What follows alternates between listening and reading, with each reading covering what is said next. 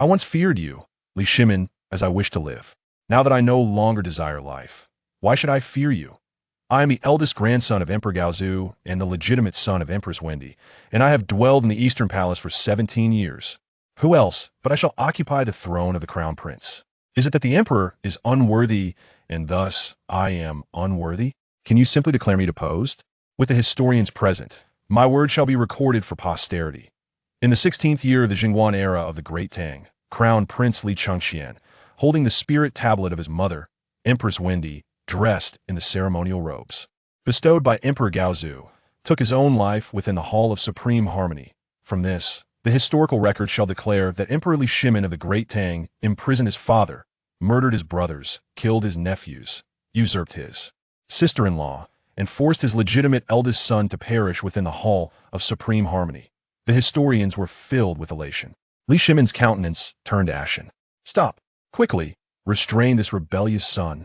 A son unlike his father. The father despises him. Should the son resemble the father shall surely suspect him. Lier, do you see how much I now resemble you? What will you do?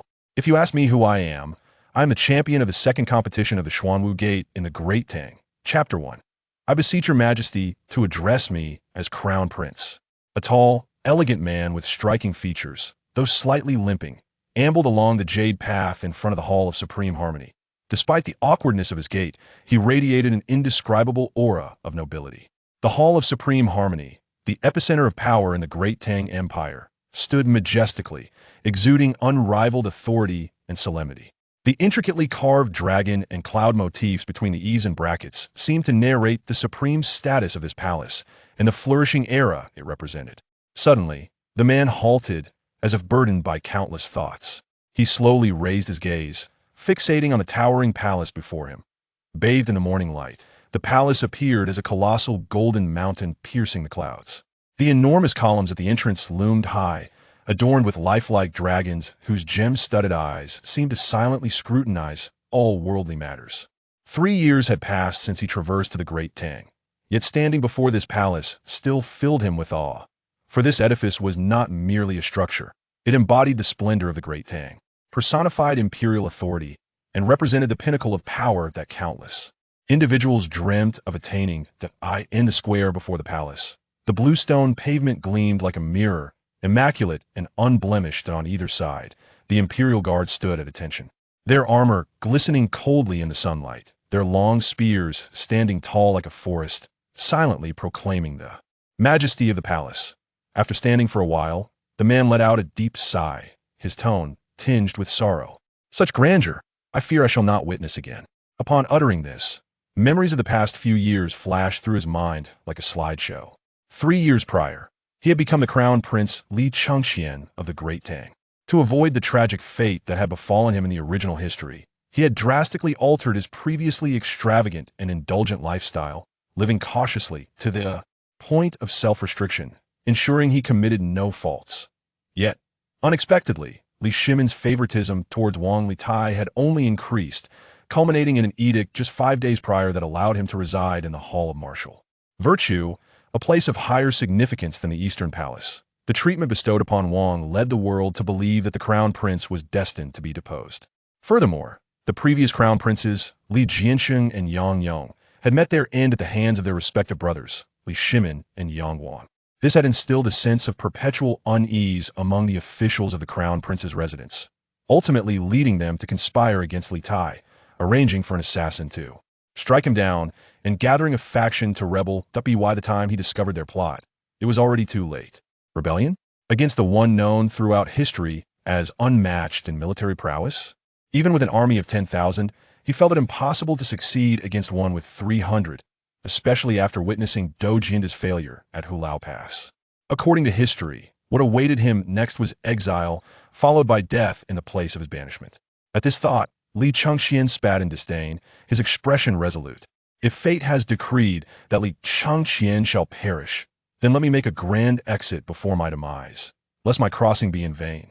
Historically, Li Shimin had been exceedingly concerned with his reputation due to the Xuanwu Gate incident, even to the point of obsession in his later years, frequently questioning his ministers about how he would be remembered. Since he could not resist fate, he would ensure that Li Shimin's name for cruelty was forever etched in the annals of history. Fratricide, fratricide, the slaughter of nephews, the usurpation of a sister-in-law, the imprisonment of a father. Today he would add the death of his legitimate eldest son to the list, sealing his legacy of familial betrayal. Just then, a multitude of armored soldiers surged forth, encircling Li Chengqian, led by a commanding officer of impressive stature, clad in iron armor, wielding a spear that radiated a chilling glimmer. Chengqian squinted, surprised that Li Shimin had sent someone to apprehend him. This was indeed a show of power. The officer was none other than Cheng Jijia, famed for his prowess in the martial arts. Your Highness, the Emperor requests your presence in the palace. Cheng Jijia's voice was steady. Noting the lack of respect he displayed towards the crown prince, Li Chengqian found amusement in his heart that I in the past. I wish to live despite your disdain. Now that I am nearing death, if you still look down upon me, would my demise not be in vain? He met Cheng Jijia's gaze directly. I am Li Chengqian, crown prince of the Great Tang. How dare you not bow before me? A flicker of surprise crossed Cheng Jijia's face. He had not anticipated the usually meek crown prince to suddenly exhibit such firmness. He hesitated momentarily, preparing to express his anger, but recalling that Li Chengqian was still the crown prince, he unwillingly inclined his body slightly, saying, I come on. The emperor's orders. Should the emperor arrive personally, there would be no need for you to bow. The emperor's words are edicts, yet my words are not. If you do not bow, then kill me and carry my corpse into the hall of supreme harmony. With that, Li Chengqian drew his sword, the sharp sound resonating as he pointed it at Cheng Jijia's nose. Seeing Li Chengqian's audacity to threaten death, Cheng Jijia's expression fluctuated several times before he slowly bowed in compliance. I, Cheng Jijia, am here on the emperor's orders. I beseech your highness to enter the palace. Li Chengqian scoffed inwardly, confirming his suspicions. Cheng Jijia, though a martial general, possessed a keen mind. As he was still the crown prince, he would not dare act against him for fear of disrespecting the royal family. Thus, he ignored him, flicking his sleeve and striding proudly into the palace. Once he departed, Cheng Jijia slowly straightened, his expression filled with confusion. Why does today's crown prince seem so different from before? To enter the Hall of Supreme Harmony, one had to traverse a corridor adorned with exquisite dragon motifs carved into the crimson pillars, each detail narrating the prosperity and strength of the Great Tang. Exiting the corridor, he was greeted by the sight of the Hall of Supreme Harmony, the very center of power in the Great Tang. The soldiers guarding the entrance, upon seeing Li Chengqian approach, did not step forward to pay their respects, nor did they even glance his way. Li Chengqian's anger surged at their blatant disregard. Where there are servants, there must be masters. Had it not been for Li Shimin's continuous oppression of him, these common soldiers would never have dared to treat him so. Li Shimin would either depose him or simply kill him. Yet keeping him in the position of crown prince while continually undermining him was akin to roasting him over an open flame. This thought only fueled his fury, his eyes almost ablaze. He raised his sword, demanding, "Open the gates for me." The guards exchanged glances, but none moved. Very well. If you will not open the gates, I shall do it myself. Approaching the palace doors, he hesitated, not out of fear for his own life, but concern for his family. Having crossed over for 3 years, he had fully integrated Li Chengqian's memories, recalling his obedient son and gentle, virtuous wife. A moment of reluctance flashed through his heart. However, this reluctance was swiftly suppressed.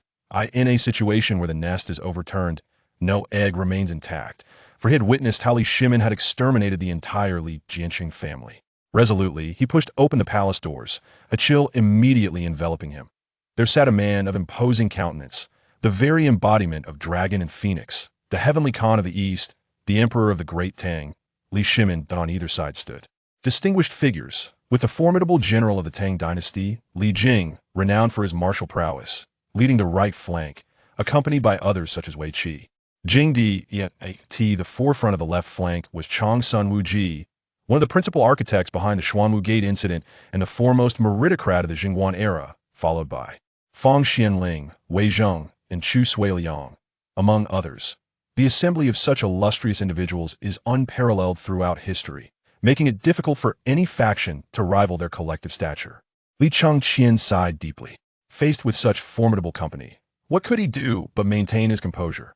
Yet he found solace in the prospect of confronting them boldly before his impending demise. He straightened his posture and strode confidently into the hall.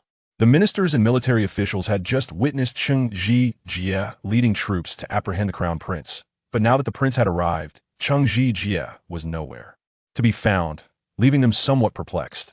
Nevertheless, Li Chengqian remained the crown prince, and none dared to question his presence. I could see that moment. Li Shimin sat majestically upon his throne, his expression as frigid as ice. Chengqian, kneel before me. As the emperor who had seized the realm through martial prowess, his voice resonated with supreme authority, evoking an instinctive fear in those who heard it. Li Chengqian had encountered this fearsome demeanor countless times before, each instance filling him with trepidation. However, he found himself unburdened by such fears now. Meeting the emperor's gaze unwaveringly, he responded with neither deference nor insolence. This is the court.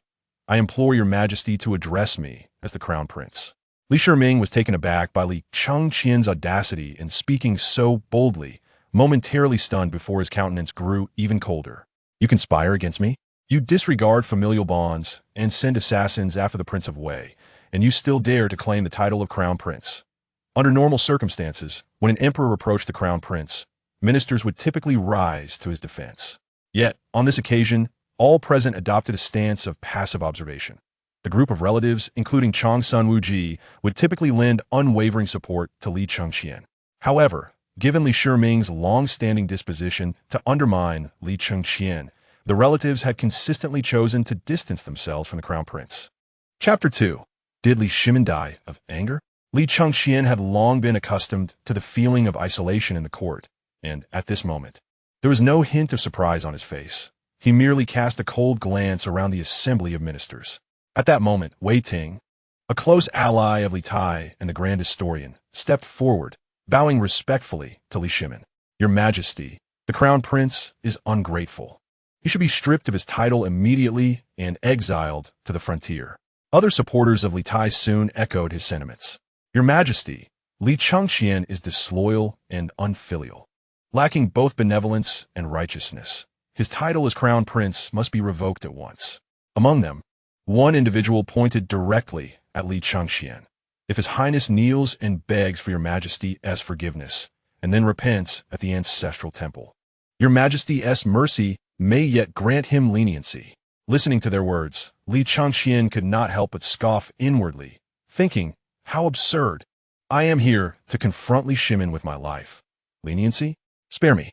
Just as everyone expected him to kneel and beg for mercy as he had done in the past, invoking the memory of the late Empress Chongsun. Li Chengqian burst into wild laughter.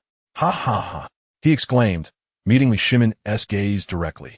The emperor claims I am unworthy of being the crown prince.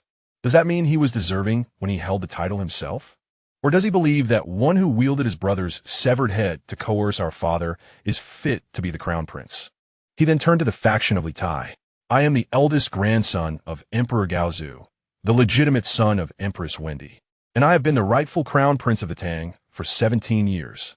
Who are you to speak of my removal? With these words, the Taiji Hall erupted into chaos. What madness was this? How could Li Chengqian dare to speak to Li Shimin in such a manner? Did he not realize he was courting death? They were not mistaken. Li Chengqian indeed came here, seeking his end. Li Shimin's face darkened, a storm of shame and fury brewing within him. Since ascending the throne, he had diligently worked to establish the Zhen Guan era as a golden age, hoping that future scholars would celebrate his reign. Yet, his own son openly accused him of treachery at the Grand Gate, filling his heart with humiliation and rage. He raised his hand, trembling with anger, pointing at Li Chengqian. You ungrateful wretch.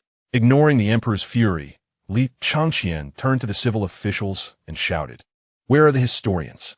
These scholars, astute and clever, would not follow Li Chengqian into madness. They all bowed their heads in silence, unwilling to step forward.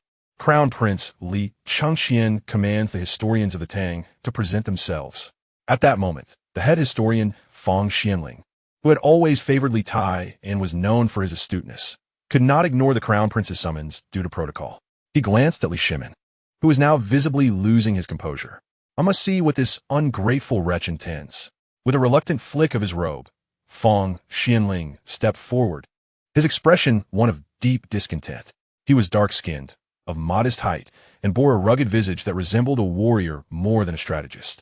Li Chengqian, indifferent to the opinions of others, was determined to make a bold statement. With the historian present, my word shall be recorded for posterity. He then produced a spirit tablet from his robe, holding it close to his chest.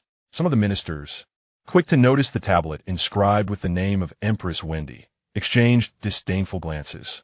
They had expected Li Chengqian to employ the tired old tactic of invoking the memory of the deceased empress to plead for his case.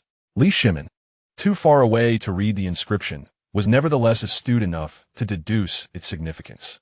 His anger escalated.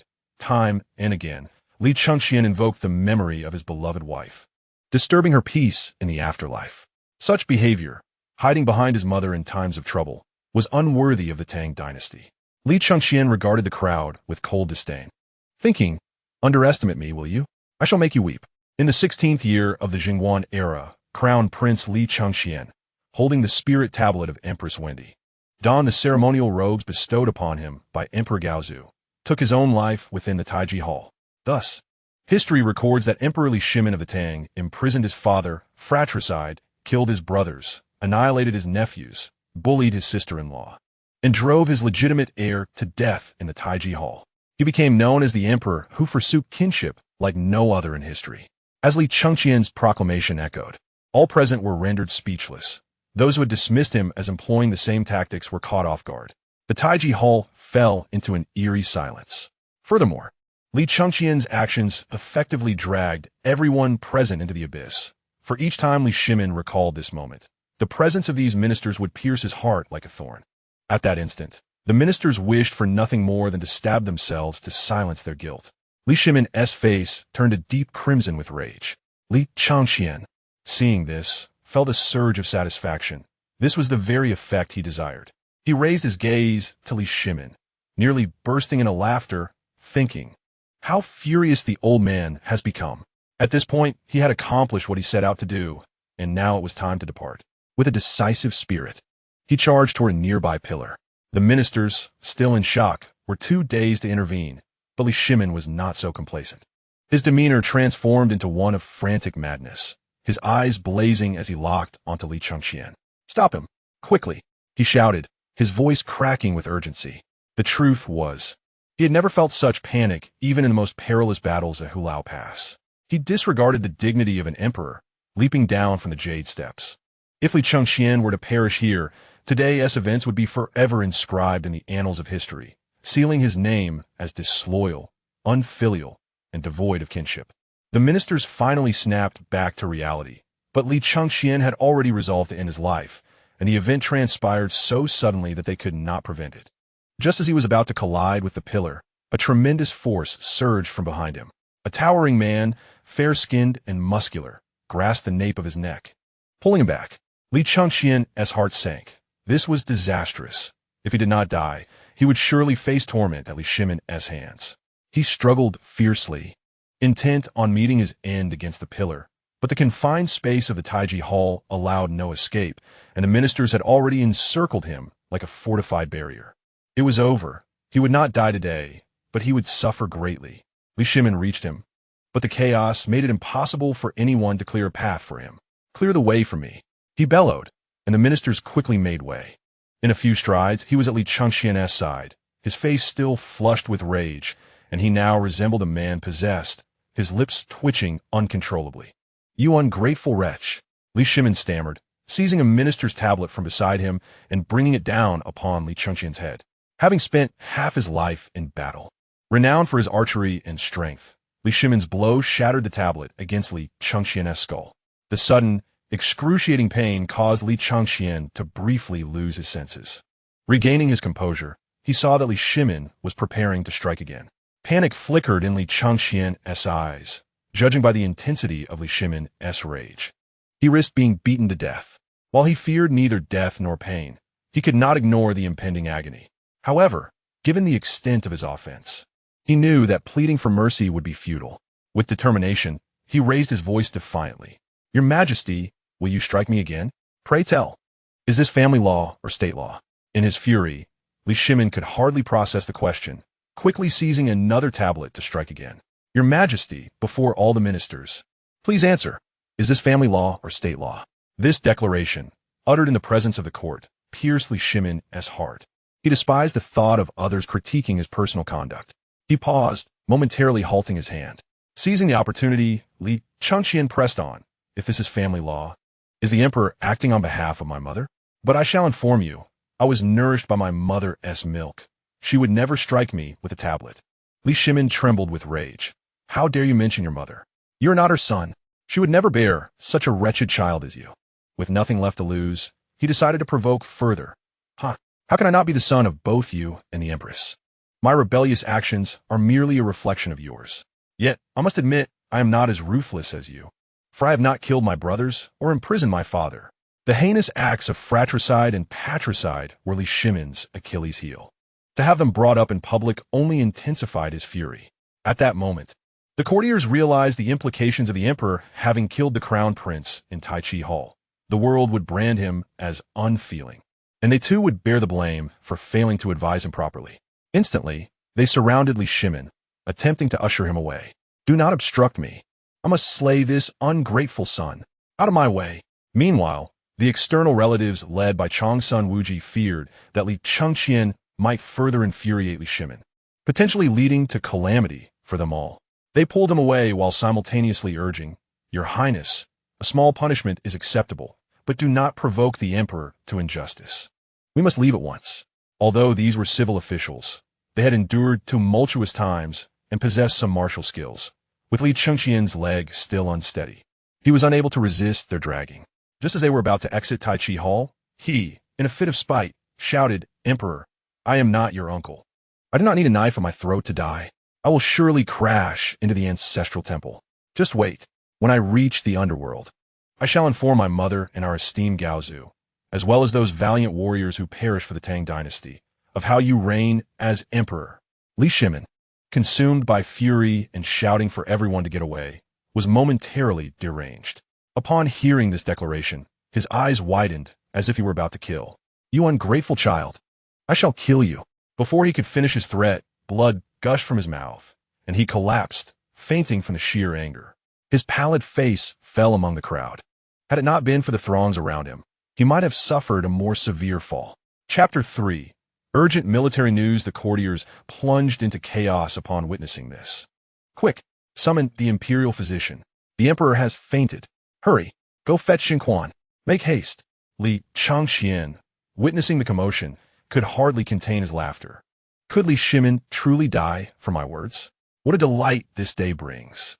Amid his amusement, he keenly observed the varied expressions of those surrounding him, particularly Changsun Wuji, whose face betrayed a complex emotion. Though he could not match Li Shimin in strength, he understood their collective thoughts. If Li Shimin were to perish from anger, he, as the crown prince, would undoubtedly be the prime candidate for the throne. However, he doubted that such a formidable figure from the 7th century could be so easily provoked to death, and he himself was still on a perilous path. Enough of this. If death is my fate, so be it. I shall take my own life when the coast is clear. After all, Li Shimin is quite the vengeful man. Who knows how he would torment me upon waking? As these thoughts raced through his mind, they had already exited Tai Chi Hall, and the courtiers found themselves in a predicament. Should they confine Li Chengqian? They lacked the authority to do so. But letting him leave could lead to disaster if he were to perish at the ancestral temple. At this moment, all eyes turned towards Changsun Wuji, the current minister of state, who held the highest rank among them and was also Li Chengqian's maternal uncle. Only he had the right to make a decision. Li Chengqian, observing the unfolding situation, thought to himself, these fools are relying on Changsun Wuji? That man is far too astute to make a decision at this moment. As anticipated, Changsun Wuji turned his gaze away, ignoring the outside, and instead joined the inner court officials in clamoring for the physician. The distribution of officials inside and outside the hall was quite interesting. Outside were those favored by Changsun Wuji, including Minister of the Interior Chu Suiliang and Deputy Minister of Personnel Gao Jifu, none of whom were military officers. Inside, aside from Changsun Wuji and a few civil officials from the Qin Wangfu, all were military commanders. This situation arose because Li Shimin had always maintained a tight grip on military power, a precaution after his own coup at the Xuanwu Gate. Just then, A soldier rushed in from the palace gate, shouting, "Battle report! Urgent report! 800 miles of urgent news!" Simultaneously, the personnel from the Imperial Medical Bureau arrived, and the crowd in Tai Chi Hall immediately parted to make way as they hastily carried Li Shimin into the inner hall. Led by Changsun Wuji, the high-ranking officials exited the hall to receive the soldier's report. At this moment, they exchanged glances, despite the urgency of the military situation. Only the emperor had the right to view such an urgent report, and now that Li Shimin was unconscious, they had no choice but to wait for him to regain consciousness. After approximately half an hour, Zhen Guan, the head of the Imperial Medical Bureau, emerged from the inner hall. The courtiers immediately surrounded him. How to the emperor? When will he awaken? Has he regained consciousness? Faced with their barrage of questions, Zhen Guan raised a hand to calm them. His Majesty is not in grave danger. He merely fainted from anger. I have already administered acupuncture, and I will prescribe a remedy. In no less than 10 days, and no more than half a month, he shall awaken. At this, Changsun Wuji frowned. Must it take so long? Is there no way to hasten His Majesty's recovery? No. Zhen Guan raplia fatikadi. Upon hearing this response, the courtiers erupted into a clamor. Fang Xianling pointed to the battle report in Changsun Wuji's hand. If the emperor cannot awaken for now, how shall we handle this report? Indeed, the military situation is dire, yet we know not the particulars. Meanwhile, Li Chengqian, still surrounded by a throng outside the hall, could not help but smirk at their ignorance. These individuals are exceptionally astute, yet they cannot deduce the report's contents.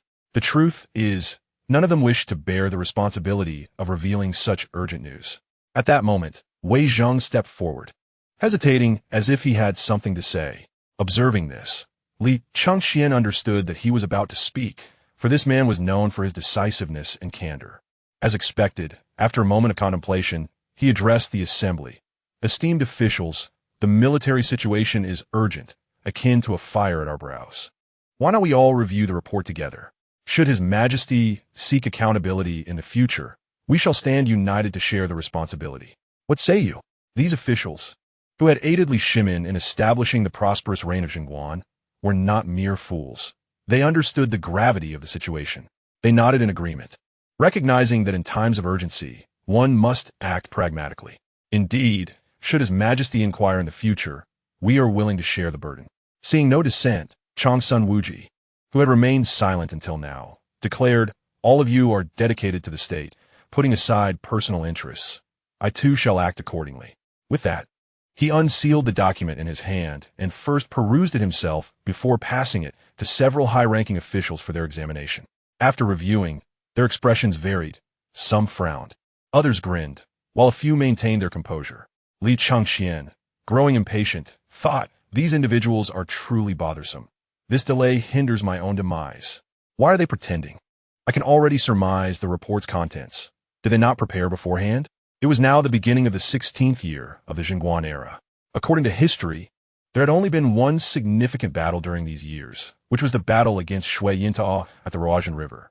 Shui Yintao was a faction of the Tiela tribe that had once been vassals of the Eastern Turkic Khaganate. To curb the Eastern Turks, Li Shimin had supported Shui Yintao, bestowing the title of Zhizhu Pija, Khan upon Yintao.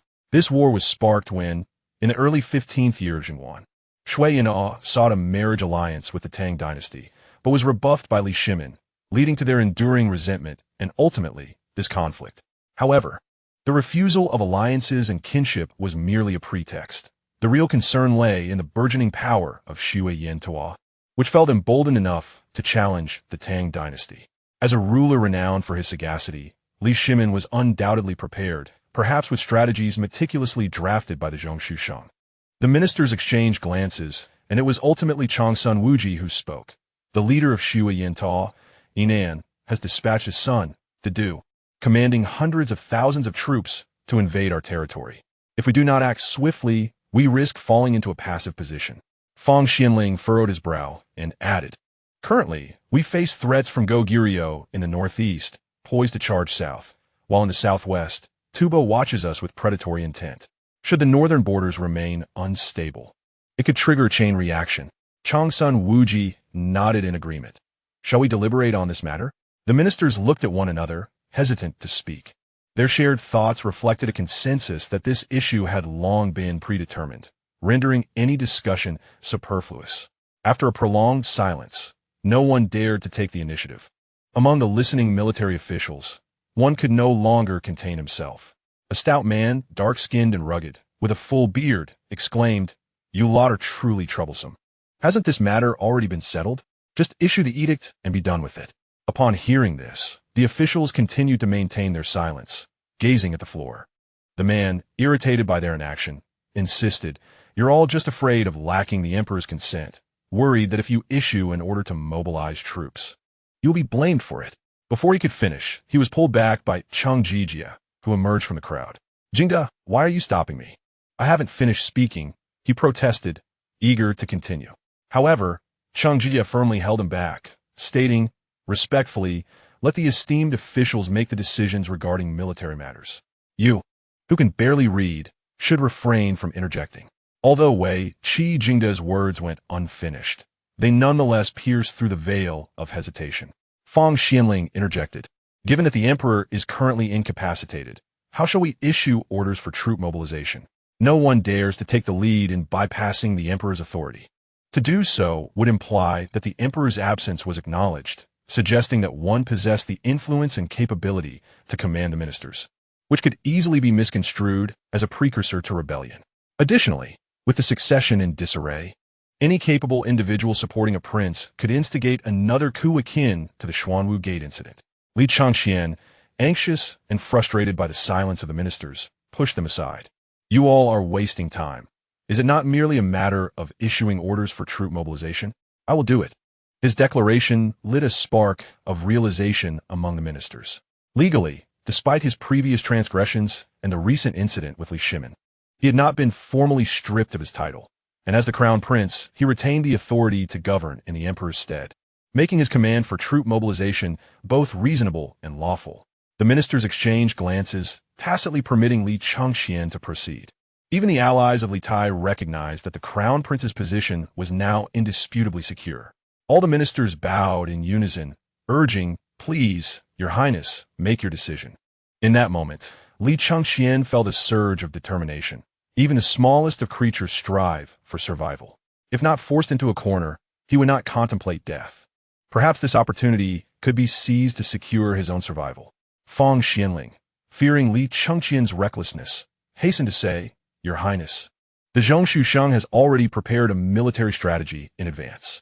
The situation is urgent. We implore you to approve it immediately."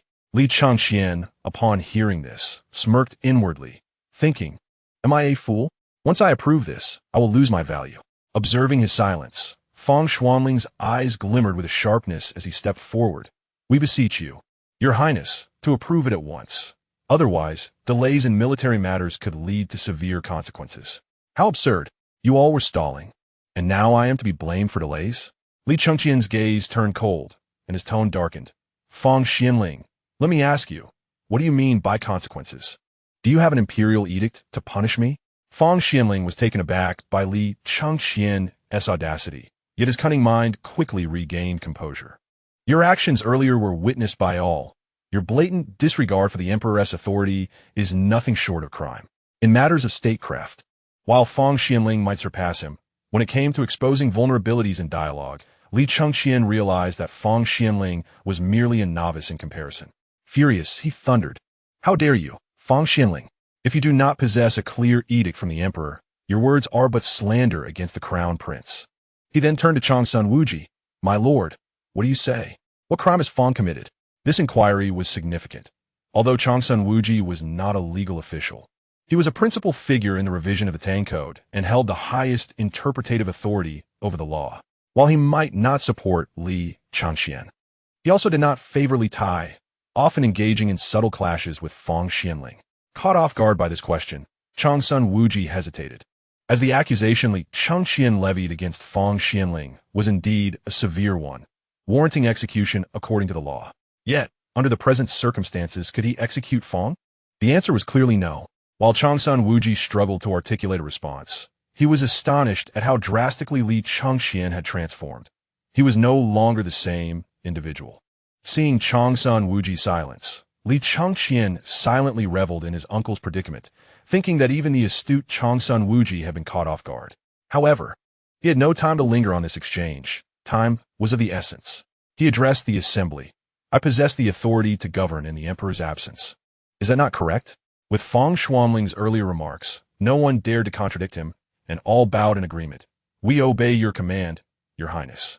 Encouraged by their acknowledgement of his authority, Li Chengqian seized the moment to voice his intentions. Xue Yin Tuo, once a barbarous tribe revering the might of our Tang, dares to invade our lands. I have resolved to personally lead the army to quell these rebels and uphold our imperial grandeur. His declaration plunged the assembly into silence. Each minister exchanging glances, their hearts laden with regret. They realized the grave mistake of acknowledging the crown prince's authority to govern. Given their extensive experience within the political arena, they should not have committed such a fundamental error. Yet the crown prince's sudden transformation had taken them all by surprise. Regardless, they could not afford to recognize this decree. To allow Li Chengqian to lead an army would be tantamount to sending lambs to slaughter. The most alarming prospect was that, should he return victorious, he might execute a coup against them.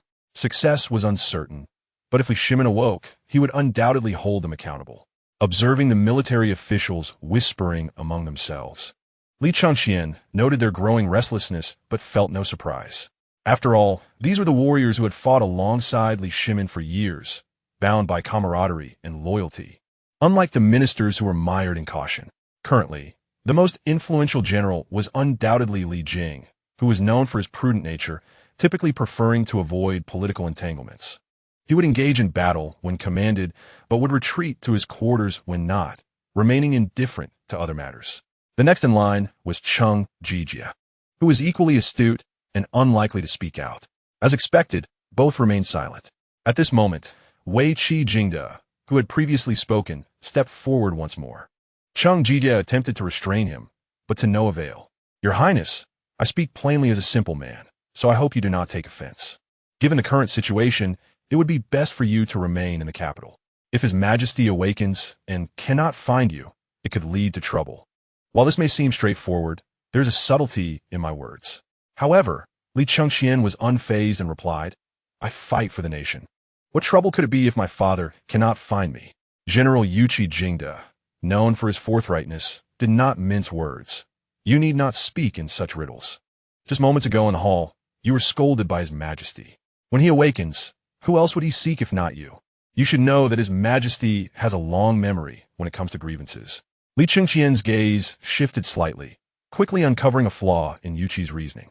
What scolding could there be in the court? As the saying goes, a nation with loyal ministers will not perish, and a family with loyal sons will not fall.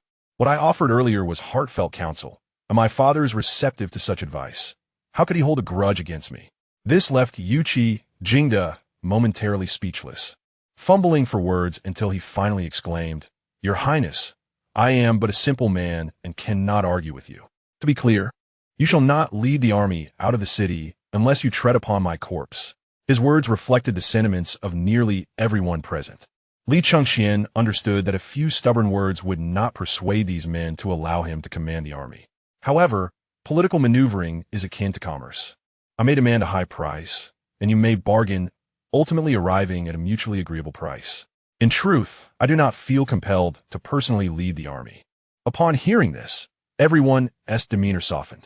Yet, after a lengthy silence, no one spoke up, and Li Chengqian displayed a look of resignation. Let me be direct. I agree with the strategy proposed by the Zhongshu Shang, but I wish to serve as the vice commander accompanying the army and appoint Ho Junji as the commander. Upon hearing this, everyone regarded him as if he were a fool. Who did not know of the close relationship between Ho Junji and himself? The distinction between him being commander or Ho Junji being commander was virtually negligible. At that moment, Li Chengqian suddenly adopted a more genial demeanor, smiling faintly as he surveyed the assembly. Honorable ministers, if you harbor any doubts, please voice them. Though I have held the position of heir for many years, I have yet to achieve any significant merit and feel a sense of shame. This campaign against Shui Yintoa presents an opportunity for me to contribute to the state and, perhaps, gain some favor from my father. What are your thoughts? He paused, his gaze filled with anticipation as he continued. though I am the heir. I am still young and inexperienced. How can I shoulder the nation's weight alone? The affairs of the state are burdensome and cannot be managed by one person alone. If you do not collaborate with me, we may delay matters of great importance. And when my father holds you accountable, you may find yourselves in trouble. While I would have no choice but to take my own life in the ancestral temple. His words, particularly the latter part, were clear. If you do not acquiesce to my demands, I would not approve the order to mobilize the troops, and I might resort to self-termination. The gathered ministers, all capable individuals, quickly weighed the pros and cons in their minds. They knew they could not issue such an order, but if Li Shimin were to remain unconscious for 2 weeks, the northern borders might falter, and if Gao Jiyuan and Tubo seized the opportunity to attack, they too would bear responsibility when Li Shimin awoke. Furthermore, they had no means to restrain Li Chengqian from his self-destructive intent. If Li Shimin awakened to find that Li Chengqian had taken his life in the ancestral temple, the implications would be dire, a thought that sent chills down their spines. After a considerable pause, Wei Zheng stepped forward. Your Highness, what do you think of this proposal? The military situation is urgent, and you understand that we cannot agree to let you lead the army alone. His words were sincere, and Li Chengqian nodded in agreement. What insights do you have, Lord Wei? Please do not hesitate. Wei Zheng surveyed the assembly, hesitating briefly before stating, let be this way. If your Highness can approve the order to mobilize the troops, we shall agree to let you accompany the army. However, General Li Shiji must be the commander, and General Cheng Jijia must serve as the vice commander. While you shall hold no official position within the army and must grant General Li the authority over all military matters, including your own. As soon as he finished speaking, the other ministers fell silent, tacitly accepting Wei Zheng's proposal. In truth, this plan was quite sound. It would not only confine Li Chengqian within the army, but also prevent him from taking his own life. More importantly, since Li Chengqian remained the heir, possessing the authority to oversee state affairs, his presence in Chang'an would likely avoid any turmoil. At that moment, Li Chengqian felt a surge of joy. All he desired was to exit Chang'an smoothly. The advantage of his initial inflated demands was apparent. Had he stated from the outset that he wished to accompany the army, they would have surely declined. However, by initially requesting to be the commander and settling for a vice commander position, he would secure his place in the campaign. Yet, to avoid raising any suspicion, he did not immediately consent, but pondered for a moment before saying, I find this method indeed feasible. But I would prefer Hou Junji to serve as vice commander instead of General Cheng. Wei Zheng, anticipating this response, quickly shook his head in refusal. Your Highness, this is our final bottom line. If you cannot agree, we will have no alternatives. Recognizing that the discussion had reached a critical juncture, Li Chengqian felt there was no need to persist. Still, he pretended to be reluctant, refraining from immediate agreement. At this moment, Changsun Wuji stepped forward, his tone calm and devoid of emotion. Your Highness, please do not make it difficult for the ministers. Just agree. Although Changsun Wuji held a position of similar power to the other ministers, his unique status as Li Chengqian's uncle granted him considerable influence. Should he voice support, Li Chengqian's agreement would likely solidify the arrangement. Observing this, Li Chengqian dropped his pretense. Very well, I shall consent. But I have one last request. The troops must be mobilized within 2 days. This demand stemmed from his fear of prolonged delays. The assembly understood Li Chengqian's intentions clearly. Nonetheless, it was of little concern as the intelligence network of the Tang dynasty was no jest. Prior reports had predicted that Shui Yinda would harass the borders, and preparations for mobilization had already been made. With matters settled and Li Shimin showing no signs of serious trouble, the ministers resumed their duties. After all, the operation of the vast Tang Empire could not cease, especially with the need to arrange the specifics of the military deployment. The ministers bowed slightly to Li Chengqian. We take our leave. With that, they filed out, while Li Chengqian remained rooted in place, gazing up at the resplendent Taiji Palace, momentarily lost in thought, questioning how he had navigated such complexities so smoothly. Just then, he felt a pat on his shoulder from behind, with everyone else keeping their distance.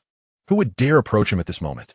Turning around in confusion, he found himself facing a tall, broad-shouldered man in his 50s, his features sharp and defined, with brows like blades and eyes as deep as a chilling pond, emanating a presence as steadfast as a mountain. At that moment, The corners of his mouth curled into a knowing smile. Li Xiaogong? How did he appear here?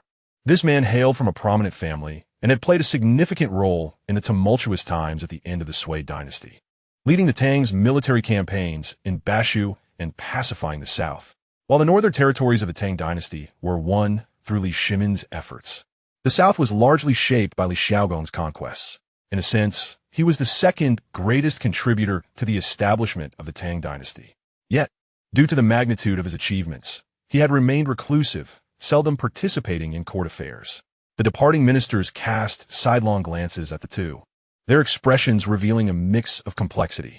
After all, although Li Xiaogong had distanced himself from court politics, his influence was substantial. He may have publicly refrained from forming alliances, yet his extensive experience in the South had cultivated numerous connections in both military and political realms. Moreover, despite their lack of public interaction, he shared an inexplicable relationship with Li Jing, the highest-ranking figure in the Tang military. During Li Xiaogong's pacification of Jiangnan, his military strategies were almost entirely influenced by Li Jing, showcasing Li Xiaogong's wisdom. However, to assert that the two had no personal rapport would be a claim only a child could believe. Your Highness, do you require anything? Upon hearing this, Li Xiaogong chuckled. Ah, the Crown Prince just now bore a striking resemblance to your father in his youth. Li Chengqian, upon hearing these words, found his mind racing. What could he possibly mean? Was there some hidden implication? As he pondered, Li Xiaogong had already turned to leave. Why is he departing? This individual was certainly intriguing. After he exited, Li Chengqian ceased his contemplation and turned towards the eastern palace, eager to prepare for the expedition against Shui Yinta. Although he had managed to secure the right to accompany the army out of Chang'an through sheer obstinacy, he still faced a virtually certain demise. As it stood, he held no authority within the military, and both Chang Yaojin and Li Shiji were staunch allies of Li Shimin. It was evident that once he was among the troops, they would undoubtedly assign soldiers to keep a close watch on him, waiting for Li Shimin to awaken and promptly escort him back to Chang'an. Fortunately, with Li Shimin suddenly incapacitated, he had yet to issue orders punishing those from the Crown Prince's court who conspired against him. If these individuals could accompany him on the expedition, while they might not overshadow Li Shiji and Wei Qigong, they could still rally a faction loyal to him within the army. He firmly believed in the adage that a sovereign does not dismantle the provisions of his soldiers. With sufficient funds, one can maneuver even the most obstinate of foes. Thus, he was simultaneously devising plans to integrate his confidants into the expeditionary forces while also seeking to amass wealth. Once within the army, he could distribute funds liberally, and with the support of his associates, he would likely succeed. As he mused, he arrived at the gates of the Eastern Palace. The Crown Prince's residence had always been rather desolate due to Li Shimin's disfavor, and following the assassination of Wei Wang Li Tai and the conspiracy against the throne, the atmosphere was particularly somber, reminiscent of the scattering of monkeys when a tree falls. Li Chengqian understood that now was not the time for excessive thought. He slapped his face to maintain focus and pushed the door open. Inside, the Crown Princess, Su Ningyu, sat poised in the grand hall, her eyes, as clear as autumn waters, were filled with desolation. Although she was aware of the impending outcome, she meticulously adorned herself, her visage as picturesque as a painting, her brows resembling distant mountains, lightly brushed with makeup, and her pale, purple palace garb accentuated her dignified demeanor.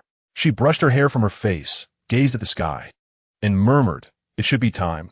When I meet His Highness in the underworld, will he reproach me for dressing too casually, thereby tarnishing his dignity? Perhaps he might." With a flash of determination in her eyes, she affirmed her identity as Li Chengqian's woman, the Crown Princess of the Tang dynasty. Even in death, she would not be belittled.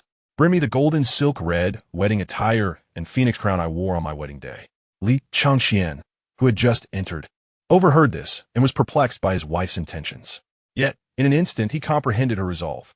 She intended to don her ceremonial attire to accompany him in death.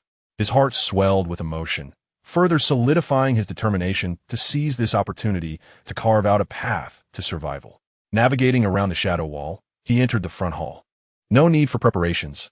I have returned." The Crown Princess looked up in surprise. "Your Highness, you have returned." Yet, her expression shifted from joy to a mix of anger and helplessness. "Ah, so the Emperor has summoned you back to bid farewell? What a good father he is. Please wait, I shall fetch my brothers."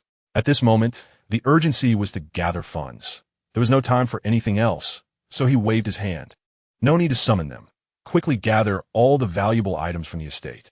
A look of confusion crossed Su Ningyu's face, which then transformed into indignation. What do you mean, Your Highness? Do you think I would survive alone?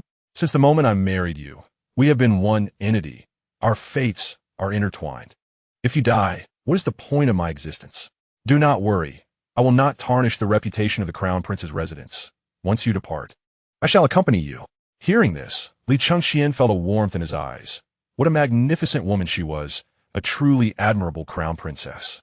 He quickly clarified, no, it was the emperor who fainted, and I seized the opportunity to obtain permission to accompany the army against Shui Yinta.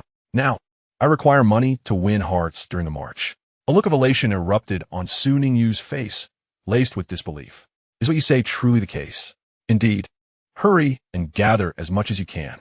Su Ningyu hailed from the esteemed Su family, a well-known aristocratic clan, her grandfather having served as a chancellor during the Sui dynasty. Despite the upheaval of dynasties, the family's influence in politics remained significant. Growing up in such an environment, she was well-versed in the intricacies of power struggles and immediately recognized the importance of wealth. Without further ado, she rose and headed to the inner hall. Li Chengqian began to strategize his next steps. While winning hearts with money was feasible, he was an outsider when it came to warfare. He needed a commanding general, and Hou Junji was undoubtedly the best candidate. However, calling a military leader to the Eastern Palace at this juncture would draw too much attention. As he contemplated, a knock echoed at the door. Your Highness, a report has come. Hou Junji is here to visit. Oh, this person belongs to Cao Cao, does he not?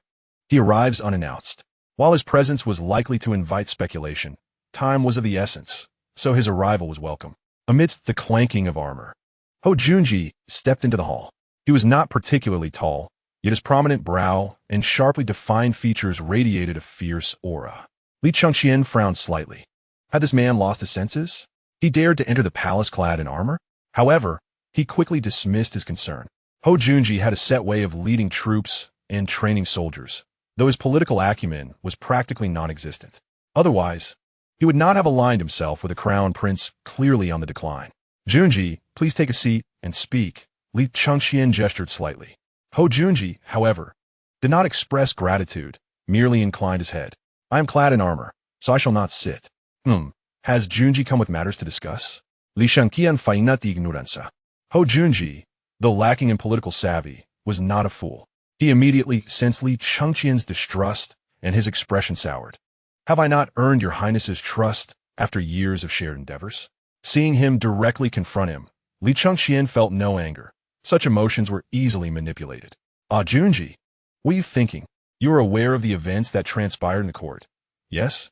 What do you believe I should do now?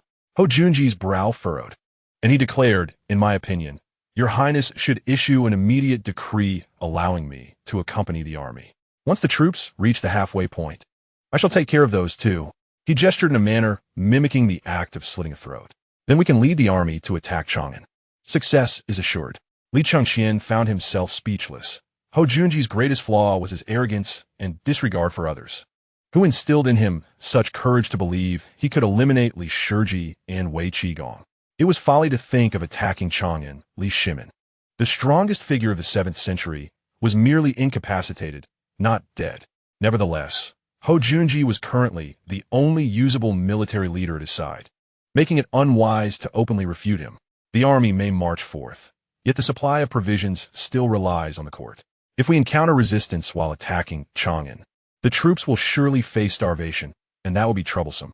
Hou Junji, a man knowledgeable in military strategy, immediately recognized his earlier impulsiveness. I was indeed rash.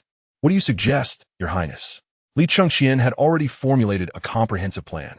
He intended that when the Tang army defeated Shui Yintao's, he would take advantage of the chaos to recruit the remnants of Shui Yintao's forces and then flee into the desert. Following this battle, Shui Yintao would undoubtedly be gravely weakened. Upon reaching the desert, he would seek to establish himself in the region with steadfast determination. He could then stand against the Tang dynasty for the long term. However, the so-called confrontation is merely a means of delaying, as he does not believe he possesses the strength to contend with the formidable generals of Tongchu. Yet, If he can prolong the situation for a few years until Li Shimin wears himself out, he could then raise the banner of the legitimate heir of the Tang dynasty and march southward, where all possibilities would unfold. Juanji, I actually have a plan, but it requires your unwavering support. Upon hearing that he indeed had a scheme, Ho Juanji exhibited a hint of surprise. For this prince was once a man of few words. Chapter 7. A good brother? Your Highness, you need only issue your commands, and Juanji shall exert every effort. I shall gather a contingent within the army, and when the time is ripe, we shall act, but this force requires your leadership. Ho Juanji furrowed his brow slightly and replied, I have no issue with commanding the troops.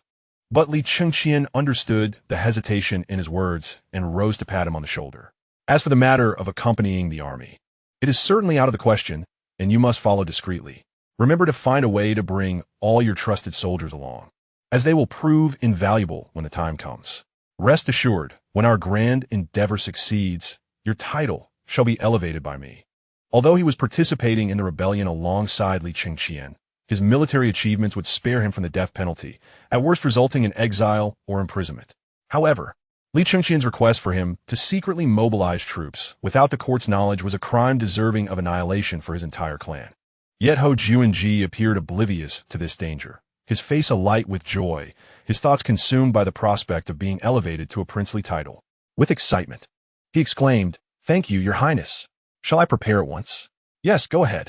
Watching Ho Juanji's departing figure, Li Chengqian wore a satisfied smile. Although this man possessed talent, his arrogant nature made him an unlikely subordinate.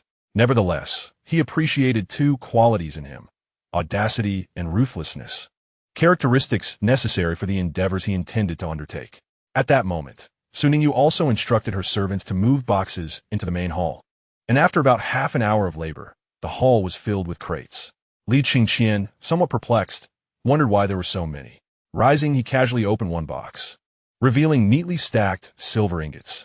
He turned to examine several more, noting that apart from a small quantity of jade, agate, pearls, and other treasures, most boxes were filled with a dense collection of copper coins. Am I truly this wealthy? He found himself astonished. It was no wonder he was unaware of his fortune. Despite Li Shimin's relentless oppression and the elevation of Wei Wang Li Tai, he had never been stingy with money, particularly in recent years when he had lived frugally, accumulating such wealth. At this juncture, Su Ningyu emerged from the back hall. Your Highness, all the wealth and treasures of the household are here. Do you find this sufficient? If not, I have some jewelry as well, which I can also provide. Li Chengqian, being astute and perceptive, caught the implication in her words. You wouldn't be offering your dowry as well, would you? Su Ningyu did not shy away, replying candidly, Why not? Compared to what you aim to accomplish, my modest dowry is insignificant. He had always regarded Su Ningyu as a gentle and virtuous woman. However, this incident shifted his perception significantly. If one day he ascended to the throne, she would undoubtedly become a remarkable empress. Rest assured, I will repay you 100-fold in the future. Yes, I believe in you, your highness. With such a multitude of jewels, it would be imprudent to openly transport them into the army. He would need to devise a means of disguise. At that moment, a commotion arose outside. One voice, familiar to Li Chengqian, called out, Li Chengqian, come out. You dare to send someone to assassinate me. You must provide an explanation, or I shall dismantle your prince's residence today. Yes, prince. Come out and give Wei Wang Li Tai a reckoning. Upon hearing the familiar voice of Wei Wang Li Tai, Li Chengqian could not help but curl the corners of his mouth into a cold smile. He had sensed that something was amiss today. After enduring Li Shimin's reprimand, he had yet to teach Li Tai a lesson. This truly was an opportunity not to be missed. Once he ventured into the vast desert, he would have no chance to chastise this good brother. This man, emboldened by Li Shimin's favoritism, had always looked down upon him, but that was not all. The most egregious incident occurred when Li Shimin organized a hunting event with numerous princes, during which Li Chengqian had inadvertently fallen from his horse, prompting Li Shimin to express his displeasure by sending Li Tai to reprimand him for indulging in pleasure and neglecting his equestrian skills. Li Tai had barged into his chamber early in the morning, disregarding the fact that Su Ningyu was still in bed and had delivered a scathing reprimand. Recalling these events, Li Chengqian felt a surge of anger. It was not only Li Tai's utter disrespect towards him, but also Li Shimin's unreasonable demands. forcing a cripple to practice riding. Was that not pure cruelty? Soon Yu displayed no signs of panic, calmly suggesting, "Your Highness, would you like me to assist you in dealing with this?" "Haha, such trivial matters require not your involvement. You may rest in the back hall." With that, Li Chengqian strode towards the door. As the saying goes, a dragon begets 9 sons, each distinct. Li Chengqian bore a striking resemblance to Li Shimin, both possessing handsome features, tall and slender builds, and slightly darker complexions. In contrast, Li Tai was stout with a broad face, plump cheeks, a low nose, and skin as fair and delicate as a woman's. Furthermore, Li Tai always conducted himself with a sense of poise, speaking and acting with just the right amount of decorum, making others feel as if they were basking in spring breezes. However, when facing Li Chengqian, Li Tai had never behaved appropriately, always resorting to sarcastic remarks. As Li Chengqian approached him, Li Tai was momentarily taken aback. This prince, who had previously clashed with him, had recently taken to avoiding him. He had expected this encounter to be no different, aspiring to vent his frustrations while simultaneously deepening his reputation for filial piety. However, he was surprised that Li Chengqian had the audacity to confront him. His heart raced with excitement at the thought of potentially dragging Li Chengqian to the ancestral temple for penance. Once their father awoke, he would surely be greatly rewarded, possibly even bestowed the title of prince. He pointed directly at Li Chengqian, declaring, "You, Li Chengqian, not only dare to send someone to assassinate me, but you also had the audacity to insult our father in the court. Today, I shall discipline you on his behalf." Li Chengqian regarded Li Tai's pudgy face with a cold smile, remaining silent. Li Tai, interpreting Li Chengqian's silence as a sign of guilt, grew even more relentless. "Li Chengqian, you will immediately accompany me to the ancestral temple to kneel and confess your wrongdoings." He moved to seize Li Chengqian. "Confess? I would rather not." Observing Li Tai's rotund face, Li Chengqian smirked. A slap upon that face would surely feel satisfying. At this juncture, Li Tai closed the distance, demanding, "Li Chengqian, will you walk willingly, or shall I escort you? This good brother ought to be nicknamed Timely Rain. Once I venture into the desert, I shall lament the missed opportunity to teach you a lesson." Suddenly, he raised his hand and slapped Li Tai across the face, causing him to stagger back in disbelief. "You dare strike me? You seek death." He had a few attendants with him, but none dared to lay hands on the crown prince. They could only curse him in anger. "You dare strike Wei Wang? We shall certainly inform His Majesty and bring punishment upon you. The crown prince, disloyal and unfilial, shall be scorned by the world. If you possess any sense of decency, kneel and apologize to Wei Wang." "I curse your ancestors," he exclaimed, delivering another slap to Li Tai's face. Chapter 8. The cripple strikes the fatty. At this moment, Li Tai finally regained his wits. He had always relied on Li Shimin's favoritism, never fearing the crown prince, especially since Li Chengqian had committed a grave offense. He was prepared to retaliate, despite his corpulence. He was more than capable of handling Li Chengqian, the cripple. However, Li Chengqian's boldness in striking him meant he had no fear of retaliation, declaring loudly, "I am still the crown prince, a ruler. You are Wei Wang, a subject. Moreover, I am the elder brother, and you are the younger. An elder brother is like a father. If you dare to lay a hand on me, it would mark you as a disloyal and unfilial person. If word spreads, how do you think the world will perceive you?" Li Tai's fist lingered in midair, his expression fluctuating, although he had already bested Li Chengqian in their struggle. The position of heir was not yet determined, and he could not afford to leave behind any semblance of disloyalty or unfiliality. Li Chengqian, on the other hand, was unrelenting, delivering blows to Li Tai's face like a torrential downpour, causing his large head to wobble like a rattle drum, while his corpulent body staggered backward. Do not go too far. Li Tai was not a fool. He could not merely stand there and be struck. After a feigned shout, he turned on his heel and fled. "You dare to run?"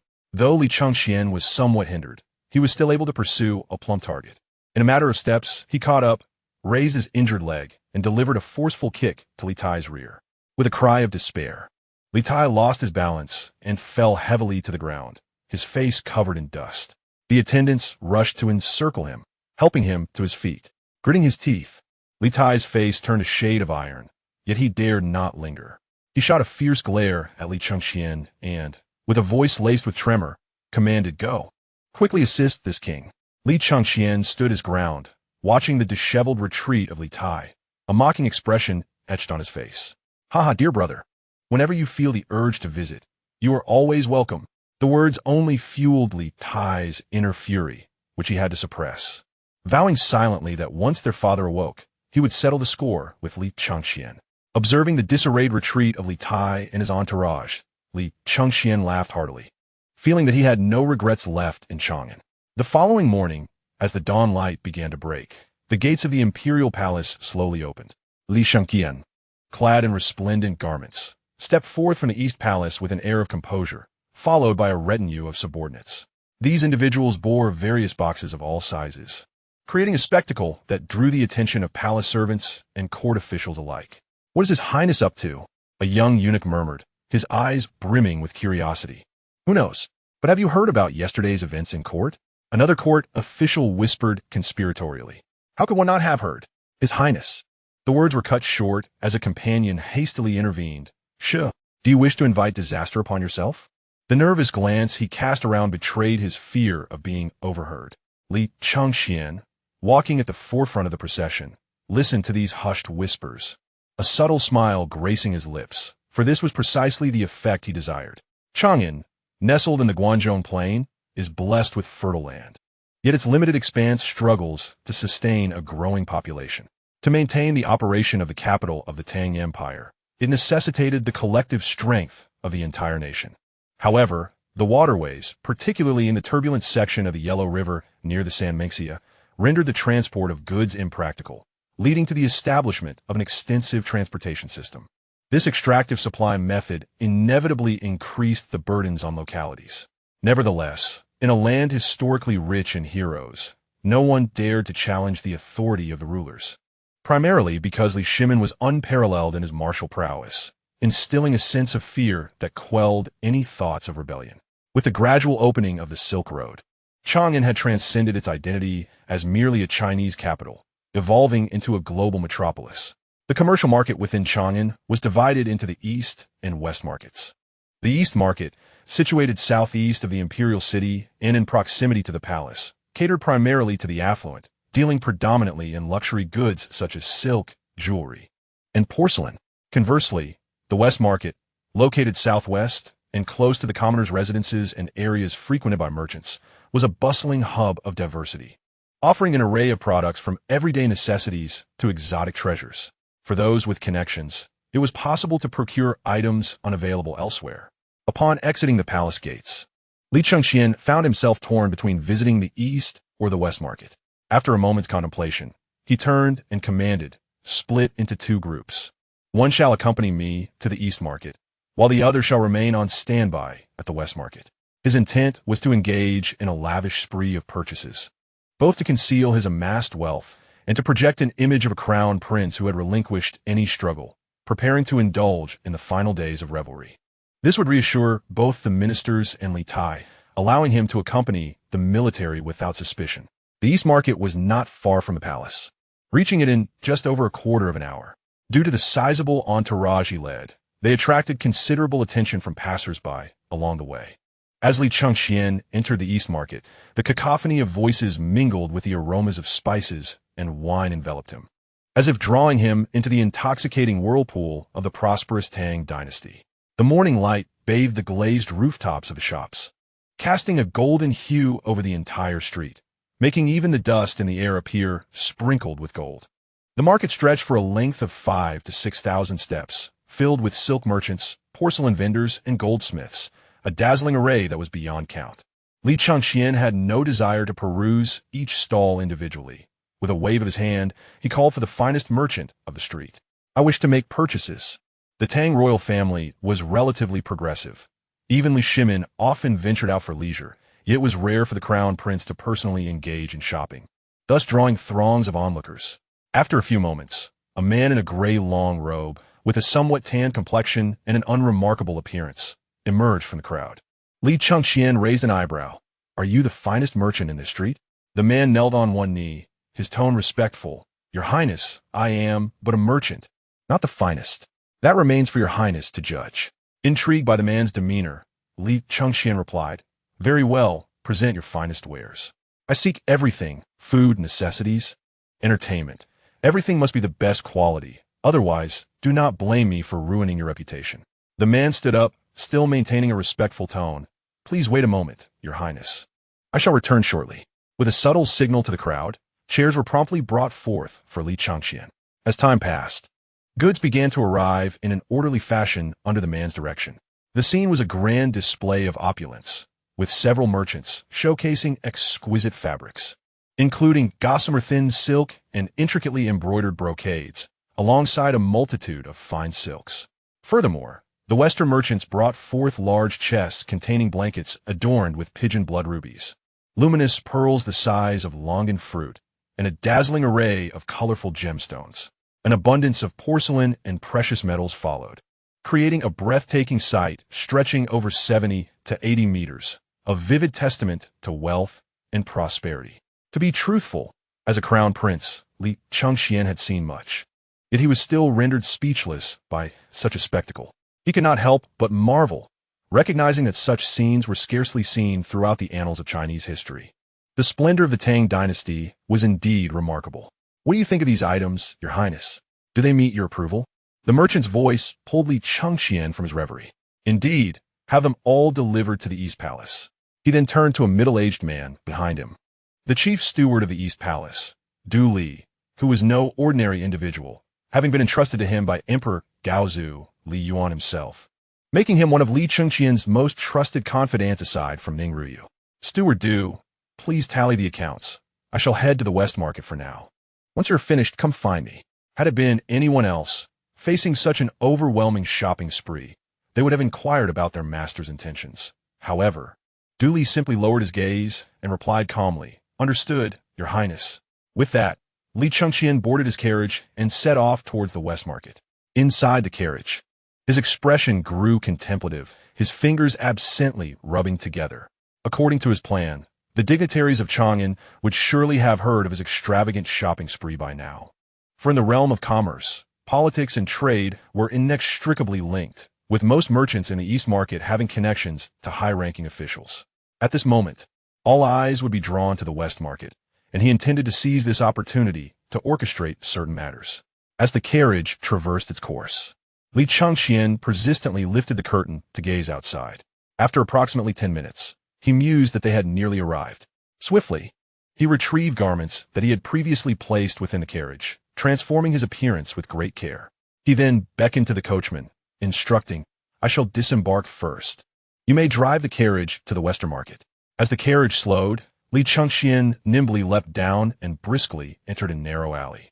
After several turns, he arrived at the entrance of a residence, where a plaque bore the inscription Du Fu. This abode belonged to Du Ruhui, a distinguished minister under Li Shimin. Though following Du Ruhui's passing in the 6th year of the Zhen Guan era, the Du family had gradually been marginalized from the center of power. Nevertheless, the Du family retained a modicum of influence within the court.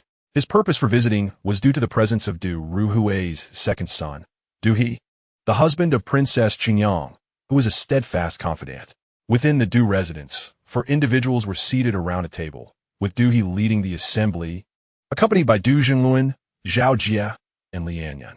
Each of these men was a trusted ally of the crown prince. They had been sentenced to death for conspiring to revolt, but had found a glimmer of hope in the events of the previous day, prompting this gathering to deliberate their strategies. Du He, stroking his chin with a furrowed brow, addressed the assembly. Gentlemen, it is under the pretext of my wife, Princess Qingyang's birthday, that I have summoned you. Time is of the essence. Let us hastily discuss the crown prince's intentions regarding his military expedition. Among the group, the most capable was Du Jinglun. Historically, he had been exiled due to his association with the conspiracy against Li Chengqian, but was later summoned back when Li Ji ascended the throne, ultimately rising to the rank of chancellor. Indeed, these men largely deferred to Du Jinglun's judgment.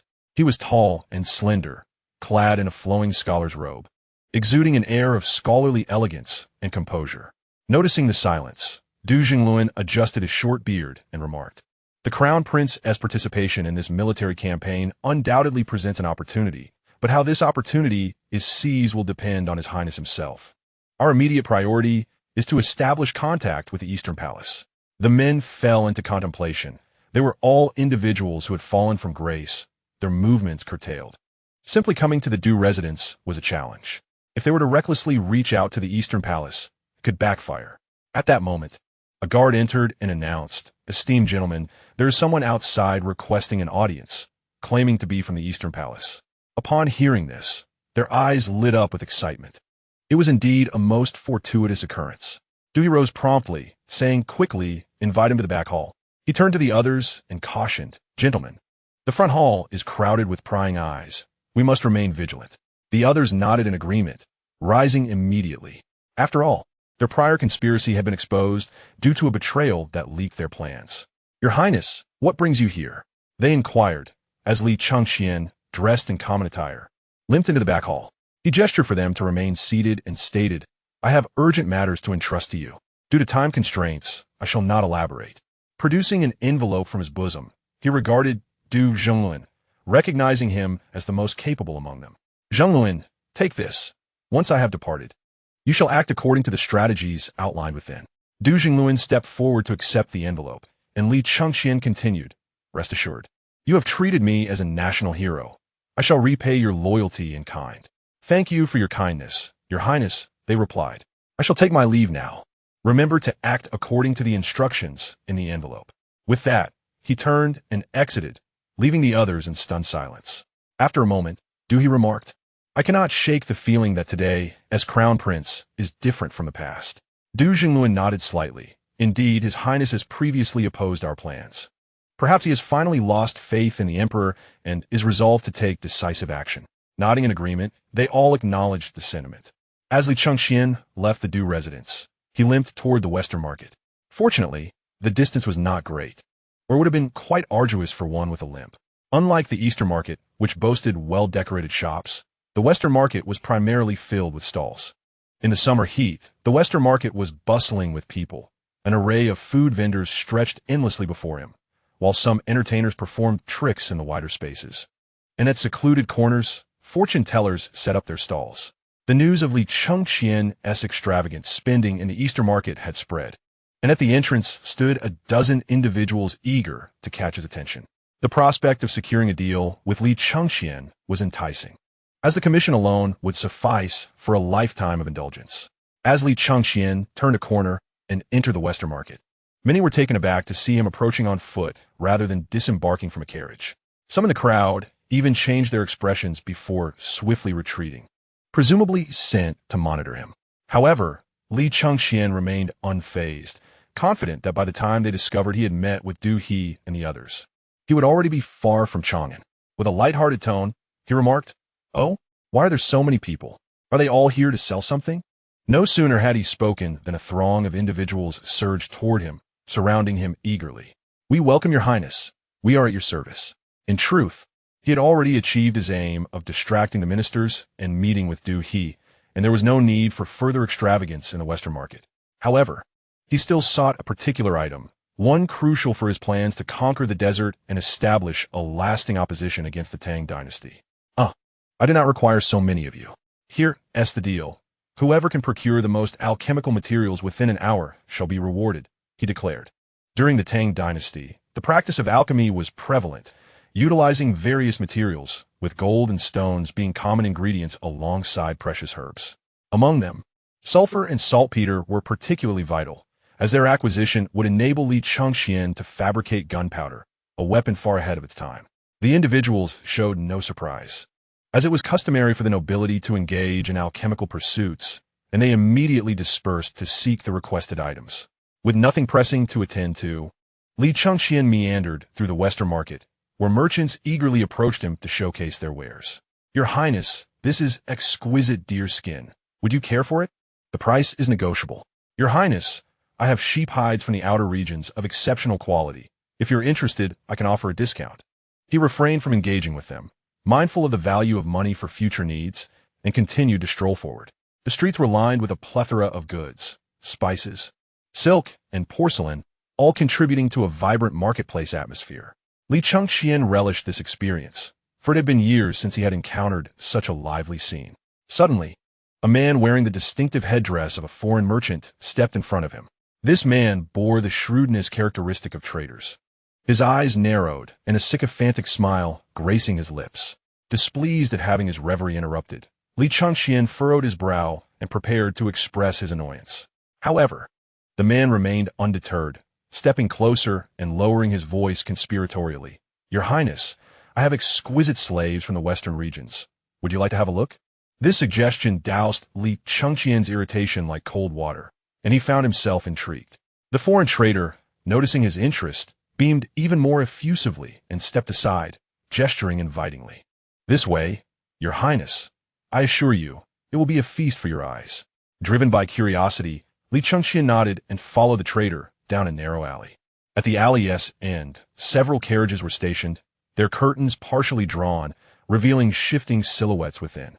The trader lifted the curtain, unveiling several strikingly beautiful women clad in exotic attire. They lowered their heads, displaying a mix of trepidation and the allure of foreign mystique. Li Chengqian squinted, realizing why the Tang dynasty had taken to keeping foreign concubines. These women indeed possessed a captivating charm. "Your Highness, what do you think?" The Hu merchant rubbed his hands together, his face awash with anticipation as he gazed at him. Li Chengqian did not respond immediately. Instead, he strolled leisurely, circling the carriage. His gaze lingered on one of the women. She was exceedingly beautiful, with a high, prominent nose and distinct features, showcasing the unique, deep contours characteristic of the people from the western regions. Her complexion was not the typical wheatish hue of western women, but rather as fair as milk. Moreover, there was a wild glint in her eyes that starkly contrasted with her appearance, akin to a fierce stallion, beckoning one to conquer her. The Hu merchant observed everything keenly, a smile spreading across his face as he hurriedly approached. "Your Highness, are you interested in this woman? Your discerning eye is truly commendable. She was acquired at a high price." He leaned in conspiratorially, whispering, "It is said that she possesses the bloodline of the Turkic royal family." Had Li Chengqian heard this before, the revelation of her Turkic royal lineage would have sent him fleeing in fright. For the bloodline of the Great Tang was not to be sullied. Yet now he felt no fear. "Name your price. I will take her." Upon hearing this, the Hu merchant beamed widely, his grin nearly reaching his ears. "Very well, Your Highness. I shall arrange for her to be delivered to your residence shortly." At that moment, the woman in the carriage suddenly looked at Li Chengqian with fury, and then she began to speak rapidly. Li Chengqian appeared utterly bewildered, mumbling, "What gibberish is this?" Anticipating that the guards would soon finish their tasks, he turned to leave. Exiting the narrow alley, he indeed found that the guards had arrived. Upon his arrival, they gathered around him, bowing, "Greetings, Your Highness." Li Chengqian had a multitude of matters to attend to and was not inclined to engage with their chatter. "Speak. How much cargo have you procured?" The guards fell silent, and as he wondered at their reticence, the guard from the Eastern market, Chun Wuging, stepped forward. "Your Highness, if you require anything, just inform me. There is no need for you to come to the Western market personally." This revelation surprised Li Chengqian. It seemed that this fellow held considerable standing among the guards. "Haha, I did not anticipate your capability. By the way, I do not yet know your name." "Your Highness flatters me. I'm called Chun Wuging," he replied. "Good. I entrust this matter to you. Within a day, I expect all materials you can gather. I shall not wait beyond that." Chun Wuging remained composed, slightly bowing, "I understand." With the purchasing matters concluded, Li Chengqian felt no need to linger and promptly turned it apart. Upon returning to the East Palace, he found Suning Yu seated in the hall, her expression composed. Yet she appeared to hesitate upon his return. After many years of marriage, Li Chengqian discerned a hint of sorrow in her otherwise serene demeanor. "Where? Do you have something on your mind?" Suning Yu did not respond, but gazed intently at him. Seeing this, Li Chengqian approached her, gently caressing her exquisite face. "Did you not say that we are one? Is there something you cannot share?" "Your Highness, I understand that the matters you must attend to cannot be encumbered by familial ties, yet I cannot help but wonder how we, mother and child, shall fare in your absence." Upon hearing this, Li Chengqian instantly comprehended. Suning Yu had deduced that his ultimate goal was not to incite rebellion, but rather to venture into the desert to oppose the Great Tang long term. He chuckled lightly, ruffling her hair. "What wild thoughts are these? I would never abandon my wife and children." A look of delight illuminated Suning Yu's face. "Really? But will you take me and Xiang'er, Jewer, with you? Is that not too ambitious? Rest assured, I have my plans. Tonight, you shall take Xiang'er and Jewer back to your family home. and spread the word overnight that you intend to sever ties with me. Su Ningyu, exhibiting remarkable decisiveness, unlike most women who might prattle, rose immediately. Very well, I shall make the arrangements. Li Chengqian was momentarily taken aback. Such decisiveness was indeed an invaluable quality for a politician. 2 days later, the troops, adhering to Li Chengqian's orders, mobilized. The morning mist had yet to dissipate, and the sky still bore the light of dawn. Yet outside the Mingda gate of Chang'an, a great army had gathered, their formidable presence seeming to pierce through the mist.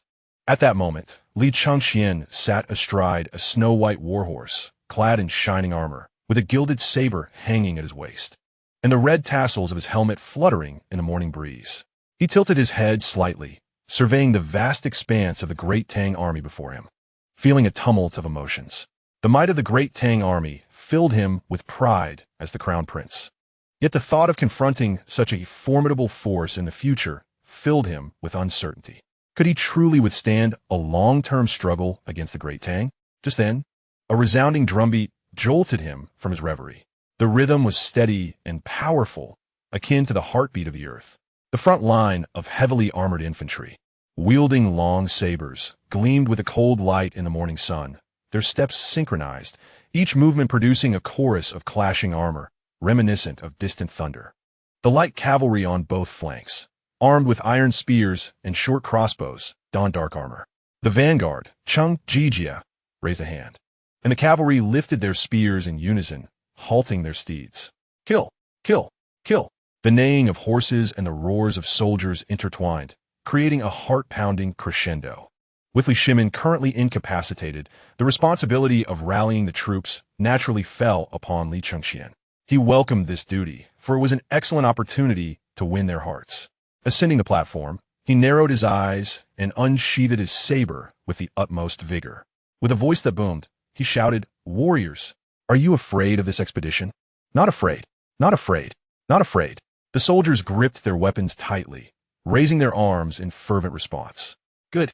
Now, Shui Yintuo has brazenly invaded our lands, oppressing our people and dishonoring our elders and children. I cannot fathom how they dared do so.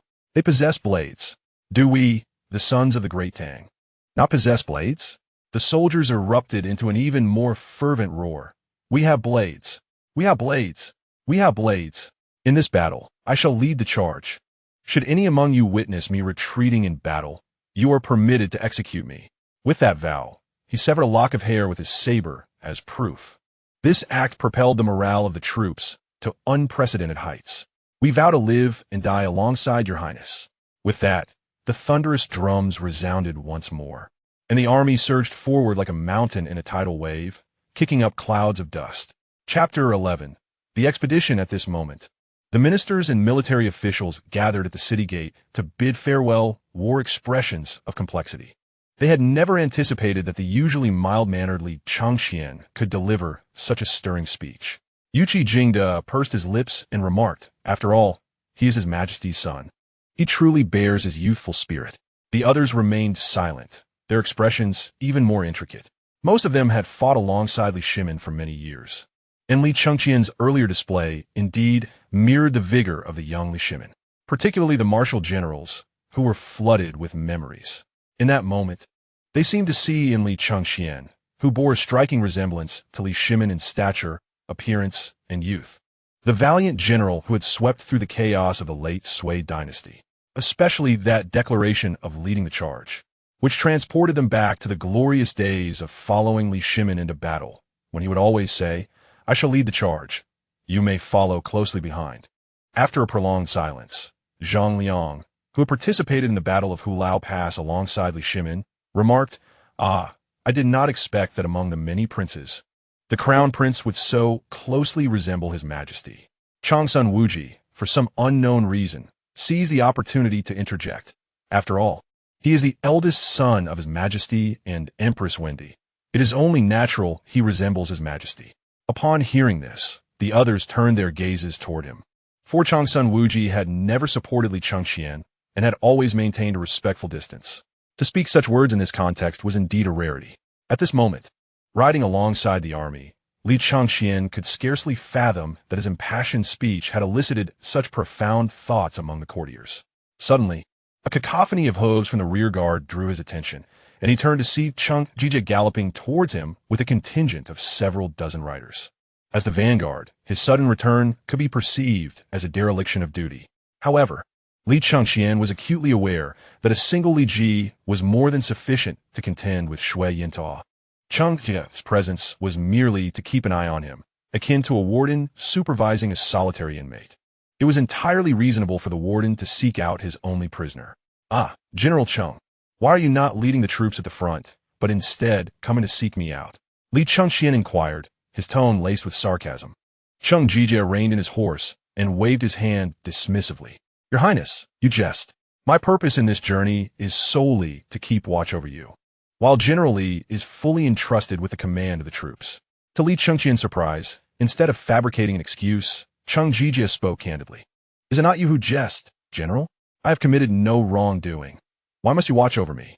I advise you to focus on commanding the troops, lest you delay the campaign, for that burden would be too great for you to bear." Chengqian, stroking the mane of his steed, assumed a demeanor of earnestness. "Your Highness, I am a martial general, and I do not comprehend such convolutions. There is no need for further discussion. I shall remain steadfastly by your side." Chengqian, with his cunning nature, had latched onto him. This was intolerable. He needed to devise a strategy to send him away. After all, the physician had stated that Li Shimin would remain unconscious for no more than 10 days. With 2 days already elapsed, if he failed to rally a loyal force within the remaining 8 days, death awaited him. While he pondered his next move, Chengqian gestured with his chin and said, "Your Highness, you appear to be burdened with an excessive amount of baggage and attendants. Once we reach the front lines, no one will be able to attend to them." Li Chengqian had amassed over 200 large chests filled with gold and silver, along with a retinue of 300 to 400 individuals, forming a conspicuous line amidst the disciplined army. These possessions were his lifeline, and he could not part with them. General Cheng may have forgotten that the court has regulations. These chests contain my ceremonial attire and other necessities." Chengqian scoffed, clearly skeptical, for he was aware that this prince had indulged in extravagant purchases before departing, appearing intent on indulging in pleasures during his final moments. Nevertheless, he remained unconcerned as long as he could stay close to the crown prince, trusting that he would not cause any disturbances. Li Chengqian was increasingly agitated. Chengqian's presence hindered his ability to forge alliances.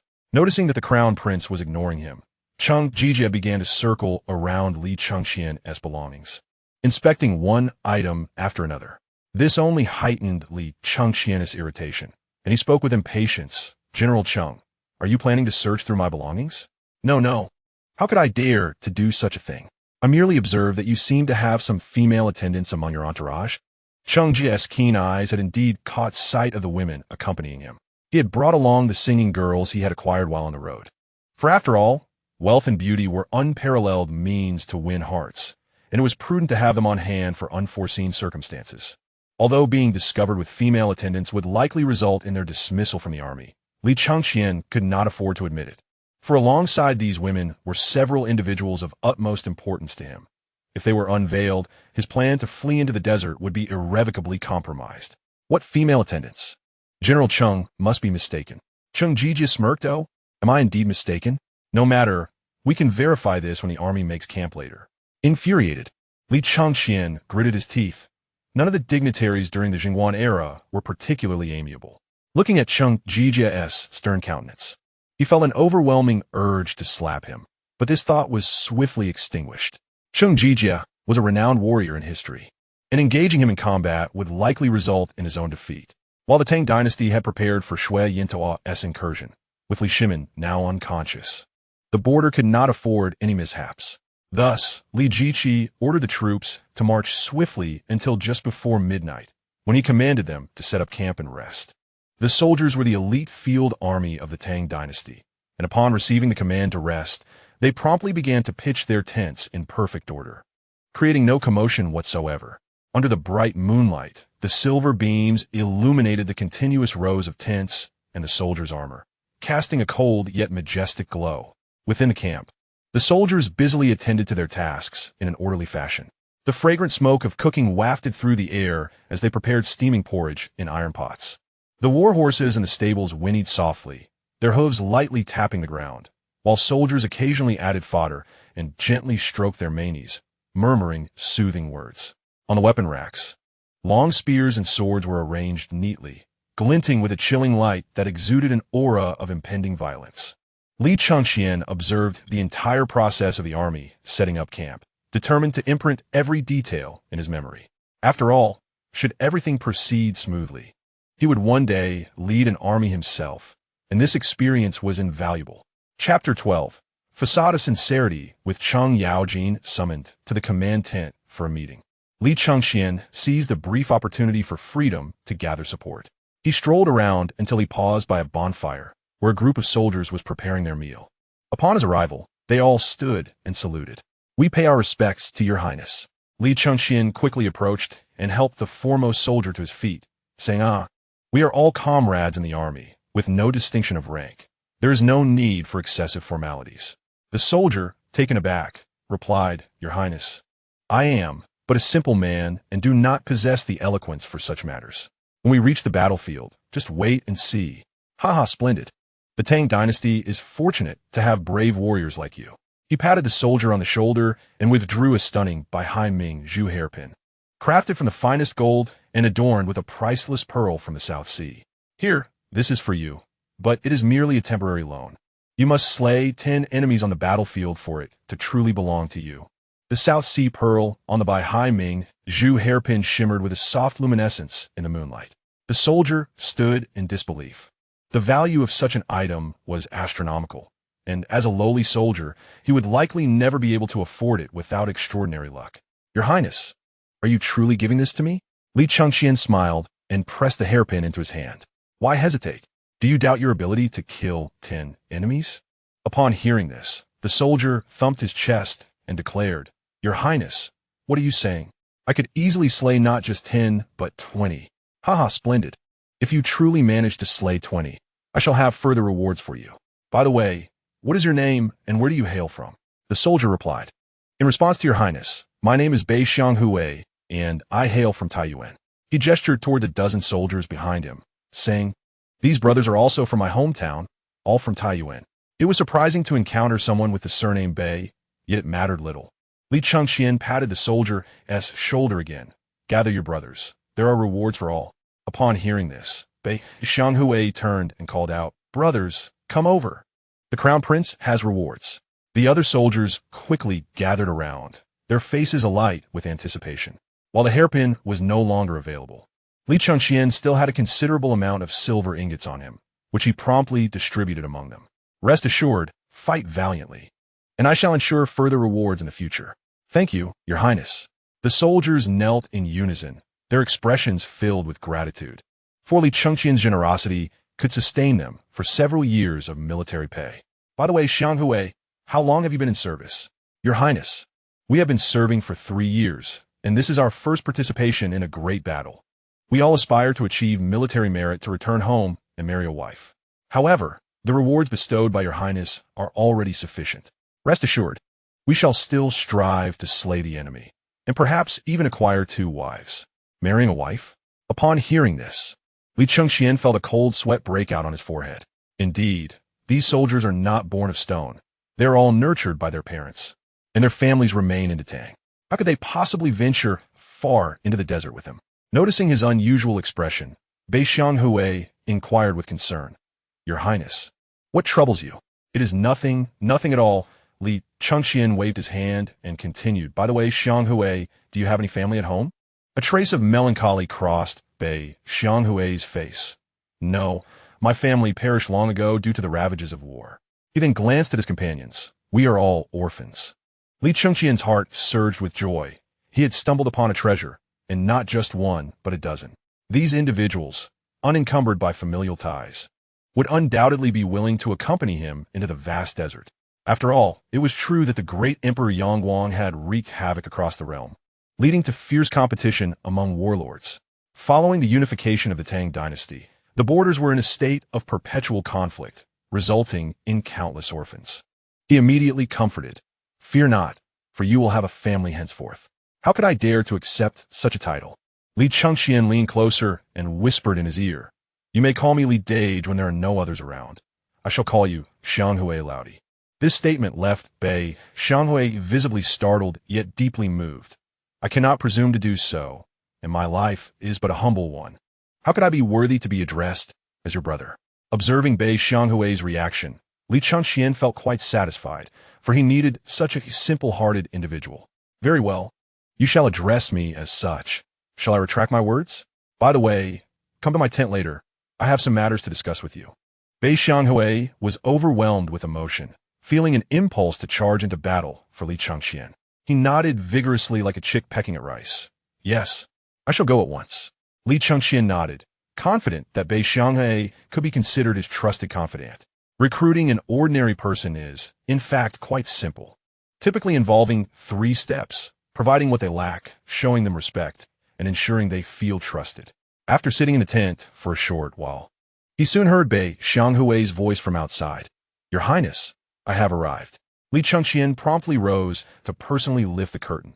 "Xianghui Laodi, you have come so quickly? Please, come inside and sit." Seeing the crown prince truly address him as a brother, Bei Xianghui was overcome with emotion, almost at a loss for words. "Your Highness, my life shall now belong to you." Li Chengqian feigned displeasure. "What, Your Highness? Call me Li Gu. Li Gu. Ah, Xianghui Laodi, please sit down." After they settled, Li Chengqian gently stroked his chin. "Laodi, I have a task I would like to entrust to you." Bei Xianghui, by now, truly regarded Li Chengqian as an elder brother. Upon hearing this, he leaped to his feet, his tone resolute. "Not just 1 task, but even 10. I shall accomplish it."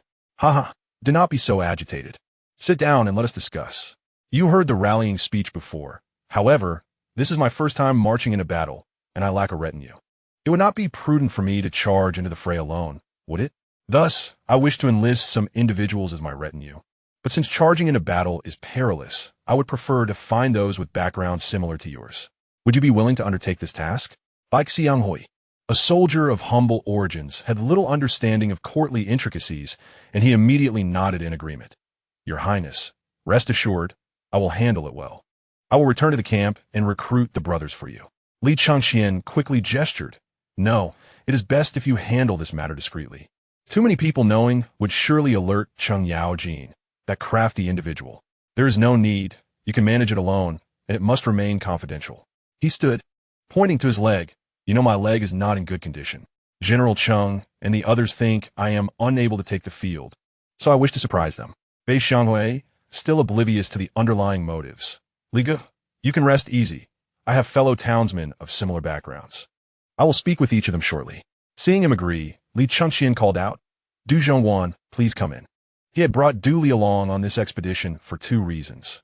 1, his reliability and capability, and 2, his infrequent appearances, allowing him to carry out tasks without drawing attention. Du Li entered the tent with his usual calm demeanor. "Your Highness, what are your orders?" "Zhen Guan, this is Bei Xianghui. I have entrusted him with certain matters that will require funds, so you may provide him with what he needs." "Understood," Du Li replied succinctly. "Your Highness, are there any further instructions?" Li Chengqian waved his hand. "None." He then turned to Bei Xianghui. "Xianghui, I will not let my brothers venture into battle without adequate resources. Do not hesitate to ask Zhen Guan for whatever you require." Bei Xianghui felt a sense of being recognized and entrusted with significant responsibility, his expression exceedingly earnest. "Your Highness, rest assured, Xianghui will not fail in this mission." "Very well. You may go." After speaking, the 2 exited the tent. Watching them depart, Li Chengqian sighed softly. He held no genuine feelings for Bei Xianghui, viewing him solely as a tool. Should he fail, it would inevitably lead to Bei Xianghui's demise. Yet, one must look after oneself. If he succeeded, he would reward him with a great honor. He raised the teacup from the table, taking a delicate sip. Although Bei Xianghui was assisting him in rallying support, he could not place all his eggs in one basket. He must prepare for multiple contingencies. Chapter 13. Compelled by circumstances as he pondered. A cacophony of disputes erupted outside the tent. "We are acting on the orders of the Grand General to search all tents. How dare you resist? Step aside quickly, or face the unforgiving military law." "Humph, these tents contain the personal belongings of the Crown Prince. Even if your Grand General were to arrive, he would not dare to search them. Who do you think you are? Upon hearing this exchange, Li Chengqian's heart sank. He feared the very thing he dreaded. His apprehension surrounding the inspection stemmed not from the fear of his wealth being discovered, as he had cleverly concealed it among the silks he purchased in the East Market. Rather, it was due to the presence of some individuals among his entourage who were forcibly brought along. The reason Tang triumphed in its military endeavors was not solely due to the prowess of its generals and soldiers. The quality of its forging techniques played a significant role. Thus, he had captured some skilled artisans in Chang'an. If these individuals were discovered, he would have no means to justify their presence. He quickly rose and exited the tent, only to find Cheng Yaojin surrounded by dozens of soldiers near a storage tent. Upon seeing him, Cheng Yaojin chuckled. "Your Highness, what secrets do you hide in this tent that you are so fearful of others seeing?" If he were not so intent on meddling in his affairs, Li Chengqian would have preferred to remain undisturbed. Approaching Cheng Yaojin with a stern demeanor, he stated coldly, "I have said it before. Inside are ceremonial items and the like. Why must you persist in this search? Do you truly believe I possess something treasonous among my belongings?" Cheng Yaojin maintained his smile, having deliberated that inspecting Li Chengqian's possessions would bring him reassurance. "Your Highness, what are you saying? I am merely following orders for a routine search." "Ah, a routine search, you say? Pray tell. Whose orders are so grand that they permit the search of the Crown Prince's belongings? Have you heard the saying that military orders are as heavy as mountains? Not only you, but even the Emperor must comply with military orders. If you have any grievances, you may report me to the Emperor in the future." This statement left Li Chengqian momentarily speechless. He knew that if Li Shimin were to see him, it would be a miracle if he did not behead him, let alone report him. Was he truly to allow this search to proceed? If so, his intentions would undoubtedly be revealed. At this critical juncture, gritting his teeth, he drew his sword with a crisp sound, positioning it against his throat. The dignity of the Crown Prince is not to be trifled with. If General Cheng insists on searching, then he must tread over my body. Faced with Li Chengqian's repeated desire to take his own life, Cheng Yaojin chuckled lightly and said, "Your Highness, do not jest. Is it truly entertaining to seek death every day?" Seeing that his intimidation had failed this time, Li Chengqian felt a sense of despair. Indeed, one cannot rely on the same trick twice. With death looming on either side, he was determined to drag someone down with him. With a fierce resolve, he tightened his grip, and a line of blood appeared on his neck. A moment more, and his life would surely be forfeit. Cheng Yaojin was momentarily stunned. He had thought Li Chengqian was merely trying to frighten him, but this was a genuine attempt at self-harm.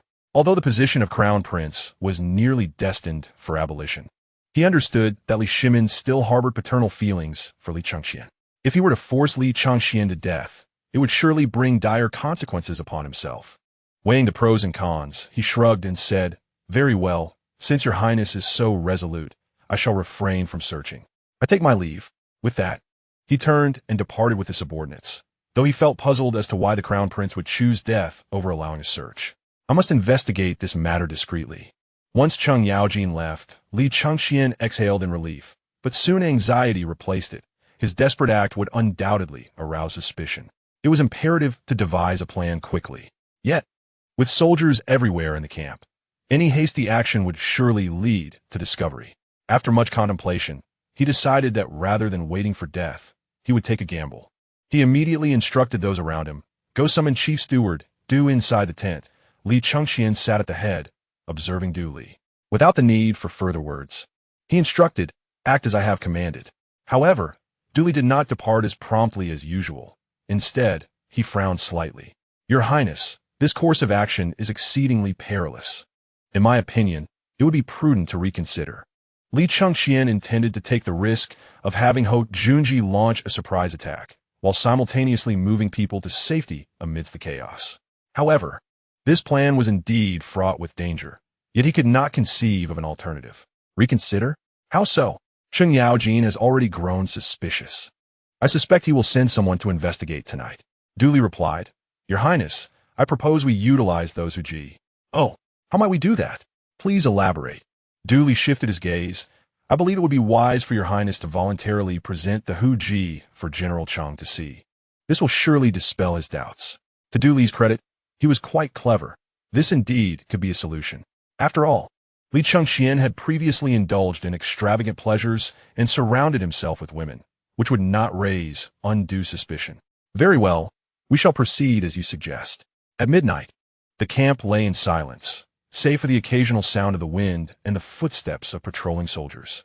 Suddenly, the melodious sounds of song and dance erupted, mingled with Li Chengqian's boisterous laughter, creating a jarring contrast in the stillness of the military encampment.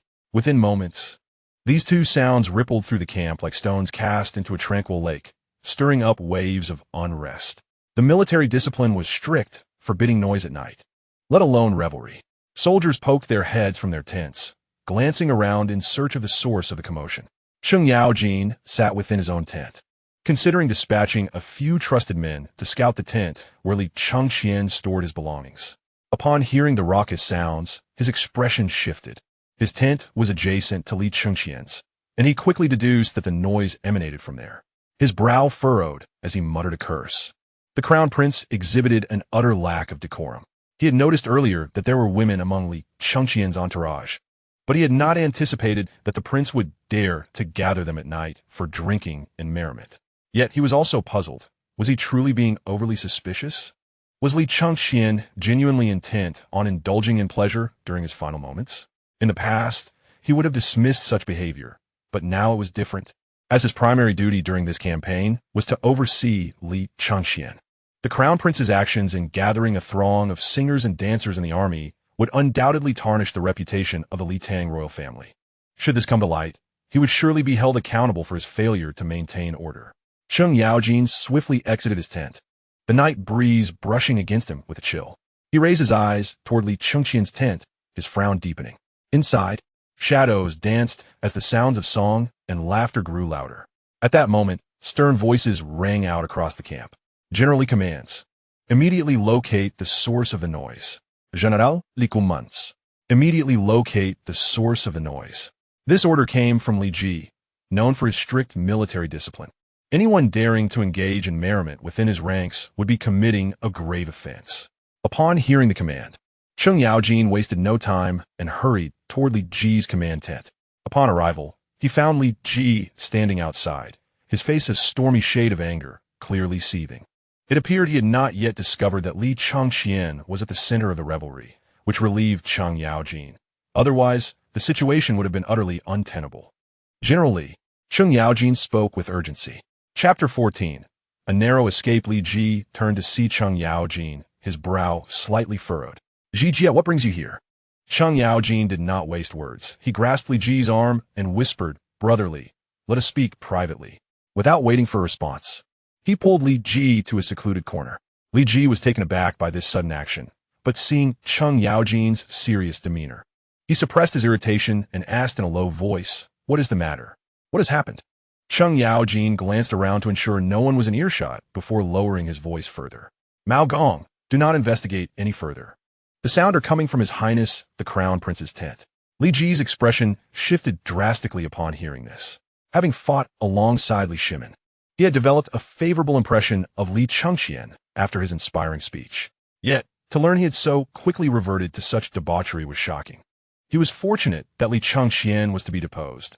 Otherwise, should the Tang Empire fall into his hands, it would likely meet the same fate as its predecessors. Seeing Li Ji silent, Sheng Yaojin continued, Mao Gong, temper your anger. You are aware of the Crown Prince's current predicament. There is no need for us to wade through this murky water. Let us turn a blind eye. Li Ji was not only a man of military prowess, but also possessed considerable political acumen, which earned him the trust of Li Shimin. Hearing these words, while his anger did not dissipate, he began to weigh the situation. After a prolonged silence, he finally inhaled deeply. Very well, for your sake. I shall refrain from pursuing this matter. However, you must keep a close watch on him and ensure he does not create any further disturbances. Sheng Yaojin nodded vigorously, assuring him, rest assured, I will keep a vigilant eye on him and prevent any further indiscretions. With that, he departed swiftly from the command tent. As Li Ji's voice echoed after him, issue a command for all to return. This matter has been entrusted to General Cheng to investigate. As Sheng Yaojin made his way to Li Chengqian's tent, his anger grew with each step. Though Li Chengqian had lost his title as crown prince, he was still a member of the royal family. Everyone had risked their lives to protect his family's legacy, and rather than assisting, he was causing chaos. Truth be told, if Li Chengqian did not resemble Li Shimin so closely, Cheng Yaojin would have doubted his lineage. Upon reaching the entrance of Li Chengqian's tent, he could hear the raucous sounds of revelry and Li Chengqian's increasingly uninhibited laughter, which only fueled his ire. Pushing open the tent flap, he was met with a scene illuminated by bright candles, the flickering light casting a lavish ambience, while the air was thick with a heady aroma of perfume mingled with wine. At that moment, Li Chengqian, his gaze hazy, reclined on the throne-like couch, a golden goblet in hand, the liquid sloshing within, exuding a faint scent of alcohol, suggesting he had indulged a bit too much. In the center of the tent, dozens of huji clad in diaphanous silk danced gracefully to the music of the musicians. Their movements were light and enchanting, their garments billowing in the breeze, subtly outlining their forms. Seeing this, Cheng Yaojin could no longer contain his fury, his teeth grinding in anger. "Your Highness," he exclaimed, "what exquisite taste you have." Half drunken, Li Chengqian slightly raised his head and exclaimed, "Oh, General Cheng has arrived. Come, let's share a drink together. You have no idea. These huji are quite enchanting." "Stop. Everyone, cease at once," Cheng Yaojin interrupted, silencing the musicians and dancers. He pointed sternly at Li Chengqian. "Do you not realize you are the crown prince of the realm? You represent the imperial family. How do you expect the soldiers and the common people to regard the court with such behavior?" Li Chengqian raised his wine cup and downed its contents in one gulp, his complexion visibly reddening, his gaze growing more disoriented, and he appeared somewhat deranged. "Ha ha! What does the court have to do with me? Uncle Cheng, do you think I can survive? Once my father awakens, will he allow me to live? I might as well enjoy today while I can. Ha ha! You were going to search my belongings, weren't you?" He gestured toward the group of huji. "They're all right here. See for yourself." Cheng Yaojin, despite his lingering anger, refrained from further remarks. Given the current situation, even if Li Shimin awakened, it was likely that Li Chengqian would face lifelong imprisonment, if not execution. At this point, he had little regard for the consequences. "Very well, do as you please, but these who knew must be dismissed immediately, or the military law will be unforgiving." With that, he turned and left the tent. As he departed, Li Chengqian's eyes abruptly cleared, no longer resembling a drunken man. He let out a sigh of relief. "Fortunately, I managed to deceive him. How difficult it is to survive." The following morning, the camp was struck early. Reports of conflict ahead indicated that the vanguard of Shui Yintua had reached the border, initiating skirmishes. The nearest Yunzhong Dudu office was now in standoff, prompting Li Shiji to order an arduous march that would last through the night. The army rose, and immediately the air was filled with the sounds of shouts and neighing horses, accompanied by the clanging of armor and weapons, stirring up clouds of dust that shrouded the sky.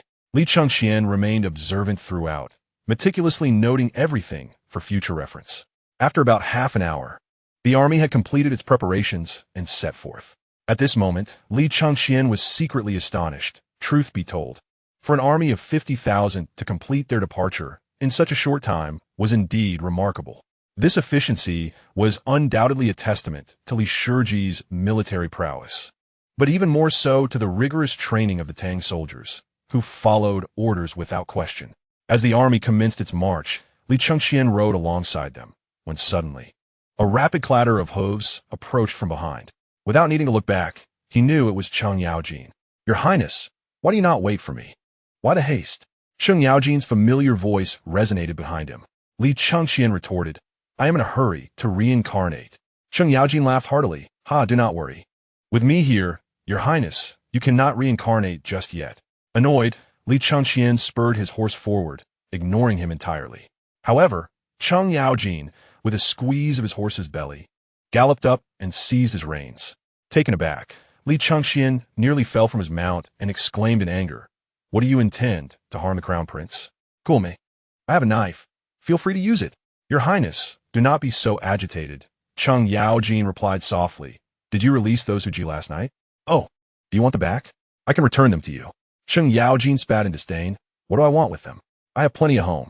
Li Chengqian chuckled at this, a mischievous grin spreading across his face. "Oh, is that so? How many do you have?" Realizing he had misspoken, Cheng Yaojin quickly composed himself. Your Highness, I am not jesting. Having women in the army, especially Hu women, could disrupt the morale of the troops, and it could even lead to mutiny. Seeing Li Chengqian silent, he continued earnestly, sigh. Do not be too concerned, Your Highness. Truth be told, the Emperor harbors deep paternal affection for you. From what I know of him, he will not act against you.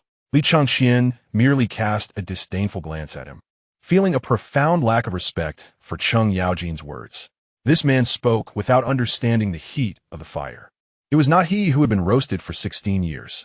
As a time traveler, having lived 2 lives, Li Chengqian perceived many matters with greater clarity than those of this era. The reason Li Shimin treated Li Chengqian in such a manner stemmed from his previous indulgences and hedonistic pursuits. However, more critically, Li Chengqian suffered from a leg ailment. And in this era, having a lame heir would tarnish the dignity of the court, let alone a crippled individual ascending the throne. Furthermore, Li Shimin himself had ascended the throne through fratricide and capturing his father. He had to guard against his son, emulating his path. Thus, he suppressed Li Chengqian while favoring Li Tai to maintain a balance. In essence, the discord between him and Li Shimin was irreconcilable unless one party was willing to relinquish everything, including control over their own life. Neither Li Shimin nor Li Chengqian desired such an outcome.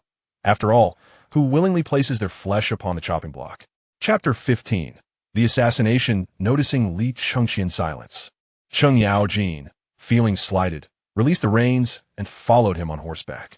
In truth, he had already let those Hu Ji go the previous night to prevent Cheng Yaojin from worrying and searching through his belongings. Do not worry. Those Hu Ji have all been sent away. Ah, that is good. Cheng Yaojin's face then revealed a trace of melancholy, which puzzled Li Chengqian. How could this cunning man exhibit such an expression? Cheng Yaojin appeared lost in thought, reminiscing, and finally said, I remember that year when the emperor led us to victory against Wang, Shichong, and Dou Jianda, capturing both of them. That was the happiest moment I recall, your father. Later, we celebrated with drinks at the Qin Wangfu, where father held you and said you resembled him. We all agreed, saying you would grow up to join us on the battlefield, expanding our territories. Li Chengqian was perplexed by this sudden reminiscence. After a long pause, Cheng Yaojin seemed to drift back to reality, almost speaking to himself, if only you would not grow up. Upon hearing this, Li Chengqian understood. Cheng Yaojin had indeed discerned the reasons behind Li Shimin's suppression of him. To be honest, Uncle Cheng, I too wish to remain child. But time will not halt for anyone. We can only learn to confront it, can we not? The army pressed on through the night, and Li Chengqian found himself weary, his legs aching from the strain of the march. Truthfully, such a demanding pace was quite challenging for a person with a limp. Cheng Yaojin suggested he ride in the carriage, but Li Chengqian declined, preferring to train for a future that would likely see him living on horseback. Your Highness, why endure such hardship? You should rest in the carriage. Li Chengqian's legs trembled slightly, and truth be told, without the stirrups, he would have surely fallen from his horse. Nevertheless, he wished to test his limits. Everyone said he was not skilled at riding. This was an opportunity to practice. Your Highness, I do not mean to criticize, but as a general, you may not have much opportunity to ride in the future. Why suffer through such training? Li Chengqian understood the implication. Once Li Shimin awakened, his lightest punishment would be lifelong imprisonment, and he would likely not even have a donkey to ride. He feigned a melancholic demeanor, replying, Isn't that precisely why I should ride as much as I can now, before it becomes impossible? Before he could finish, a series of piercing sounds cut through the air from behind. Although it was Li Chengqian's first time accompanying the army on campaign, he was a prince who had trained in martial arts since childhood and was proficient in archery. He immediately recognized the sound of crossbow bolts approaching.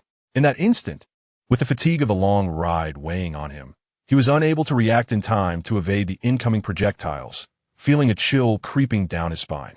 Cheng Yaojin, being a seasoned veteran of the battlefield, reacted swiftly.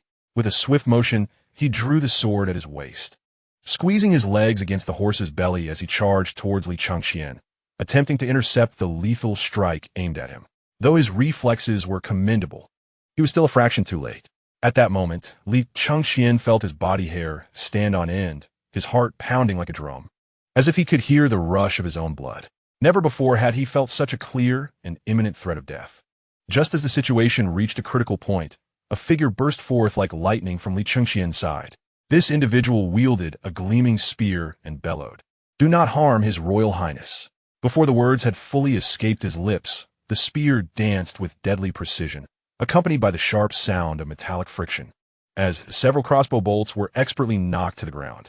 Witnessing this, cold sweat trickled down Li Chengqian's forehead, filling him with a sense of near-death anxiety. However, the danger was not yet averted. The assassins, realizing their failure to kill, shouted fiercely, "Kill Li Chengqian! Charge!" Instantly, several assassins brandished their weapons and lunged towards him. Cheng Yaojin's face turned ashen, his dark complexion flushed with anger. With eyes wide open, he roared at the assassins, "Subdue them!" Hearing the command, the surrounding soldiers surged forward, encircling the assassins. A seasoned warrior, Cheng Yaojin was well aware of the chaos of battle. Distinguishing friend from foe could lead to the escape of the assassins if any mistakes were made. He raised his hand, commanding, "Whoever dares to act rashly will share the same fate as the assassins." He then turned to his loyal guards and ordered, "You few, advance." His guards, seasoned veterans, were fierce fighters capable of taking on 10 men each. Upon receiving the command, they dismounted without hesitation, pouncing on the assassins like ferocious tigers. At this moment, Li Chengqian had swiftly regained his composure, his mind racing. Who could be behind these orders? Certainly, the officials and generals would be ruled out. They had no tangible benefit in his demise. The only possible culprit was Wei Wang Li Tai, who might fear that after Li Shimin awakened, he would hesitate to depose him as crown prince, thus sending assassins. With this thought, a glint of coldness flashed in Li Chengqian's eyes. If he could capture a live one, once Li Shimin awakened, he would undoubtedly use this incident to take action against Li Tai's faction. After all, placing loyalists within the imperial guards had violated a cardinal rule of the emperor. The ensuing power struggle in court would be fierce, and Li Shimin, stretched thin, would have little time to concern himself with matters far away in the desert. Realizing this, Li Chengqian urgently shouted, "General Cheng, leave one alive." Cheng Yaojin, astute as ever, understood the implications. However, capturing a live assassin would mean a complete confrontation with Wei Wang Li Tai. After a moment's contemplation, he made up his mind. Based on his understanding of Li Shimin, there was no chance Li Tai would ever be named crown prince, nor did he have faith in Li Tai. Cheng Yaojin immediately called to his guards, "Be cautious. Ensure one is left alive." At this point, the assassins were thoroughly suppressed and could only stubbornly resist. Exchanging glances among themselves, a hint of resolution flickered in their eyes. One of them shouted, "Brothers, it is time to repay our master. We cannot allow them to capture any alive." With that, several of them drew their blades, intending to take their own lives. While killing a single person is easy, preventing someone from committing suicide is a daunting task, especially since these individuals were not like Li Chengqian, who was physically impaired. They were all agile and determined fighters. Just then, the soldier who had previously saved Li Chengqian let out a fierce roar, leaping high into the air, his long arms extending as he threw his spear. The spear whistled through the air, piercing the shoulder of the assassin leader and pinning him firmly to the ground. This scene left all present astonished. The soldier was over 40 paces away, and the iron spear weighed approximately 20 pounds, showcasing an astonishing display of strength and accuracy. Even the battle-hardened Cheng Yaojin couldn't help but express his admiration. What a formidable warrior! With the assassin leader pinned to the ground, he could no longer use his dagger to take his own life. A look of determination flickered in the leader's eyes as he opened his mouth to bite his tongue in a final act of defiance. Fortunately, Cheng Yaojin's guard reacted quickly, stepping forward to strike the assassin's jaw, dislocating it. Observing this, Cheng Yaojin immediately ordered, "Quick, bind him. Do not let him die."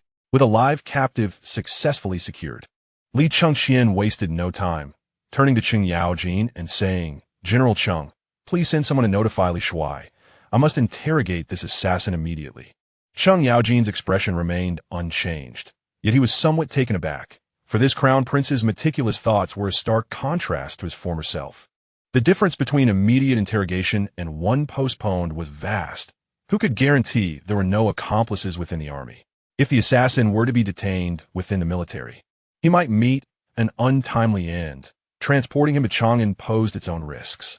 However, immediate interrogation would yield testimony, rendering the assassin's fate irrelevant thereafter. Chapter 16. Destroying Wei Wang in Truth. Cheng Yaojin had accurately discerned Li Chengqian's intentions. He aimed to solidify Li Tai's culpability before the two high-ranking officials. Additionally, he harbored a deeper strategy, hoping to create an illusion that Cheng and Li were embroiled in the struggle for the throne. Li Chengqian was unsure if the Tang dynasty possessed the black technology of hiding poison within teeth, but he had seen it depicted in a television drama in his previous life. To be safe, he pointed at the assassin and coldly commanded, "Shatter all his teeth." After a moment's contemplation, Cheng Yaojin decided it was best to conduct the interrogation that night. Li Shimin would undoubtedly investigate this matter, and if something unforeseen occurred, he might be suspected of complicity. "Your Highness, please wait. I will send someone to notify Li Shuai immediately." Meanwhile, Li rode a tal varhorse, its glossy black coat shimmering, its hooves steady and powerful. Clutching the reins with one hand, he unfurled a sheepskin map with the other, his gaze scanning it with grave intensity. After a moment of studying the densely packed markings and lines, he appeared to identify an issue, furrowing his brows tightly. A gust of northern wind swept through, stirring up dust from the ground and causing his cloak to billow behind him. Li Ji shifted his gaze from the map. Looking up at the distant, undulating mountains, his voice cold and commanding. "Relay the order. The entire army shall accelerate their advance. We must cover another 10 miles before dawn." "As you command." True to his reputation as one of history's renowned generals, the moment the order was given, the army's pace quickened, the sound of hooves resonating like thunder upon the earth. Nonetheless, the troops maintained their orderly formation. A soldier galloped up to Li Ji with urgency. "What is the matter?" Li Ji inquired, frowning. Reporting to the commander, "His Royal Highness was just attacked, and we have captured an assassin. General Cheng instructed me to summon you for the interrogation." Upon hearing this, Li Ji's usually impassive face displayed a rare look of surprise. An assassin would certainly not dare to infiltrate an army of tens of thousands to attack Li Chengqian, who would be so audacious as to embed assassins within the imperial guards. Contemplating further, he arrived at a conclusion similar to Cheng Yaojin's, sharing the same political stance as the latter. Moments later, he made the same decision. "Very well, I shall proceed." He then turned to his deputy, instructing, "The army will continue marching as previously ordered, without delay." "As you command." Li Chengqian and Cheng Yaojin had erected a makeshift tent for the interrogation. Surrounding the tent, Cheng Yaojin's guards stood with long knives, their expressions stern, forming a tight perimeter. Inside the tent, Li Chengqian and Cheng Yaojin sat side by side at a hastily assembled wooden table, a single oil lamp casting flickering yellow light that elongated their shadows. In the center sat the assassin, bound tightly, while dozens of soldiers stood vigil nearby. "Report. Li Shuai has arrived." Upon hearing this, both men rose to their feet. "Please enter, Li Shuai." Subsequently, Li Ji entered the tent with a stern expression, first exchanging a glance with Cheng Yaojin, then turning to Li Chengqian. "Your Highness, are you injured?" Li Chengqian shook his head, expressing gratitude for General Cheng's quick reflexes, stating that he had not sustained any injuries. Li Ji nodded and took a seat between the two. To prevent prolonged uncertainty, once he settled, Li Chengqian coldly interrogated the assassin below, inquiring as to who had commissioned the assassination attempt against him and how many accomplices he had. He further accused the individuals behind him of having infiltrated the Imperial Guard and questioned whether they were colluding with Shui Yinta.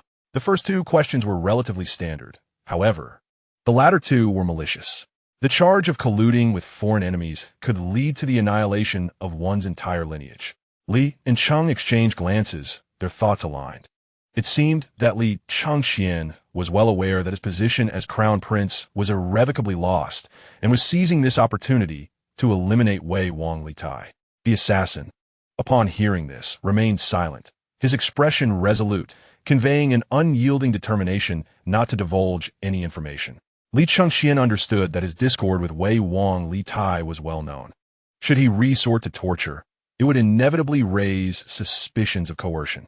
He turned towards Li Shiji, asking for his counsel on how to proceed with the silent assassin. Li Shiji, upon hearing this, felt an urge to curse. He was truly unwilling to become embroiled in the rivalry between princes. Yet, given the circumstances, as the commander of the army, he could not remain silent. With a silent sigh, he considered the urgency of the situation and concluded that they might need to resort to torture. Li Chengqian had been waiting for this very statement. He quickly rose and called out to the soldiers outside the tent, "Bring forth the instruments of torture." Immediately, several soldiers entered, wielding various implements of torment, including barbed iron whips, glowing coals, and a large pair of clamping devices. Li Chengqian eyed the instruments with dissatisfaction.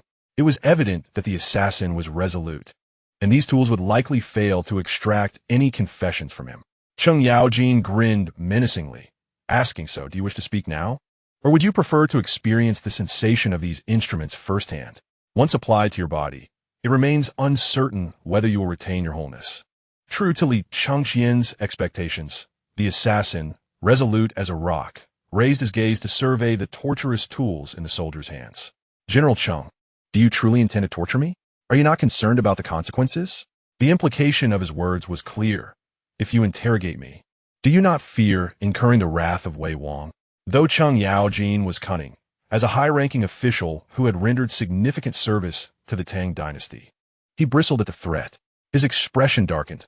"Even your master dares not speak to me in such a manner." With a wave of his hand, he commanded, "Commence the torture." The soldiers, upon receiving the order, swung their iron whips, the sound slicing through the air, and the barbs tore into the assassin's flesh, leaving him bloodied and bruised. Yet, the assassin remained steadfast, gritting his teeth and refusing to utter a sound. Cheng Yaojin, noting this, scoffed, "A tough one, are you? Bring forth the clamping device." Li Chengqian frowned slightly at this display. Cheng Yaojin, a warrior by nature, had little understanding of the nuances of interrogation. The assassin had already been grievously injured, and if this continued, he would likely perish before any confession was extracted. "Stop, wait a moment," he interjected. Li and Cheng exchanged puzzled glances. Li Chengqian elaborated, "If we continue this way, he will die before we can obtain any information." The assassin, resolute in his intent to face death, mustered the strength to speak through gritted teeth. "Cheng, if you are a man, come and face me. I dare you to say that I am your subordinate." The two men realized that mere physical punishment would not suffice to elicit a confession. "Might His Highness have any insights?" Li Ji inquired, though he felt that such a question might be futile, given Li Chengqian's reputation for weakness and indulgence. Li Chengqian rose slowly. "I believe I possess a method." Surprised by this revelation, Li Shiji expressed his astonishment. "Oh, does His Highness understand interrogation techniques?" "Only a modicum," Li Chengqian replied as he approached the assassin, looking down upon him. "I shall grant you one last opportunity. Will you confess or not?" The assassin sneered. "Li Chengqian, go ahead and kill me, but know that your time will come soon. I will await you in the depths.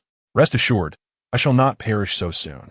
But you will suffer greatly," Li Chengqian stated, drawing a long knife from a soldier's belt and kneeling beside the assassin. "I once read a medical text that explained how muscles are controlled by tendons, which are hidden within the flesh and difficult to locate. Today presents an excellent opportunity for me to examine what tendons look like." With that, he tore open the assassin's pant leg, revealing a wound akin to an infant's mouth, exposing the muscle structure within. The assassin gasped in pain, but Li Chengqian remained unfazed, retrieving a piece of burning coal from a nearby brazier. "Applying this hot coal to your wound will staunch the bleeding, allowing me to extract your tendons at a leisurely pace." As the coal touched the wound, the sound of sizzling flesh filled the tent, mingling with the acrid scent of charred meat. Li Chengqian then targeted a prominent tendon in the assassin's thigh, clamping it with the iron pincers and pulling with all his might. The excruciating agony of the tendon extraction caused the assassin to scream like a slaughtered pig, "Kill me. Just kill me." His eyes rolled back as he fainted. Seeing this, Li Chengqian smirked coldly and applied the burning coal to the assassin's thigh. The intense pain roused the assassin from his unconsciousness, only to be met with another wave of screams. Observing him awake, Li Chengqian resumed pulling at the assassin's thigh tendon. At this moment, both Li Shiji and Cheng Yaojin were quietly astonished, not by Li Chengqian's cruelty. After all, they had witnessed many horrors in their lifetimes, but rather by the dramatic transformation in his demeanor.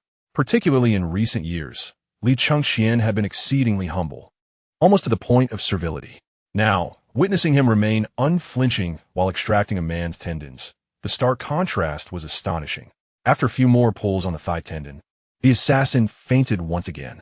Li Chengqian, undeterred, repeated his actions, and after several rounds, the assassin could no longer endure. "Stop, stop. I confess," he gasped, his words fragmented by pain. Li Chengqian, satisfied, allowed a smile to cross his lips, but refrained from questioning the assassin directly, aware that doing so might appear vindictive. He wiped the blood from his hands and addressed the two men. "General Li, General Cheng, feel free to ask whatever you wish." Suppressing their surprise, Cheng Yaojin inquired, "I ask you, who directed you to infiltrate the military and attempt to assassinate the crown prince?" The assassin, still reeling from pain, took a few deep breaths before responding. "It was Wei Wang who commanded us." Upon hearing this admission, Li Chengqian felt a surge of elation. Such an accusation would certainly preoccupy Li Shimin for quite some time. "And how many of you were there?" Li pressed on.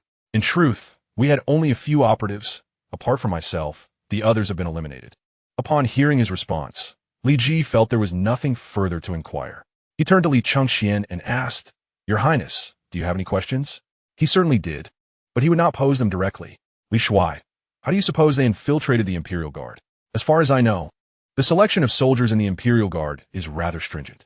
The moment Li Ji heard this, he felt an urge to curse. Li Chengqian was resolutely determined to uproot the Wei Wang faction. However, at this moment, the person recording the interrogation within the tent was a military scribe who documented all matters of the campaign to report directly to the emperor, leaving Li Ji unable to feign ignorance. He could only brace himself and continue, "Speak. Who was it that placed you within the Imperial Guard?" The assassin, seemingly broken by torture, answered without hesitation, "It was the Right Guard General who arranged for us to enter."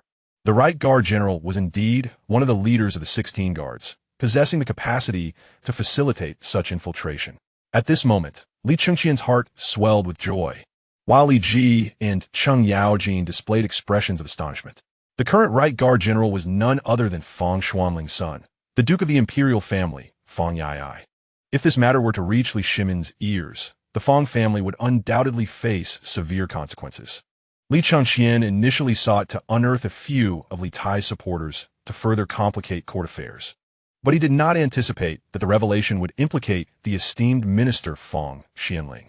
Nevertheless, he understood that a cunning man like Fang Xianling would likely not be directly involved. It was most probably Fang Yai acting in secrecy. Both Li Ji and Cheng were old subordinates of the Qin Wangfu, and though they maintained a distance to avoid suspicion, there was still camaraderie. This evoked a modicum of sympathy within them. Li Ji suppressed his complex emotions and asked, "Your Highness, do you have further inquiries?" Li Chengqian indeed wished to accuse Li Tai of collusion with enemy states, but with the assassin implicating Fang Yai, there was no longer any necessity. After all, it was impossible for Li Tai to genuinely collude with foreign foes, and forcing the assassin to state otherwise could lead to unwanted complications. "No, I have no further questions." "Very well." As he spoke, Li Ji called out to those outside the tent, "Bring the assassin back to Chang'an immediately." Following this, several soldiers entered the tent and escorted the assassin away.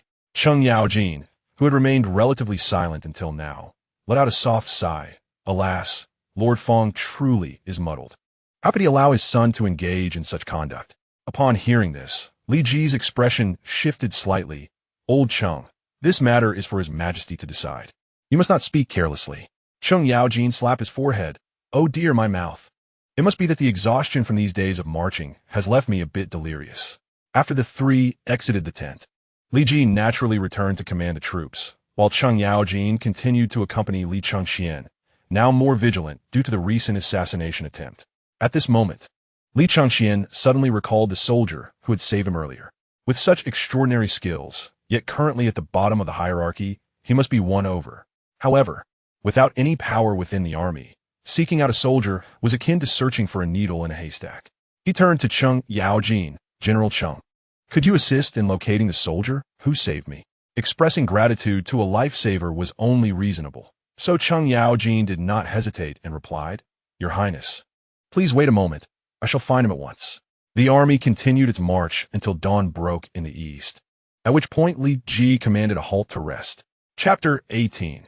The unmatched General Li Chengqian sat alone within the tent, the flickering candlelight casting shadows that danced across his features.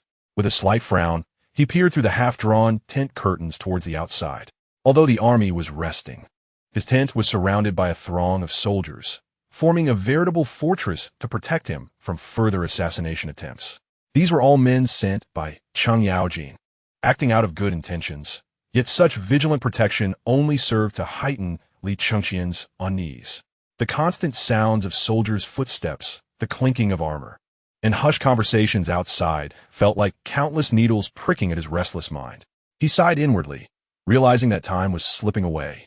If he could not gather sufficient forces by the appointed time, escaping the camp and fleeing into the desert would be futile. He would eventually meet his demise. Just then, a voice from outside interrupted his thoughts. "Your Highness, General Cheng has sent a soldier to see you." Presumably, it was the soldier who had saved him earlier. Cheng Yaojin certainly acted with commendable efficiency. "Let him enter," he instructed. Moments later, the soldier pushed aside the tent flap and entered. Commoner pays respects to His Highness the Crown Prince. In the previous confusion and darkness, he had not closely observed the soldier. Now, illuminated by candlelight, he scrutinized him carefully. The man appeared to be around 24 or 25 years of age, possessing a standard square face and rugged features that conveyed a sense of steadiness at first glance. However, his eyes sparkled with determination, occasionally revealing a glint of sharpness, and with a stature tall and upright as a pine tree. He emanated a paradoxical aura of both stability and intensity. Li Chengqian could not help but nod inwardly, based on his appearance and demeanor. He would surely not be an ordinary individual given time. Rising to his feet, he approached the soldier and assisted him to stand. "The debt of life-saving kindness shall never be forgotten," he declared. The soldier, taken aback, instinctively prepared to kneel again, but was firmly held up by Li Chengqian. "Your Highness need not be so formal. It was merely a small act. Nay, such words are misplaced. By the way, may I ask for the name of this valiant hero?" As he spoke, Li Chengqian pulled the soldier to a seat beside him, gesturing for him to sit and converse. The soldier hesitated briefly, but seeing Li Chengqian's earnest expression, he complied respectfully. "In response to your Highness, I am surnamed Shui, namely, courtesy name Rengue." At that moment, Li Chengqian nearly stumbled, almost losing his balance, catching himself just in time on the makeshift table. However, the table was too unstable and toppled over, scattering the items atop it across the ground. Shui Rengue, confused, displayed a hint of embarrassment. "Did my humble name startle your Highness?" Li Chengqian's shock felt like a tumultuous wave crashing within him. This individual was indeed the famed Shui Rengue, known for his 3 arrows securing Liaodong, his cunning in subduing Goryeo, and his strategic prowess against the Turks. He had truly stumbled upon a treasure. As far as he knew, Shui Rengue had lost his parents at a young age and had no attachments. Today, he would do anything to draw him into his camp. Truth be told, aside from his wife, he was willing to offer any price. Regaining his composure, Li Chengqian endeavored to maintain a calm demeanor and said, "I am 23 years of age. I presume Brother Shui is somewhat older than I?" Shui Rengue still bore a slight look of awkwardness on his face. Unable to fathom what could have caused the Crown Prince's sudden panic aside from his humble name. "Your Highness has a discerning eye. I am indeed 28. Upon hearing this, Li Chengqian understood fully. Historically, Shui Rengue had joined the military in his 20s, but had remained obscure until he gradually rose to prominence, while following Zhang Shige to campaign against Liaodong. It made sense for him to be among the forces attacking Shui Yintao, as Li Ji would soon lead an expedition to Liaodong to attack Goguryeo alongside Li Shimin. Li Chengqian first bent down to retrieve the fallen lamp, and then moved to the center of the tent to set it upright and light it. Shui Rengue was utterly bewildered, unable to comprehend why Li Chengqian would place the lamp on the ground. Once the lamp was properly set, Li Chengqian turned back to Shui Rengue, his expression serious. "Though I am but a crown prince, I currently wield no authority or power and have little to offer you. If you do not mind, I wish to swear brotherhood with you, pledging a blood oath."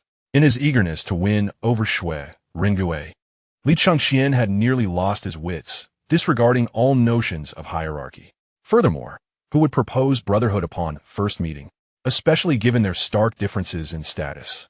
It was not in accordance with propriety.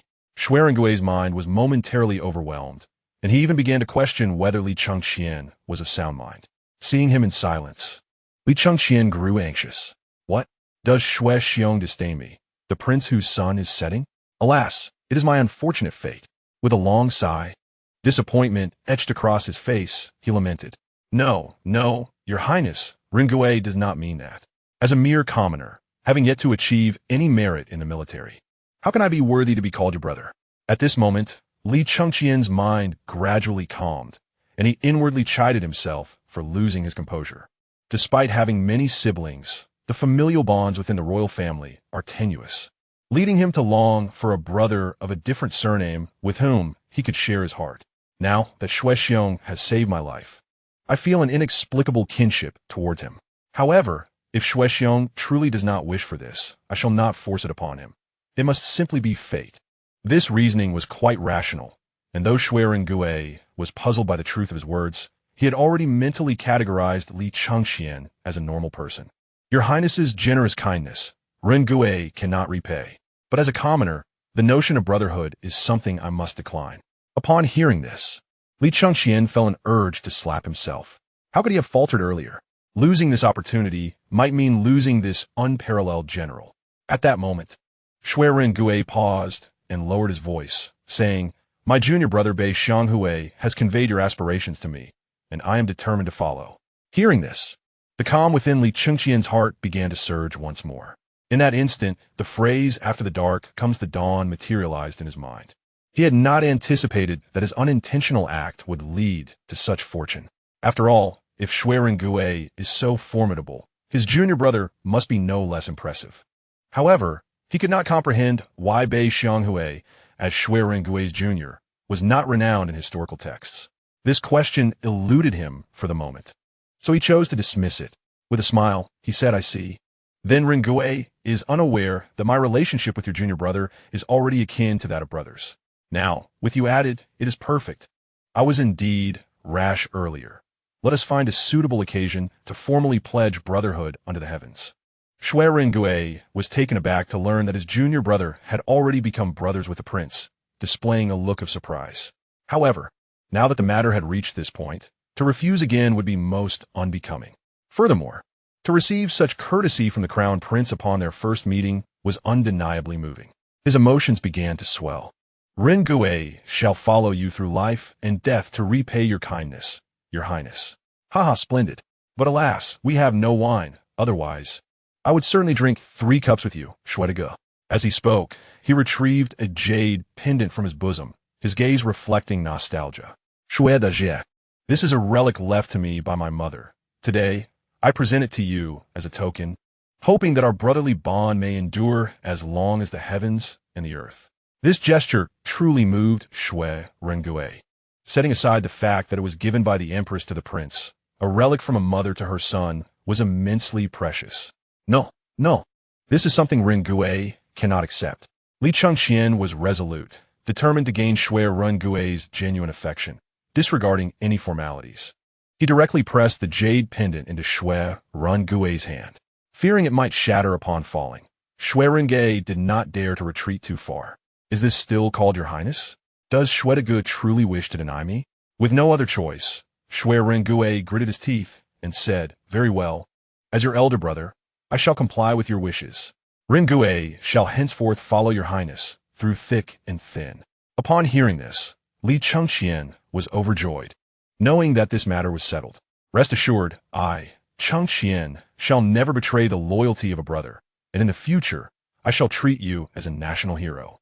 At that moment, a voice from outside the tent called, Your Highness? Are you still awake? Chapter 19. The true dragon awakens, thunder and rain, all are the Emperor's grace. Why does this fellow come to disturb me like a vengeful spirit instead of resting?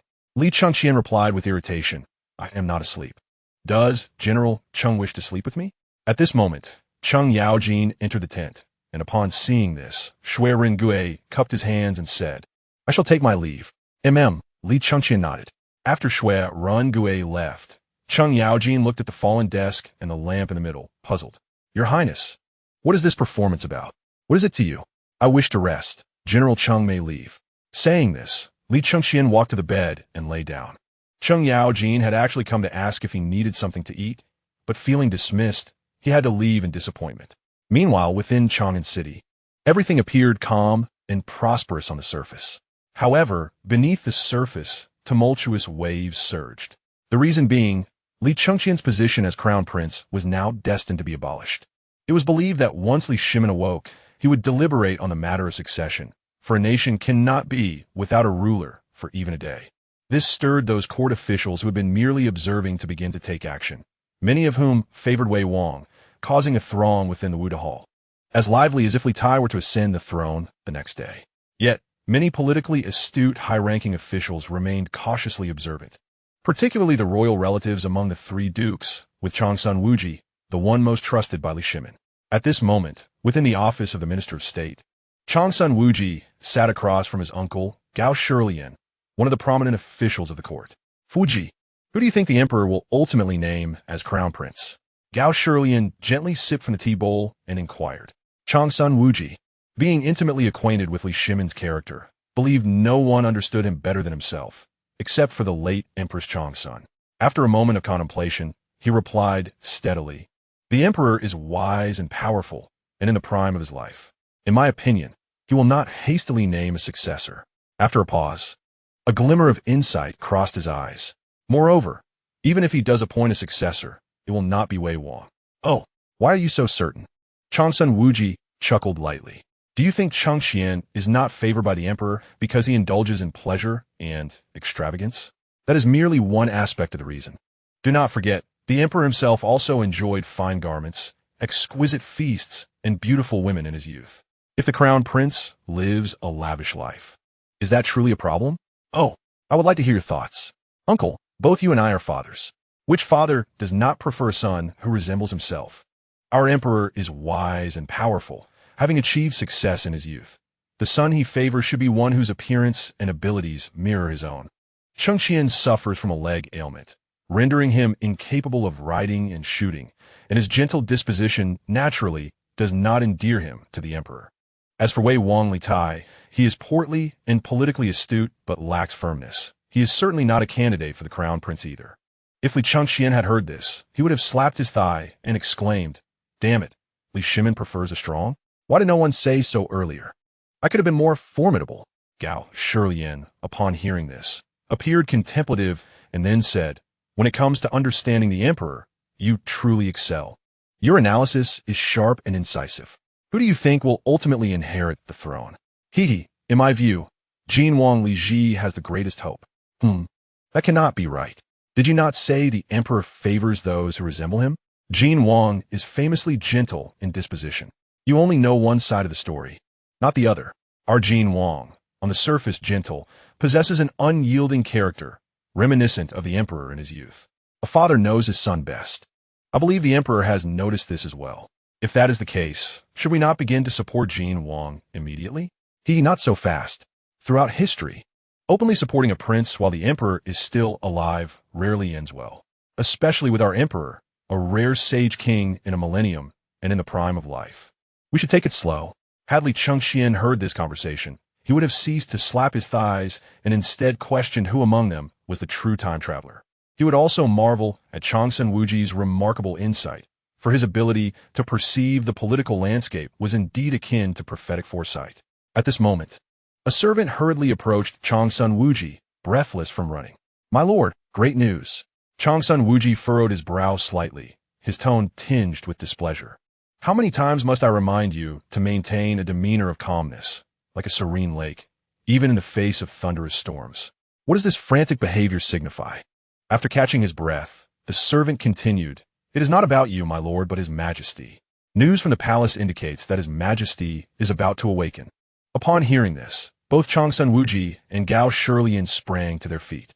Quickly prepare the ceremonial robes. At that time, it was noon, with the sun shining brightly.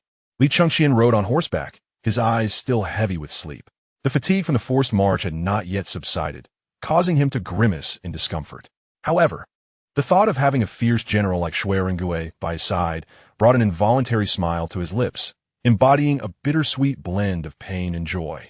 His companion, Cheng Yaojin, noticed this conflicting expression and asked with curiosity, "Your Highness, what troubles you?" Li Chengqian naturally could not divulge his thoughts and simply shook his head. "Perhaps I did not rest well." "Oh, General Li has ordered a forced march today. If you are unable to continue, you may rest in the rear wagon." Li Chengqian did not insist this time, realizing that haste could lead to misfortune. His pampered body and injured leg could not withstand excessive strain. Very well. I shall take a brief respite in the wagon. Cheng Yaojin waved his hand, signaling the supply wagon to come to a halt. Without hesitation, Li Chengqian dismounted and jumped onto the wagon. The wagon was filled with hay for the horses, and lying atop, it was soft and fragrant, imbued with the scent of fresh grass. Perhaps due to the prolonged tension and fatigue from the march, Li Chengqian gradually succumbed to sleep under the warm midday sun. By midnight, the bright moon hung in the sky, and the stars were sparse, casting a cool, silvery light over the streets of Chang'an. Suddenly, a light drizzle obscured the moonlight, creating a hazy atmosphere. The sound of the rain was gentle, as if the heavens were whispering secrets, enveloping the bustling metropolis in a serene stillness, where the air seemed to resonate with a tender rhythm. Yet within the power center of the Tang dynasty, the Taiji Palace was shrouded in an enigmatic atmosphere. At the entrance of the Taiji Hall, soldiers stood guard, their formidable presence undeniable. Most were not young, with the eldest nearing 40, yet each bore a fierce countenance and robust physique, clearly seasoned warriors of countless battles. The leading general was no exception, being a prominent figure in the Tang military. Among them was Yuqi Jingde, followed by Yuan Shiji, Duan Jishuan, by Shiran, and Yang Wuwei. All had served in Li Shimin's elite troops, the Xuanjiao army, and had shared the trials of the turbulent times during the Sui's decline. To put it bluntly, as long as they were present, no one could harm Li Shimin unless they were all dead. Although Li Shimin lay unconscious, no one dared to threaten him in the court. The reason being the sudden and frequent mobilization of the palace guards within Chang'an. At this moment, the head of the Imperial Medical Bureau, Zhen Guan, emerged from the palace. Upon seeing him, the crowd quickly surrounded him. How is His Majesty? Has he awakened? Did he summon us? Faced with a flurry of questions, Zhen Guan raised his hand to signal for silence. His Majesty has awakened and is calling for you. However, he has just regained consciousness and has yet to fully recover, so please keep your words brief. Upon hearing this, joy illuminated the faces of the crowd, and they hurriedly pushed open the door to enter.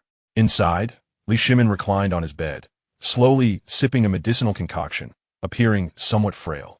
Upon seeing the assembled generals, a smile graced his face as he hoarsely said, "You have come." Having fought alongside Li Shimin for many years, it was the first time they had witnessed him in such a weakened state, causing tears to well up in their eyes. Yuqi Jingde wiped his face and chuckled. "We have arrived, Your Majesty, we are here." As an astute politician, Li Shimin was acutely aware that if he had merely been unconscious, these men would not have come to protect him, especially since a few among them were now gravely ill from years of warfare. "Jingde, how long have I been unconscious? What has transpired? Your Majesty, you have been in a coma for 3 days. On the very day you fell unconscious, urgent reports arrived from the front lines.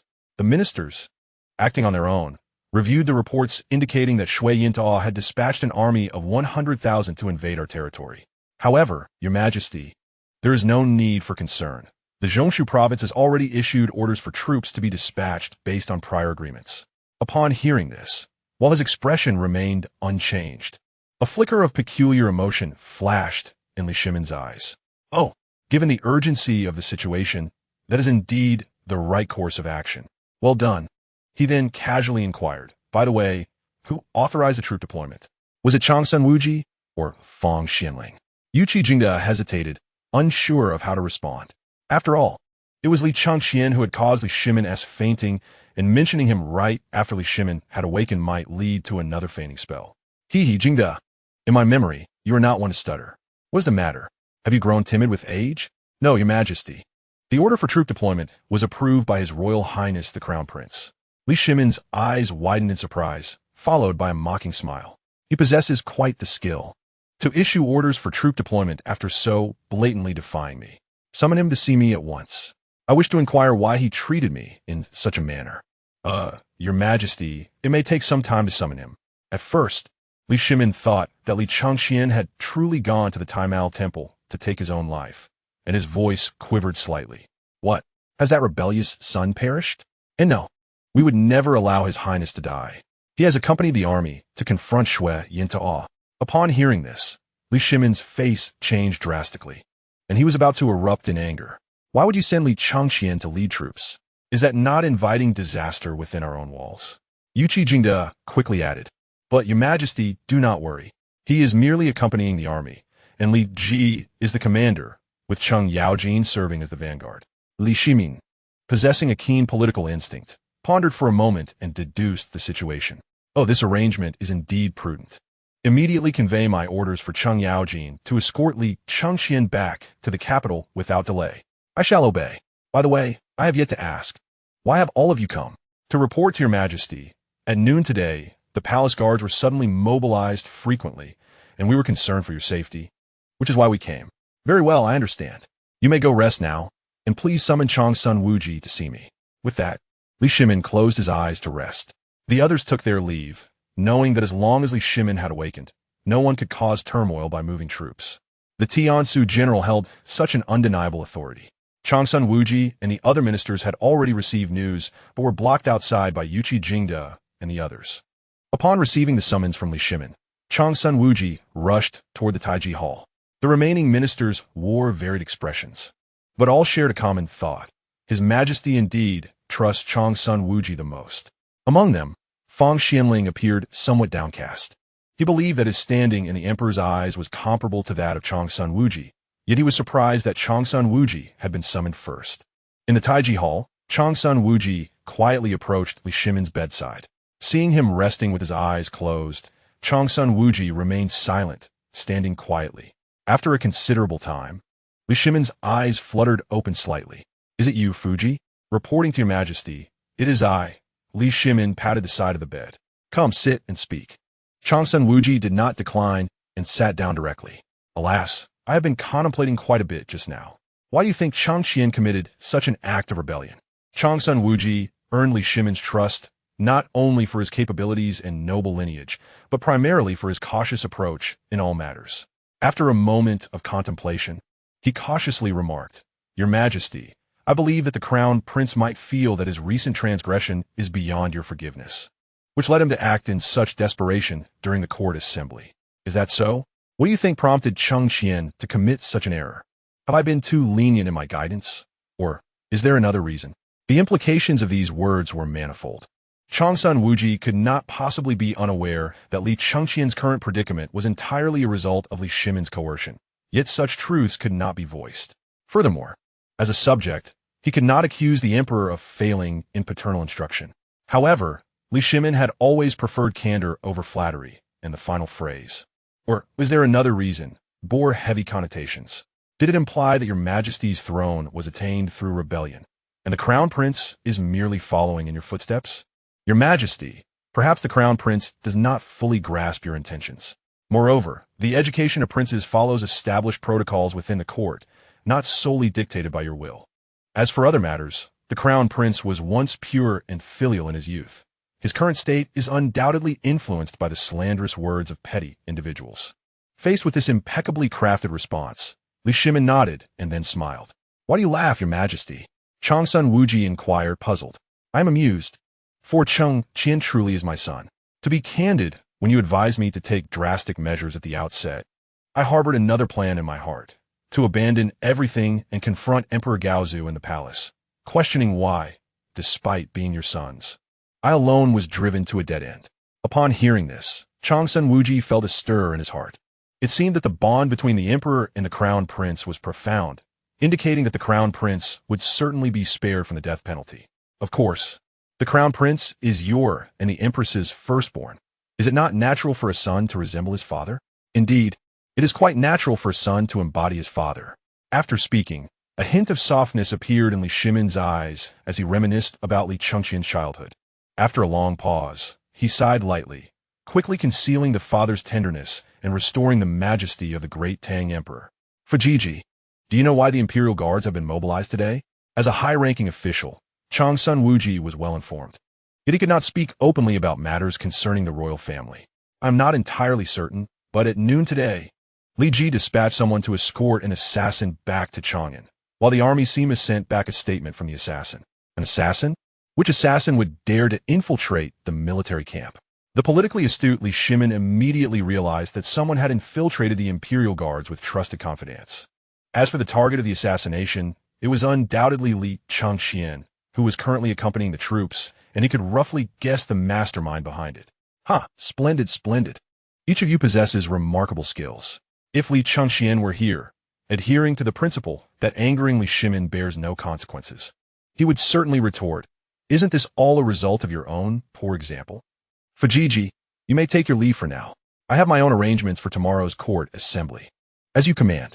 With that, Changsun Wuji rose to take his leave, secretly pondering that someone in Chang'an tonight would likely find it difficult to sleep. Chapter 21. The final freedom. At this moment, Li Chengqian, lying asleep in the carriage, was awakened by a sudden chill. Upon opening his eyes, he found himself surrounded by darkness, as the army had begun to set up camp. This surprised him. How long had he slept? Had the sun already set? Seeing him awake, Cheng Yaojin, who had been vigilantly watching over him, said, "Your Highness, you are awake. You have slept rather long. It is already the hour of the wrath." Li Chengqian yawned and stretched. "Have I truly slept the entire day?" Just then, a lone rider approached swiftly from the distance. Under the bright moonlight, the army scouts immediately took notice, and a resounding horn sounded. This startled Li Chengqian, for they were still within the borders of the Great Tang. How could there be an enemy attack? At that moment, the rider shouted, "Urgent edict! Convey to the left general, Duke Lu Chengjia, to escort Crown Prince Li Chengqian back to the capital immediately." Upon hearing this, Li Chengqian nearly fell from the carriage, a cold sweat breaking out on his back. Had Li Shimin awakened so soon? Hadn't the physician said it would take 10 days? This caught him entirely off guard, shattering all his plans. Now, surrounded by the army, he could not possibly resist. Only one outcome awaited him: exile, just as history had recorded. Despair flooded Li Chengqian's heart. Could fate truly be unalterable? Cheng Yaojin sighed and approached Li Chengqian. "Your Highness, shall we depart?" With that, his guards moved in to encircle Li Chengqian. It was clear that a single dissenting word from him would result in immediate restraint. After all, Li Shimin's orders were to escort him. "Very well, let us go." Li Chengqian suppressed his inner reluctance and jumped down from the carriage. "What do you think, Uncle Cheng? Should I be bound?" Cheng Yaojin felt a pang of sympathy for the crown prince, for this return to Chang'an would mark the end of his days of freedom. "Ha! You are the crown prince. Who would dare bind you? Did you not express a desire to ride more?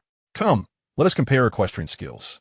With that, Cheng Yaojin brought forth a war horse, saying, "I humbly invite the crown prince of the Great Tang, Li Chengqian, to mount." Engaging in playful banter with him, Li Chengqian felt touched by Cheng Yaojin's kindness and clasped his fists in gratitude. "I appreciate it, General Cheng."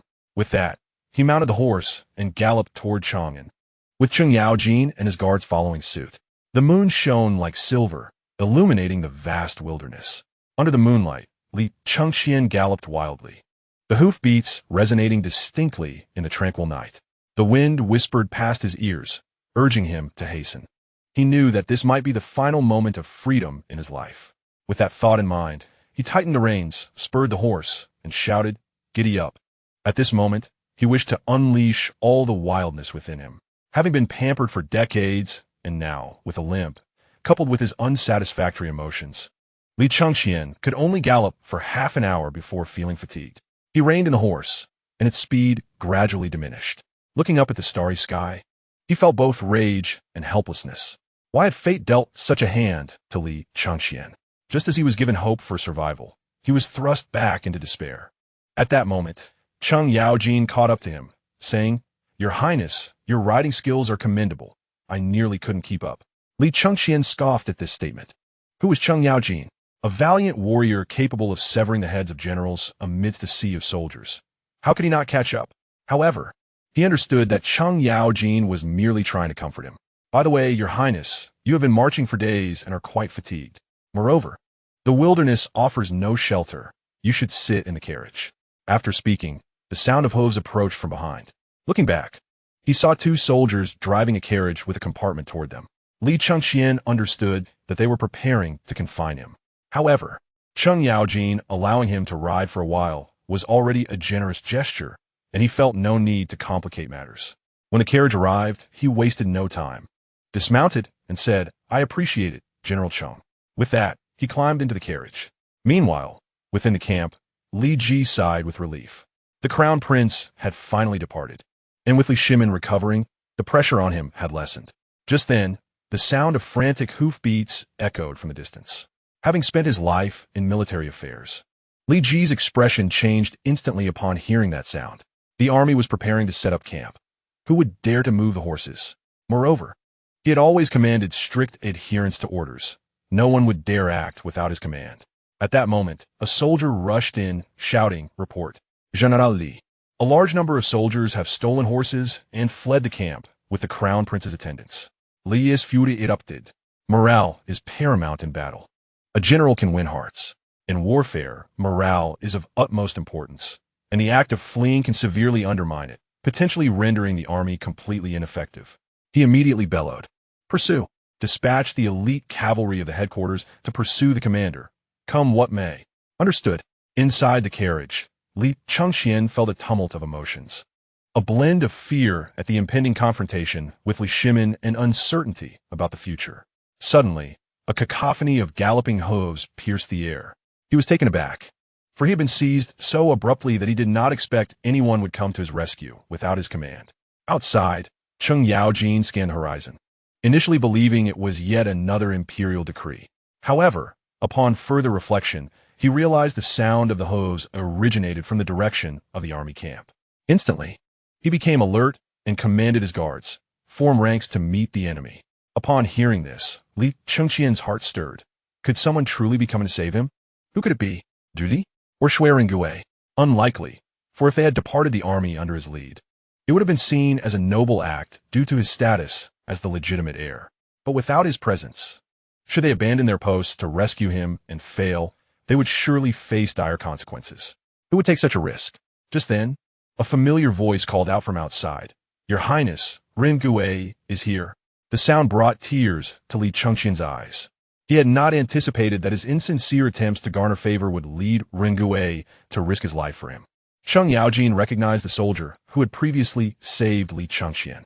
He acknowledged the man's commendable skills, but, having battled for a lifetime and defeated many fierce warriors, he did not regard this ordinary soldier as a significant threat. As he contemplated, Shui Rengue led his troops forward, and the two sides clashed immediately. Shui Rengue charged ahead, making a beeline for Li Chengqian's carriage. Cheng Yaojin, noticing this, galloped towards him. In the brief moment of their encounter, Shui Rengue struck first, twirling his spear before sweeping it horizontally. Although Cheng Yaojin was astonished by his speed, he dismissed it, raising his lance to deflect the weapon. Accompanied by a deafening clang of metal, Cheng Yaojin was taken aback, as his iron lance was knocked from his grasp, flying far away, leaving his hands trembling.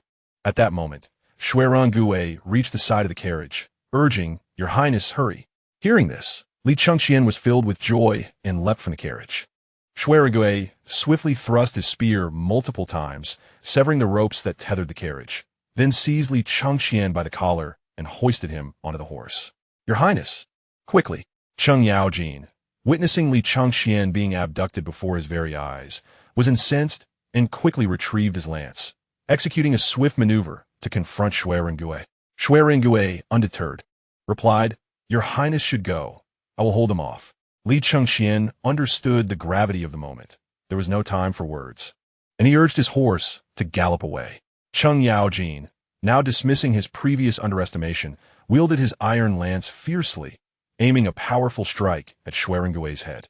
Yet, Shui Rengue remained unfazed, raising his spear to meet the attack and quickly retaliating. In the blink of an eye, they exchanged numerous blows. Cheng Yaojin grew increasingly alarmed. After years of warfare, he had never encountered an opponent as formidable as this. He estimated that, with true battlefield experience, this man could rival his brother Qin Xiong. Just then, a figure appeared in the distance, galloping towards them, shouting, "Senior brother, I come to assist you." As he spoke, Bei Xianghui charged in, thrusting his iron spear towards Cheng Yaojin's back. Cheng Yaojin, seasoned in combat, remained composed in the face of the two-pronged assault. He swept his lance to push Shui Rengue away, then pivoted to parry Bei Xianghui's thrust, grasping the spearhead with one hand. Clamping his legs against the horse's belly, he bellowed, "Come here," intending to pull Bei Xianghui off his horse. However, the situation did not unfold as he had anticipated. Bei Xianghui exerted considerable force as well, and they engaged in a fierce struggle. Cheng Yaojin was astonished. From where had the prince gathered such powerful allies? Just as he pondered this, Shui Rengui's spear approached from behind, and Cheng Yaojin felt a gust of wind at his back, realizing too late the peril he was in. With a resounding thud, Shui Rengui's spear struck him squarely in the back. His eyes widened in disbelief. After a lifetime of battle, he had been bested by two relatively unknown youths, and he toppled from his horse. Li Chengqian, who was fleeing in the distance, witnessed the entire scene unfold. Cheng Yaojin was a high-ranking official and an invaluable hostage. He immediately shouted, "Rengui, Bei Hui, capture him." Bai Xiangwei responded loudly, "Understood." He then spurred his horse forward, using his strength to lift Cheng Yaojin and lay him across the horse. Cheng Yaojin's guards, seeing him captured, erupted into a frenzy, shouting for his rescue. Shui Rengui commanded, "Bei Hui, you go ahead, I will hold them off." He then charged forth to intercept the approaching forces. As the others realized their objective had been achieved, they quickly rode towards Li Chengqian. Shui Rengui single-handedly blocked the assailants, his iron spear flying in a whirlwind of strikes. Although Cheng Yaojin's guards were fierce fighters, they could not overcome Shui Rengui and could only watch helplessly as their commander was taken away. Once Li Chengqian and his group had distanced themselves, Shui Rengui no longer lingered in battle. With a powerful sweep, he repelled the attackers and rode off.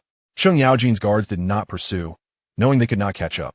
At that moment, reinforcements sent by Li Shiji arrived. Observing the scene, the leader frowned and inquired, "What has transpired? Where has General Cheng gone?" The guard leader's expression darkened. "General Cheng has been taken by the prince's accomplices. They have fled to the southwest." The leader was alarmed. With the prince escaping and Cheng Yaojin captured, such a significant matter was beyond his authority to decide. He resolved to report back to Li Shiji first. He waved his hand, continued the pursuit. "I will return with them to report to General Li." With that, the group divided into two.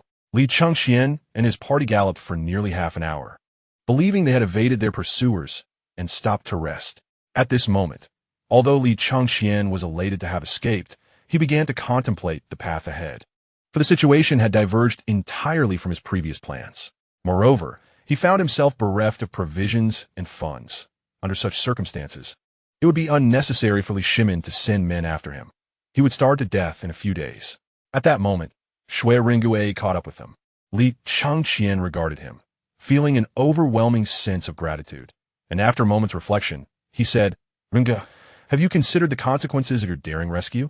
Shui Rengui's gaze was steady as he slightly bowed his fist in respect. "Your Highness treats me as a national hero. I shall reciprocate in kind. Beyond that, I have not given it much thought." Bei Xianghui interjected, "Exactly, why overthink it? Your Highness, just tell us how to proceed, and we shall follow."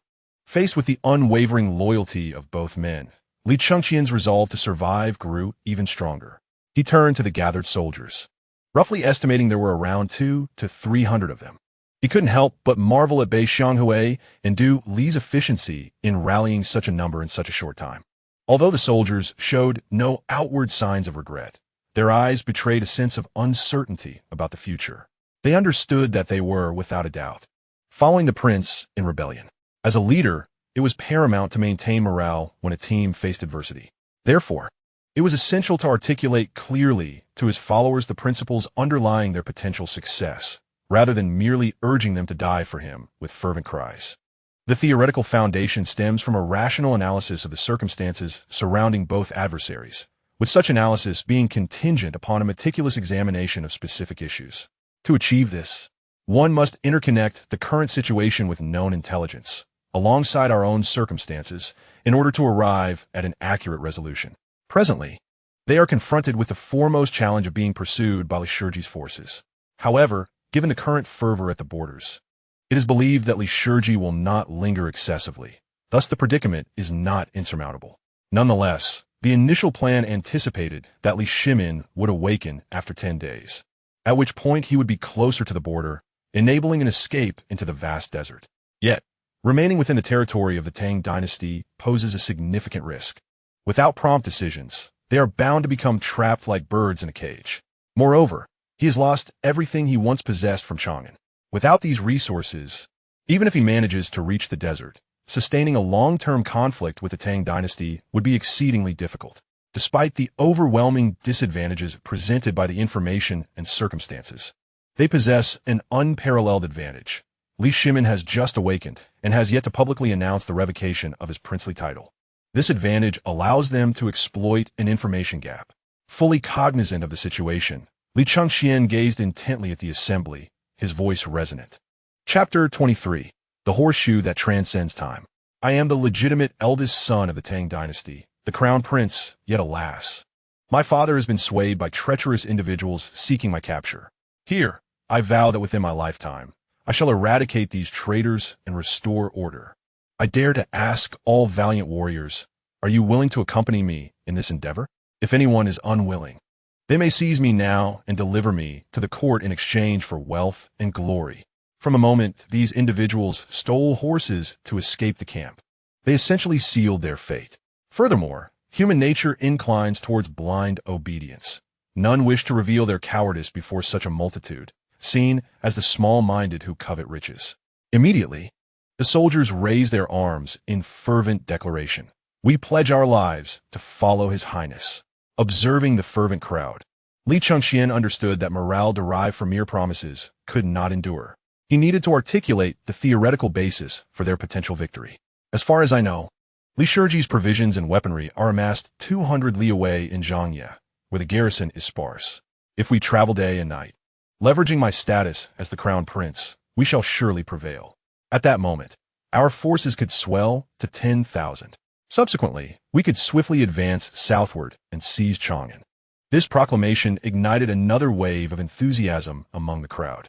However, Li Chengqian was acutely aware that the notion of capturing Chang'an was sheer folly.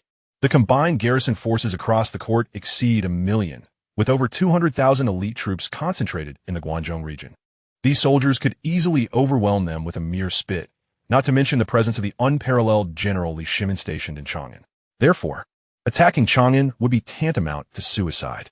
Yet for the sake of maintaining morale, he had to voice such sentiments. And he had already devised a rough plan for the future. Cheng Yaojin had actually awakened earlier, yet he was bound like a dumpling, his mouth gagged. At this moment, he felt a mixture of regret and anger, never anticipating that a moment of negligence would obliterate his illustrious reputation.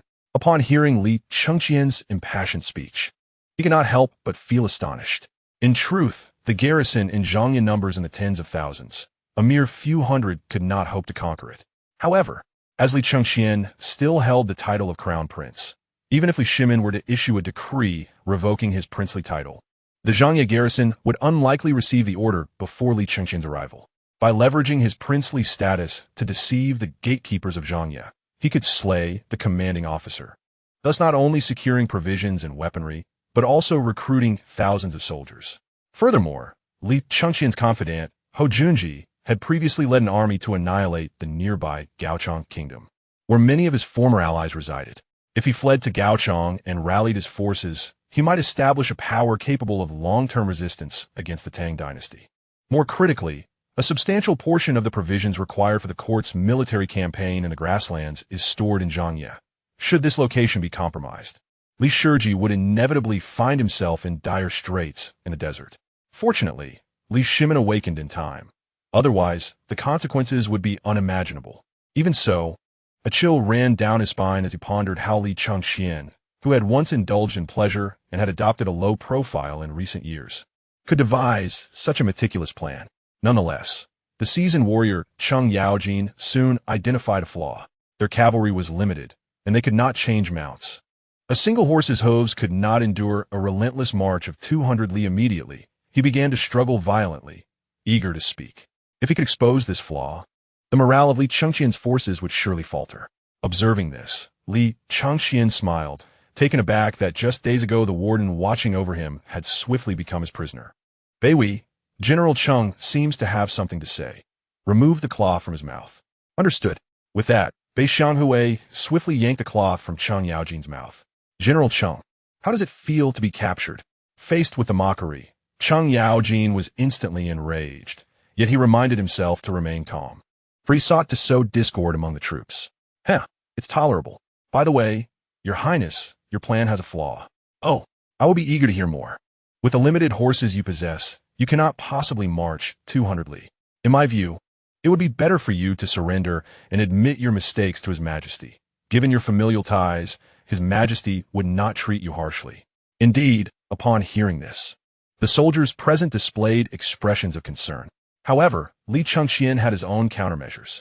While in Chang'an, he had discreetly commissioned Du Zhengluan and others to craft several hundred pairs of horseshoes designed to enhance the cavalry's operational range, hidden among his belongings.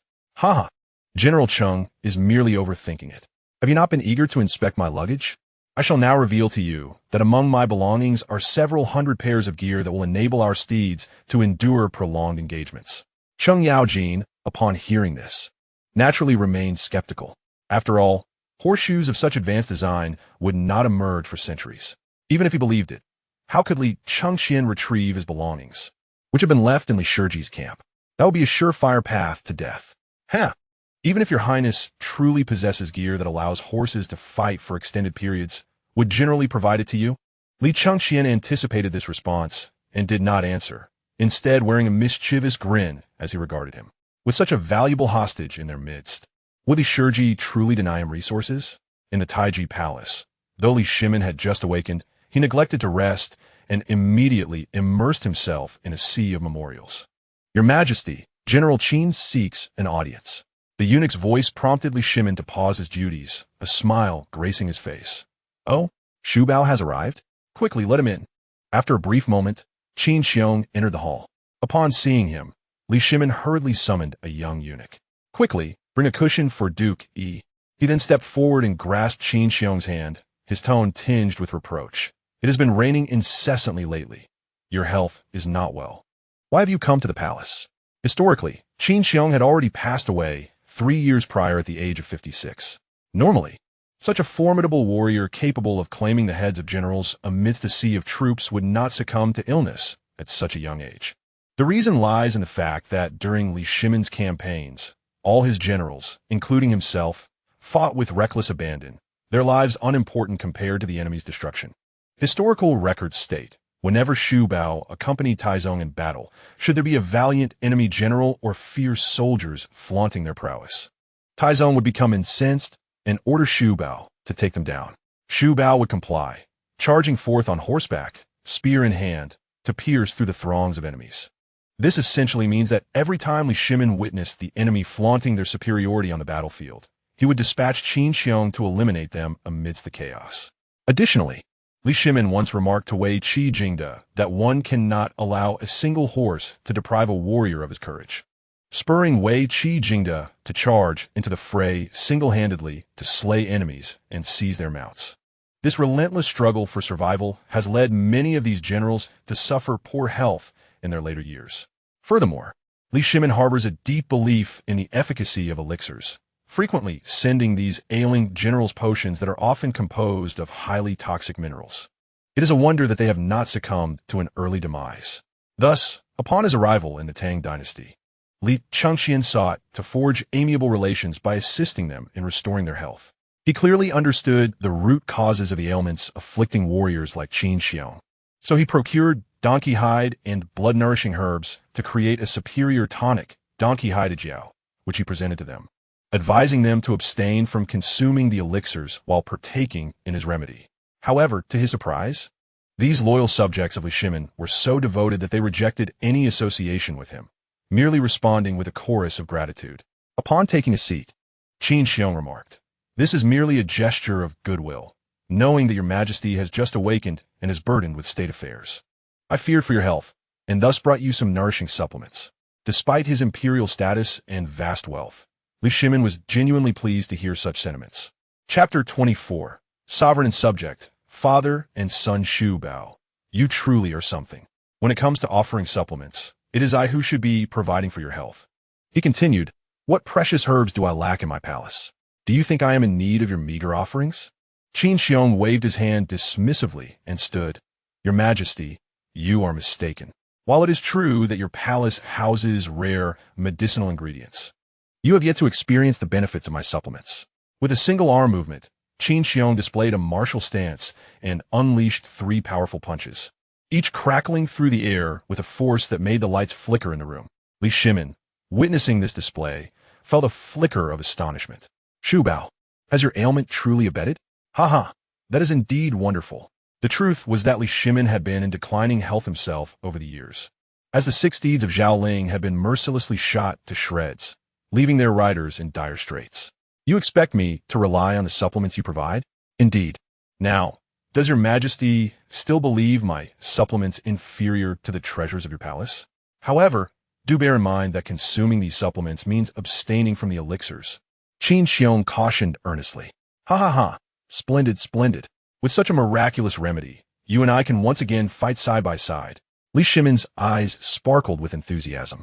You are aware that I intend to personally lead a campaign against Gao Zhiyili in 2 years, to eliminate the last remaining threat to the Great Tang. Upon hearing this, Qin Xiong was filled with fervor. Very well, I shall fight alongside your majesty to vanquish Gao Zhiyili. At that moment, had Li Chengqian been present, he would have likely chastised himself vehemently. According to history, Li Shimin passed away in the 23rd year of the Zhen Guan era, meaning he only needed to endure for 7 more years in the desert. Yet now, with the nourishing Ajiao bolstering his vitality and the cessation of toxic elixirs, there was no telling how long he might live, potentially digging his own grave. Qin Xiong's face displayed an expression of hesitation. Given his close bond with Li Shimin and the fact that they were alone, he felt free from the constraints of royal decorum and placed a hand on the emperor's shoulder, saying, "What is there that you cannot express to me? Do you think your recovery has inspired you to challenge me in martial prowess?" Li Shimin, seemingly struck by a thought, burst into hearty laughter. Do not think I am unaware. When I bested you in the army, it was merely because you allowed me to win, you rascal. Your majesty was aware? Qin Xiong responded with surprise. I am not ignorant of your skills. However, while I may not rival you in martial arts, when it comes to horsemanship and archery, you cannot surpass me. Li Shimin spoke with sincerity. During the battle at Hulao Pass against Do Jinda, he had led an expedition with Yuqi Jingda to scout the enemy camp. Unfortunately, they were discovered by 5,000 cavalry. He resolutely commanded the others to flee while he and Yuqi Jingda held the rear. Yuqi Jingda drew the enemy's attention while Li Shimin seized the opportunity to shoot down 3 enemy commanders, ultimately escaping the encirclement. Qin Xiong nodded and chuckled. Your majesty's archery skills are such that not only I, but no one in our ranks could deny your prowess. Li Shimin, having achieved early success and faced few setbacks in life, retained a certain childlike innocence. Upon hearing this, he laughed heartily. Is that so? Ha! Even the valiant Qin De Mention acknowledges this, then I take it to heart. After a brief pause, he continued, By the way, Xu Bao, what were you about to say? Is only you and I here, do not hold back. In truth, there is little to say. This remedy was entrusted to me by His Royal Highness, the Crown Prince, to prepare for you. He had long wished to present it to you, but fearing it might cause you to overthink, he devised a plan for me to create it. Li Chengqian had never entrusted him with such a task. Qin Xiong was fabricating this tale. His intention was to appeal to Li Shimin's emotions, hoping to prevent any impulsive actions against Li Chengqian, while also demonstrating that Li Chengqian had shown kindness to the veterans of the Qin Wang Fu, thus returning the favor for his assistance in restoring health. Li Shimin, uncertain of the truth, fell silent for a moment, his gaze revealing a complex mixture of emotions. Is that so? He has indeed considered this thoroughly. Having conveyed all he could, and recognizing that Li Shimin was no longer inclined to converse, Qin Xiong bowed. Then I shall take my leave, Your Majesty. Please rest well. Li Shimin did not detain him, merely gesturing for him to go. Very well, you may leave. Qin Xiong placed the package containing the Ajiao on a desk cluttered with memorials and departed. After his exit, Li Shimin murmured to himself, sovereign and subject, father and son. Meanwhile, in the military camp, Li Ji was listening to reports from soldiers, his expression dark and incredulous as he inquired. You say that the group of deserters rescued the Crown Prince from Vice Commander Cheng and even captured him? The soldier replied firmly. Indeed, it was confirmed by Vice Commander's own troops. Li Ji knew Cheng Yaojin's capabilities and found it unfathomable that he could be captured by a band of deserters, especially considering he himself had also been taken captive. Given the current circumstances, capturing Li Chengqian would undoubtedly require significant effort, and the urgency of the situation at the front lines allowed for no delay. After a moment of contemplation, Li Ji resolved, this matter should be handled by Li Shimin, I will continue to lead my forces to the front. He called for the marching officer. You will immediately report the current situation to His Majesty and inform him that I, for the sake of the frontline military situation, will continue to advance our troops. Understood. At that moment, a soldier galloped in. Commander Li, someone has sent a letter to our scouts, instructing that you personally open it. Li Ji, puzzled, took the letter and, after reading it, bore an expression of mixed emotions, unsure whether to be angry or amused. The letter was from Li Chengqian, demanding that he exchange 500 war horses and the belongings left in the army for Cheng Yaojin, warning that the next correspondence would not be a letter, but rather the severed head of Cheng Yaojin. This was nothing short of blatant kidnapping and extortion, akin to the actions of bandits. It placed Li Shiji in an exceedingly difficult position. If he complied with Li Chengqian's demands, it would undoubtedly raise suspicions of collusion with the enemy. Contemplating further, he mused, would Li Chengqian truly kill Cheng Yaojin? Yet recalling Li Chengqian's demeanor in court, he felt that he might just be bold enough to do so. Moreover, having fought alongside Cheng Yaojin in the Wagong army and later pledged loyalty to Li Shimin, that bond made him unwilling to gamble on such a possibility. Commander, there is someone challenging us outside the camp. Given that the army was still within the borders of the Tang dynasty, there should be no enemy presence. It was clearly someone sent by Li Chengqian. Li Ji waved his hand decisively. Come, let us see what this is about. Outside the camp, Bei Xianghui stood alone on horseback, facing an army of 50,000 without displaying a hint of fear. Before long, Li Shiji emerged with several thousand troops. Although the soldiers had informed him that there was only one person on the opposing side, he remained cautious due to the strange circumstances surrounding Cheng Yaojin's capture. Upon reaching the camp's outskirts, Li Shiji aimed to seize the initiative and intimidate this soldier, hoping to extract the true intentions of Li Chengqian's group. Chapter 25. Kidnapping and extortion. Before Li Ji could utter a word, Bei Xianghui bellowed. Our crown prince has decreed that you have but the duration of a joss stick to ponder your decision. Should you fail to comply, every quarter of an hour, we shall sever a finger from Cheng Yaojin. By the time 10 have been amputated, you shall behold his severed head. Li Ji, upon hearing these words, could not help but smile wryly. The adversary had seized the upper hand and outmaneuvered him. Your actions are no different from those of bandits. I urge you to reconsider your misguided path and return General Cheng. If you do so, His Majesty may exhibit leniency towards you. Bei Xianghui, indeed a foolhardy individual, showed no respect to Li Shiji, who had previously been his superior. Leniency? Nonsense.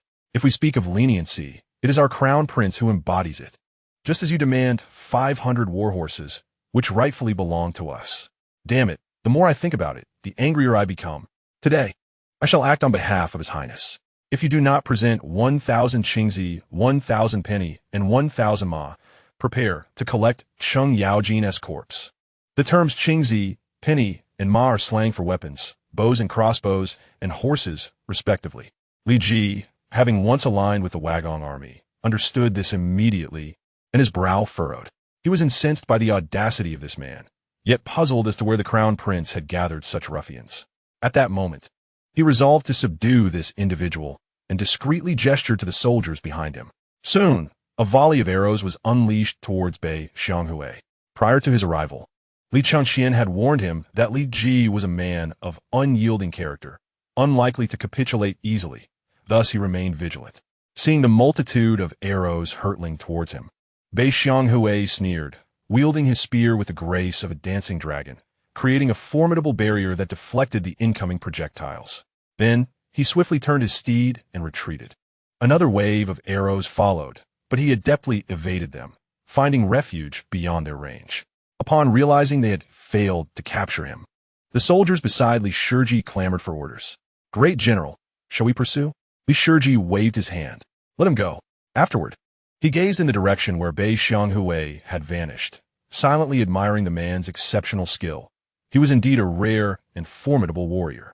Meanwhile, Li Chengqian awaited in the same spot, not only for Bei Xianghui, who was delivering a message to Li Ji, but also for Hou Junji, who had been covertly trailing the army. At that moment, the sound of galloping hooves echoed from afar.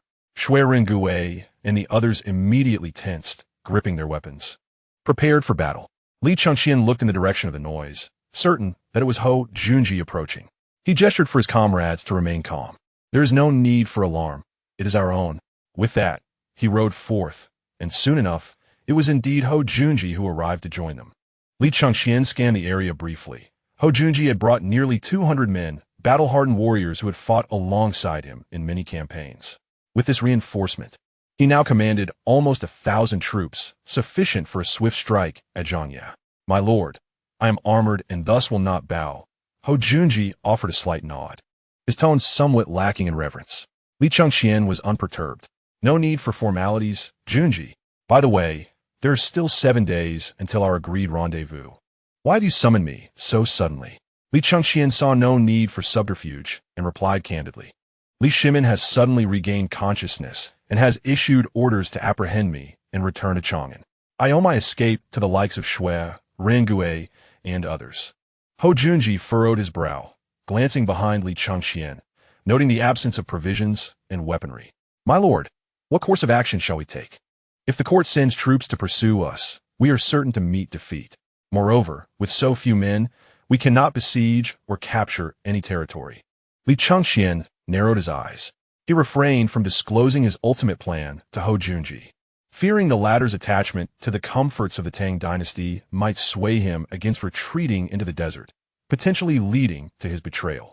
In such a scenario, Li Shimin would merely demote him or remove him from his post.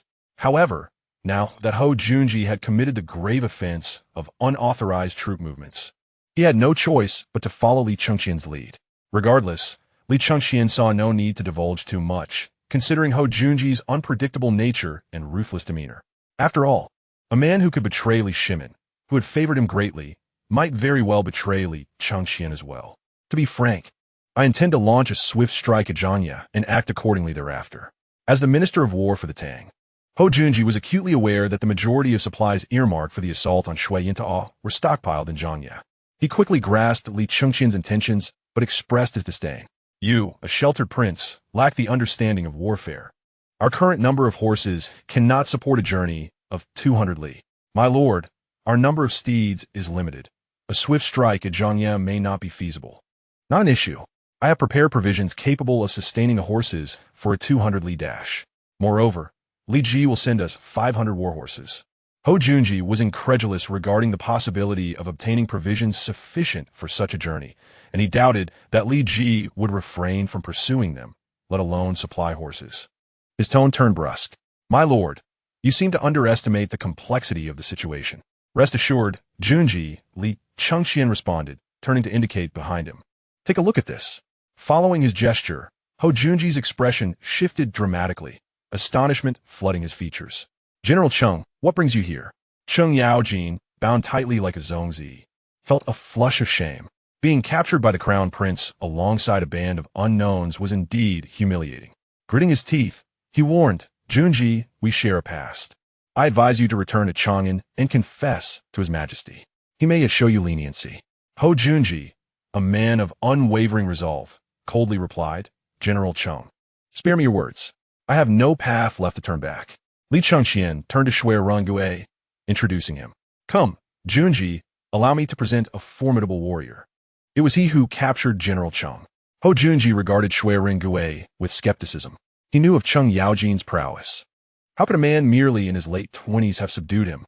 Shui Rangui, unfazed by the scrutiny, clasped his fists respectfully and spoke with measured composure. I am Shui Rangui. Honored to meet you, General Hou. Indeed. Hou Junji offered a slight nod before addressing his men. Dismount and rest. Upon dismounting, their surroundings became clearer. Li Chengqian noted the presence of several women among Hou Junji's troops, and upon closer inspection, he recognized them as the Hu sisters he had previously liberated. To his dismay, many of the Hu sisters appeared disheveled and distressed, their expressions suggesting they had endured hardship. However, he had released them for a reason and felt it unwise to chastise Hou Junji over this matter. Junji, these girls are unfortunate souls. Why must you treat them so harshly? Let them go. Huh, we're a few women worth. Release them? What if they inform on us and reveal our whereabouts? I shall reward my brothers with them, and then dispose of them. Li Chengqian's expression darkened upon hearing this. Chapter 26. The Untrustworthy Bandit Hou Junji. I command you to release these Hu sisters immediately, lest you incur my wrath. Ho Junji hesitated momentarily, a flicker of displeasure crossing his face, but he quickly masked it. Awkwardly responding, "I understand." He then turned to his soldiers. "Did you not hear His Highness's command? Hurry and comply, lest His Highness decide to show no mercy in the future." Li Chengqian sighed internally, realizing that this man bore resentment towards him. Nevertheless, he felt compelled to take this course of action. At that moment, a Hu sister suddenly began to chatter excitedly. Li Chengqian turned at the sound, recognizing her as the Hu sister of Wang lineage mentioned by the Hu merchant. At this moment, her brows were furrowed with fury, and coupled with her wild aura and exquisite features, she possessed an unusual kind of beauty. Li Chengqian appeared utterly bewildered by her words. Turning to inquire of a nearby expert in Hu language. "What did she say?" Your Highness, she claims you are untrustworthy and have bullied her sister. She vows that one day she will have you torn to shreds." Previously, in an attempt to deceive Cheng Yaojin, Li Chengqian had promised that these Hu women would be allowed to leave if they cooperated. Yet misfortune befell them as they fell into the hands of Ho Junji. At this juncture, Ho Junji's expression momentarily stiffened, followed by a look of confusion, with a glimmer of intrigue flickering in his eyes. This was because Li Chengqian had, years prior, set up a tent in the Eastern Palace to adopt the lifestyle of the Turks. At times, he even communicated with his subordinates in Turkic. How could he possibly not comprehend the speech of this Turkic woman? Most importantly, while he had been relatively restrained in recent years, he had previously exhibited considerable ruthlessness. It was inconceivable that he would suddenly develop a benevolent heart and spare a few Hu women. Just then, Bei Xianghui rode back.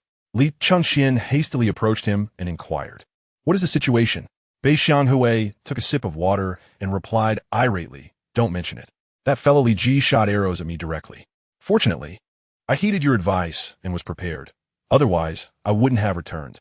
He then glanced at Cheng Yaojin, who was tied up like a zongzi, and suggested, "Your Highness, how about we chop off one of this guy's fingers first?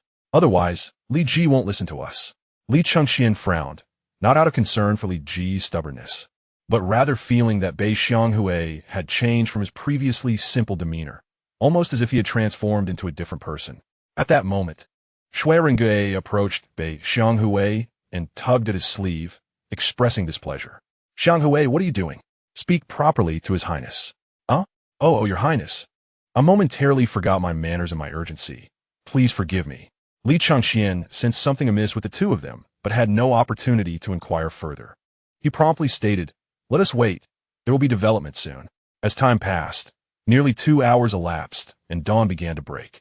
The scouts returned to report. "Your Highness, Li Shiji has already led his army to break camp. What shall we do now?"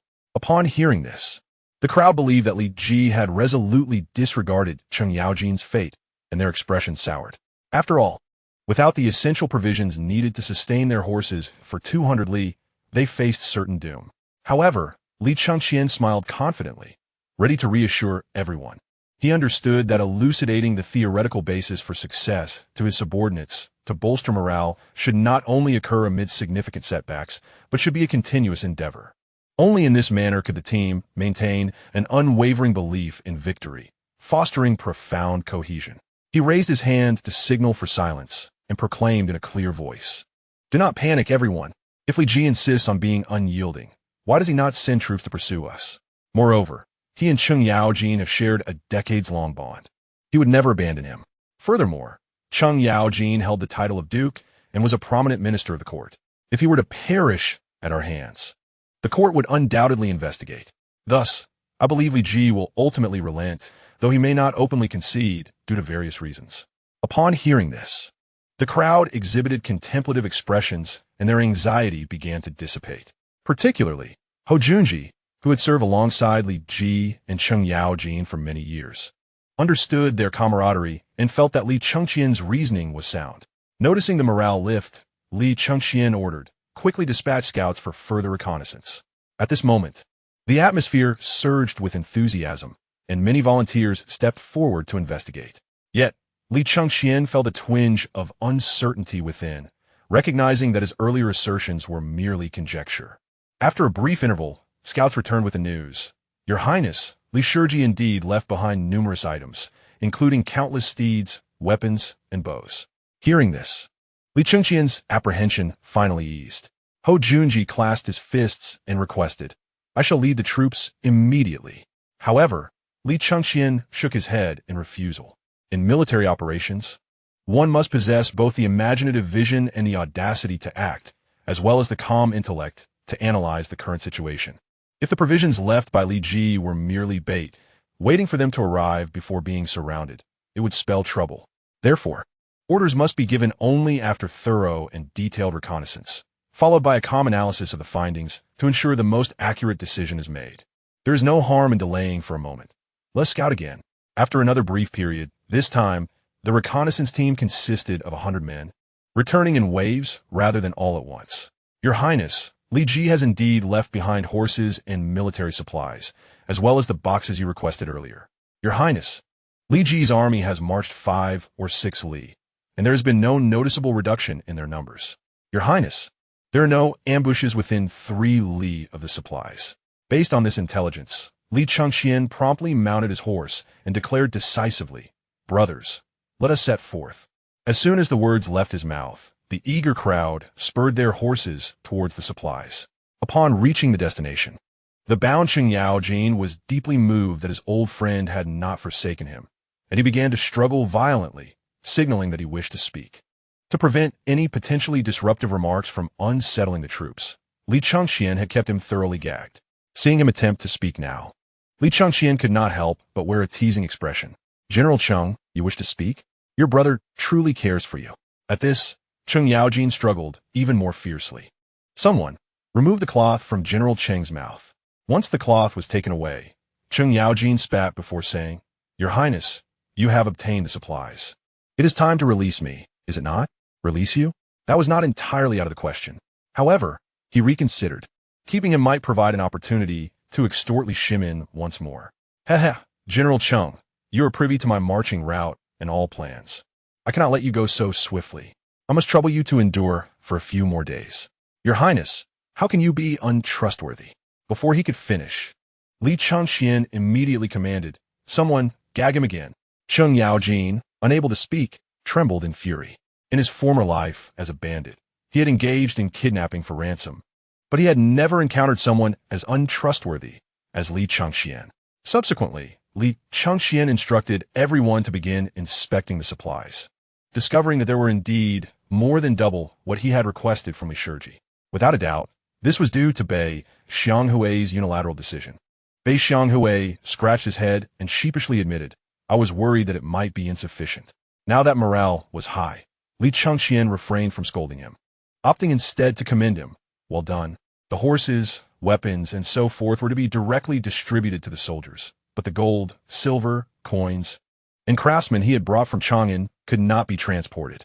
Carrying them would undoubtedly slow their march. If Li Shimin were to preemptively arrive at Zhangye before the crown prince could enact his decree, all plans would be rendered null. Given the circumstances, it was imperative to dispatch a separate contingent to escort these items. In truth, Hou Junji was undoubtedly the most suitable candidate, as he was a prominent minister of the court and could potentially negotiate should they encounter the Tang army. However, based on Hou Junji's earlier conduct, Li Chengqian sensed that he might harbor some discontent towards him. The importance of these items made him hesitant to entrust them to Hou Junji. Moreover, Hou Junji had previously led troops to annihilate the Gaochang kingdom and had passed through Zhangye, making him quite familiar with the area. After a moment of contemplation, Li Chengqian ultimately stated, "Ringue, will you escort the supplies while we advance?" Upon hearing this, Shui Ringue did not hesitate in the slightest and replied, "Yes." "Very well. I shall assign you 100 men to accompany us toward Zhangye." "Understood." Subsequently, everyone gazed at Li Chengqian with wide eyes, clearly indicating their expectation for him to produce the supplies necessary to sustain their horses for 200. Li Chengqian did not linger in his words. He dismounted, located the box containing the horseshoes, and instructed the soldiers to remove everything inside. At this moment, he suddenly remembered that Cheng Yaojin was nearby. He could not possibly keep him bound forever. Eventually, he would have to release him back to the Tang. Therefore, the secret of the horseshoes must not be revealed to him. "Come, escort General Cheng 3 miles away from us. No one shall return without my command." Upon issuing these orders, he beckoned to the bound artisans, instructing them to stoke the forge and equip the steeds with iron shoes. These craftsmen, having endured captivity for days, had long relinquished any notions of resistance and immediately set to work as instructed by Li Chengqian. Once the forge was ablaze, Li Chengqian personally demonstrated the process several times. This task was not particularly complex, and the soldiers who gathered around quickly grasped the technique. After the passage of approximately an hour, all the horses were fitted with their iron shoes. Hou Junji, seasoned in the theater of war, was astounded at the sight of Li Chengqian producing the horseshoes. Although simple, they significantly enhanced the durability of the horse's hooves, thus elevating the combat efficacy of the cavalry to unprecedented levels. Li Chengqian was acutely aware that while Hou Junji had allied with him, he harbored a degree of contempt. Seizing this opportunity to instill a sense of awe, he approached Hou Junji and inquired, "What do you think of this invention, Junji?" "The horseshoes are truly remarkable," Hou Junji replied, his eyes brimming with admiration. "Huh. Moreover, I have devised a strategy to complement these horseshoes, which I shall impart to you when the time is ripe," Li Chengqian proclaimed.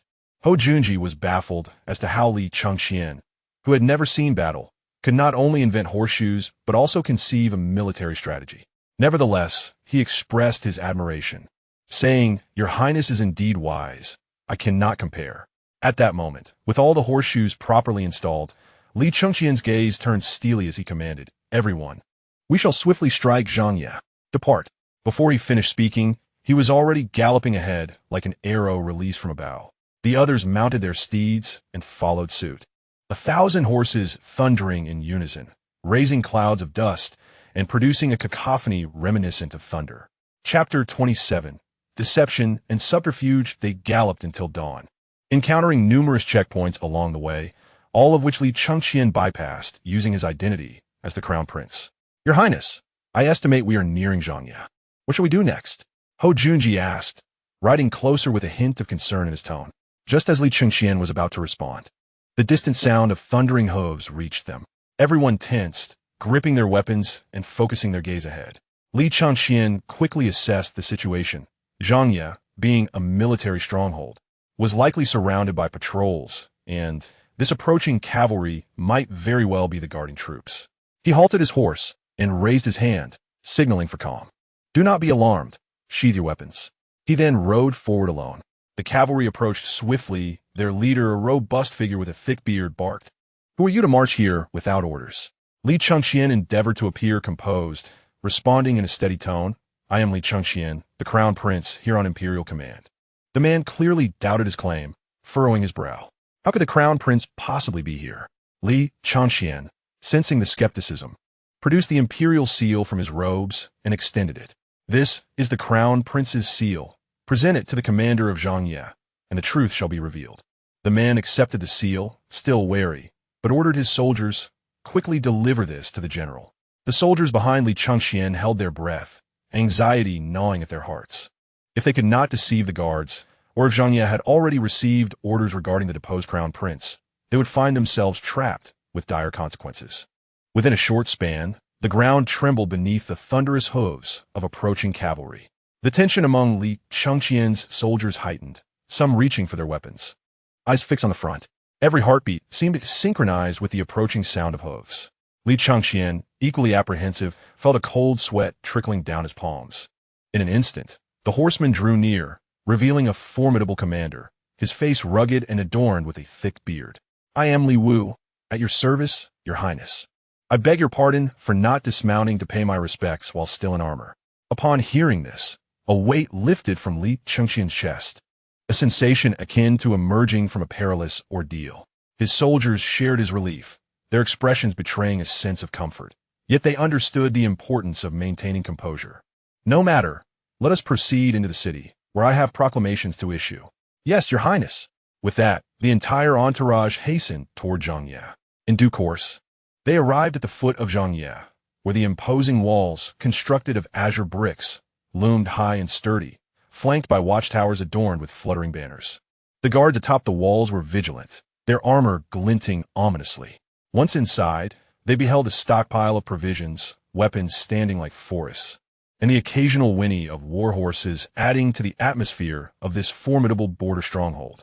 Li Chengqian mused silently that with such a majestic military bastion, it was no wonder the great Tang triumphed in its border conflicts. Your Highness, shall we issue proclamations from the military camp or here? Li Wu inquired. Given the urgency of military matters, there is no need to go to the camp. We may proceed here. With that, all soldiers dismounted, standing in respectful silence. Heads bowed and hands at their sides. Li Chengqian adjusted his attire with an air of gravity before proclaiming, by order of the emperor, due to the pressing military situation at the borders, I, Crown Prince Li Chengqian, shall lead 1,000 valiant cavalry to assist in the defense of Zhangye. This fabricated imperial decree was artfully crafted. He did not appoint himself to a position, but merely sought to assist. The military hierarchy of the Great Tang was rigid, requiring military tokens for appointments. But assistance was a different matter, and all he sought was to gain the trust of Zhangye's defenders temporarily. By your command, long live our emperor. The soldiers clasped their fists in gratitude. Li Wu, pondering the intricacies of court affairs, was unaware of Li Chengqian's lowly status as an underappreciated prince. He assumed this was the emperor's way of allowing the prince to gain experience in military matters. With this thought in mind, he approached Li Chengqian, adopting a tone of deference. From now on, I shall follow your highness's lead. Li Chengqian feigned magnanimity. Of course, this is my first time in the military. I will surely require General Li's guidance. Your highness is too modest. Now that they had successfully entered the city, the next challenge was to seize control of the troops within Zhangye. It was evident that using money to win over the hearts of the soldiers would be ineffective. For commanders like Li Wu, who guarded such critical strongholds, had their families in Chang'an and would not be easily swayed. General Li, when I departed, my father instructed me to extend his gratitude to the soldiers for their hard work defending the borders and to ensure they are well cared for. Therefore, please inform all the officers in the city that I wish to host a banquet in their honor. On behalf of the soldiers, I thank your highness. But may I ask if it will be this evening or at another time? This evening? There may not be enough time. The emperor's decree could arrive at any moment. Li Chengqian scanned the surroundings, feigning concern for the soldiers, speaking earnestly. My father has always said that the prosperity of the Great Tang is owed to the valiant soldiers at the borders who fight with their lives on the line. Reflecting on these words keeps me restless day and night. Please inform them that I will host a banquet in half an hour. Although puzzled by the urgency, Li Wu did not linger on it. Very well, I shall take care of it. Half an hour later, the military camp was hastily prepared for the banquet. However, due to the rush, the offerings were meager, consisting merely of boiled mutton and some wine. Li Chengqian sat at the head of the table, observing the gathered officers. He turned to Li Wu and asked, General Li, have all the officers arrived? I will be troubled if I overlooked anyone. Rest assured, all officers are present. However, your highness, we must keep the banquet brief, as the border situation remains precarious. Li Chengqian nodded. I understand. Rising, he addressed the officers with a grave demeanor. I recognize the hardships endured by all of you. Once the war concludes, I shall properly honor each of you. Thank you. Your highness, they responded, clasping their fists in gratitude. Given the current tense military situation, I shall not take up too much of your time. With that said, I raised the wine cup from the table. Today, I shall consume 3 full cups to toast our swift victory over the invading enemy. Gulp, gulp, gulp. With that, Li Chengqian quickly downed 3 large cups of wine. The gathered officers, witnessing this, raised their own cups, to the early repulsion of the enemy. Cheers! They then drained 3 cups in unison. The primary alcoholic beverages of the Great Tang were huangjiu and mijiu, with the former being of a higher alcohol content, yet somewhat more expensive, typically reserved for significant celebrations among the frontier soldiers. However, in honor of Li Chengqian, Li Wu provided exclusively huangjiu. In this era, huangjiu had an alcohol level of approximately 15 to 16 degrees. 3 large cups amounted to over a pound of wine. After such consumption, and having eaten little, one could hardly avoid feeling dizzy. Some officers, not accustomed to heavy drinking, had flushed faces. Observing this, Li Chengqian recognized that his objective had been achieved. His intention was to intoxicate these officers and swiftly neutralize them. He feigned a slip and knocked over a wine cup on the table. Hearing the commotion, Ho Junji and others, who were waiting outside, rushed into the tent. Chapter 28. I have no regrets. The officers, now quite inebriated, were caught completely off guard by the crown prince's sudden move against them and were swiftly subdued. At this moment, Li Wu understood the situation. The proclamation of the emperor's intentions and the rewards for the troops were mere nonsense. Li Chengqian was plotting a rebellion. Just as he was about to shout, his mouth was gagged with a piece of tattered cloth. Li Chengqian felt a sense of satisfaction. Yet he recognized that it was not merely his cleverness that had led to this moment, but rather the fact that he was Li Shimin's son, the crown prince, which left Li Wu with no defenses. In less than a moment, all the officers were bound up like zongzi, their mouths silenced. Ho Junji, surprised by the ease of the operation, exclaimed, "Your Highness, what shall we do now?" He mimicked a slashing motion. Indeed, eliminating these individuals would be most effective. Yet Li Chengqian found himself unable to commit such an act. After all, these were loyal and valiant men, and they had committed no offense. Moreover, despite any discord with Li Shimin, as the crown prince of the Great Tang, he would not resort to the slaughter of the emperor's soldiers unless absolutely necessary. Junji, your reputation in the army is high. Many of these soldiers may know you. Thus, I ask you to retrieve the seals and disperse the soldiers of Zhangye City, appointing our own men as the commanders of the squads, battalions, and troops. Remember, this must be executed efficiently and promptly, but ensure that no soldiers remain unaccounted for. Yes, my lord, replied Ho Junji, swiftly departing with his men, aware that his task was not a small one. He then turned to Beixiang Hui. You are to keep a close watch on these men. No one is allowed near them, and anyone who dares to intrude shall be met with lethal force. Understood. Li Chengqian then rose and exited the tent. Having captured so many officers, each of them likely had a few loyal confidants. The prolonged absence would surely raise suspicion. He intended to use his identity as crown prince to deter any inquiries outside the military camp, threatening with his life if necessary. For he could not believe anyone in Zhangye City would dare to harm the current crown prince of the Great Tang. At this moment in the Taiji Hall, Li Shimin sat upon the dragon throne, his expression grim, his chest heaving as if he were a lion about to pounce. He had not anticipated that his son, Li Chengqian, would commit such treachery, plotting rebellion, and then daring to confront him in the court, seeking to tarnish his reputation with accusations of disloyalty, forever marking him in history. Now, he was openly rallying troops for rebellion within the army. What perplexed him further was how Cheng Yaojin, a seasoned warrior, renowned for his martial prowess, could allow such a disobedient son, one who indulged in pleasure rather than duty, to capture him. Meanwhile, the assembled ministers held their breath, none daring to speak. As a wise ruler, Li Shimin was adept at controlling his emotions. After a moment, he suppressed his anger and spoke calmly. What shall we do now? The ministers sighed in relief, for the earlier display of Li Shimin's fury had been daunting. In their memories, this was only the second time they had witnessed such wrath, the last occasion also provoked by Li Chengqian. Feng Xianling stepped forward. Your Majesty, I believe we must swiftly announce the abolition of Li Chengqian's title as crown prince to prevent him from inciting unrest among officials and the populace. A crown prince determined to rebel poses a significant threat. Li Shimin nodded in agreement. Good. The Ministry of Internal Affairs shall draft the decree at once. He continued. Who shall be dispatched to apprehend Li Chengqian? Feng Xianling again stepped forward. Your Majesty, given the current state of military affairs at the borders, it is unsuitable to send troops to capture Li Chengqian. Based on our calculations, his position is not far from Zhangye, and there are several elite forces stationed there.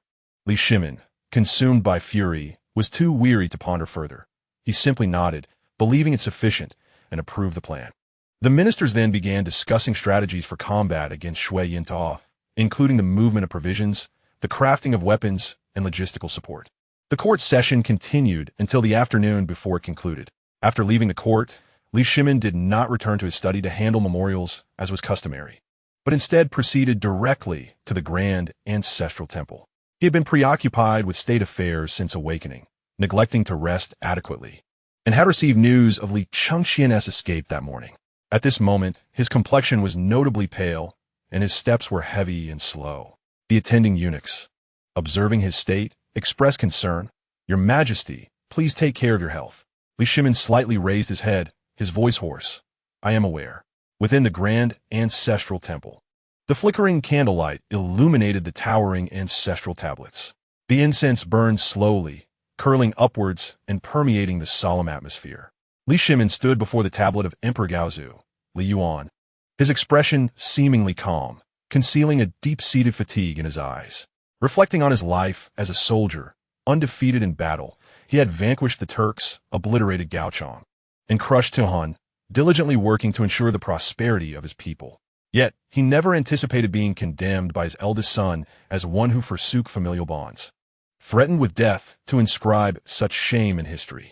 Deep down, he understood that Li Chengqian's current predicament was partly his own doing as a father. However, he felt powerless. From the moment he was compelled to act, it became evident that he must always be wary of his son. Contemplating this, a rare expression of regret crossed his features, and he muttered, "Father, have I truly erred? Yet this realm was built by my own efforts.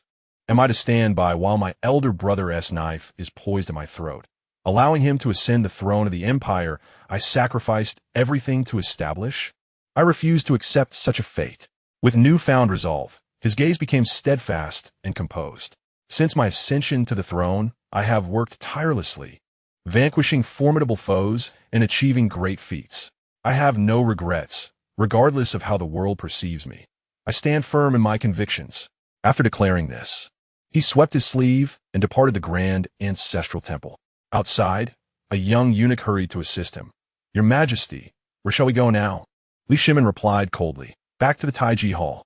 Outside the great camp of Zhangye City, Li Chengqian was utterly exhausted, his face as pale as paper. His body weakened to the extreme. After riding tirelessly for a day and a night, he had spent another day and night outside the camp, blocking soldiers seeking to see their commander. Throughout this time, he had engaged in debates and exerted his authority as crown prince, maintaining a state of heightened tension. At that moment, Ho Junji galloped from a distance, quickly dismounting. "Your Highness, the troops have been restructured as you requested. Those who do not meet the criteria or refuse to comply have been detained."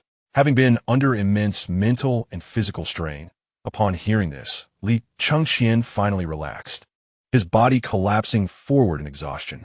Fortunately, Ho Junji was quick-witted and swiftly supported him, asking, "Your Highness, are you all right?" "I am well, just a bit fatigued," Li Chengqian replied, waving his hand. He then continued, "By the way, how many soldiers have we managed to gather?" "Your Highness, we have regained 6,000 cavalry and 2,000 infantry." Li Chengqian nodded, realizing that he now commanded nearly 10,000 troops. However, the infantry held little value for him at this moment. "Junji, select the most skilled horse archers from the 2,000 infantry. The rest can be temporarily held in check." Without further inquiry, Ho Junji acknowledged, "Understood, I shall attend to it at once." "And what shall we do about the disobedient soldiers and the officers?" Li Chengqian's stance remained unchanged. He would not harm the soldiers of the Great Tang unless absolutely necessary. He shook his head, saying, "Let us keep them confined for now and assess the situation later." At that moment, a soldier rushed into the camp, exclaiming, "Report, Your Highness, there is a man outside the city claiming to be a court messenger. He bears a decree and states that there is an edict from His Majesty that must be conveyed, urging us to open the city gates swiftly." Hearing this, Ho Junji's expression shifted slightly, while Li Chengqian felt a surge of amusement. "It seems that Li Shimin is quite responsive, though still a step behind me. Let us go and see this decree." Chapter 29. The Yellow Among Men. With that, Li Chengqian led the group toward the city gate, instructing the soldiers nearby, "Let him in." The messenger from the Zhangye garrison, who had been speaking halfway, looked up to find Li Chengqian smiling at him. Those dispatched to deliver decrees were all elite cavalry from the palace, and they naturally recognized Li Chengqian, their faces displaying disbelief. "The Crown Prince? Indeed, it is I. Hand over the decree, so I may see what my father has to say." Upon receiving the decree, Li Chengqian quickly scanned its contents, surmising it was about his supposed lack of virtue and the nullification of his title, instructing Li Wu to swiftly apprehend him. With a smirk, Li Chengqian looked at the messenger. "Since my father has issued a decree, it is only fitting that I respond. Writing is rather tedious. So here's what you shall remember. Inform him that I have been living quite well. Once the weather improves, I will personally visit Chang'an to see him. Also, remind him to take care of his health and not to faint so often, as it is not good." The messenger, taken aback by such audacious words, was momentarily stunned. However, he understood that the crown prince had entirely rebelled, and feeling powerless, he could only bow and say, "Understood." "May I leave now?" Li Chengqian waved his hand. "Go ahead." He then called to Ho Junji, General Ho, that horse must be exhausted from the long journey. Please ensure it is well cared for. Your Highness, what are your intentions? It is nothing, you may head back. Zhang Ye was over 80 miles from the nearest post station, a journey that would be arduous on foot. However, given the current circumstances, it was fortunate that he could even leave. With a resigned expression, the messenger replied, understood. After the messenger departed, Li Chengqian realized that staying in Zhangye was no longer viable. The area still lay within the borders of the Great Tang, and if the court sent an army to besiege them, escape would be exceedingly difficult. He had never intended to remain in Zhangye for long. Turning to Ho Junji, he noted the latter's anxious expression, likely lost in thought about their next steps. Junji, what occupies your mind? I am contemplating our next course of action. Have you conceived a plan? When I once led an army to suppress the Gaochang kingdom, I had some old connections there. Perhaps we could march there and wait for an opportunity to strike back at Chang'an. This was indeed a viable strategy, yet Gaochang was too close to the Great Tang, offering little room for strategic maneuvering. In the situation, there was not chaotic enough, far inferior to the vast desert. No, if we head to Gaochang, we cannot guarantee that your old connections would align with us. Moreover, can we withstand the court's army sent to subdue us? Ho Junji understood the reasoning, but seemed to have no immediate alternatives, his expression darkening. Li Chengqian then quoted, in The Art of War, "It is stated that one cannot march without knowledge of the mountains, forests, and the nature of terrain." Junji, you have been leading troops for many years and are already a renowned general. You must be well versed in the art of military strategy. How long does it take for the court's swift horse to travel from Chang'an to the Yunqiang governor's office? Though Ho Junji did not understand the purpose of the question, he quickly replied, approximately 3 to 4 days. Then how long would it take for our forces, traveling by horses with iron shoes, to reach the Yunqiang governor's office from Zhangye? Upon hearing this, Ho Junji instantly grasped Li Chengqian's intention. He aimed to replicate the court's swift approach toward the Yunqiang governor's office. While iron shoes significantly enhanced the speed of the horses, the distance to the Yunqiang governor's office was still 200 to 300 miles farther than at Chang'an, requiring roughly the same 3 to 4 days. Furthermore, if the checkpoints along the route received news of the crown prince's deposition before them, the court would swiftly dispatch surrounding armies to encircle them, making escape impossible. Li Chengqian pondered, fully aware that time was likely against them, yet he felt compelled to take a gamble. When he had rallied the soldiers to strike at Zhangye, he had already envisioned ultimately reaching the Yunqiang governor's office. This location lay within the heartland of eastern Tujue, which had been vanquished by the Great Tang. With the western Tujue to the north and Goguryeo to the east, two nations that Li Shimin had never managed to conquer. Additionally, it would allow him to seize territory while the Shui Yin Ta'a was in defeat. Before departing, he had instructed Du Zhongluan and others to take Su Ningyu and his 2 sons secretly to rendezvous near the Yunqiang governor's office. Junji, it is indeed true that to achieve great things, every step is a gamble. Do you believe that Li Shimin, during the Battle of Hulao Pass, had absolute certainty when 3,000 men faced 100,000? Having fought at Hulao Pass himself, Ho Junji found wisdom in this statement, realizing that his allegiance to Li Chengqian was itself a gamble. Very well, Your Highness, let us set forth immediately.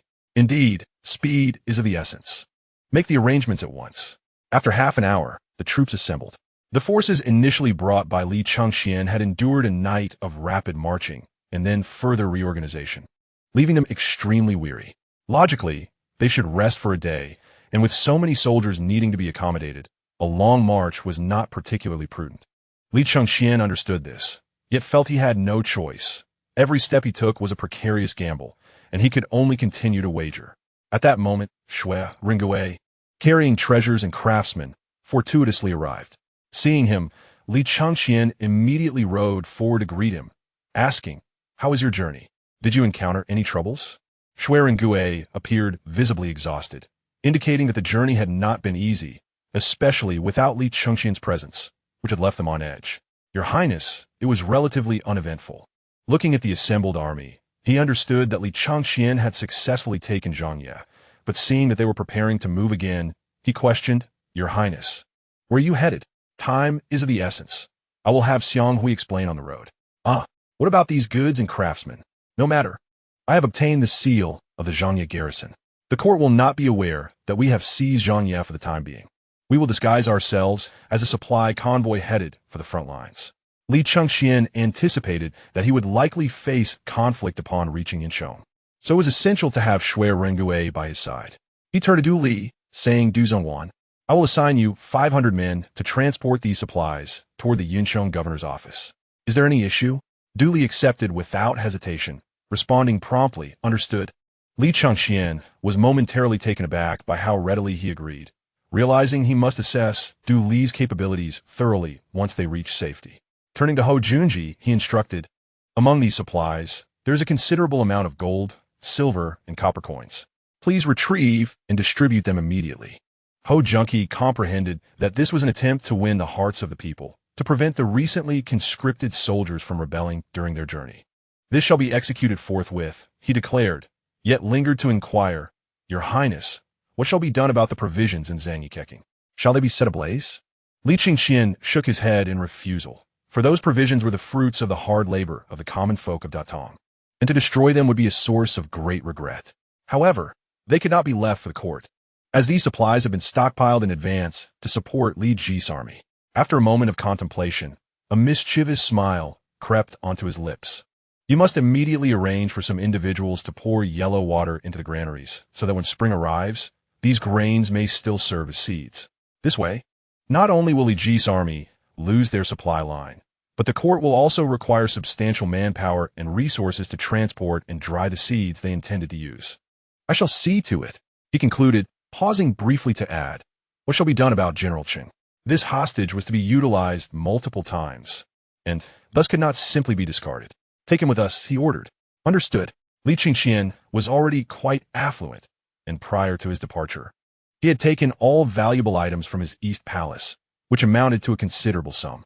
Half an hour later, all his soldiers were adorned with bulging waist pouches, clearly having received a substantial amount of silver, and their faces radiated excitement. Observing this, Li Chengqian sighed, realizing that indeed, money was the greatest motivator for action. At this moment, the soldiers required no further encouragement. Yet, it remained imperative to elucidate the theoretical basis for their forthcoming success to bolster morale. He rubbed his face to appear more spirited, and then rode forth to address the troops. Brothers, have you all received the money I provided? The soldiers rose with a resounding cheer. We have. We have. Good, good, he replied. But I must inform you that this money is but a mere drop in the ocean. Once we achieve our grand endeavor, I shall ensure that each of you is promoted and bestowed with titles, allowing you to enjoy a life of glory and wealth. However, such glory and wealth are reserved for true heroes and valiant warriors. I wonder, are you true heroes? Are you brave fighters willing to press forward? Upon hearing these words, the soldiers, filled with fervor, rose and shouted, Forward! Forward! Excellent! We shall depart at once. In 3 days, we will reach the Yunzhong de Dufu, where the treasures of the ancient Tujue royal court await us. Moreover, the court will not pose any defenses against us. Once we arrive, I promise that all the treasures will belong to you. Li Chengqian's words were mere fabrications, as no treasures from the Tujue royal court existed in the Yunzhong de Dufu. Nevertheless, the soldiers were oblivious, their spirits soaring in excitement. Sensing the moment was ripe, Li Chengqian bellowed, Advance. At that moment, nearly 10,000 cavalry surged forward simultaneously, creating an imposing spectacle, raising a cloud of dust that obscured the sun. Chapter 30. Sword against sword, soldier against soldier, barely a quarter of an hour into the gallop. Li Chengqian began to struggle to maintain his consciousness, frequently nodding off, nearly toppling from his horse, and his injured leg felt increasingly unresponsive. However, time was of the essence, and there was no possibility of halting for rest. Amidst the thundering hooves of countless horses, a fall would surely spell disaster. Shui Rengue and Beixianghui, having observed his plight, swiftly rode up on either side to guard him, helping to steady the reins. Fortuitously, their exceptional martial skills ensured that, should anything go awry, the three of them would not meet a grim fate. With their protection and feeling utterly exhausted, Li Chengqian thought to himself that he might as well succumb to slumber, as staying awake any longer would lead to certain collapse. He relinquished the reins and slumped over the horse's back, drifting into sleep. 2 days later, as evening descended, The warm glow of the setting sun streamed through the windows of the Taiji Hall, casting a serene yet solemn ambience. Li Shimin sat before the emperor's desk, where a mountain of memorials lay before him. His brow furrowed as he intermittently paused with his vermilion brush, sometimes writing vigorously, other times reflecting pensively. His emotions fluctuated in correspondence with the content of the memorials, alternating between light laughter and gritted teeth before settling into a serious demeanor of contemplation. During the review process, he occasionally passed a memorial to the eunuch at his side, who would then relay it to Changsun Wuji and Fang Xuanling seated behind the desks below. Upon receiving the memorials, they would promptly draft replies based on Li Shimin's annotations. This seemingly mechanical task, however, determined the trajectory of the entire Datong Empire. At that moment, Li Shimin's gaze drifted away from the sea of memorials as he slowly lifted his head towards the window, softly stating, "I am hungry. Instruct the Shangshi Bureau to prepare a meal." The eunuch at his side immediately bowed and replied, "As you command." Changsun Wuji and Fang Xuanling then rose, saying, "We take our leave." According to court protocol, external ministers were not permitted to remain in the palace without an audience. Thus, if Li Shimin wished to dine, the two of them would have to return home for their meal. Li Shimin, appearing in good spirits, gestured towards the window, saying, "It has been quite some time since we have dined together, and the sunset today is splendid. Do stay." The two, accustomed to being invited to share meals, expressed no surprise and merely bowed in acknowledgement, "As you command." As the meal preparations would require some time, the three once again immersed themselves in the sea of memorials. At that moment, a young eunuch entered, announcing, "Your Majesty, the envoy sent to Zhen Guan has returned." As this did not involve the apprehension of Li Chengqian, it was not deemed a significant matter, and Li Shimin merely nodded in acknowledgement. However, the young eunuch did not exit. "Oh, has Li Chengqian already been captured?" "No, Your Majesty, the envoy has matters to report." Li Shimin's expression turned inquisitive. What further report could be necessary for merely delivering an edict? "Oh, very well. Let him enter." After a moment, the soldier entered the hall. Normally, unless in exceptional circumstances, envoys bearing orders would rest a day before returning to Chang'an. However, this soldier dared not tarry, rushing back after borrowing a horse from the nearest post station to Zhen Guan, leaving him disheveled and wearied. "Speak," Li Shimin said, still engrossed in reviewing the memorials, not looking up. The soldier hesitated for a moment, organizing his thoughts, for the message from Li Chengqian was decidedly irreverent. "Your Majesty, Li Chengqian has a message for you." Upon hearing this, the three present immediately lifted their heads. The soldier had been dispatched to relay an order for the Zhen Guan garrison to apprehend Li Chengqian. How could he possibly have encountered him? There were two possibilities.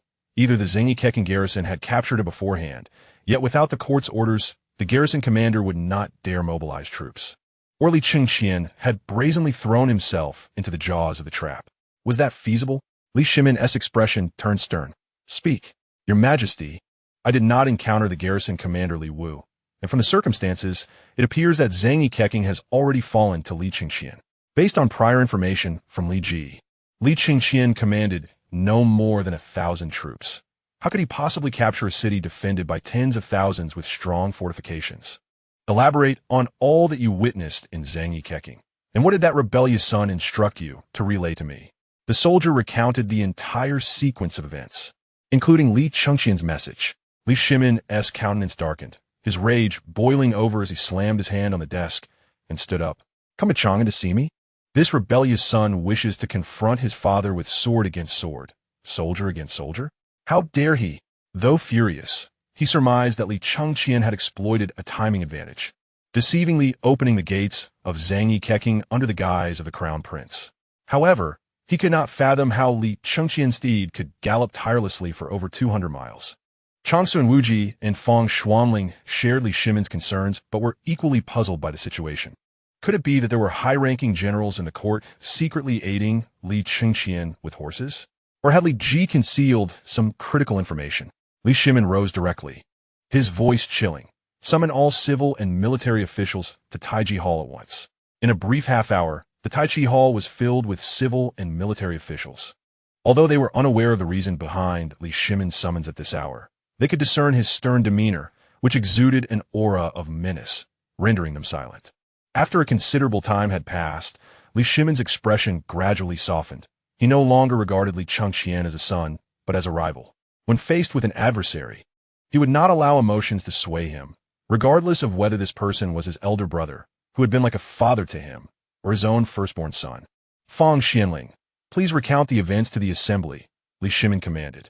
Upon hearing this, Fang Xianling promptly began to narrate the circumstances. The ministers, after listening, exhibited a spectrum of reactions. However, being seasoned warriors, they all recognized the significance of the cavalry issue. Yet, they could not believe that Li Seiji had fabricated the situation. If he had indeed sided with Li Chengqian, he could have easily turned the tide during Li Shimin's unconsciousness and returned with his troops to cleanse the court. At this moment, Changsun Wuji stepped forward. Your Majesty, I believe there is no error in the report from the Duke of Ying. There may be factors we are unaware of. The others echoed his sentiment, voicing their agreement. Your Majesty, General Li is a cautious man, and his report must be accurate. Indeed, the Duke of Ying has served you loyally for many years. Heaven and earth can attest to his fidelity. The officials concurred wholeheartedly, with one declaring, I would stake my life on it. Li Shimin understood that Li Seiji would never betray him. However, the pressing question remained. How did Li Chengqian's troops travel so swiftly, with only one rider and one steed, day and night? At that moment, the rarely vocal military deity of the Tang dynasty, Li Jing, stepped forward. Your Majesty, I believe there is only one possibility. Li Chengqian possesses something that enhances the endurance of war horses. This statement sparked a flurry of discussion. An item that can enable a horse to gallop tirelessly would undoubtedly alter the dynamics of the battlefield, especially in the context of warfare on the grasslands. If a cavalryman were to carry multiple horses, the burden of fodder would increase. Conversely, with only one rider and one steed, it would be impossible to infiltrate enemy territory for surprise attacks. Grassland tribes often leverage this advantage to retreat and avoid confrontation. Many, however, doubted the feasibility of such a notion, questioning whether the once frivolous Li Chengqian, who had lived indulgently in his youth and remained taciturn in recent years, could possess such an extraordinary item. Some officials harbored a bizarre thought. Why not have Your Majesty inquire directly with Li Chengqian? After all, they were still father and son. The ability to sustain horses for extended pursuits was of paramount importance to the Tang dynasty. Possessing such an item would allow the court to penetrate deeper into the grasslands and completely eradicate the Western Turks who opposed the Tang. Yet, this thought remained unspoken, as they did not dare voice it aloud. After a long silence, Li Shimin's gaze intensified, prompting instant silence among the assembly. My will is clear. Once we apprehend that ungrateful son, the truth shall be revealed. He scanned the room and continued. Who do you propose we send to Zhangye to capture Li Chengqian? The garrison in Zhangye numbered only a few tens of thousands and remained within Tang territory. The court's military strength could easily conquer it, but this was no simple task. After all, swords are blind. A careless move could result in Li Chengqian's death, which would spell trouble. Furthermore, the court's supplies for military operations on the grasslands were entirely stockpiled in Zhangye. If Li Chengqian were to act recklessly and set fire to the supplies, it would create a monumental crisis. Seeing no one step forward, Li Shimin's expression soured. After a moment of contemplation, he decided to appoint someone. He pointed at Li Jing, who had just spoken. Let Duke Wei go. The assembly was taken aback by Li Shimin's choice of Li Jing, realizing that this was akin to using a sledgehammer to crack a nut. However, they quickly comprehended that Li Chengqian was indeed Li Shimin's firstborn son, and regardless of the circumstances, Li Shimin did not wish for his demise. Assigning Li Jing, with his capabilities, would ensure the swift capture of Zhangye, while minimizing the risk of unintended harm to Li Chengqian, all the while safeguarding the supplies. Without hesitation, Li Jing stepped forward, asserting, I shall lead the troops to Zhangye. Capturing it will be a mere formality. I accept the command, he declared. Li Shimin then addressed Fang Xianling again. Have you detained Li Chengqian's family and his Eastern Palace officials? What progress have you made? Fang Xianling appeared troubled, hesitating to speak, but ultimately replied, Your Majesty, Li Chengqian's family and the families of his Eastern Palace officials have all vanished without a trace. Upon hearing this, Li Shimin's fury erupted, as he forcefully hurled a memorial towards Fang Xianling. You, Fang Xianling, as the governor of Jingzhou, how could you not be aware of so many people leaving the capital? The security of Chang'an was jointly managed by the governor of Jingzhou and the current commander of the Jinwu Guard, who was Wei Qigong. Li Shimin seemed to overlook this individual entirely, casting nary a glance his way.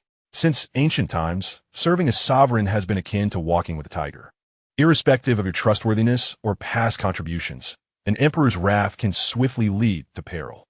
However, during the Zhen Guan era, ministers were somewhat fortunate, as Li Shimin was an exceptionally wise ruler who would not recklessly execute officials. Even so, this incident left Fang Xianling shaken, and he immediately knelt, bowing his head. I have failed in my duties. I beseech your majesty to punish me. Punish you? Li Shimin retorted, his tone icy. If punishment could restore Li Chengqian's officials and family, I would not hesitate to execute you. At this moment, ministers exchanged furtive glances, their expressions varied. As a prominent official, even if Fang Xianling had made a mistake, Li Shimin would not typically resort to such harsh words. Fang Xianling continued to bow his head in supplication. I deserve 1,000 deaths. Please, your majesty, impose your punishment. Li Shimin, with a stern expression, declared, in light of your years of diligent service, I shall pardon you this time. However, while you may escape the death penalty, you shall not evade the living punishment.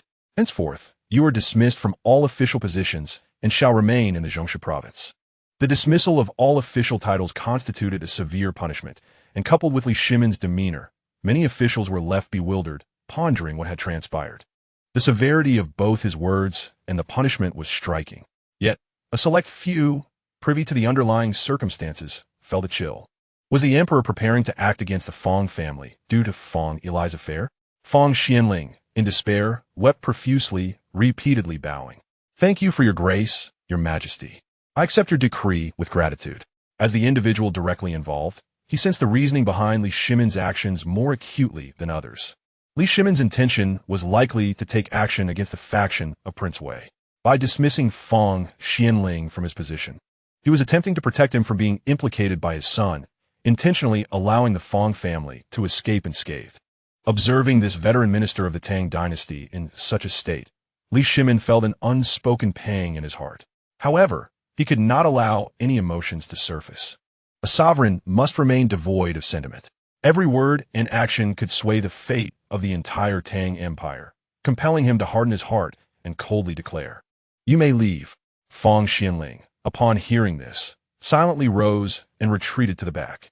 Li Shimin then continued, "Where is Duke Yi?"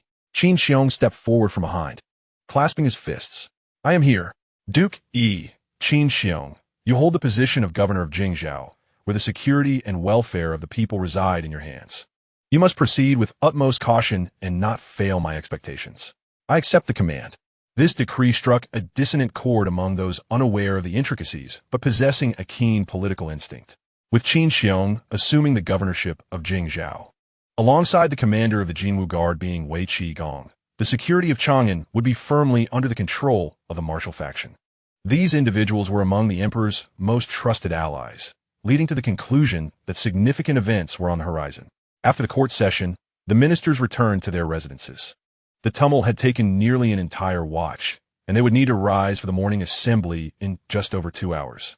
Li Jing prepared to bid farewell to his wife and children before leading his troops to Zhangye that very night. At that moment, a young eunuch called out to him from behind, "Duke Wei, please wait, the emperor summons you." Upon hearing a sound, Li Jing expressed his confusion with a soft "oh," and quickly regained his composure, responding, "I shall obey your command." After speaking, he followed the young eunuch into the palace. This drew the attention of several ministers who were on their way home, each speculating on what the emperor might discuss with Li Jing. Let's not overthink it. It is likely a cautionary word regarding the Duke of Wei's military maneuvers, one remarked. Indeed, after all, Li Chengqian is the emperor's legitimate eldest son, and caution is warranted. They sighed, recognizing the formidable nature of their duties in such uncertain times. Several curious officials paused to exchange a few words before departing, their thoughts still lingering on the events surrounding Fang Xianling. Meanwhile, Li Chengqian continued to gallop forward, heading towards the Yinchuan governor's office, a crucial route for the Tang dynasty's military endeavors against the grasslands. This thoroughfare connects the eastern region of Guangzhou with the western territories, bordering the Turks to the north and the Tibetans to the south. Moreover, It serves as a pivotal point for controlling the Silk Road and ensuring smooth trade, known as Heshi Road or alternatively, Longyu Road. Thus, military strongholds lined the way, but fortunately, they had arrived ahead of the court's orders. However, they encountered a complication at the last major stronghold, Fengzhou. The newly appointed commander, aware of Li Chengqian's lack of favor with Li Shimin, grew suspicious and barred their passage. Fortunately, Shui Renge, a historical figure renowned for his prowess, seized the moment to slay the commander with a single arrow. Under Li Chengqian's imposing threats, they managed to pass through successfully. At this juncture, only a little over 200 miles remained to their destination, and even if a messenger were to catch up, they would be intercepted. Despite the fatigue of days of relentless marching, the soldiers' morale remained high. Yet, Li Chengqian found himself struggling, as even a man with a limp could only endure so much on horseback. Frankly, even if Li Shimin stood before him, proclaiming that the throne was his, he would feel no elation. At that moment, Junji rode up, his demeanor weary, and called out, "Your Highness, we shall reach the Yunqiang governor's office in half a day's time. Do you have any further plans?" Throughout the journey, Li Chengqian had already devised his next steps. Zhang Ye and the Yunqiang governor's office lay strategically along the Longyu Road. Zhang Ye had stockpiled ample supplies for war, while the Yunqiang governor's office served as a frontline depot for immediate military needs. With Zhang Ye's provisions destroyed, Yunqiang would soon fall into his grasp. Consequently, his strategy regarding the defeat of Shui Yintao would require adjustment, as tactical flexibility is paramount in warfare. "Do not worry, Junji, I have a plan. Once we arrive, I shall elaborate further," Li Chengqian assured him. Junji nodded and then led the troops ahead. Li Chengqian's body ached all over, particularly his back and waist, which felt foreign to him, while his injured leg had nearly lost all sensation. Yet, there was no choice but to persist. They had overcome many trials, and they were so close to their goal. After riding for another 2 hours, Li Chengqian could no longer hold on as he prepared to issue a command to temporarily rest when a silhouette of a city appeared in the distance. This revelation sparked joy among the soldiers, reviving Li Chengqian's spirits as he focused intently on the city ahead. Suddenly, a cloud of dust rose in the distance, likely indicating that the city sentry had spotted them and was approaching to inquire about their identity. Having faced such scenarios before, Li Chengqian remained calm and rode forward. The sentry quickly arrived and asked, "Who are you and why are you here?" Li Chengqian presented his imperial seal, declaring, "I am Li Chengqian, the crown prince of the Tang dynasty, sent to the Yunqiang governor's office to assist in border defense." The soldier wasted no time, taking the seal and hastening back to the city. Shortly thereafter, another cloud of dust arose from the direction of the Yunqiang governor's office, and a bearded commander, with prominent features indicative of a foreign descent, approached on horseback. "This subordinate greets His Royal Highness," he said. Despite being from a different ethnicity, his command of the Han language was commendable, and he spoke with the dialect of Guangzhou. Li Chengqian was not surprised to encounter a foreign leader, as Li Shimin. The Heavenly Khan naturally had allies from diverse backgrounds. "There is no need for excessive formality, General. Let us enter the city and discuss matters therein," he replied. The newly constructed Yunqiang governor's office, built only a few years prior and situated on the grasslands, was less fortified than Zhangye.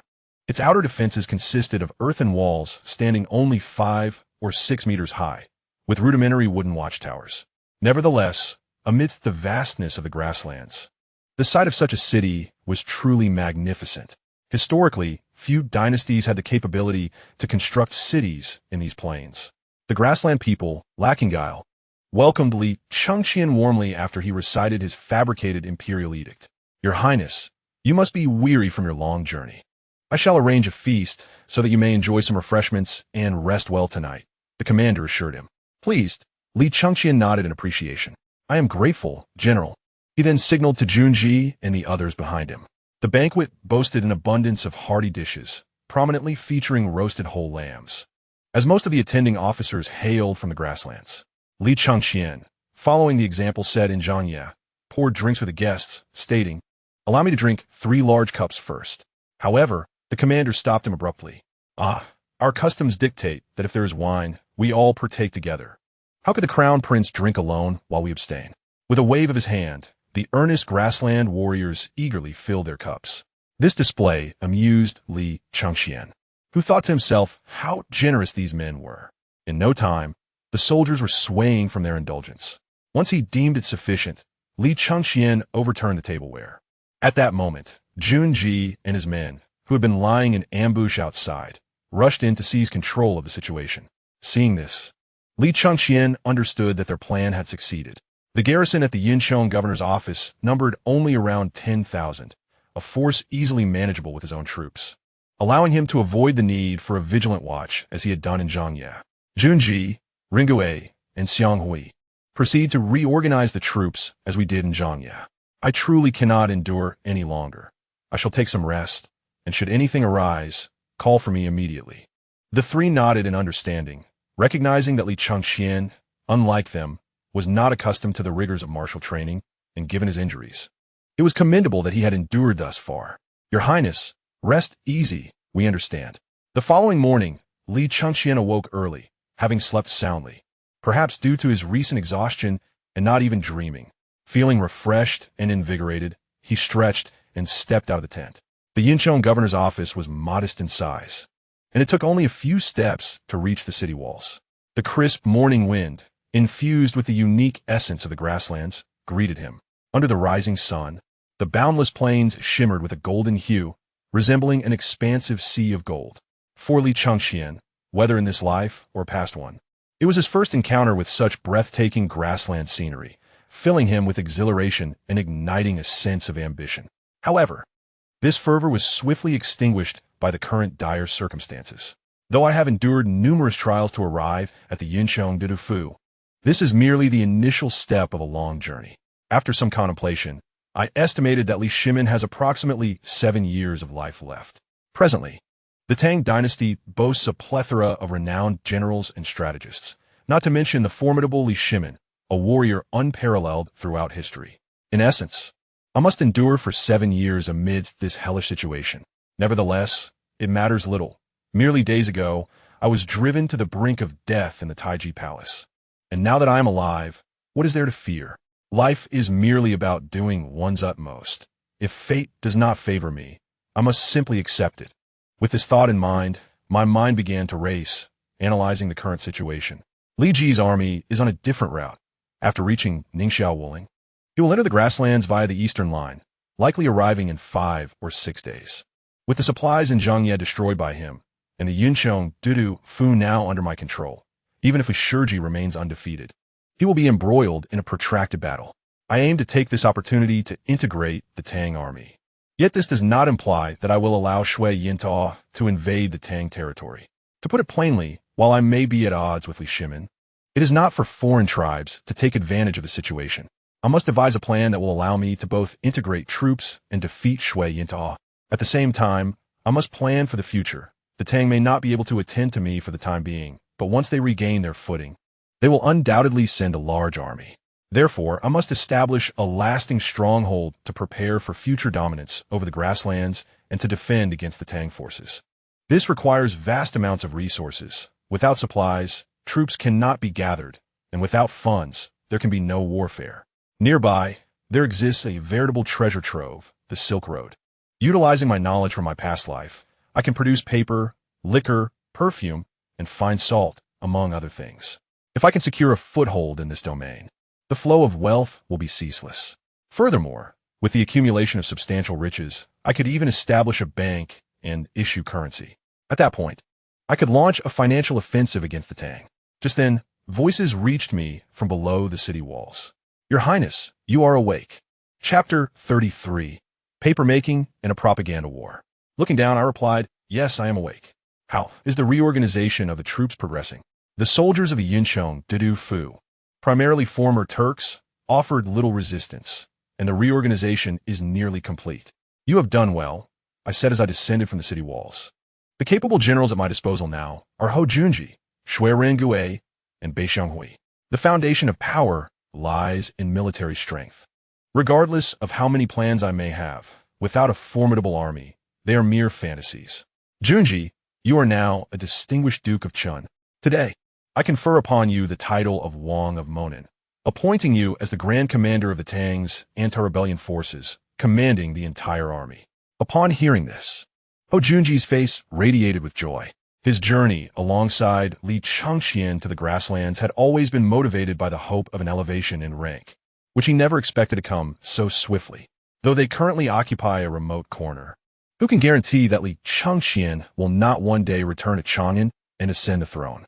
It is merely a gamble, and now that he has been made a Wang, if he successfully aids Li Chengqian in reclaiming Chang'an, would he not be awarded the title of prince? Energized, he knelt on one knee and expressed, "Thank you, Your Highness." Observing his demeanor and the fluctuations of his expressions, I understood his nature. I had initially informed him of my intentions to venture into the desert, knowing full well that he is inherently a gambler, eager to stake everything for the chance of significant gain, even when the odds are slim. Ringue Hui, I hereby promote you to the titles of Loyal and Brave Earl and Loyal and Resolute Earl, appointing you as left and right generals. Who could resist the allure of promotions? The two men, despite their fatigue, displayed surprise and gratitude. "Thank you for your generous favor, Your Highness." I then turned to Ho Junji. "Our army is currently short on personnel, and Ringue and Hui lack experience. You must take charge of training the troops and managing various affairs." Afterward, I looked at the two of them. "If you have any questions, consult General Ho." "I understand," they replied in unison. With the military arrangements in order, I began to devise a plan to amass wealth. Given the current conditions, I would start with the simplest task of papermaking. In fact, the early Tang dynasty had already made significant advancements in papermaking, though the technology remained imperfect, leading to high prices in Chang'an. For ordinary citizens, purchasing paper was not entirely out of reach, but it was quite burdensome. The process of making paper is relatively straightforward. With my knowledge, I could create it using straw, bark, and grass leaves, all of which are abundant on the grasslands. Furthermore, the primary consumers of paper in this era are the literate individuals who wield social influence. Therefore, if I can produce inexpensive paper and continuously supply it to the Tang via the Silk Road, I could even utilize it to write propaganda, thereby engaging in a war of public opinion against the Tang. With this in mind, I instructed the three of them. "You must send people out of the city immediately to gather straw, bark, weeds, and leaves, collect as much as possible, and pile it up in the northern part of the city." Although they were unsure of the purpose of these materials, they quickly set off to fulfill my command. After they departed, I leisurely made my way toward the northern part of the city to prepare. The Tang already possesses papermaking technology, including high-end Xian paper, but the processes remain incomplete, resulting in low production rates and high costs, rendering it inaccessible for common households. I intend to exploit this weakness, leveraging quantity and price advantages to penetrate the market. The primary components of paper are natural fibers. Bark and straw are long fibers that yield strong paper, while weeds and leaves are short fibers that produce weaker paper. Thus, a blend of 40% long fibers and 60% short fibers will suffice for writing. To transform these materials into paper, the first step is to boil the raw materials in alkaline wood ash water, followed by pulping and adding water to create a slurry.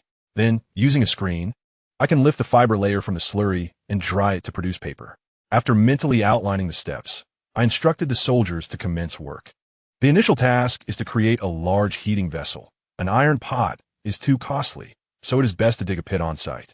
You will dig 10 pits, each 3 zhang in length and width, with no more than half a zhang between them, and a vertical pit in the center. The soldiers exchanged glances, wondering why we needed so many pits, but military orders are absolute, and soon they began digging. I kept watch, occasionally offering guidance. With a sufficient number of hands, the work was completed in just over an hour. Looking at the large pits, I felt quite satisfied, but this alone would not suffice. The central vertical pit must be supplied with fuel to heat the surrounding pits for boiling the raw materials.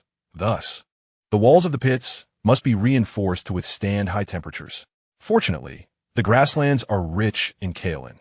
With minimal sifting and mixing with water, it can be transformed into crude clay.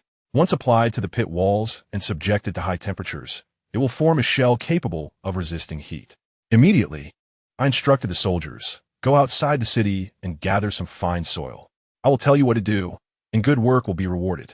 The leaders among the soldiers had all been replaced by those brought by me, who understood that the prince's rewards are substantial. So they quickly became motivated upon hearing my words. "Brothers, His Highness has spoken. Good work will be handsomely rewarded. What are we waiting for? As soon as the words left his mouth, everyone hurriedly set to work. By the time the kaolin was nearly ready, the leaves and other materials had also arrived, and Ho Junji and the others were working efficiently, accumulating bark and other materials into towering heaps. Li Chengqian, upon witnessing the situation, commanded all soldiers to commence the paper-making process according to his envisioned procedures.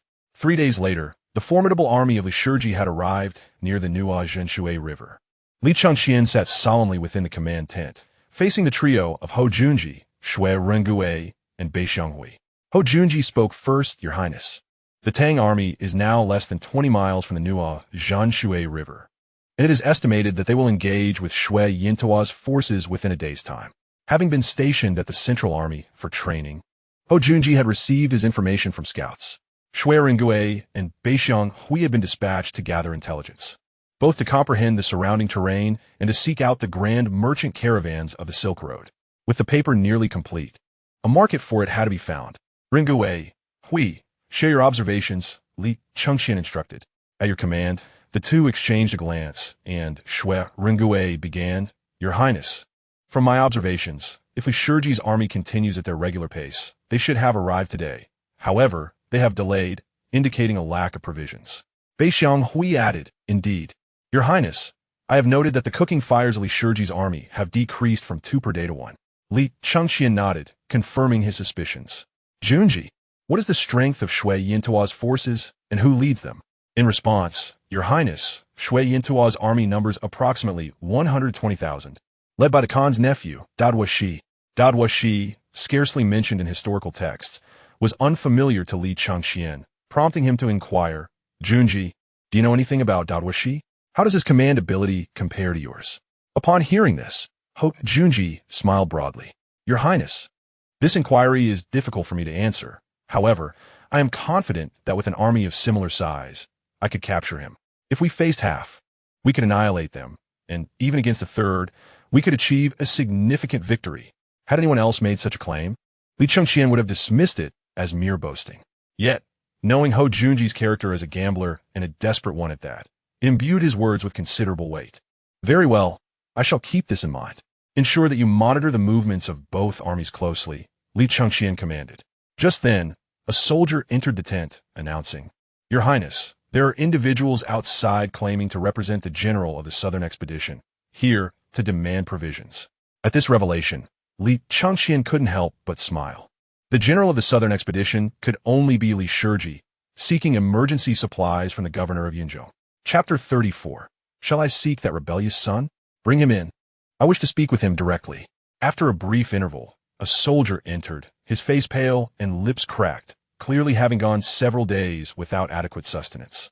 Upon entering, he urgently stated, I am here under the orders of the general of the southern expedition to request provisions. Before he could finish, he lifted his gaze and saw Li Chengqian smiling at him. What brings you here?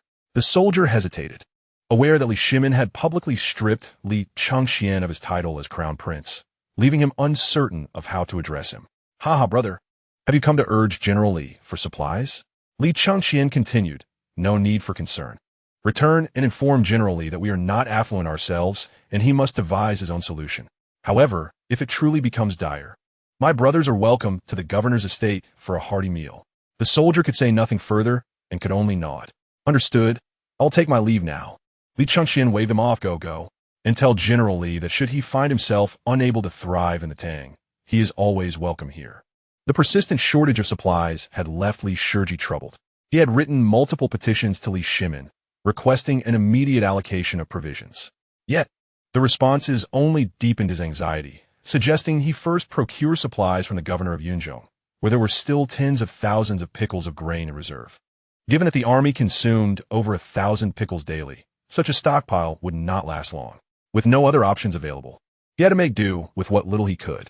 At this moment, Li Shiji glared at the messenger he had sent to the governor of Yunzhou, suspecting his ears were deceiving him. What did you say? Repeat that. In reply, the messenger confirmed, Indeed, it is Li Chengqian who commands in Yunzhou. Enraged, Li Shiji felt the urge to curse. Just days prior, he had received reports that Li Chengqian had hurried to seize Zhangye ahead of the imperial edict with his limited cavalry. Now, He was informed that Li Chengqian had taken refuge in the governor's estate. Did he possess wings? He began to question whether the court had gone awry. Report. I bring news from the scouts. Dadwa, she has led 30,000 troops to encamp south of the Nuo Zhanshui River and will likely cross within 3 to 5 days. Li Shiji had originally planned to maneuver around the Nuo Zhanshui River, waiting for the enemy to make a rash advance. If they were to rashly cross, he would retreat and then strike, ensuring their forces would be caught off guard and inevitably defeated. However, with the army supplies running low, he could not afford a confrontation. Should Dadwa, she successfully cross, the situation would become perilous. Contemplating his options, he resolved to camp in place to exert a deterrent effect on Dadwa, she, and see if he could delay the crossing. He quickly penned a letter to be expedited to the court with utmost urgency. Yes, sir. 3 days later, within the Taiji Hall, Li Shimin sat upon the dragon throne. His expression dark and his eyes glinting with a fierce chill, his fingers gripping the armrests tightly, betraying his suppressed fury. It was no wonder he was so incensed.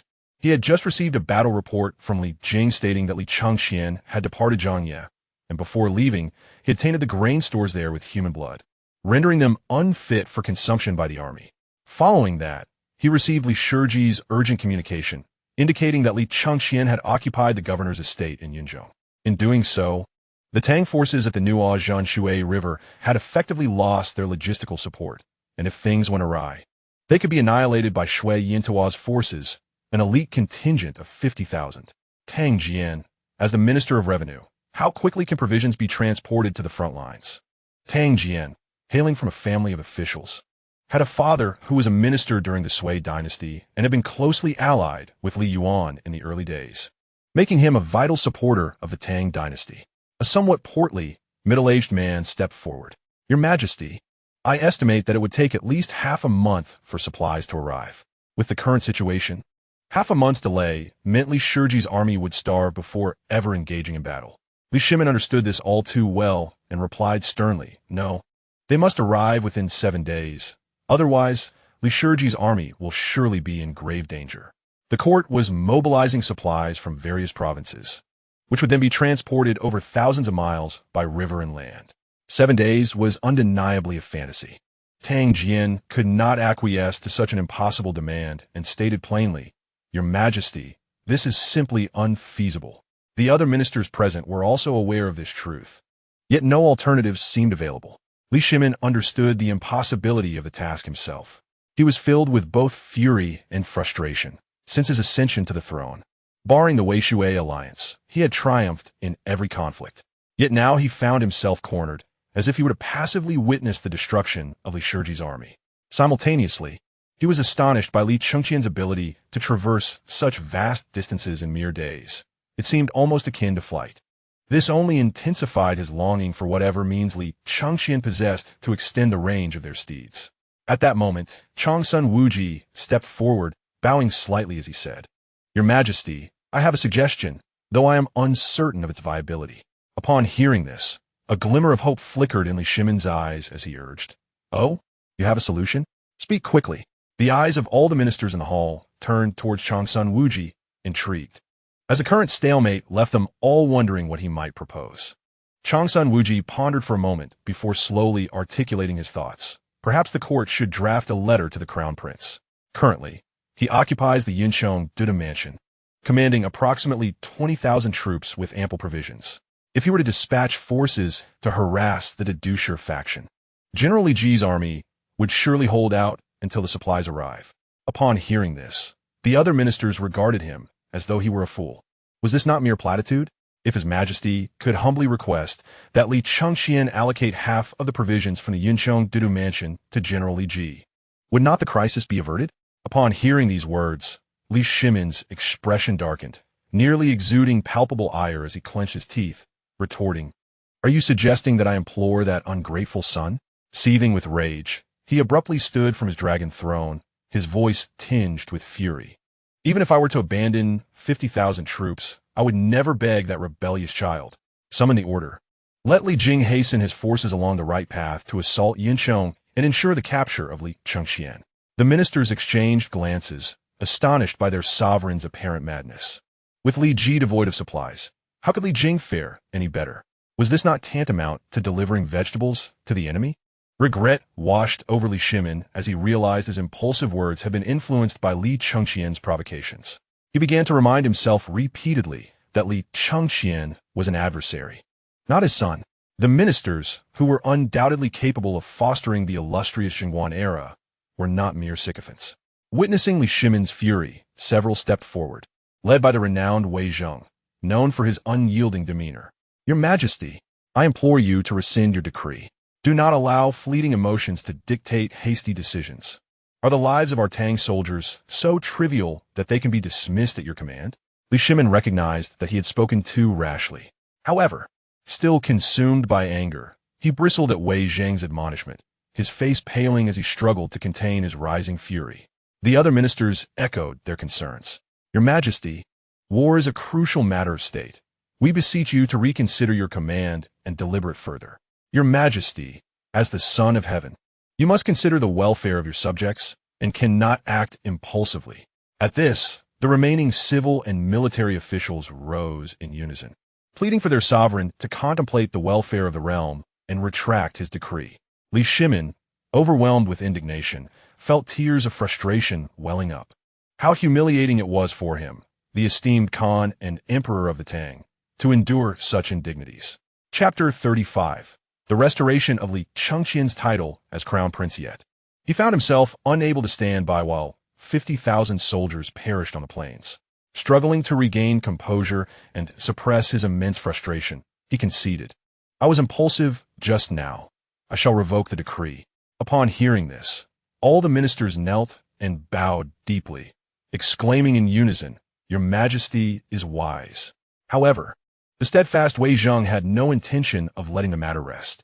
Might we discuss how to persuade the former crown Prince Li Chengqian to send troops to aid General Li Ji's forces? While Li Shimin was indeed a magnanimous sovereign, he could not bring himself to lower his dignity and request assistance from Li Chengqian. Most of the ministers also had sons, and truthfully, asking them to plead with their own offspring, especially the most rebellious, was an insurmountable challenge. Though emperors are expected to be above personal matters, they could not help but relate to Li Shimin's predicament. Sensing the tension in the atmosphere, Changsun Wuji stepped forward to mediate. Your Majesty, let this matter be handled by the Zhongshu province. Once a draft is prepared, you may review it. Li Shimin, begrudgingly conceding, grunted, Very well, let it be so. Dismissed the court. With that, he turned and strode towards the inner palace. As he departed, the military officials began whispering amongst themselves. Their curiosity piqued about how Li Chengqian had traversed such vast distances in mere days. Yuqi Jingde seized the opportunity to pull aside Li Shaogong, who was moving forward. Your Highness, wait a moment. Li Shaogong turned, puzzled. Jingde, what do you wish to discuss? In today's realm, only Li Shimin and Li Shaogong dare to address Yuqi Jingde in such a familiar manner. Yuqi Jingde, undeterred, whispered, Your Highness, do you know how he managed to travel such distances in just a few days? Li Shaogong smirked slightly. Do you truly wish to know? Of course I do. Pray, tell me. Well, if you want to know, why not inquire with him in Yinchong? You might even end up accompanying old Cheng.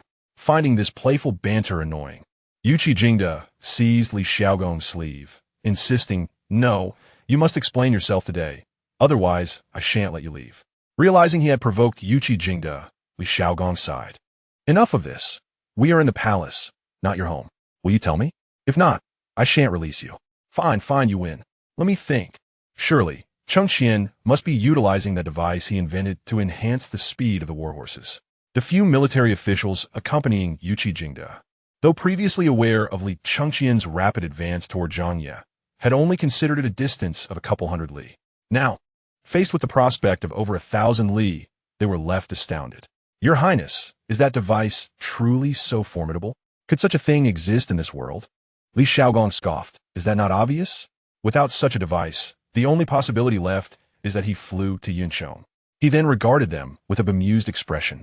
Do you truly believe he could fly? At that moment, Su Dingfeng, who had been silent until now, spoke gravely. If what your Highness suggests is correct, is indeed terrifying. If I were granted 2,000 of such cavalry capable of such distances, I would confidently defeat the Western Turkic Khaganate. Upon hearing this, the others fell silent. With horses capable of such long-range maneuvers, the nomadic strategy of hit and run would become utterly laughable. Yuqi Jingde interjected, it will eventually belong to us. Consider, once we resolve the issue with Shui Yintao, His Majesty will surely reclaim that individual. The minister's faces brightened at this prospect, while Li Shaogong scornfully retorted, what a fool. Hey, why are you insulting me? Is it wrong to call you a fool? After all these years as a general, you still can't see the truth. Do you not wonder why Chengqian is so desperate to reach Yinchong? Upon hearing this, the group fell into a contemplative silence. All of them capable strategists suddenly grasping the implications. Your Highness, do you suggest that he intends to venture deep into the desert? Li Shaogong, no longer engaging with their idle chatter, extricated himself from Yuqi Jingde's grasp and briskly strode ahead while stating, just today, someone presented several huji. I must return to indulge myself, and shall not waste time conversing with you roughnecks. Within the Taiji Hall, Li Shimin paced back and forth, visibly troubled, while Changsun Wuji, Chu Suiliang, Wei Zheng, and Fang Xianling discussed how to promptly Chengqian to send troops. Changsun Wuji maintained his calm demeanor, his voice steady. Esteemed ministers, my suggestion is to issue an immediate decree for Li Chengqian to lead an assault against the Dedusher faction, slowing their river crossing, while also demanding that he allocate half of the provisions from the Yinchong Duda Mansion to support the court's forces. This indeed aligned with the court's current needs. Yet, the question remained. Li Chengqian had overtly rebelled. What reason had he to heed the court's commands?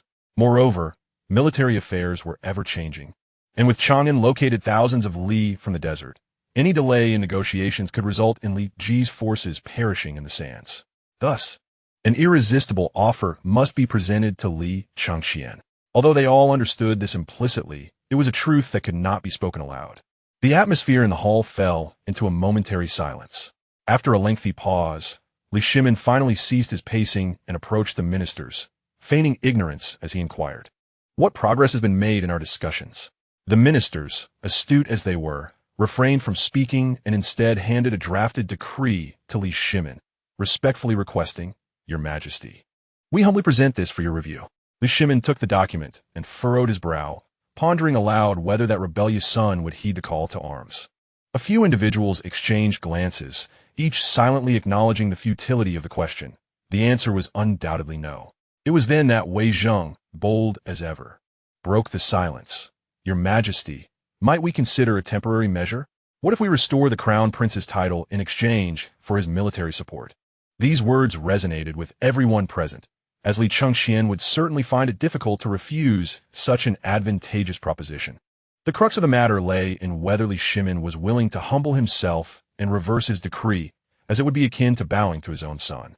True to his reputation as a remarkable ruler, Li Shimin remained silent for several minutes, his face betraying no emotion, as if he had regained the composure befitting a statesman. Indeed, Wei Zheng's suggestion is a viable stopgap. Let us proceed with this plan.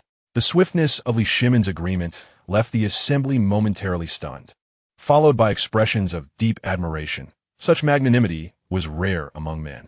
Your Majesty is most wise. We are in awe. At this moment, Li Shimin himself could no longer discern whether he was angry or not. Instead, he found himself somewhat admiring Li Chengqian, who had carved out a path for himself despite lacking any solid foundation, compelling his father to consider such measures. Reflecting on this, he could not help but question if he had misjudged Li Chengqian all along.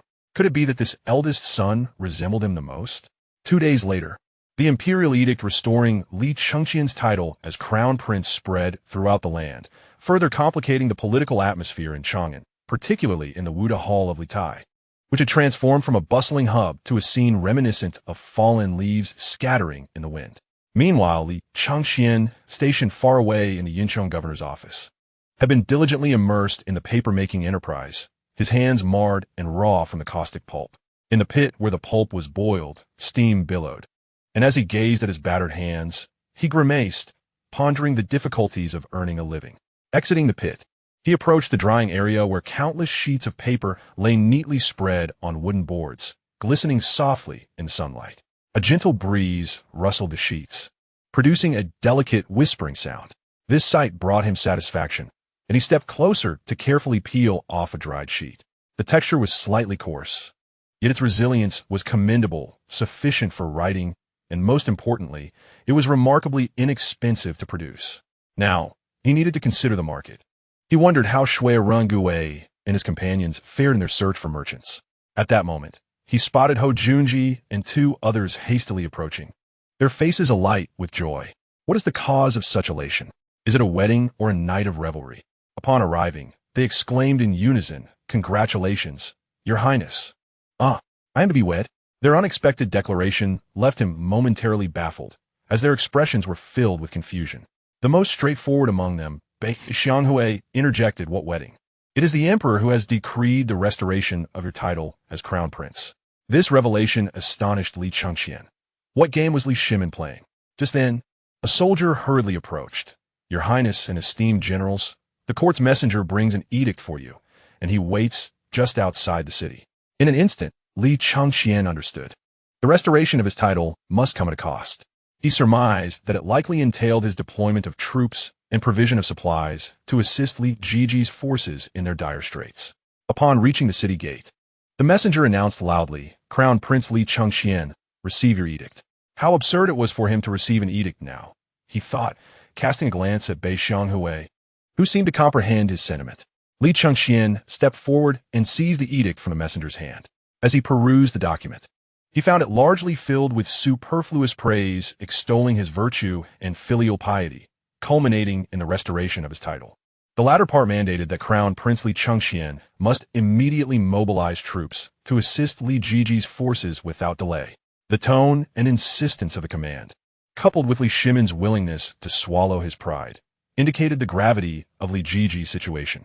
In that moment, Li Chengqian realized that his earlier request for the court to deploy troops within 2 days had likely resulted in a scarcity of supplies for the army. Yet, at that time, the court had been stockpiling provisions in Zhangye and Yinchong, so carrying less would have expedited their march. Elated by this realization, he thought that he need not resort to desperate measures after all. Now, if he could defeat Shui Yintuo's forces and simultaneously encircle Li Jiji's starving army, he would command a significant portion of the elite imperial troops. He turned to the messenger, stating with resolve, "Return to the emperor at once and convey that Chengqian will not disappoint the title of crown prince of the Tang dynasty. We shall march forth." "Understood." After the messenger departed, Hou Junji and the others looked on in confusion. The Tang army was their adversary. Why assist them? Seeing their perplexity, Li Chengqian promptly elucidated the current situation. "Our stability in the Yinchong governor's office is merely a result of the court's current inability to act. Even if we were to stand idle while Li Jiji's forces faced annihilation, the court possesses over 1 million troops and countless capable generals. And it is only a matter of months before they become embroiled in this conflict themselves. My intent is to immediately deploy troops to annihilate Shui Yintuo, followed by encircling Li Jiji's forces, who are already out of supplies. During this period, we should strive to incorporate their soldiers into our ranks, thus expanding our forces to perhaps 30 to 40,000 without undue complications." Hou Junji, somewhat perplexed, replied, "Since Li Jiji's army is already out of supplies, why not directly attack and recruit their fleeing soldiers instead of wasting our troops on Shui Yintuo's forces?" His words were candid. Emotionally, he held firm to the belief that he was merely in conflict with Li Shimin, and as long as he was not driven to a dead end, he had no desire to harm the soldiers of the Tang. Logically, if he openly led troops to slay Tang soldiers, he would face fierce opposition upon returning to the Tang with the banner of the legitimate heir. After all, who would recognize one who had slain Tang soldiers as their emperor? Those who do not contemplate the present cannot strategize for the future. To lead a team to ultimate victory, one must maintain a long-term vision. However, it was unnecessary to explain this rationale to Hou Junji, who possessed scant political acumen. He merely shook his head, stating, "Unless absolutely unavoidable, I shall not lay waste to the soldiers of the Tang." "Enough said. Prepare the troops promptly. We shall depart tomorrow." The command was absolute, and Hou Junji, seeing the resolve in his leader, ceased his inquiries. In unison, they replied, "As you command." As they were about to leave, Shui Rengui suddenly recalled something and turned back. "Your Highness, did you not ask me to find merchants with Xianghui? We found someone yesterday." "So soon? This is indeed a pleasant surprise. Where is he? Bring him to meet me at once." In the command tent, Li Chengqian awaited Shui Rengui's arrival with a merchant when suddenly, Ho Junji burst in, his face flushed with urgency. Beads of sweat glistened on his forehead, and his breath came in quick gasps, clearly having rushed over. Your Highness, Ho Junji panted, his voice tinged with excitement. Du Zhenguan and the others, along with their families, had arrived at the city gates. He had prepared himself for the worst, anticipating that his entire family might face execution at the hands of Li Shimin. After all, a gambler, once committed, could forsake everything. Yet, to say he felt no anguish would be disingenuous in the stillness of night. Thoughts of his wife and children would pierce his heart. Now, witnessing Li Chengqian's foresight in arranging for his family's safe passage, he felt a complex flood of emotions: gratitude towards Li Chengqian, guilt over his loved ones, and joy at their reunion. Li Chengqian, hearing this news, was equally delighted. Understanding the complexity of Ho Junji's emotions, he rose and approached him, placing a reassuring hand on his shoulder. Junji, rest assured, as long as you remain true to your principles, I shall undoubtedly reciprocate. Understand. At this moment, the voice of Shui Rongui echoed. Your Highness, the individuals have been brought forth. Very well, let them enter. After speaking, he turned to Ho Junji. Please find them a place to rest. I shall visit them shortly after I finish my tasks. Additionally, please bring Du Zhenguan and the others. I have matters to assign them. As he spoke, Shui entered the command tent accompanied by a dark-skinned man. Li Chengqian's eyes brightened. He recognized a familiar face. This man was Chen Wugang, the toothman who had previously assisted him in procuring goods in the East Market of Chang'an. I pay my respects to your Highness. It has been several days, yet your demeanor remains unchanged.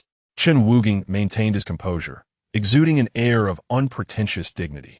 Of course, my countenance remains as it is. Otherwise, who would engage in trade with you? However, you must be aware of my current situation, correct?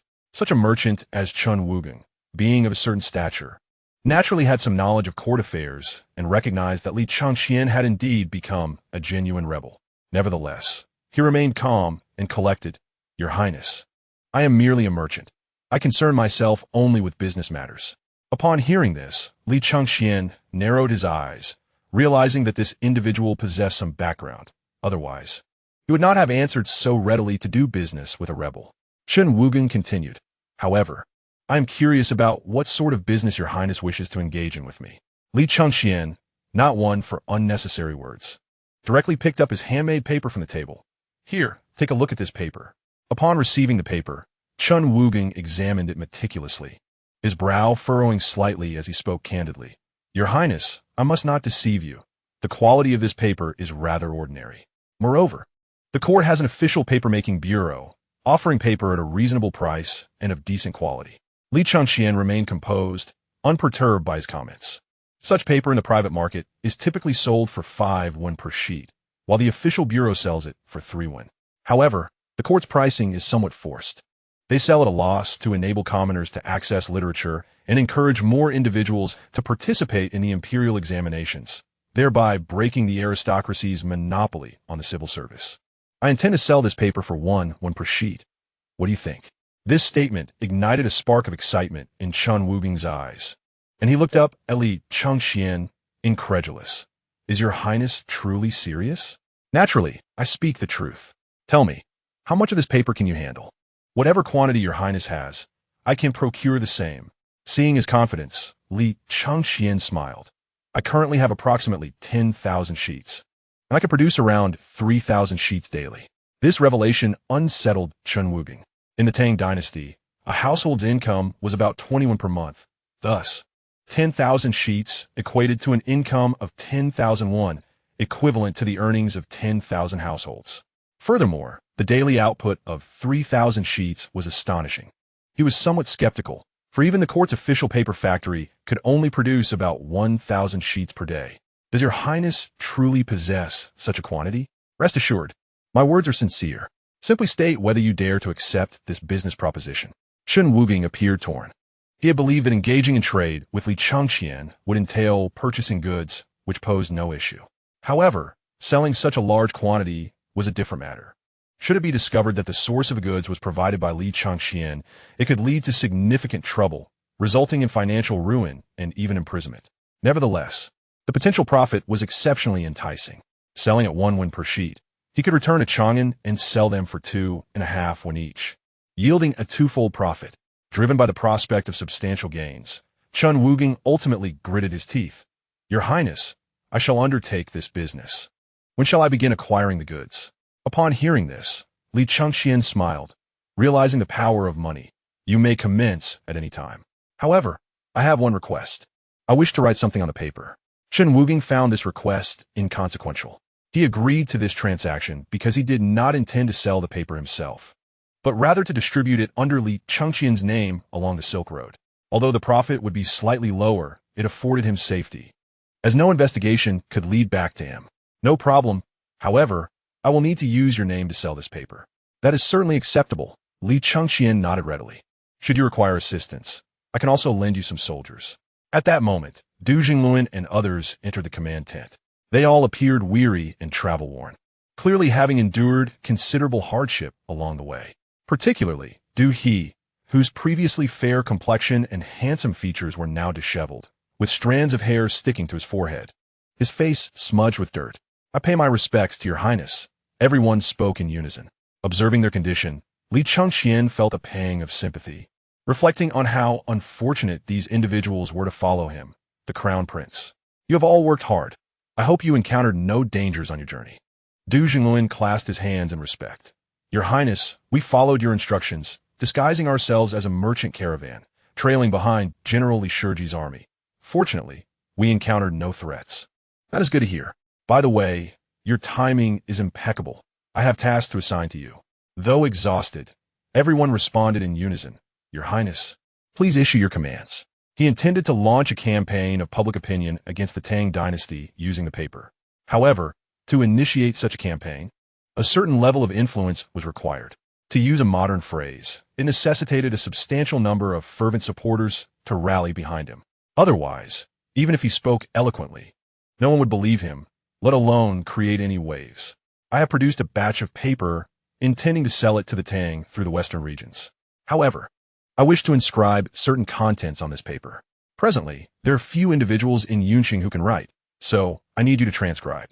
Remember, it is imperative that you exert your utmost effort to transcribe as much as possible. The group was curious about why Li Chengqian was producing paper while also wondering why he wanted to write on it. After all, public opinion campaigns in ancient times were still at the rudimentary stage of composing proclamations against enemies before a great battle.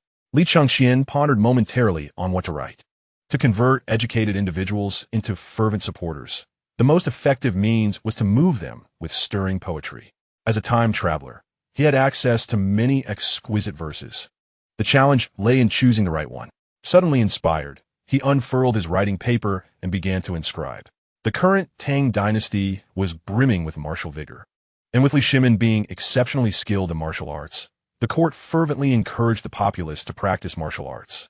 Even scholars carried swords, dreaming of one day galloping across the vast desert and achieving remarkable feats. He wrote the title poetic song of breaking the formation, followed by the verses, drunkenly. I light the lamp to observe my sword. In dreams, I return to the sound of horns echoing through the camp. 800 miles beneath my command, the 50 strings resound beyond the frontier. On the battlefield, autumn soldiers are mustered. The steed, like a swift leu, gallops, and the bowstring snaps like thunder. To resolve the affairs of the world for my sovereign, securing fame both in life and after death. After completing the poem, he handed it to the group. Take a look. How do you find my poetic song of breaking the formation? Everyone present could read, especially Du Jingluan, a contemporary literary master with considerable influence in the literary world. Their impression of Li Chengqian still lingered on the image of a prince who, in his youth, indulged in revelry and, in recent years, had become taciturn. Thus, they were somewhat skeptical, doubting his ability to compose anything of merit. Nevertheless, out of respect, they began to examine it closely. The opening line, drunkenly, I light the lamp to observe my sword. In dreams, I return to the sound of horns echoing through the camp, caused their breaths to quicken, leaving them profoundly moved. As they continued reading, their astonishment grew. Such grandiose phrases, each word resonating powerfully, seemed to transport them to a battlefield of clashing swords and galloping steeds. Du Jingluan's hand trembled as he grasped the paper. His eyes filled with awe, unable to restrain his admiration. Your Highness, this poem is magnificent and can be deemed a masterpiece. Li Chengqian smiled faintly, remarking that the time-honored Pezhunzi is not merely magnificent but is indeed a masterpiece. However, this alone is insufficient. It merely allows the scholars to appreciate his poetic talents, which ultimately feels somewhat superficial. He promptly took up his brush and inscribed the 4 grand characters Tiandi on the paper. As the eldest son of the Tang dynasty, destined to inherit the position of crown prince, he must establish a heart for heaven and earth, secure the fate of the people, carry forward the teachings of the sages, and pave the path for peace for eternity. If he cannot fulfill this aspiration in this lifetime, he would rather perish. The earlier poem was so stunning that everyone present was now fixated on the desk.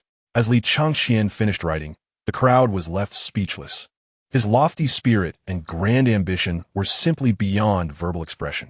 Du Zhongluan murmured, "What a noble heart for heaven and earth!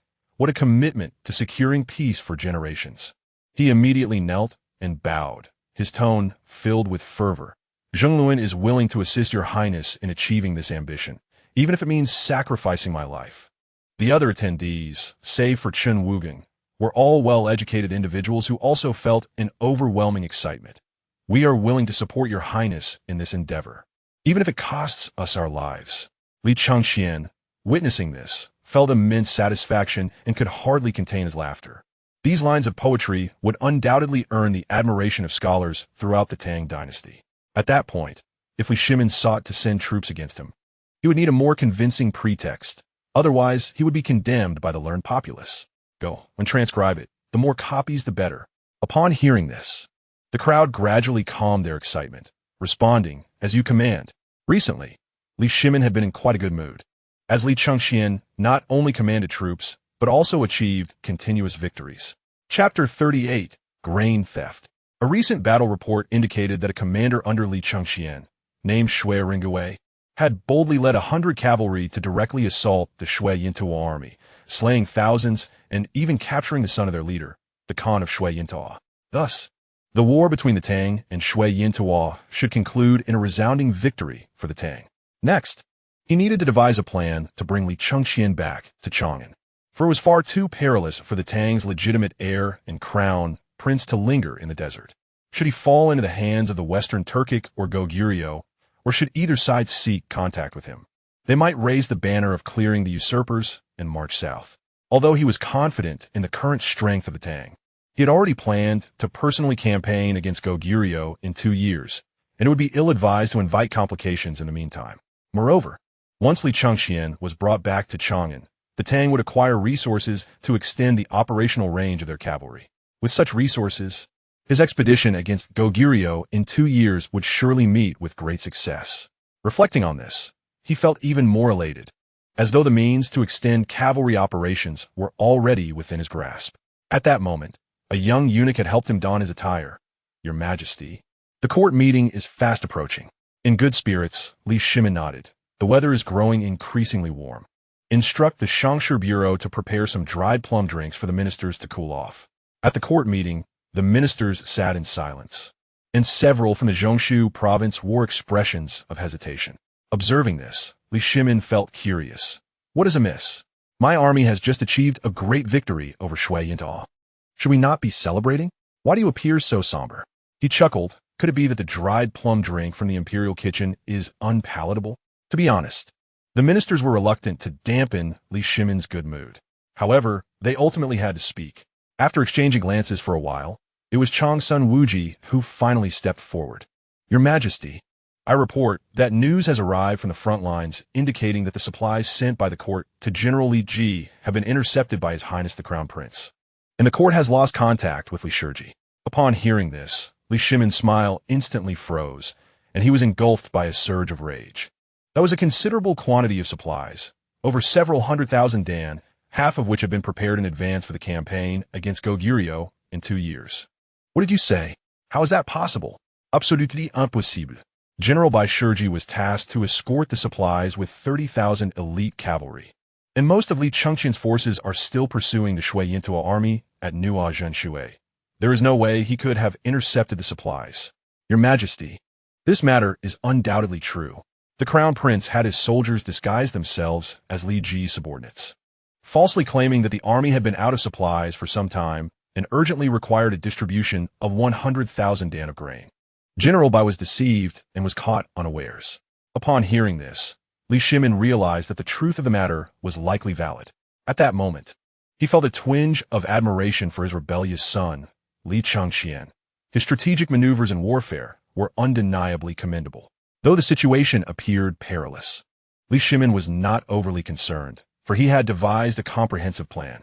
Several days prior, he had issued an edict for Li Jing, stationed in Zhangya, to lead troops to the grasslands, partly in anticipation of unfavorable battle outcomes, and partly to capture Li Chengqian. What news of Duke Wei?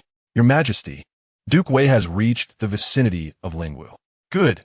Immediately dispatch an urgent order to Duke Wei to abandon all supplies and march swiftly. He must arrive at the Yunqiang governor's office within 2 days. The other ministers exchanged glances upon hearing this. Abandon the supplies? What will they eat or drink upon reaching the grasslands? If Li Shiji does not return, we might lose another Li Jing. Li Shimin discerned the minister's concerns and chuckled. The supplies intercepted by Li Chengqian will surely be stored at the Yunqiang governor's office. That place has low walls, and with Duke Wei leading 30,000 troops, a single battle will suffice to conquer it. There, they will naturally find provisions, after which they can join forces with Li Shiji to apprehend Li Chengqian without issue. The ministers nodded in agreement, expressing their support. With Li Jing's capabilities, capturing the Yunqiang governor's office would certainly be well within reach. At that moment, the Minister of Revenue, Tang Jian, stepped forward. His once robust physique now appeared considerably slimmer. Observing this, Li Shimin jested. Has Duke Zhu not been eating well lately? You look quite a bit thinner.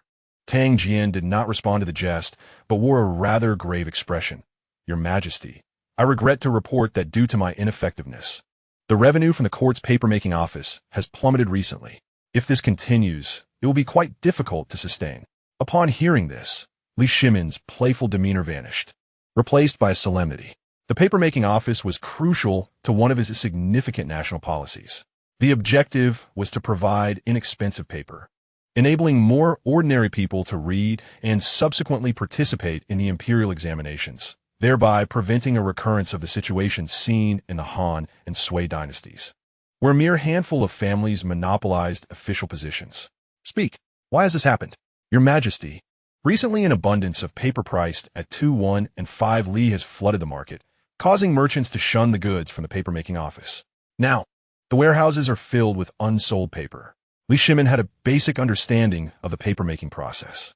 Quality rice stalks and other materials must be soaked for a day or two, then pulped and dried to create paper.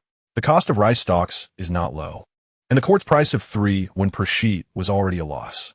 Fortunately, favorable weather in recent years had kept the finances stable. Otherwise, the court could not bear such a loss. Thus, private paper mills lacked sufficient capital to engage in a price war with the court. Contemplating this, he felt a shift in his thoughts. Could it be that the powerful clans had united against the court? The 5 surnames and 7 noble houses had thrived for a century, each possessing considerable wealth. If they combined forces, they could indeed challenge the court financially. Have you traced the source of these goods? Tang Jian's expression revealed his difficulty, as he hesitated on how to respond. I am currently investigating. Li Shimin was well aware of Tang Jian's capabilities. He was meticulous in his work, so it was improbable that he had not yet identified the source.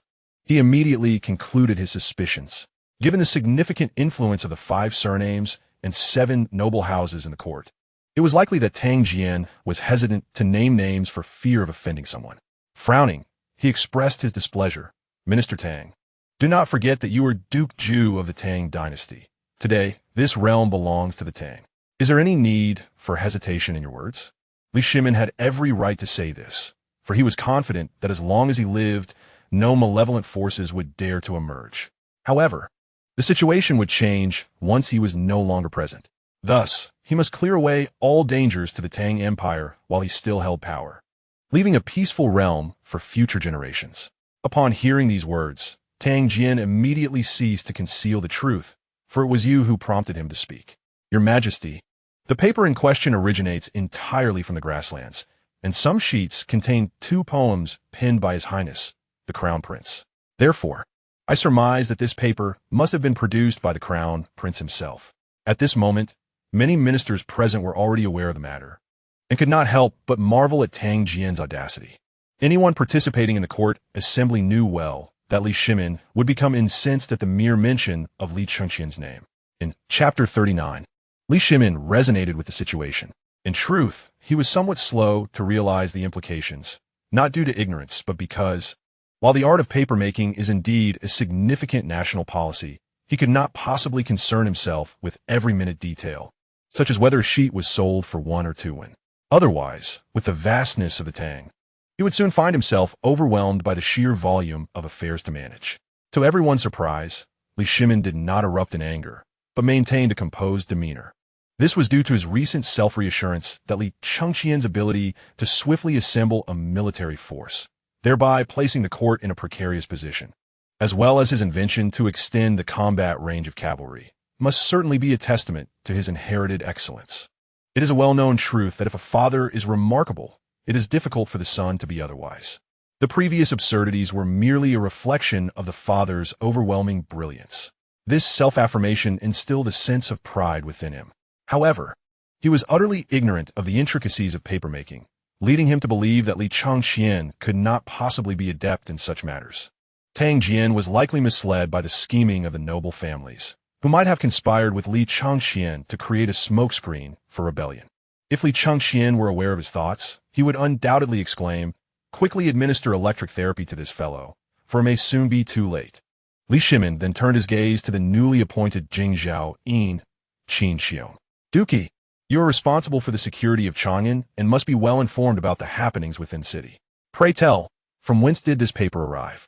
Qin Xiong, of course, was well aware of the matter, and he had read Li Chengqian's poem. The line in drunkenness, "I light the lamp to view my sword," dreaming back to the sound of horns in the camp, particularly resonated with him. In his youth, he had wielded his sword on the battlefield, countless times severing the heads of generals amidst the throng of soldiers, basking in the glory before the masses.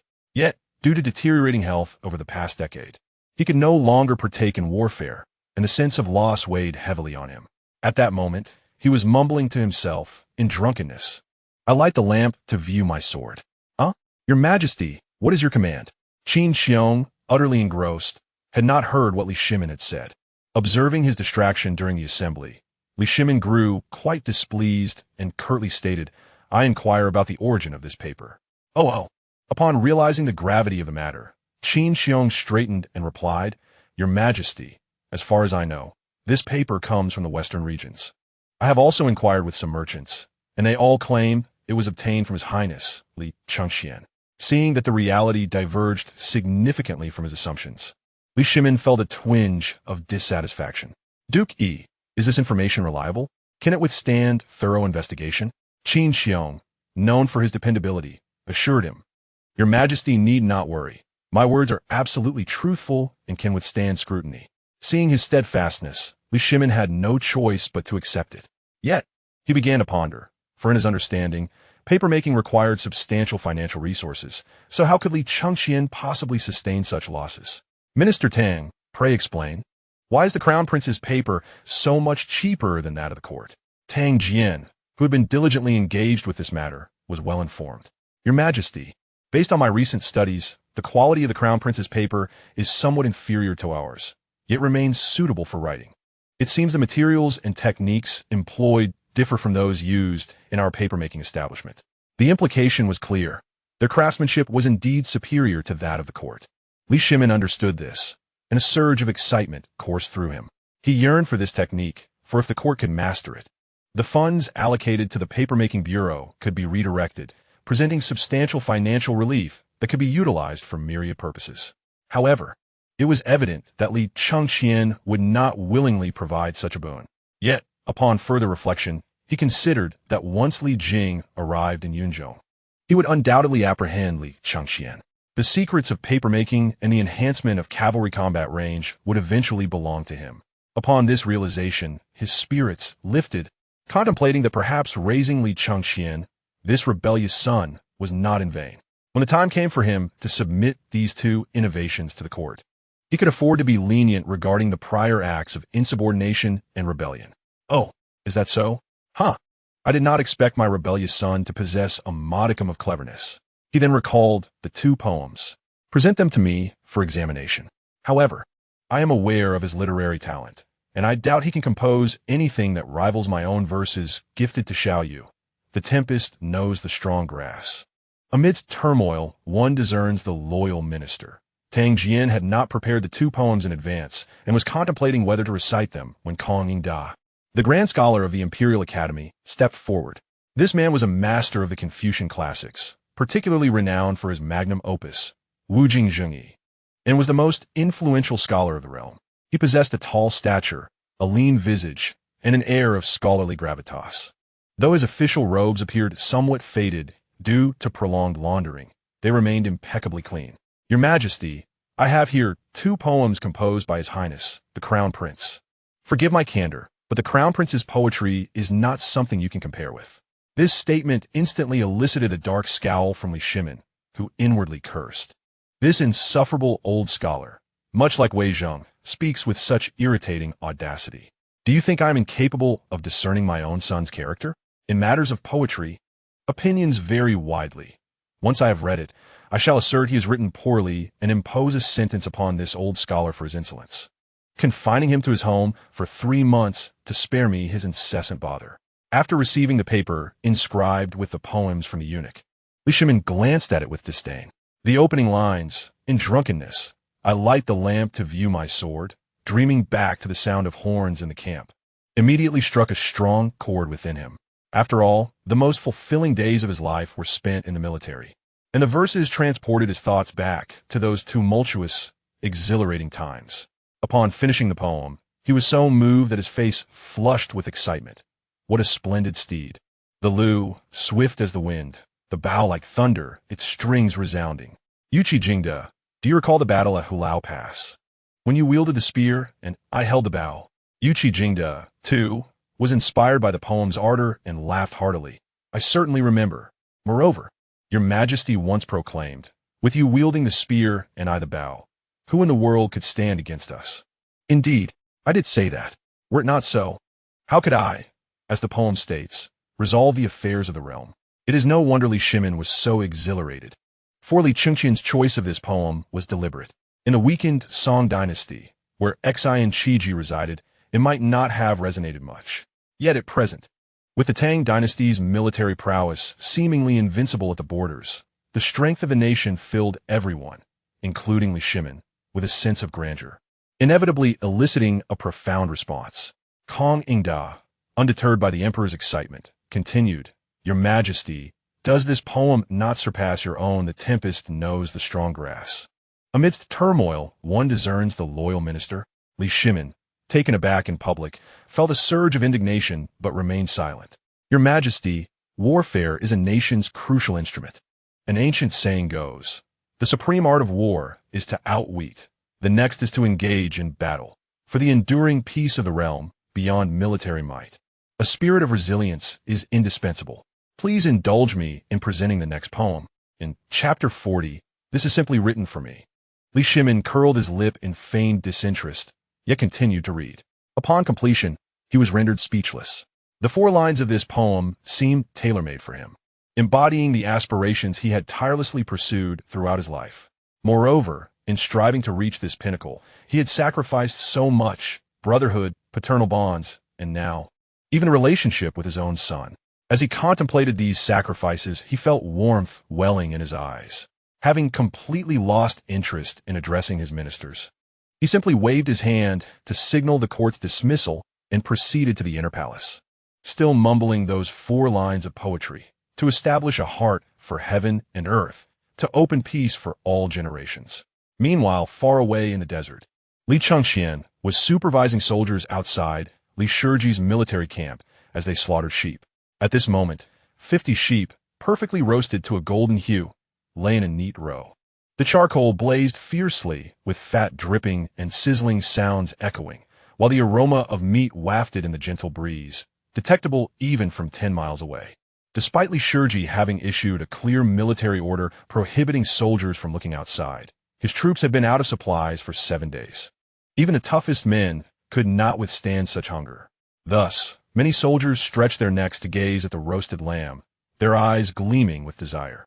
To make matters worse, Li Chengqian was holding a large trumpet, casually calling out to the camp, "Brothers, I am the Crown Prince Li Chengqian, and I have come to reward you on His Majesty's orders. If you are hungry, come out quickly for lamb and fine wine." His words seemed to possess an enchanting power, compelling the soldiers within the camp to uncontrollably yearn to step outside. Inside the command tent, Li Shiji wore a frown.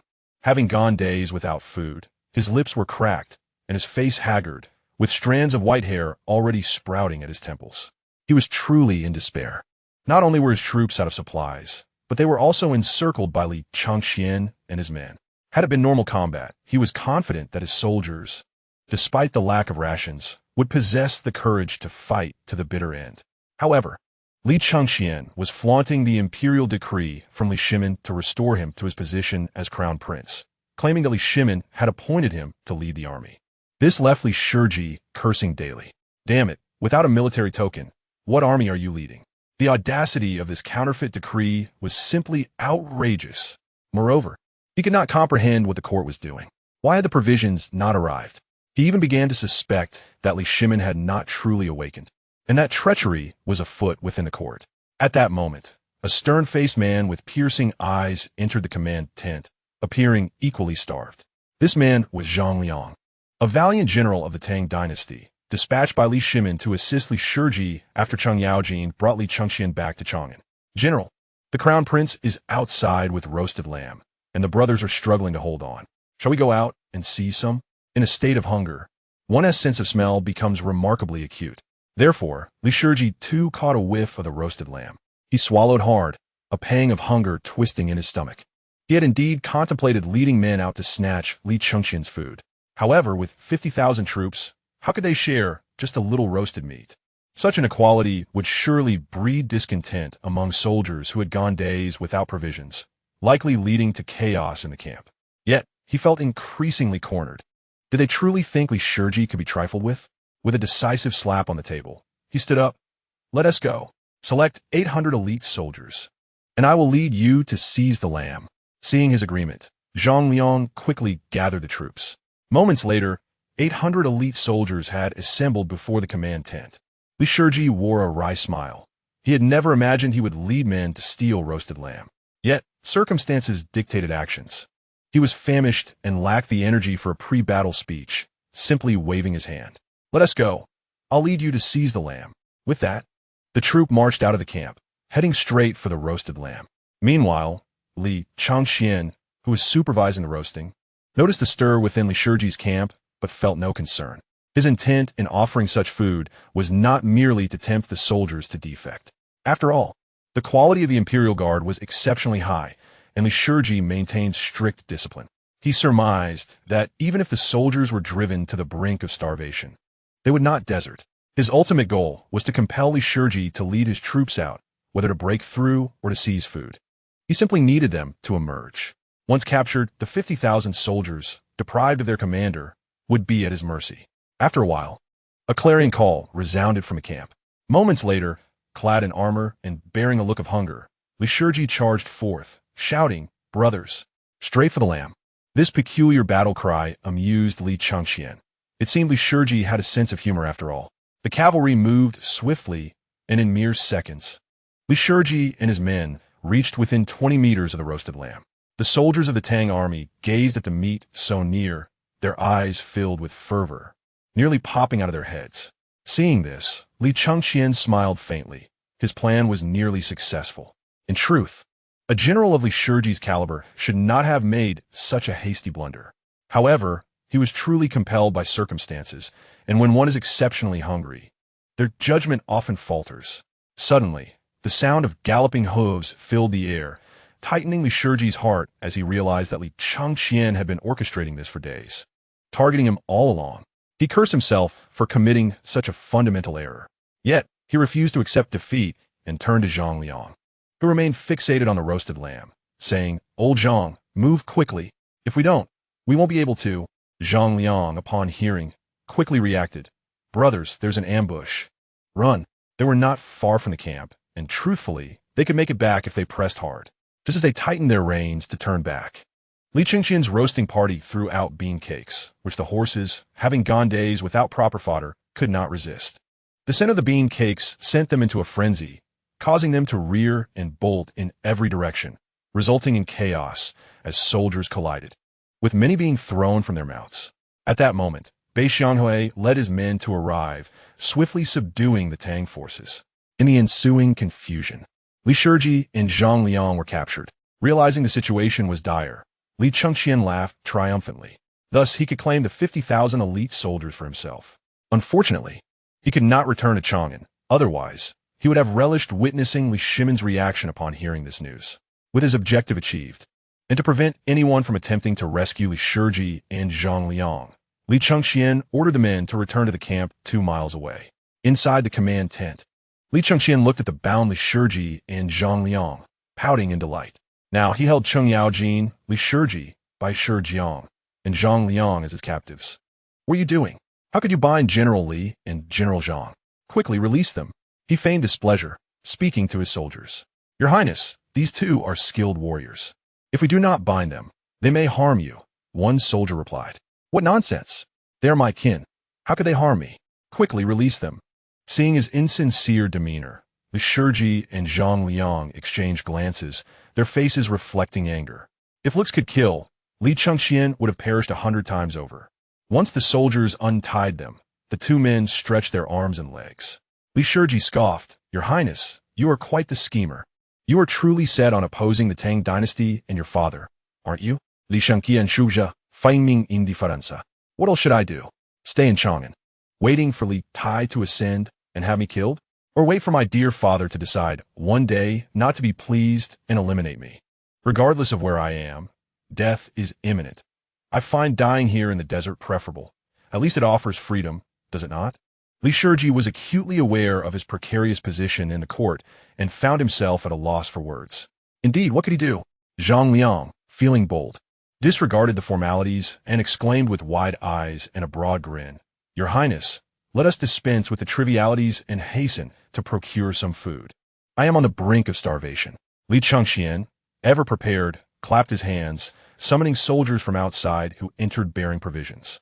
Zhang Liang wasted no time, devouring the food with a ferocity that was quite alarming. Li Ji, wearing a concerned expression, inquired, Your Highness, what are your intentions regarding my 50,000 troops? Rest assured, Commander Li, these are soldiers of the Great Tang, and by extension, mine as well. I shall treat them with the utmost care, Li Chengqian assured him. Li Yi, in response, managed a bittersweet smile.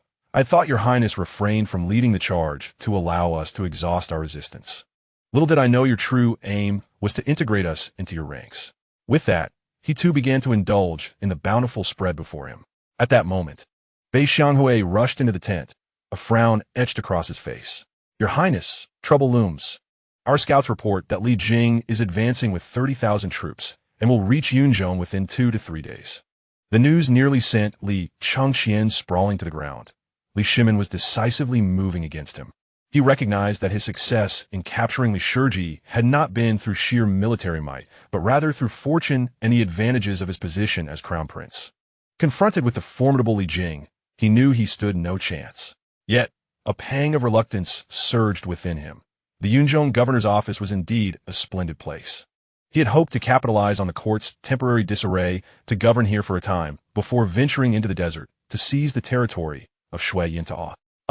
Your Highness, he recalled, the scouts also mentioned that Li Jing's army appears to be marching swiftly with scant provisions. This revelation plunged Li Chengqian into deep contemplation. The court could not possibly neglect to supply Li Jing with provisions, yet here was the stark reality. Suddenly, an epiphany struck him.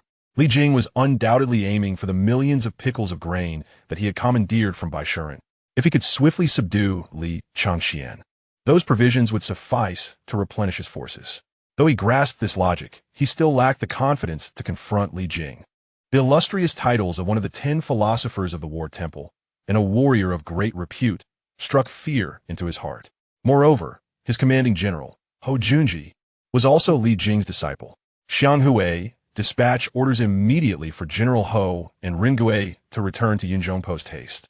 Also, bring forth the provisions, wine, and meat we prepared. I shall proceed to integrate the Tang troops. Understood. Li Ji looked up at him, a hint of mockery lacing his tone. What is this? With the arrival of the apothecary, does the crown prince seem a bit flustered? Are you contemplating a retreat? Li Chengqian, realizing his thoughts had been accurately discerned, retorted. So what if I am? Is that shameful? If you possess the capability, you should flee as well. This retort left Li Ji momentarily speechless. He too had entertained thoughts of fleeing, but with no provisions for men or horses, retreat was not an option. With the Tang army suddenly bereft of its commander and deputy, chaos quickly ensued within the camp. Despite the strict military discipline, the absence of leadership plunged the troops into panic. Human nature is often prone to blind following. If one or two men became agitated, it would swiftly influence the masses. Li Chengqian was determined not to let this opportunity slip away, especially as Li Jing was only a couple of days away.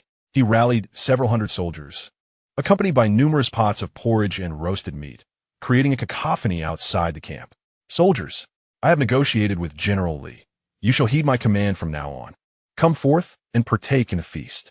His words, though somewhat farcical, mattered little to the famished soldiers. Moreover, Li Chengqian was not an outsider but the crown prince of the Great Tang.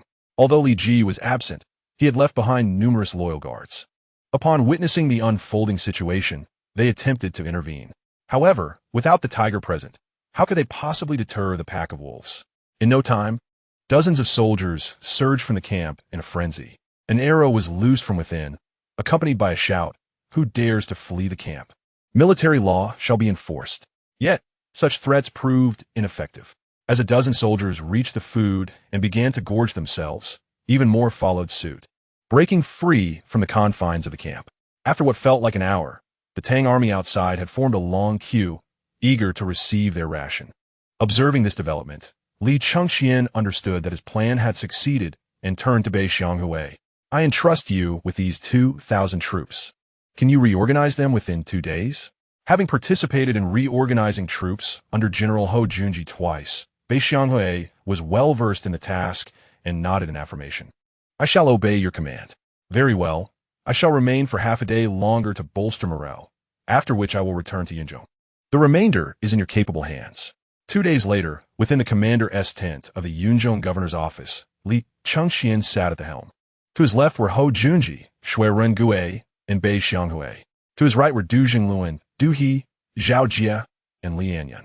Observing the assembly before him, a sense of accomplishment surged within him. He had indeed managed to blend both military and civil prowess. Presently, all eyes were fixed upon him, awaiting his directives on how to confront the impending situation, as Li Jing's army was now less than a day's journey from Yunzhong. With a sigh, Li Chengqian contemplated their predicament. The only viable option was to relinquish Yunzhong. I propose we immediately mobilize the entire army northward in pursuit of the remnants of Shui Yinta'a. The prospect of abandoning a stable stronghold stirred visible discontent among the gathered leaders. Du Jingluan spoke up, Your Highness. We possess millions of pickles of grain seized from Baishuren and Yunzhong. If we embark with the provisions, Li Jing's army will undoubtedly catch up, leaving us in a precarious position. It would be wiser to establish a defensive stance here. Li Chengqian was acutely aware of the gravity of this reality. Those millions of pickles of grain could sustain them for an entire year without concern for sustenance. Yet, risking a confrontation with Li Jing was a gamble he dared not take. The latest intelligence indicated that the court had dispatched a deputy commander, Su Dingfang, who had previously quelled 3 kingdoms and returned with their leaders. With these 2 formidable figures united, it was clear that any resistance would result in dire consequences. I understand the counsel of my advisors. However, as a general, one must never be overly concerned with the loss of a city or territory. We must maintain a long-term vision. As long as we can safeguard our fighting force, provisions will eventually follow. He then turned to Ho Junji. As the commander of our forces, what is your perspective? Speak freely. In an uncharacteristic show of restraint, the usually brash gambler appeared solemn and contemplative. After all, he was addressing his mentor, and a disciple could not approach their master without trepidation. Your Highness, I believe it prudent to heed your advice and temporarily evade confrontation. Bei Xianghui, filled with reluctance, protested, but what are the provisions? Are we to leave them behind? Would that not benefit the Tang army? Li Chengqian feared being defeated by Li Jing, yet an even greater dread nagged at him. The prospect of Li Jing establishing a garrison in the desert. Such a scenario could lead to years of turmoil, and the dream of dominating the grasslands would become a distant fantasy. However, if he could destroy the millions of pickles of grain in Yunzhong, Li Jing would surely withdraw. This would allow him to return to Yunzhong, albeit without the provisions for his own use. Yet, it seemed he had no choice but to choose the lesser of two evils. Xianghui, immediately gather Huang in the city and, following the method we employed in Zhangye, douse it over the grain. Reluctant, but recognizing the necessity, Bei Xianghui acquiesced. I shall attend to this matter at once. Li Chengqian addressed the assembly. Prepare yourselves. We shall set out in 2 hours. The soldiers, understanding the implications, realized they were to retreat. They found themselves in the grasslands, and any further withdrawal would distance them even more from their homeland. Those who had lived on this land for generations held an undeniable connection to their roots. Consequently, a somber atmosphere enveloped the entire Yunzhong governor's office. At that moment, a soldier entered the command tent. Your Highness, there is someone at the city gates seeking an audience, claiming to be from the Chui family. At this moment, Li Chengqian found himself in a state of discontent, overwhelmed by the tumultuous circumstances surrounding him. Someone requests an audience? Who could it be? His thoughts were abruptly interrupted as he recalled the unfinished statement regarding Duda. What is his surname? Your Highness, it is Chui. The Chui family was indeed formidable during the early Tang dynasty. Since the period of the southern and northern dynasties, the Chui clan had established itself as a prestigious lineage, venerating Confucian ideals. Through strategic alliances with other noble families, they gradually became part of the so-called 5 surnames and 7 lineages, a group that nearly monopolized the political landscape. Had it not been for the overwhelming strength of Li Shimin, which kept others in check, these families could have easily influenced the affairs of the realm. However, in recent years, under Li Shimin's deliberate suppression, the 5 surnames and 7 lineages had waned in power and influence. What then could the Chui family want with a rebellious prince like him? He couldn't shake the notion that there was some ulterior motive at play. With a cold laugh, he thought, I shall see what mischief you intend. He then instructed the soldier, bring him in. After a brief interval, a young man was ushered into the tent. Clad in a flowing azure robe with wide sleeves, adorned with jade pendants, and holding a folded fan, he possessed an exceptionally handsome visage, exuding an air of an extraordinary gentleman. I am Chui Jun, Your Highness. It is an honor to meet you, he said with a slight nod, his tone measured. Li Chengqian felt a surge of irritation at his demeanor. I detest pretense, he replied coldly. What business do you have with me? Chui Jun unfurled his fan with a flourish, gently waving it as a serene smile graced his face, conveying an air of detachment. Your Highness, your life hangs by a thread, yet you inquire about my purpose for seeking you? You are the one whose life hangs by a thread. Your entire family is in peril. Li Chengqian was taken aback, anger boiling within him, though he concealed it behind a facade of indifference. Oh, how you come to that conclusion? Please enlighten me, Mr. Chui. Why pretend ignorance, Your Highness? Duke Wei, Li Jing, is leading an army of 30,000, now less than 100 miles from here, with the court maintaining 1,000,000 troops prepared for battle. Is your life not indeed in jeopardy? Li Chengqian shubja dismissivedi. Then I suppose I shall die. Not quite, Your Highness. Your situation does not warrant such finality. Chui Jun's words contradicted themselves, and Li Chengqian was intrigued. I wonder what you intend to play at today. Seeing his silence, Chui Jun continued, Your Highness, should you gain the support of the Chui family, you could surely escape this predicament and soar like a dragon into the sea. There is no such thing as a free lunch in this world. The Chui family undoubtedly harbored their own interests. Li Chengqian gestured for him to continue, maintaining his composure. To his surprise, Chui Jun was taken aback by his calmness at the mention of assistance from the Chui family, though he quickly regained his lofty demeanor. I have heard of your remarkable proficiency in the art of papermaking. If this could serve as a bargaining chip, we of the Chui family would undoubtedly assist you in extricating yourself from your current plight. Upon hearing this, Li Chengqian's mind cleared, and he marveled at the swiftness of the 5 surnames and 7 lineages. In truth, many private paper mills were supported by them, Yet they had suffered significant losses due to selling paper at a loss. Thus, if they could obtain from him the means to produce inexpensive paper, they could undermine the court's paper production efforts. Subsequently, they could raise paper prices, thereby controlling the scholars of the realm and maintaining their monopoly over the imperial examinations and the bureaucracy. Yet, Li Chengqian remained resolute in his belief. While he may be at odds with Li Shimin, the Tang dynasty still belonged to the Li family. Moreover, the 5 surnames and 7 lineages were merely a collection of idle aristocrats. Allowing them to dominate the bureaucracy would surely bring suffering upon the common people. Adhering to the principle that there is no harm in deceiving the dead, Li Chengqian nodded decisively. Very well. As long as you can assist me in escaping my current predicament, I shall willingly relinquish my knowledge of papermaking. Furthermore, should you help me ascend to the throne, I would even consider abolishing the imperial examination system and restoring the 9 ranks and 6 degree system. His ambition was grand indeed. For the rise of these aristocratic families was largely due to the promotion of the 9 ranks and 6 degree system by Emperor Wei, Pai. This system classified scholars into 9 grades, wherein the upper grades were predominantly held by noble families, while the lower grades were filled with commoners. Appointments were made according to lineage, virtue, and ability, effectively solidifying social hierarchies and completely obstructing the upward mobility of the lower classes, an arrangement that could be described as a calamity for the state and its people. However, this proclamation sparked a glimmer of excitement in Cui Jun's eyes, which had previously been masked by his lofty demeanor. Your Highness speaks truly? Then indeed, your words are more precious than gold. Now, how might you aid me in escaping this predicament, though buoyed by the promise of such grand ambitions? Cui Jun was no fool. That can certainly be arranged, but your Highness must also demonstrate some sincerity. Sincerity? What sort of sincerity do you seek? The art of papermaking is not merely a matter of a few words. The processes involved are intricate. With Li Jing's army approaching rapidly, I have no time to teach you at length.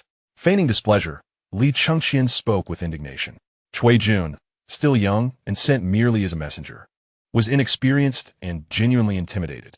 In that case, let us first delay the advance of Li Jing's army, and then your Highness can teach us the art of papermaking. How does that sound? At this proposition, Li Chengqian was momentarily taken aback. The 5 surnames and 7 lineages had a method to impede Li Jing. Given that Li Jing was accustomed to swift and decisive action, it was clear that Li Shimin had issued strict orders. He could hardly fathom how this military god of the Tang would disregard the emperor's commands. Oh, you possess such confidence? He inquired, aware that military affairs were no trifling matter. Cui Jun spoke with unwavering certainty. Rest assured, your Highness, I would not utter such words without complete assurance. Li Chengqian, skeptical of their intentions, remained guarded. It was not a lack of trust. Rather, military matters were not to be trifled with. Perhaps it is best that I continue to live on borrowed time, for even one more day is a gift. Seeing his reticence, Cui Jun grew anxious. Surely you are aware of the influence of the Cui family. We have our means, and you need not doubt us. I cannot gamble the lives of my soldiers on this nebulous promise. With that, he called out to the guards outside, show our guest out. Your Highness, please wait. Oh, do you have more to say? Cui Jun gritted his teeth, seemingly resolved. The military officer in charge of the march in Li Jing's army hails from a collateral branch of the Cui family. With but a word from us, he would issue a countermand, halting the advance. After all this time, it seemed they had resorted to such a simplistic scheme. How could they presume that Li Jing would heed them? No wonder the 5 surnames and 7 lineages were losing power. Such foolish ideas were hardly able to rival Li Shimin. Li Chengqian mused this internally, yet since he was merely painting a picture of hope, he did not mind. Ah, I see. The Cui family truly lives up to its reputation. I shall await your favorable news. Rest assured, once accomplished, my promises shall be fulfilled. Very well, your Highness. We shall establish a gentleman's agreement. No objections, it is settled. As evening fell and the sun began to set, Li Jing led his troops onward. Although nearing 70, with gray hair at his temples, his stern features still conveyed a sense of steadfastness akin to a mountain. A personal guard beside him whispered, General, it seems your white hair has increased once more. Li Jing chuckled lightly, his expression indifferent. He understood that this might be his final campaign. Yet after a lifetime of military service, traversing the vast expanse of the south and north, he harbored no regrets. He touched his temples, speaking calmly, Time is unrelenting. A few more gray hairs are only natural. To his left, Su Dingfang interjected with respect. Duke Wei, after a lifetime of battle for the Tang, it is indeed time for you to enjoy some peace. Hehe, indeed, it is time to enjoy some peace. In the future, this battlefield will be entrusted to you younger generations. Su Dingfang still wore an expression of reverence, as he greatly admired Li Jing for both his military achievements and capabilities. I shall certainly exert all my efforts and live up to the trust placed in me by the Duke of Wei.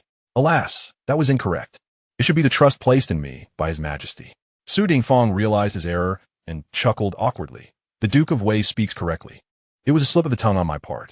By the way, Dingfang, do you believe we have a significant chance of victory in this expedition? This question left him somewhat perplexed. The Yunqiang governor's office was merely a small city, and His Highness the Crown Prince could muster at most 30 to 40,000 troops. Even without Li Jing, he was confident he could capture it himself. I do not understand the meaning behind the Duke of Wei's words. I humbly seek your guidance. Dingfang, you also attend court. What do you think the Crown Prince truly intends to do? This made him recall what Li Shaogong had said earlier, stirring something within him. The Duke of Wei implied that the Crown Prince would not engage us in battle, but would retreat northward. I have always believed that among the younger generals in our court, you possess the most insight. It seems I was right. So, according to your interpretation, we shall surely return empty-handed from this battle? Pretty much. However, we must remain cautious, given the recent behavior of our Crown Prince. He bears a resemblance to His Majesty in his youth. We must not fall into any traps. Just then, a person clad in battle armor, resembling a scholar, rode forth. Li Jing exclaimed in surprise, Wang Sima, why are you not overseeing the troops at the rear? Do you have business with me? I report to the Duke of Wei that His Majesty has just issued an edict for the army to halt in place and to march 3 days hence. Upon hearing it was the decree from Li Shimin, Su Dingfang immediately reined in his horse and looked to Li Jing, awaiting orders to set up camp. However, Li Jing waved his hand to his surrounding guards and coldly commanded, seize him. This left everyone in shock. Although the marching Sima's rank was not high, he reported directly to the emperor, and even the commanding general had no authority to detain him.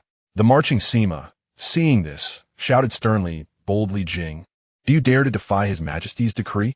Haha, His Majesty's decree? Before His Majesty departed, he granted me the authority to make decisions on the spot. And your false transmission of the imperial edict is of no concern to me. Naturally, the personal guards of General are his most trusted individuals. After a brief moment of hesitation, they rushed forward and pulled the marching Sima off his horse, binding him tightly. At this moment, Su Dingfang was filled with uncertainty. Is this all right, General Li? Li Jing patted his shoulder and said, do not worry. Before His Majesty left, he summoned me privately and warned me of the Crown Prince's treachery, granting me the authority to make decisions on the spot. Moreover, our army is lightly equipped and low on provisions. How could His Majesty allow us to cease our advance? I understand. Li Chengqian would certainly not believe what Cui Jun had said. At this moment, he had already led his army for nearly 30 miles. Fearing that Li Jing would catch up, he had traveled light, carrying only 10 days' worth of supplies. Your Highness, what should our next step be?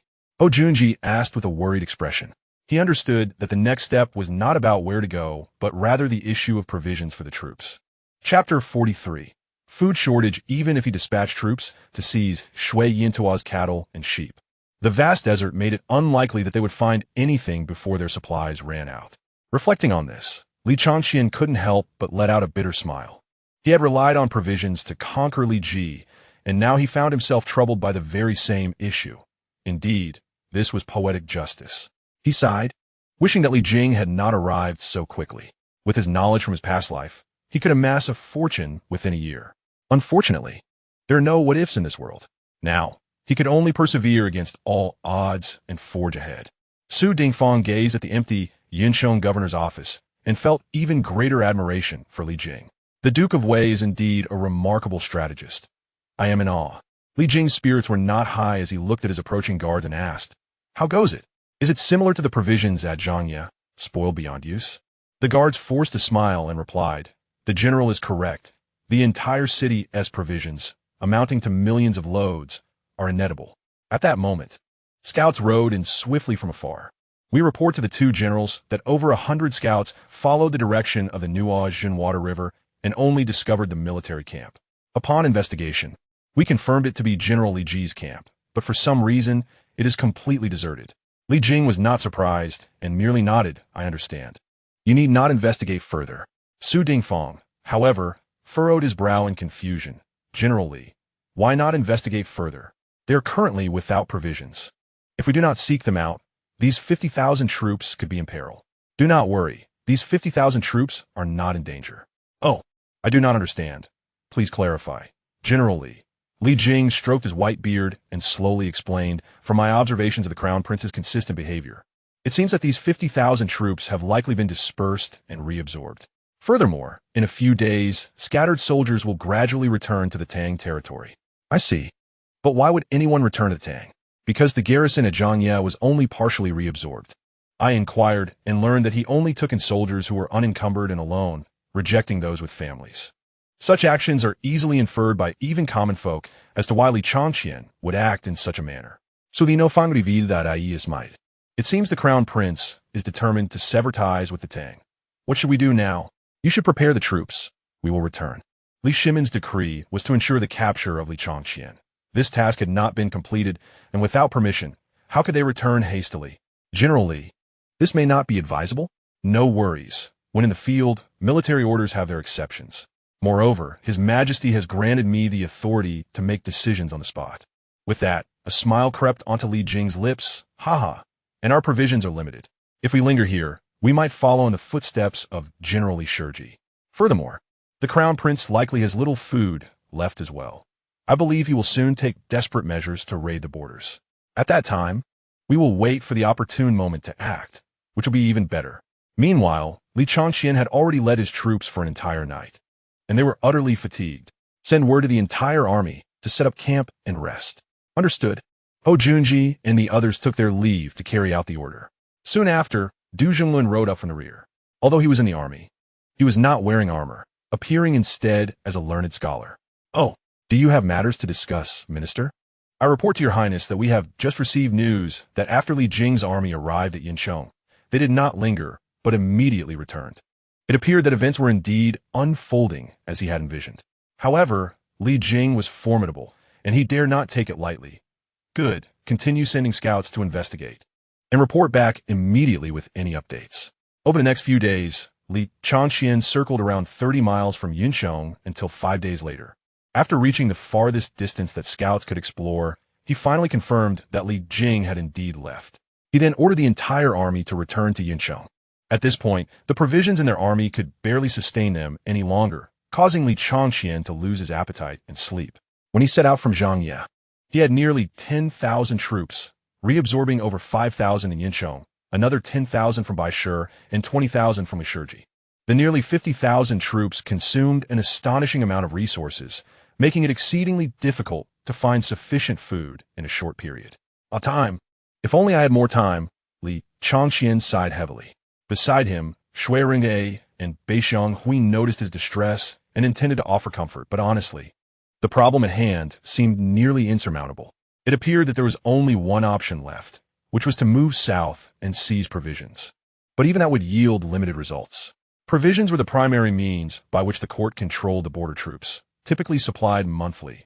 Otherwise, providing a year's worth would inevitably lead to rebellion. For now, it could only be a matter of scraping by.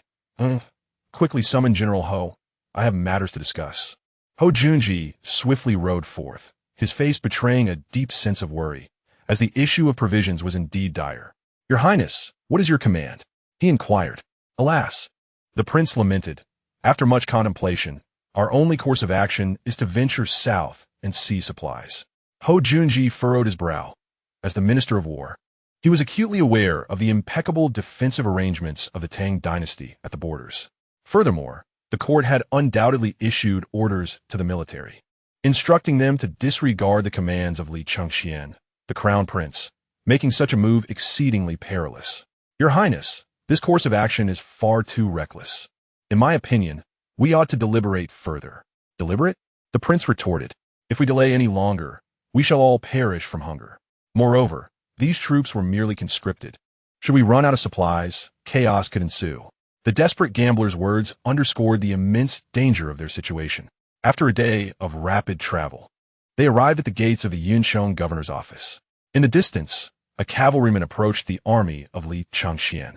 "I am a messenger from Duke Wei, Li Jing, with a message for His Highness the Crown Prince. Please relay it promptly." Upon receiving the news, Li Chengqian pondered quickly. What could Li Jing possibly convey? After much reflection, he remained perplexed until the soldier arrived with the messenger. "I pay my respects to your highness. Speak. What message does General Li have for me?" "Your highness, General Li has instructed that Generals Cheng and others are vital state officials. We implore you to facilitate their swift return to the Tang dynasty. Otherwise, should His Majesty be enraged, he will undoubtedly dispatch a great army, leading to a catastrophe." Upon hearing this, a spark of realization ignited in Li Chengqian's mind. Indeed, how could he have forgotten about the 4 hostages? By exchanging these 4 individuals for provisions with the court, he believed that Li Shimin would acquiesce. After all, these 4 had rendered significant contributions to the dynasty. If he failed to negotiate their release, the ministers within the court, especially those of military merit, would inevitably feel disheartened by Li Shimin's indifference. "Thank you for the reminder, General Li. I understand." Once inside the city, Li Chengqian hastily penned a letter and handed it to Ho Junji. "You must dispatch someone to deliver this letter to the nearest court relay station, stating that it is of utmost urgency from His Highness the Crown Prince." "Yes. Then, shall we proceed with the plan to raid the south? For the time being, let's wait for the court's reply." 4 days later, Li Shimin received reports from both Li Jing and Li Chengqian. In the Taiji Hall, the ministers wore expressions of distress. Li Shimin's recent capriciousness had left them in a perpetual state of anxiety. When would this turmoil cease? Regret gnawed at them, lamenting their decision to allow Li Chengqian to depart. Had they foreseen this, they would have conspired to issue orders for military action, even if it meant incurring Li Shimin's suspicion. At this moment, Li Shimin's eyes burned with fury as he fixed his gaze upon the large figure of Du Shi. This man bore the traits of a rugged plainsman, with a broad, round face adorned with a beard and a robust physique. Yet, under Li Shimin's scrutiny, he appeared exceedingly uneasy, a stark contrast to his imposing appearance, rendering the scene almost comical. After a long silence, Li Shimin gradually quelled his anger and suddenly pointed at Du Shi, bursting into laughter. To exchange millions of pickles of grain for such a spectacle? The ministers, fearful of provoking Li Shimin further, chorused, "Your Majesty, please temper your anger and take care of your health." Their words reignited the suppressed fury within Li Shimin. "How can I quell my anger? Since the founding of the Tang dynasty, has there ever been such humiliation?" Du Shi, perhaps frightened, hastily offered, "I have heard that your Majesty enjoys dancing. Might I perform a piece to lift your spirits? Rest assured, I shall not perform worse than Xieli." Taken aback, Li Shimin then erupted into wild laughter.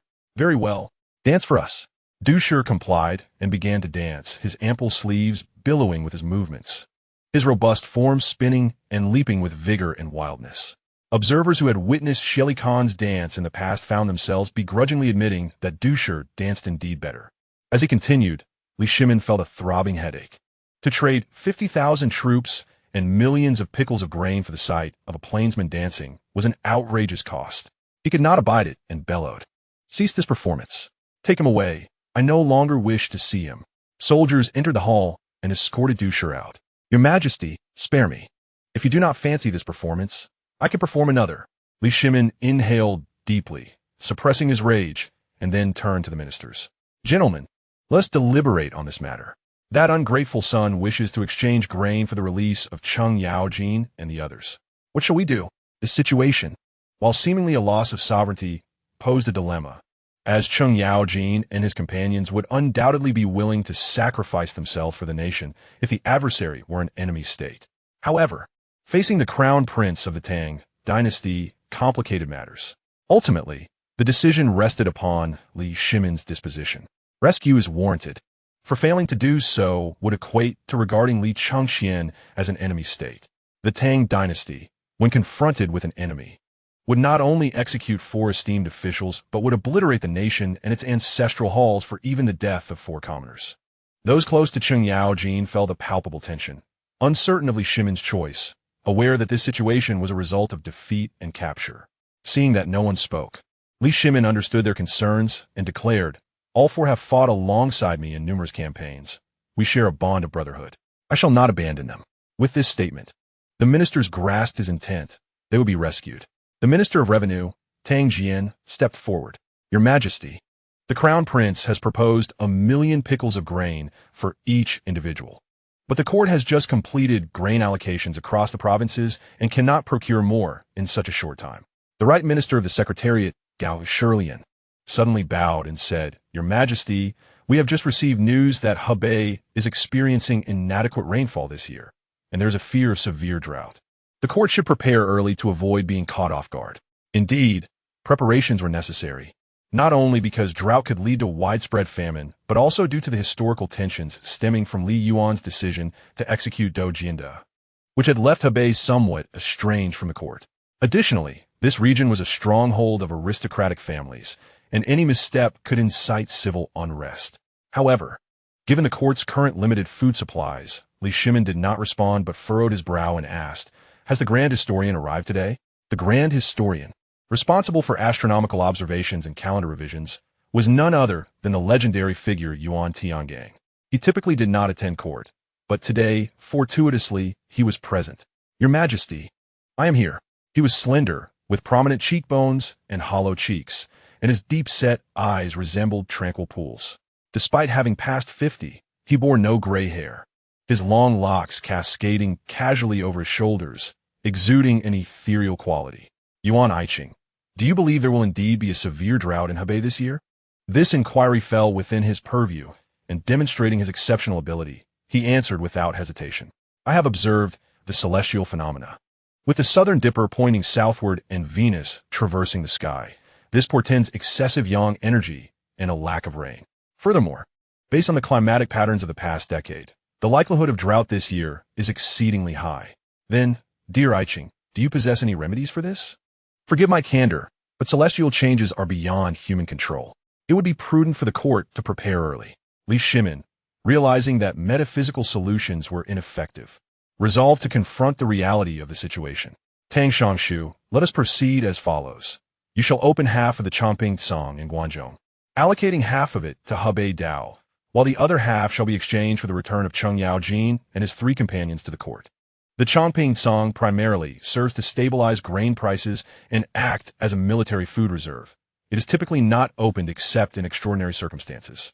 However, given the court's sudden loss of several million dan of grain and fodder, there are no other alternatives. Tang Jian, a capable minister and experienced in the Ministry of Revenue for many years, calculated the quantities in his mind and expressed his concerns. Your Majesty, the grain stored in the Chongping Song may suffice to prevent the drought in Hebei Dao, but it is likely insufficient to exchange for the 4 generals. This statement left Li Shimin feeling quite disheartened. The 4 individuals had failed in their duties, and now the court must pay for their release. What a predicament.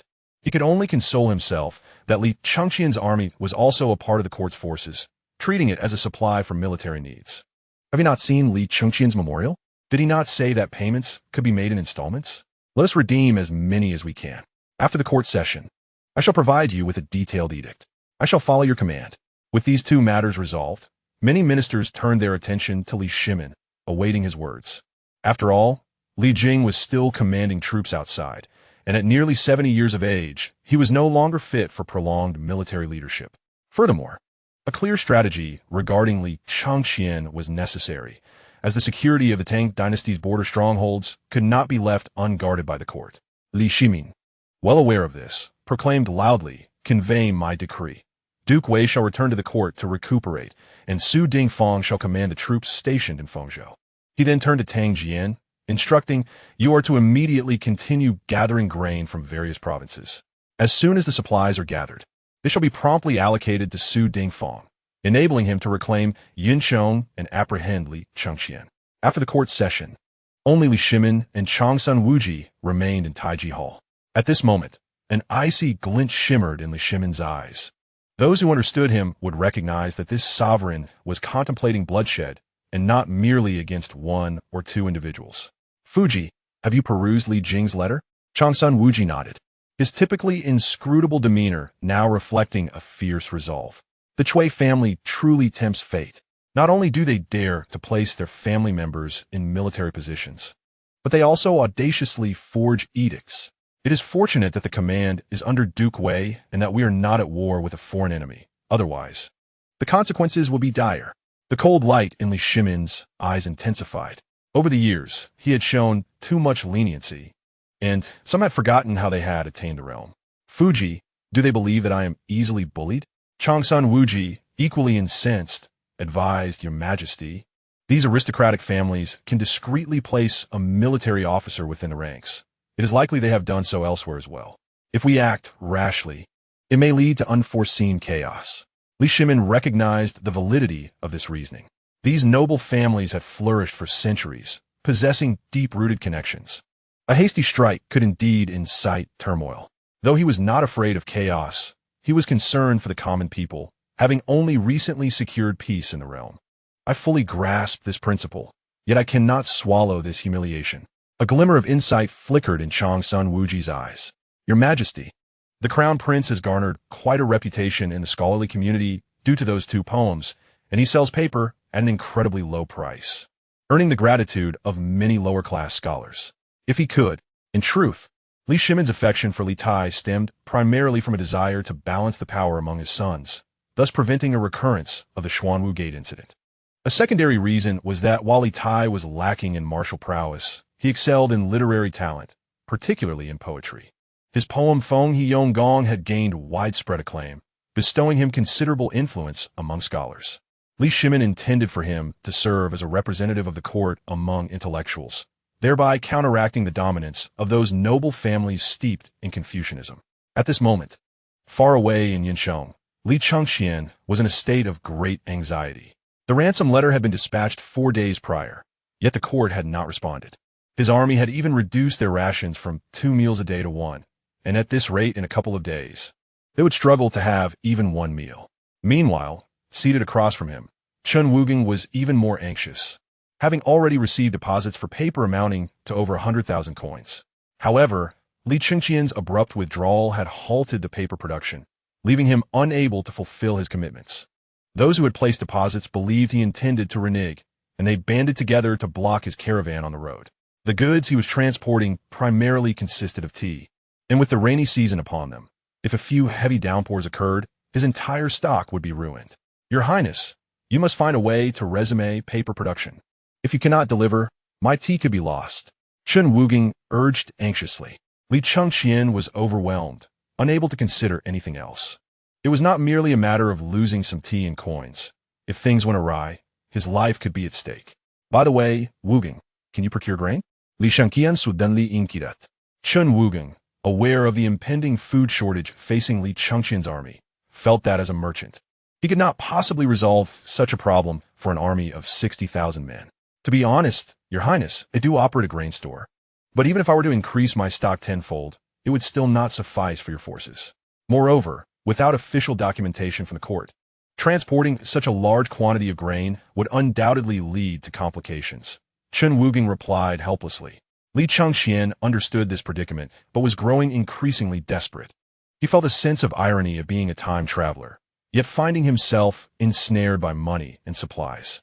Then, a sudden spark of inspiration struck Chen Wuging.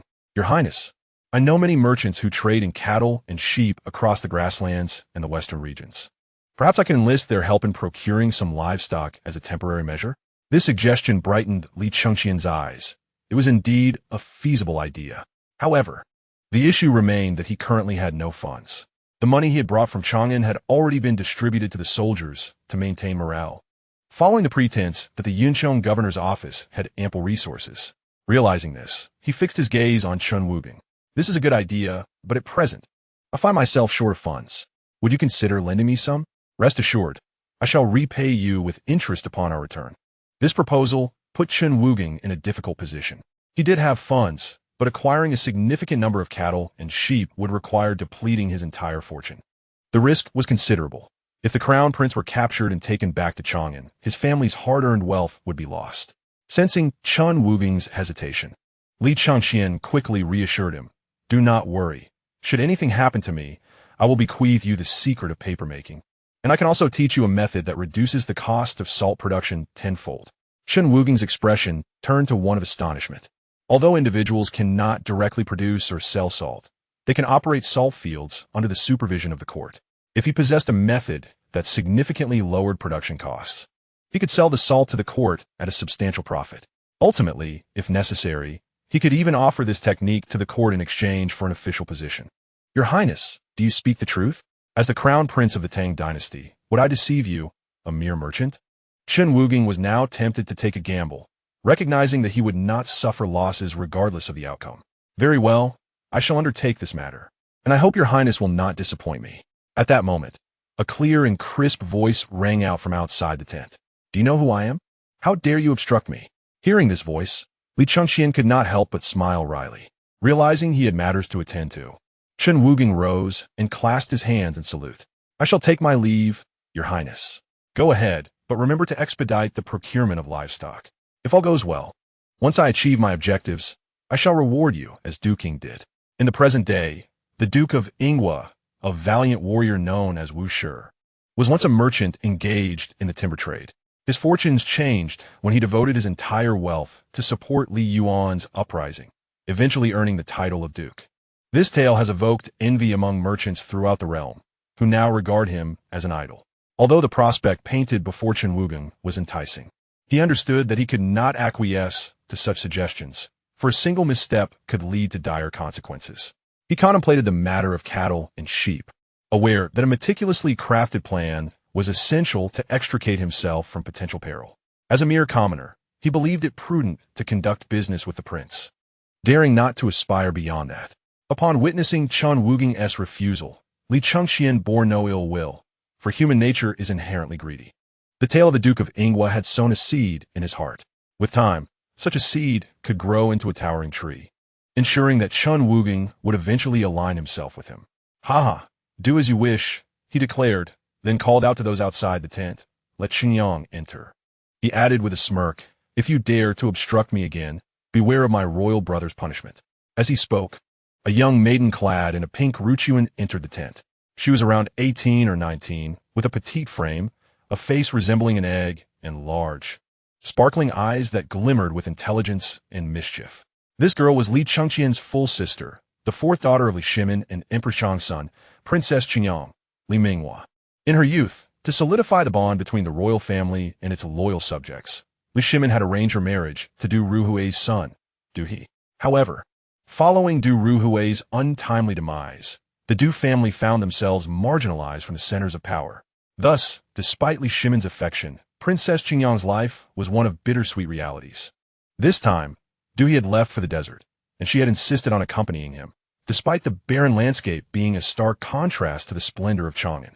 She expressed her desire to follow him, uttering that she would accompany him regardless of circumstances, revealing that her life in Chang'an was not as glamorous as it appeared. Reflecting on this, Li Chengqian sighed inwardly. Alas, throughout history, how many royal women have found true happiness in marriage? Those wed to noble families fared somewhat better, benefiting from Li Shimin's protection, yet those who married into foreign clans often faced grim fates. The very thought ignited desire. In this era of great prosperity for the Tang dynasty, with formidable generals aplenty, it was a humiliation to see royal women sent to forge alliances.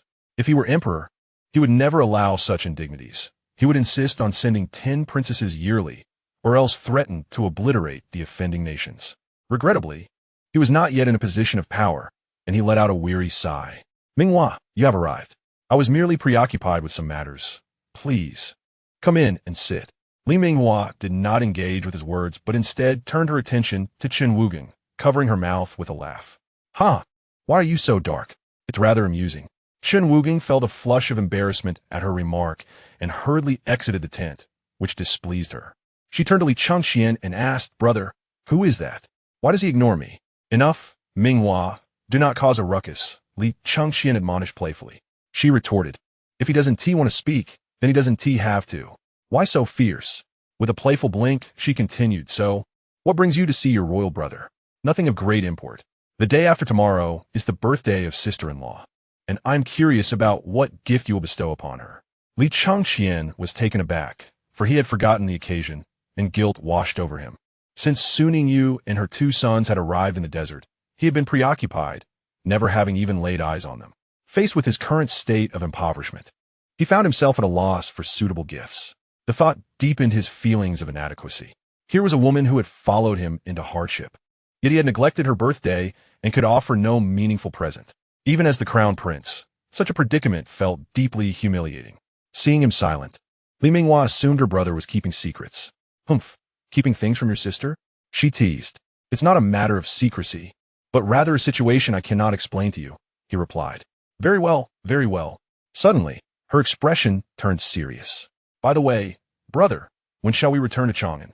I yearn for the pastries of the city, and I miss father. Don't you wish to see him? Return to Chang'an? To see Li Shimin? Li Chengqian smiled bitterly. He could not discern if his sister was genuinely naive or feigning innocence to alleviate the tension between him and their father. Given how matters had unfolded, coexisting with Li Shimin was no longer a possibility.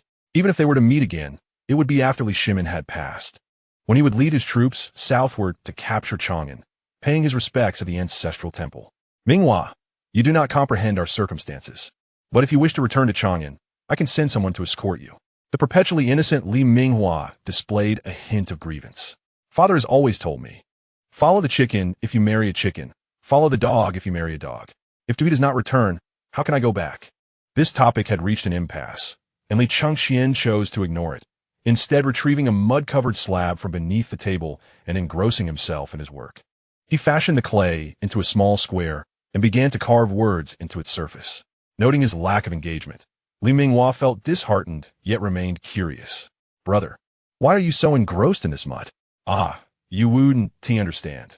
This is no ordinary clay, Li Chengqian replied mysteriously. His ambitious venture into papermaking was well underway, and he was poised to advance into the printing industry. Presently, the Tang dynasty relied primarily on woodblock printing and hand-copying methods, both of which were costly and labor-intensive, limiting book production to the elite and the court. However, the clay he possessed represented one of the 4 great inventions of China, movable type printing. With this innovation, even ordinary craftsmen could produce printed works, revolutionizing the current printing landscape in the Tang dynasty. This would allow him to distribute various texts at a fraction of the market price, garnering gratitude from scholars across the land. Coupled with his extraordinary poetry, he could emerge as a spiritual leader among the literati, ensuring that his every word would resonate widely, thus controlling the tide of public opinion. Brother, you're so secretive. I don't understand anything, she pouted. Humph, I'm off to play with sister-in-law. With that, she exited the tent, while Li Chengqian continued his diligent work.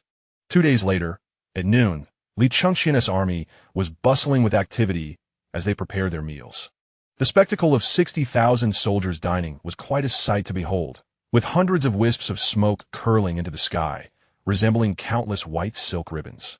The air was filled with the aroma of grains, mingled with the scent of burning firewood, stirring an appetite in all who breathed it in. Soldiers gathered around the fires, some adding kindling, others stirring the porridge in their pots. Laughter and chatter echoed, infusing the military stronghold of Yunzong with a vibrant sense of life. At that moment, Li Chengqian stood atop the city wall, observing the scene below, his heart in turmoil. He understood that if Chun Wuging's cattle and sheep did not arrive today, his troops would face starvation beginning tomorrow. The chaos that could ensue was unimaginable. The culmination of his efforts could easily be in vain.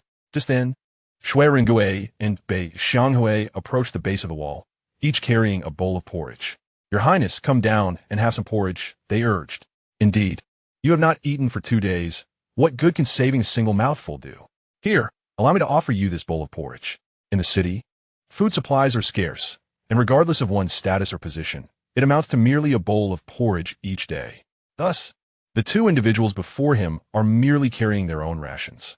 This stirred a warm current within Li Chengqian, prompting thoughts of his father, the emperor, who could discern true loyalty amidst turbulent times. Yet, at this moment, he found himself lacking in appetite. I appreciate your kindness, but I truly have no desire to eat. Please, you partake. With that said, he turned his gaze back towards the city gates, feeling a tinge of longing. Suddenly, a figure emerged, galloping towards him, and his face lit up with unrestrained joy. Ringui, Xianghui, someone is coming. Quickly, open the city gates. Upon hearing this, the 2 immediately understood that the livestock from Chun Wuging had arrived, casting aside their bowls of porridge and hastening towards the gates. Li Chengqian, hindered by his mobility, did not pursue. Before long, the two returned, their heads hanging low. This piqued his curiosity. What happened? Wasn't it Chen Wugang who sent word for us to collect the livestock? Bei Xianghui, with a serious expression, pointed to a figure behind them and said, Your Highness, you may inquire of him yourself.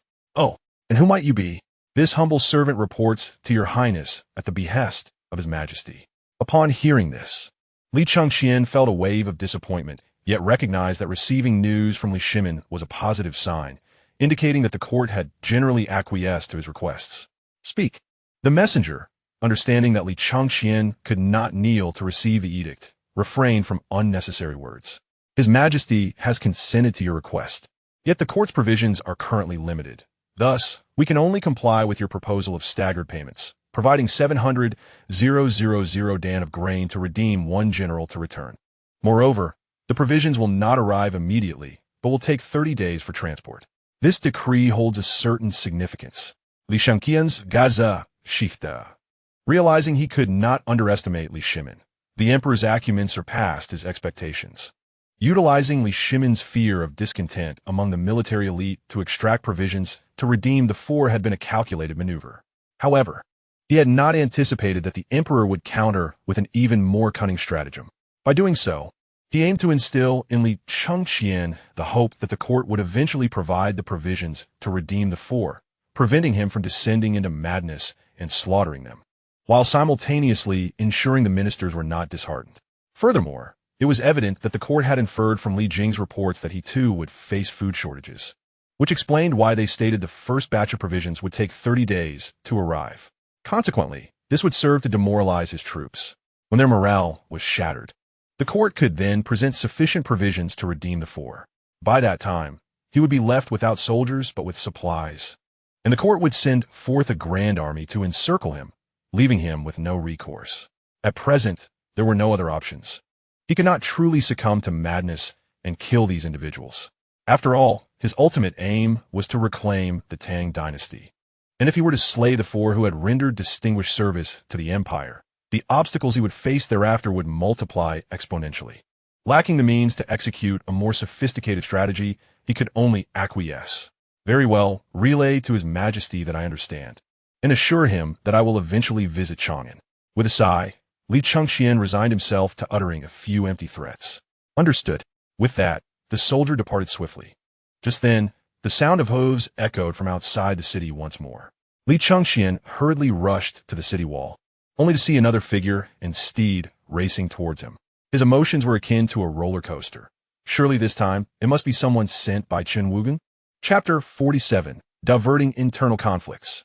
He shouted towards the city, urging, quickly, welcome that person into the city. The two displayed expressions of delight and immediately rode out to meet the newcomer. After a brief interval, they returned, yet their faces remained grim. This troubled Li Chengqian. Raising his anxiety, was it again a messenger from the court? What more could they have to say? What is it? What message has Li Shimin sent now? The man shook his head in response. I report to your highness that I am here at the behest of Master Chen. Oh, is he nearing? Ringue, Xianghui, quickly take people to welcome him. The two did not move, but shook their heads instead. The newcomer continued. Our convoy transporting the livestock was ambushed by the cavalry of Shui Yinta. Master Chen sent me ahead to inform you. Upon hearing this, Li Chengqian erupted in furious indignation. How dare he seek me out at such a critical moment?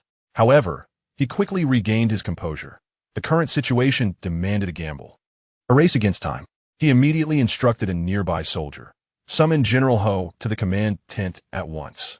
Ho Junji entered the command tent, his expression fraught with anxiety. For a shortage of supplies could deliver a fatal blow to the troops, especially since their forces comprised a complex array of units. If trouble arose, they could easily scatter. Such a scenario could incite some unruly soldiers to take drastic measures against their commanders. Li Chengqian understood that in such times, it was crucial to maintain composure and instill confidence in his subordinates. Otherwise, the situation would worsen. He forced himself to appear calm, managing a smile. The three present looked on in confusion. Ho Junji, displeased, remarked sharply, Your Highness, how can you still find amusement in such a time? Indeed, I find it amusing. Shui Yinta has brought this upon themselves. and now they've come knocking on our door, sparing us the trouble of searching for them across the vast desert. Upon hearing this, the expressions of the three shifted, and they too began to smile. Baixiang Hui laughed heartily. "Ha ha! Indeed, your highness, your insights are remarkable." He then turned to Ringui. "Senior brother, last time you missed the opportunity to capture them. This time, we must ensure that the Shui Yintawa Khan is apprehended, lest I have to scold you." Naturally. Seeing the three regain their confidence, Li Chengqian felt a sense of relief. Yet, his heart remained tense. The pressing matter was that someone needed to remain in Yunqing. A choice between himself and Hou Junji. After weighing the matter, he recognized his own physical limitations. He was unfit for the battlefield, while Hou Junji was a born warrior, seasoned by countless skirmishes. Furthermore, as the crown prince and the city's commander, he would be better positioned to suppress any potential insurrection than Hou Junji. With clarity, he fixed his gaze, his expression turning serious. The three understood he was about to issue orders and focus their attention on him. "I appoint Hou Junji as the commander, with Ringui and Baixiang Hui as his deputies, to lead 10,000 troops in pursuit of Shui Yintawa. I also command that you take all the war horses equipped with horseshoes and an additional mount for each of you. Remember, your primary task is to recover the livestock. Do not engage in prolonged combat. Understood. We shall prepare and depart immediately." Half an hour later, the war drums sounded throughout the camp. And Li Chengqian stood atop a hastily constructed command platform outside the city, surveying the army before him. These soldiers had been meticulously selected by Hou Junji from a force of 60,000, and he understood profoundly that in this era of large-scale warfare, the selection of elite troops was paramount. For a lone wolf leading a pack of dogs would possess an entirely different combat efficacy compared to a full pack of wolves. Ordinary troops could quickly lose morale when faced with setbacks, but a unit of elite soldiers, imbued with a sense of honor, would stand firm to the death, relentlessly charging through enemy lines like a dagger, piercing the heart of the foe. This contingent of 10,000 bore long spears, curved sabers at their sides, and sturdy bows upon their backs, all clad in the most advanced armor of the era. The sunlight glinted off their dark armor, casting a chilling gleam. Many bore gold-plated stars upon their armor, crafted at Li Chengqian's request. Regardless of rank, any soldier who felled an enemy would earn the right to adorn their armor with a star, thereby cultivating a profound sense of honor within this elite unit. As the crisp sound of swords rang out, Li Chengqian drew his sword, pointing it towards the northwest. "Brothers, do you know what our mission is today?" Upon hearing his words, the 10,000 soldiers fell into a profound silence, the atmosphere thick with solemnity. "I trust you are all aware that our troops are currently suffering from a lack of provisions, and today I shall unveil the reason behind this plight. That Shui Yintawa, harboring resentment for our victory over them, has audaciously dispatched individuals to seize our supplies. They desire to see us perish on this vast steppe, to witness the soldiers of the great Tang kneel in surrender. I ask you, can we yield?" As these words echoed, a fierce blaze ignited in the eyes of the soldiers, each harboring the same thought. It was indeed those barbaric tribes of the steppe who were responsible for their current hunger. In a chorus of indignation, they shouted, "No, no, no, excellent. If that is the case, I shall await your good news in the clouds with my brothers. To the death, we shall not relent." The soldiers raised their spears high, united in their fervor. "We will not reclaim our provisions. To the death, we shall not relent." "Very well, let us set forth." As Li Chengqian's voice fell, the thunderous sound of war drums reverberated once more. 1,000 elite cavalry surged forth like tigers unleashed, advancing towards the northwest. The thunderous sound of hooves shook the earth, raising clouds of dust that obscured the sun, reminiscent of a colossal dragon roaring across the steppe. Li Chengqian gazed upon the departing soldiers, sighing at the uncertainty of the path ahead. He did not conceal the news of the food shortage because it would eventually come to light. Thus, it was better to voice the truth and redirect the animosity towards Shui Yintawa. In doing so, internal strife transformed into a united front against a common enemy, and he believed they could endure a little longer. Yet, this was still insufficient. He must lead by example.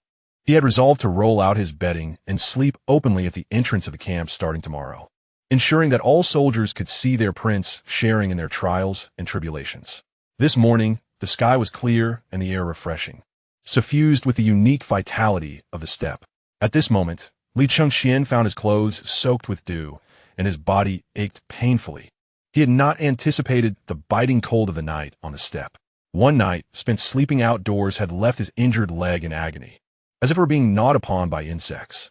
Meanwhile, the soldiers were rising, ready for their morning meal, followed by training. However, due to the food shortage, training was cancelled, and with the three main generals absent, complaints echoed throughout the camp. Alas, one cannot help but wonder when this suffering will end. Indeed, had they known it would come to this, they might have preferred to remain in Zhangye, where at least they had a full meal. Damn it, do not mention it. I have endured hunger for half a month, hoping to find sustenance here, only to face starvation again. What kind of situation is this? As the soldiers grumbled while washing up, they caught sight of Li Chengqian grimacing at the camp entrance. "Your Highness, what are you doing here? Your Highness, are you sleeping on the ground at the entrance?" Chapter 48. The scammer soon. A crowd gathered around him, and Li Chengqian narrowed his eyes slightly, for this was the effect he desired. In no time, thousands were drawn to him, creating a cacophony. Sensing the moment had come, he dusted off the dew from his clothes, stood up, and surveyed the crowd, which gradually quieted. Li Chengqian spoke loudly. "Brothers, the reason I am sleeping here is for you all to see, to know that I, too, share in your hardships. Moreover, rest assured, if we can hold out for a few more days, General Ho and his men will surely bring back provisions, and I shall host a feast to reward the entire army. We will enjoy a hearty meal together." His words plunged the crowd into silence. Should a scholar witness this display, he would undoubtedly chastise him for being insincere and pretentious. In truth, Li Chengqian was aware that these words would not deeply move anyone. Furthermore, he recognized that his actions were somewhat impulsive, but he found himself devoid of alternatives at this moment. "Now, everyone, return to your duties. Remember, as long as the provisions are not restored, I shall remain here in this makeshift camp." At that moment, a female voice emerged from the back of the crowd. "Well spoken, Your Highness. As the crown princess, I shall stand with you all." Upon hearing her voice, the crowd parted to reveal Su Ningyu, dressed in simple attire. Unadorned with makeup, yet exuding a dignified and composed aura, her countenance reflecting an indomitable spirit. Since her arrival, she had remained within the tent with their child, rarely making an appearance, and many soldiers were seeing her for the first time. Subsequently, the crowd began to kneel in reverence. "We pay our respects to the crown princess." After approaching Li Chengqian, she opened a cloth bag she carried. "Here are some steamed buns made for our son, as well as for Jewel. Given the army's food shortage, we should share equally. However, this amount is too little to divide among all of you." With a smile, she continued, "Who will fetch a bucket of water to dissolve these buns, so that all the brothers may have a taste?" Su Ningyu's words and actions were nothing short of a bombshell, stirring waves of emotion among the crowd. "Crown Princess, no, we cannot accept this. For us rough men, a few missed meals are inconsequential. Please do not let your family's provisions go to waste." Some veteran soldiers even shouted, "If anyone dares to fetch that water, I will fight him. Yes, who dares? I will fight anyone who tries." At that moment, Li Chengqian felt his eyes moisten. What merit did he possess to have such a virtuous partner as Su Ningyu? He also understood that the morale of the troops was temporarily stabilized. As long as General Ho and his men successfully returned with cattle and sheep in the next 2 or 3 days, they would have weathered this storm. At that moment, a sentry called out from the city gate, "Your Highness, there is someone outside seeking an audience." Hearing this, Li Chengqian paused, wondering if Ho Junji and his men had swiftly defeated Shui Yintua's forces and sent word back. He quickly shook his head, chuckling bitterly. He was being overly anxious, after all. They had only departed a day ago. How could they possibly return so soon? But who could it be that sought him at this hour? "Brothers, please escort the crown princess back. I will go and see who is outside." Seeing him engaged in important matters, the soldiers obediently escorted Su Ningyu back. Before departing, she cautioned, "Be safe, do not overexert yourself." Li Chengqian offered her a reassuring glance. "Yes, I understand." With that, he turned to the sentry on the city wall. "Bring him to the command tent." Inside the command tent, Li Chengqian rubbed his aching leg, still affected by the cold and dampness, as he regarded the man before him. The individual was tall and robust, with rugged features, clad in a dark brown short robe. Loose trousers tucked into high leather boots adorned with eagle designs. Speak, who has sent you to see me? Li Chengqian asked, his tone steady. Though the man's appearance was rough, his voice was delicate and calm, suggesting he had received some education. I do not know how to address you at this moment. Should I refer to you as His Highness the Crown Prince of the Great Tang, or something else? Upon hearing this man attempt to establish a hierarchy, Li Chengqian could not help but chuckle. How you address me is your business. However, do consider what such titles imply before you speak. Unexpectedly, even in a dire situation, he maintained such a bold demeanor. Why is it that so many keep claiming their lives are in peril? According to their claims, I must die 800 times in a single day. With a raised brow, he added with a hint of menace, Speak your piece. I have no time for idle chatter. The man, unfazed, smiled calmly. To be honest, I am here on the orders of Demoli Ji to save your life. Demolishi? What is that? Which tribe of the steppe does it belong to? Li Chengqian pondered briefly, suddenly realizing who had dispatched this man. Moli Ji was the highest official of Goguryeo, akin to the Chancellor of the Great Tang. However, given the timing, he was surprised at how quickly this individual had reacted. If he was not mistaken, the current Moli Ji of Goguryeo was likely Yuan Gaozu. In the 16th year of the Zhen Guan era, this individual orchestrated a coup to assassinate the king of Goguryeo, subsequently elevating a puppet to the throne. Reflecting on this, Li Chengqian felt a sense of wariness. This man could indeed be considered an unparalleled force of the era. The reason for such a claim is that he managed to survive the onslaught of the Tang cavalry in history. Although he lost over 10 cities and sustained the loss of hundreds of thousands of troops and the relocation of numerous commoners, surviving under the hand of Li Shimin certainly warrants the title of a formidable figure. Oh, I am eager to hear more, Li Chengqian remarked. Haha, today, the Tang dynasty boasts immense strength, with 1,000,000 troops poised for action and valiant generals aplenty. If your highness seeks a path to survival, naturally, aligning with our esteemed master would be the best course of action. And how would such an alliance manifest? Li Chengqian inquired. Currently, your highness's only viable option is to journey to Goguryeo. Our nation possesses no fewer than 700,000 troops, and my lord is both wise and martial. He can certainly ensure your highness's safety. After all this, it became evident that Yuan Gaozu intended to lure Li Chengqian onto his territory to become a caged bird. Am I truly so easily fooled? Li Chengqian pundarat. Well, your master certainly has my best interests at heart, but the man did not expect Li Chengqian to be so easily deceived, a hint of disdain fleeting across his features before he quickly concealed it. Since your highness has such intentions, there is nothing to hesitate about. Please speak freely, and my lord will accommodate your needs. Li Chengqian feigned a troubled expression, his tone indicating a sense of embarrassment. Alas, you are unaware that I am presently in dire need of food and drink, and even if I wish to, I cannot depart. Then what does your highness propose? If you could provide me with 1,000,000 dan of provisions for my military campaign, I would immediately mobilize my forces to your territory. At that time, the tens of thousands under my command could be entirely entrusted to the capable leadership of Lord Moli Ji. And as long as your esteemed master can ensure my return to the Tang dynasty to reclaim my throne, I shall decree that the Tang shall forever submit to Goguryeo. Such treasonous words only served to deepen the man's scorn for Li Chengqian. Little did he know, the actions of the man before him were reminiscent of a fraudster from past life. As long as you provide provisions, I am willing to sell out my nation, to pledge allegiance. Once the supplies arrive, what then? Betray my country and submit? I shall not entertain such notions. Your highness truly speaks in earnest, the man replied, his tone betraying his excitement. Li Chengqian internally chuckled, finding this fool rather easy to manipulate. Yet, he suddenly realized the absurdity of the situation. Why would this man agree so readily? The journey from Goguryeo to the Yuncheng Dudu office required traversing the Tang army's defenses.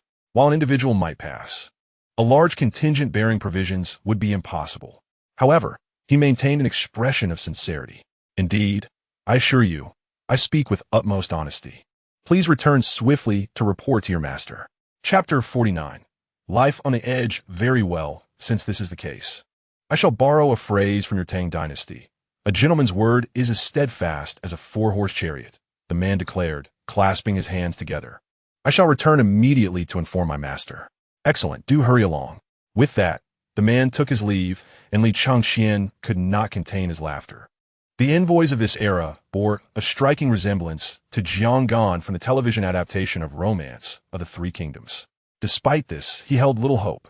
For anyone who could survive under Li Shimin was certainly no ordinary figure, and it was unlikely that mere empty words would procure provisions. Yet it mattered not. Whether he received supplies or not, he would proceed with his plans. After all, Goguryeo would undoubtedly send scouts to assess the situation, and without provisions, he could not hope to escape.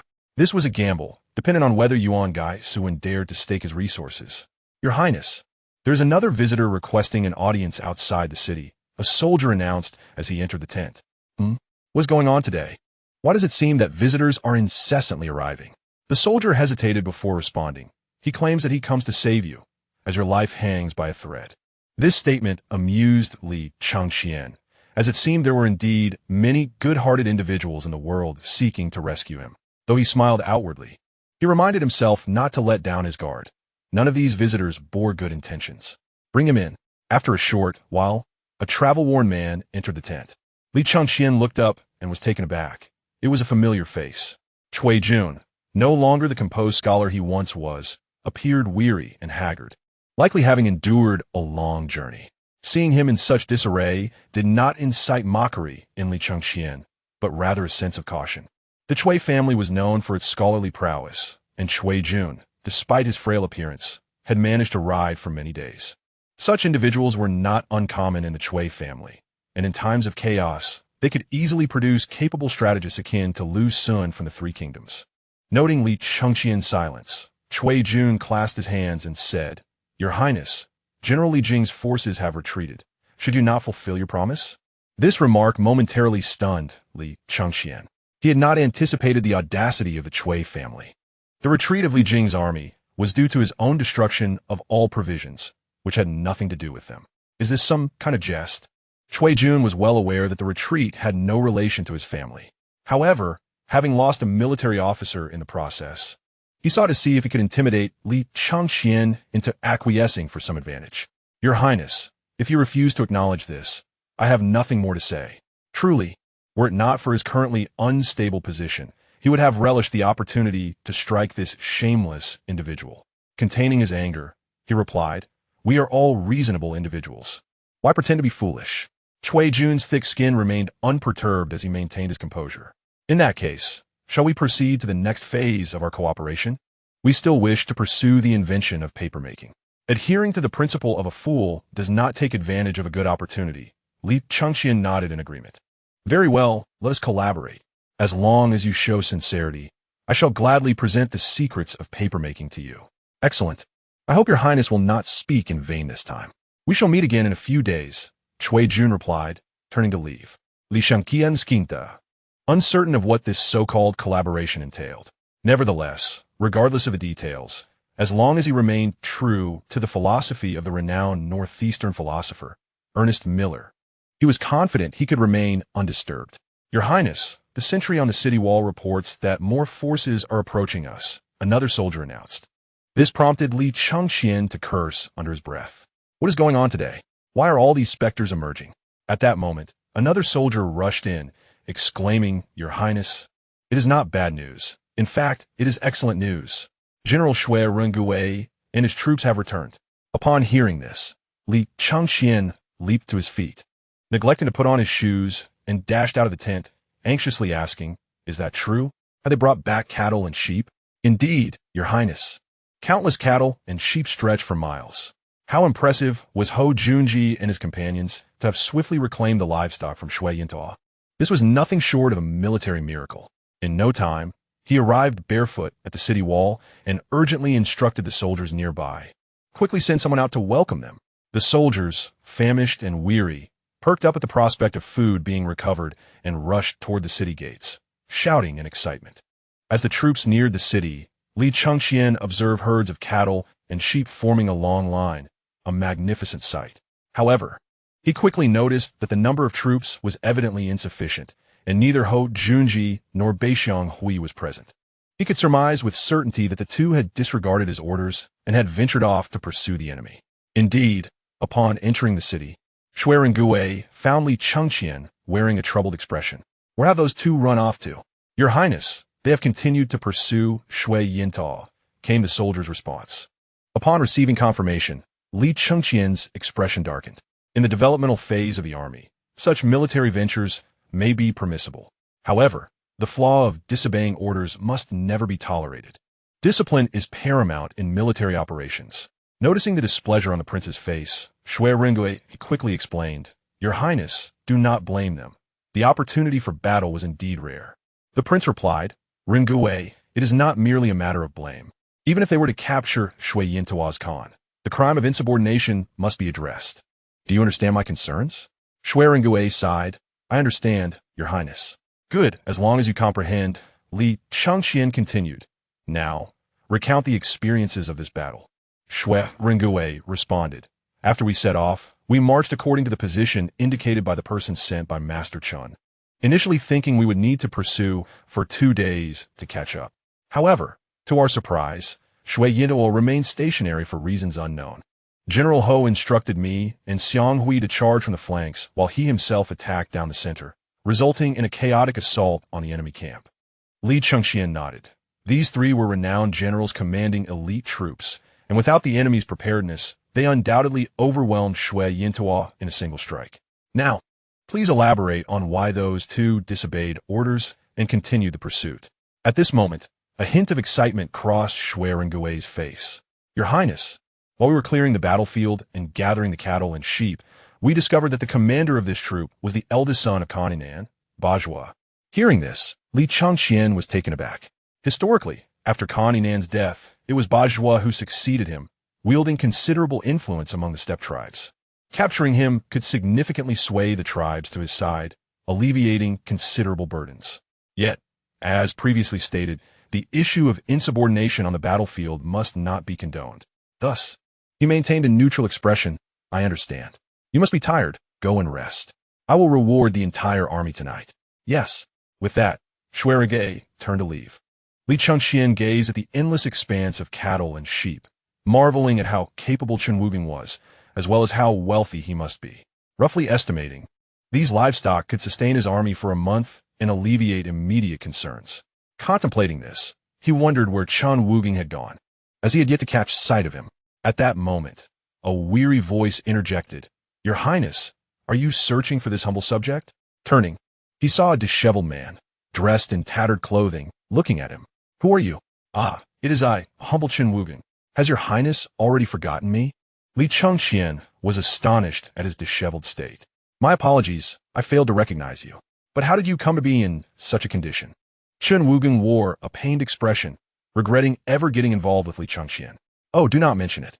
I had just purchased cattle and sheep from those merchants. And less than half a day's journey later, I was ambushed by Shui Yintao's troops. They tied me to a horse and dragged me along. Whenever I lagged behind, they whipped me."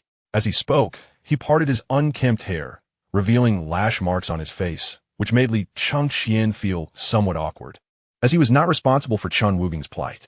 "Oh dear, Master Chun, this is truly unfortunate. How about this?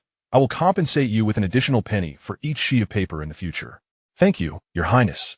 I shall take my leave to rest now." Li Chengqian instructed nearby soldiers to assist Chen Wuging to rest.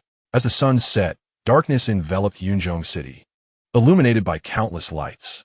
The flames from roasting sheep and slaughtering cattle painted the sky crimson, filling the city with an enticing aroma of meat that made one salivate.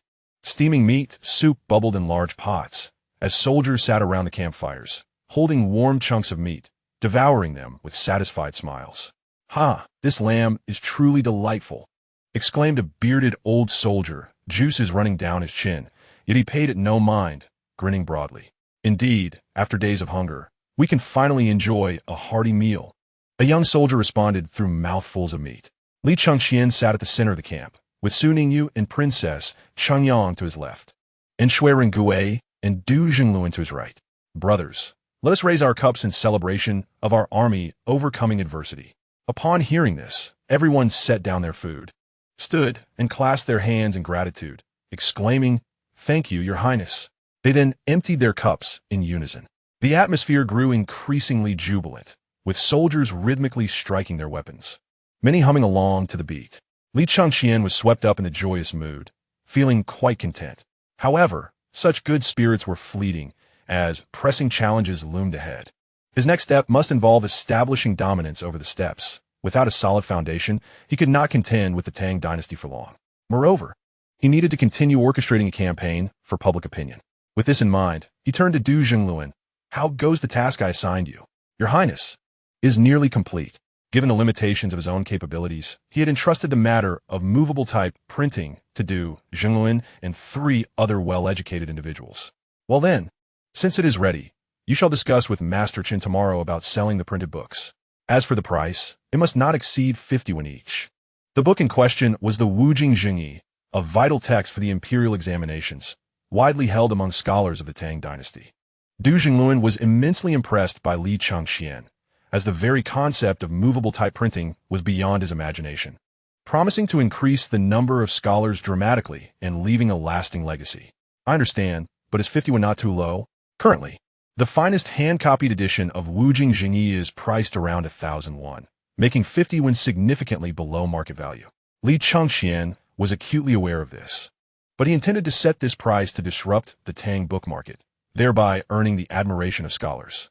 Just follow my instructions. I have my plans. As you command. The profitable venture of papermaking had reached its limit, prompting him to seek another project. Given the Tang dynasty's current trend of fine wines, brewing could be a lucrative business. However, with the limited food supplies he had, venturing into winemaking seemed impractical. Fragrances, too, required lengthy production times and were unsuitable. After much consideration, he ultimately decided on salt production, as the steppes boasted numerous natural salt lakes and mines, and salt was a highly profitable commodity. While his salt could not penetrate the Tang market, it could be sold to the steppe tribes and the Western Turks. He knew that these tribes had historically relied on the Tang for salt, and during conflicts, the Tang would often cut off their salt supply to weaken their combat effectiveness. Now, positioned as he was, he could sever the Tang's salt supply to the steppe tribes, ensuring a steady flow of livestock and riches while simultaneously undermining the Tang's fiscal revenue, an endeavor yielding dual benefits. With this in mind, he addressed Shui Reng. Tomorrow you shall dispatch troops to explore the salt lakes and mines across the steppes. This declaration drew curious glances from all present. Could the crown prince truly engage in salt production? Even if he could, the Tang salt industry was well established and relatively inexpensive, raising concerns about market viability. Though puzzled, as a soldier whose duty was to obey orders, Shui Rengue bowed and replied, I shall comply. The military banquet continued until nearly midnight before everyone retired to rest. Since Su Ningyu and her 2 sons had arrived in Yunzhong, Li Chengqian had been preoccupied and had not had the chance to spend time with them.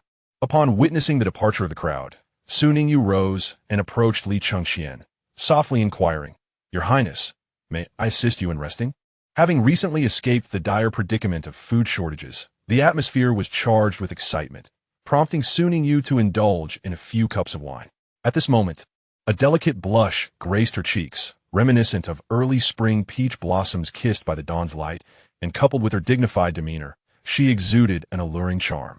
Despite their long-standing relationship, Li Chengqian found himself momentarily captivated by her beauty, his thoughts momentarily adrift. Well then, shall we depart? The night passed in silence. On the following morning, Li Chengqian was roused by the clarion call of the military camp. Stretching lazily, he prepared to rise, for a multitude of matters awaited his attention. A peculiar thought flickered through his mind. Goodness, in my past life, I toiled like a beast, yet here I am, having traversed time only to awaken early each day, even more exhausted and burdened than before. Noticing his awakening, Su Ningyu immediately sat up, her rosy glow still lingering. In a languid voice, she offered, I shall assist your highness with your attire. Moments later, Li Chengqian was fully dressed and ready to leave. Your highness, are you off to attend to your duties again? She queried. Is there something amiss? No, it's just that the children, my sons, have expressed their longing for their father. Li Chengqian sighed, acknowledging his insufficient attention towards his 2 sons. Alas, I understand. I shall attend to this once I have completed my current responsibilities. Though disappointment flickered across Su Ningyu's face, she nodded in agreement. Upon stepping outside, the first order of business for Li Chengqian was to check on his 4 captives. The mere thought of these 4 elicited a mischievous smile from him. The tent housing them was guarded by the loyal soldiers of Ho Junji and his own eastern palisades, as these individuals were deemed the most trustworthy.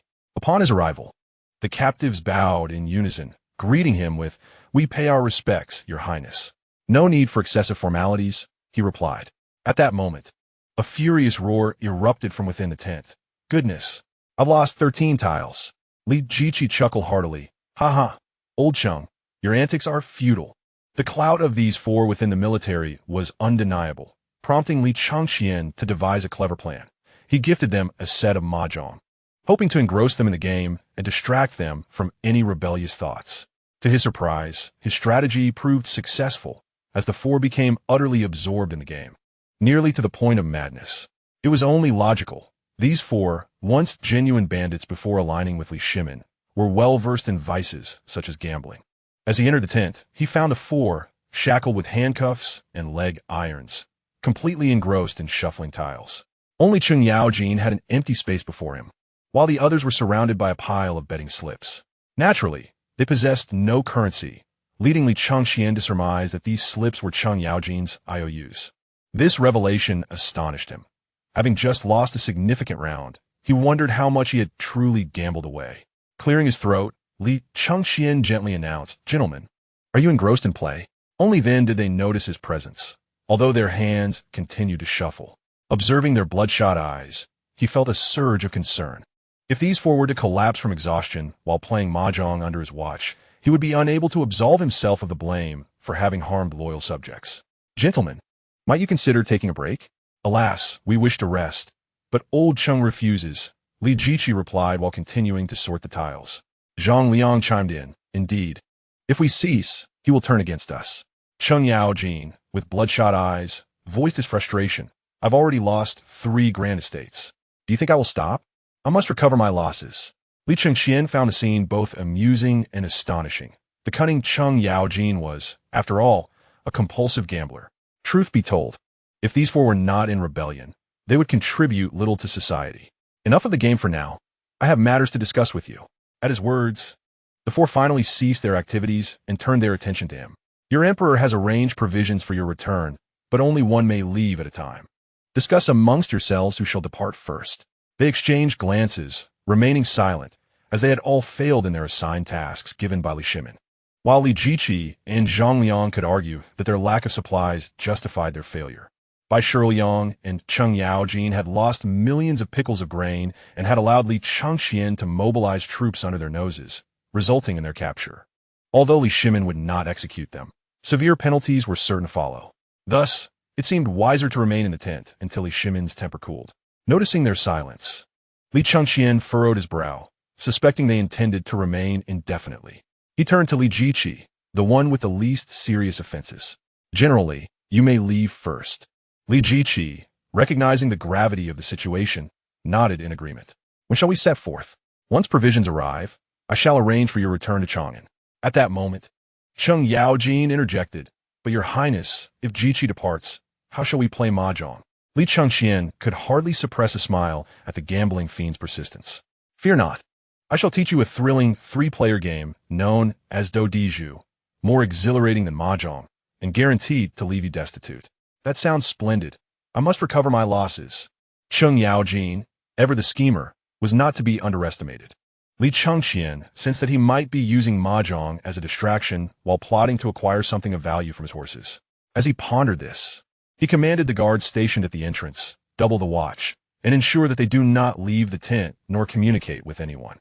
Any disobedience will be met with military law. Understood. With that, he strode toward a nearby tent overflowing with chests he had brought from Chang'an.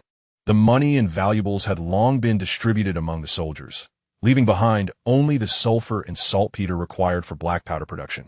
He understood that it would not be long before the court dispatched a large army to eliminate him, and he must also prepare to conquer the grasslands.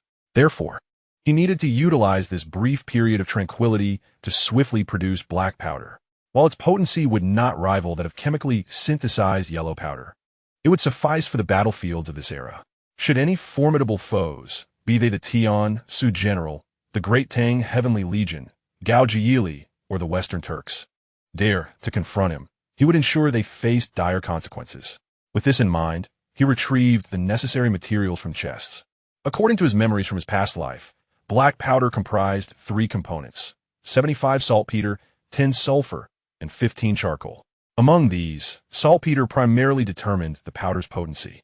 However, during the Tang dynasty, the purity of saltpeter was often inadequate, resulting in black powder that could at best serve for fireworks displays. Thus, his greatest challenge lay in purifying the saltpeter. Numerous methods for purification existed, but given his knowledge and the constraints of the era, he could only employ the wood-ash purification method. In fact, the lower cost of his papermaking technique compared to the quartz was also due to his use of wood ash. He retrieved the wood ash previously stored by the soldiers. Sighing, "Goodness, this truly is versatile wood ash." At present, the surrounding weeds of the Yunqiang governor's office had been thoroughly cleared, presenting a barren landscape. He submerged a substantial piece of saltpeter in water, then began to hammer and grind it, continuously adding a bit of water to prevent ignition from the friction. After a careful and prolonged effort, he finally reduced the saltpeter to a fine powder. Subsequently, he meticulously combined the powder with plant ash, stirring it thoroughly before filtering out impurities to obtain a solution of potassium nitrate. With utmost caution, he ignited the oil lamp, his hands trembling slightly throughout the process. After all, the room was filled with saltpeter and sulfur, and a single misstep could lead to an explosion. Internally, he berated himself for his foolishness, vowing to use smaller quantities of raw materials in a different location next time. As he placed the bottle over the oil lamp to heat it gently, the solution gradually concentrated to a saturated state. Upon witnessing this, Li Chengqian felt a surge of accomplishment, knowing that once this substance cooled and dried, it would yield a relatively high purity of saltpeter. At that moment, a soldier's voice rang from outside. "Your Highness, Lord Du has informed us that some copies of the book have been printed. He requests you to verify your satisfaction." The solution required time to cool and dry, and with nothing else to occupy his time, he replied, "Very well, I shall go at once." Upon exiting, he instructed the guards, "Remember to keep a vigilant watch, and under no circumstances should you ignite any fires, not even torches at night." Although the soldiers did not comprehend the reasoning behind his caution, they complied, responding affirmatively. Chapter 52. The wheels aligned. Li Chengqian then proceeded towards the papermaking facility. This area had transformed from an open pit into a space enclosed by tents. To prevent the papermaking technique from being divulged, the process involving plant ash was supervised meticulously by Du Zhenguan and Du He, with no third parties permitted to intrude. Entering the papermaking factory, he was enveloped by a humid atmosphere, the scent of boiled wood filling the air. Soldiers moved about, some stirring the pulp, while others transported the boiled bark, creating a scene of bustling activity. Further inside lay a spacious open-air drying area. Sunlight bathed the damp sheets of paper spread out to dry, the air imbued with a delicate fragrance of paper, fresh and tranquil. Li Chengqian inhaled deeply. He detected not only the scent of paper, but also the alluring aroma of wealth. He was convinced that soon these sheets would dominate the market for paper in the Great Tang. At that point, his purse would swell. With these funds, he could establish salt fields, ironworks, and gunpowder factories, among others. A smirk of satisfaction crept across his lips. Just then, Du Zhenguan emerged from within, his hands and face smeared with ink. This appearance did not diminish his scholarly demeanor. Rather, it accentuated his erudition. "Your Highness has arrived. Why not step inside? The printing is nearly complete, and your invention of movable type printing is truly remarkable." As he casually wiped the sweat and ink from his brow with his sleeve, he continued. Observing his excitement, Li Chengqian recognized that things were progressing exceedingly well. "Very well, I shall inspect your results." The two ventured deeper into the workshop, where they beheld rows of wooden racks neatly displaying freshly printed books. Du Zhenguan casually picked one up and handed it to Li Chengqian. "Your Highness, please take a look. This is the Wujing Jingyi printed according to your specifications, with clear characters and numerous new annotations written as per your request." Li Chengqian accepted the book, perusing its pages, each adorned with legible text and even ink distribution. He nodded in satisfaction. Most importantly, there were Du Zhenguan's annotations affixed, which not only added value, but also enhanced its competitiveness beyond mere pricing. "Excellent work," he praised, smiling as he added, "If you have any further insights regarding the classics or thoughts on the imperial examination, I encourage you to write a separate book." The aspiration to author a work that endures through time is a dream cherished by every scholar, and Du Jingluan, a true sage, was no exception. His face brightened with excitement. "Is your highness truly sincere?" "Of course," Li Chengqian assured him. "However, one thing must be clear. Do not let this interfere with the tasks I have assigned to you. Rest assured, your highness, I shall not delay the important matters. Now that the printing is in order, contact manager Chen at once and expedite the sale of the books. As you command." As Li Chengqian prepared to depart, a thought struck him, and he turned back to say, "By the way, noble advisor, remember to inform Manager Chen that the books should first be sold in Hebei Dao, and only then in Guangzhou." Although Du Jingluan did not comprehend his reasoning, he nodded in compliance. Li Chengqian smirka inwardly, considering how the 5 prominent families were attempting to deceive him. "Let them first taste my prowess," he mused. After exiting the paper-making factory, he returned to the tent, where he had refined the saltpeter. He first extracted the crystallized saltpeter and then mixed it in proportion with sulfur and charcoal. Although black powder is relatively stable, he exercised caution. After all, this was his first encounter with such materials in this lifetime, and any mishap could yield dire consequences. Once the mixture was complete, he fell into deep contemplation. Creating firearms in this era was an arduous task, necessitating foundational steel production, a process that could not be accomplished overnight. Yet, the current situation demanded he expedite technological advancement through alternative means. At that moment, Shui Ringue hurriedly entered the tent. "Your Highness, General Ho and his junior brothers have returned with their troops." "Goodness, they remember to come back," Li Chengqian quipped, feigning a reprimanding tone. Had it not been for the imminent threat of an attack from the Great Tang on Yunzhong, he would have ordered their withdrawal. It was uncertain how long it would have taken them to return otherwise. Let us go greet these 2 valiant commanders. Although the duo had defied orders on the battlefield, their bountiful gains, capturing Bajua and seizing countless horses and cattle, could not be overlooked. Upon ascending the city wall, Li Chengqian gazed into the distance and beheld Generals Ho Junji and Bei Xiang'e leading their troops and prisoners in a grand procession, estimating that there were over 10,000 captives. Moments later, as they approached the city gates, Li Chengqian called out, "Congratulations to both generals on your triumphant return." His tone was calm and measured, devoid of any emotion. Both men understood that their insubordination had likely displeased Li Chengqian, and they knelt on one knee, admitting, "This humble general disobeyed military orders. May your highness impose punishment." Leading an army requires a balance of rewards and penalties, though their actions were indeed erroneous. Their significant victory and the current high morale of the troops made immediate punishment ill-advised. "Ha! You 2 possess such great abilities. How could I dare to punish you?" Li Chengqian responded with a chuckle. "Ho Junji and Bei Xianghui, you both have claimed thousands of enemy heads and captured countless livestock. Each of you shall be rewarded with 100 taels of gold and 100 bolts of silk. All soldiers who participated in this battle shall receive 1 tael of silver and a jar of fine wine, and I shall host a banquet tonight to celebrate." The 2 were astonished that instead of punishment, Li Chengqian offered rewards. They immediately expressed their gratitude. "Thank you, your highness." The soldiers echoed in unison.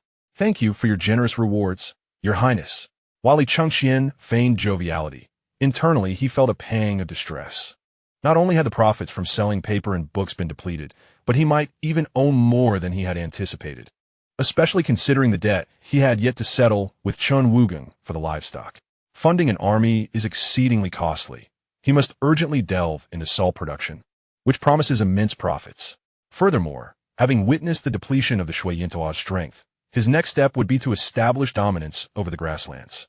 Once he secures the most fertile pastures, he would no longer have to worry about sustenance. Upon entering the city, Bei Xianghui prodded a disheveled man forward. "I have heard that you grassland folk excel in dancing. Come, perform for our prince." Bei Xianghui kicked the man in front of him.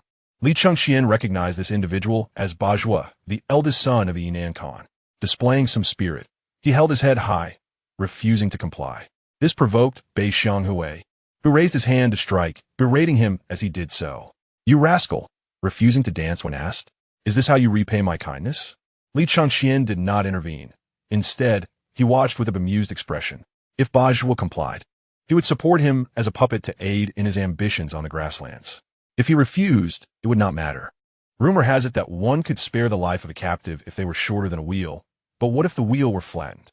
After enduring a solid thrashing for nearly half a minute, Bajwa could barely stand, his body twitching uncontrollably. It was evident that he would soon succumb to his injuries.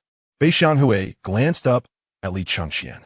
He remained with a cheerful demeanor, showing no intention to intervene, which immediately alleviated any lingering concerns. Chapter 53, The Reckless Man. Drawing his trusty dagger, he mindlessly struck at Bajwa, causing blood to spatter everywhere. Bajwa let out a wailing scream akin to that of a pig being slaughtered. Pleading, "Please stop. I'll jump, I'll jump." Observing this, Li Chengqian understood that the man had surrendered and signaled for Bei Xianghui to cease his assault. "All right, take him to tend to his wounds. We cannot afford to let him die.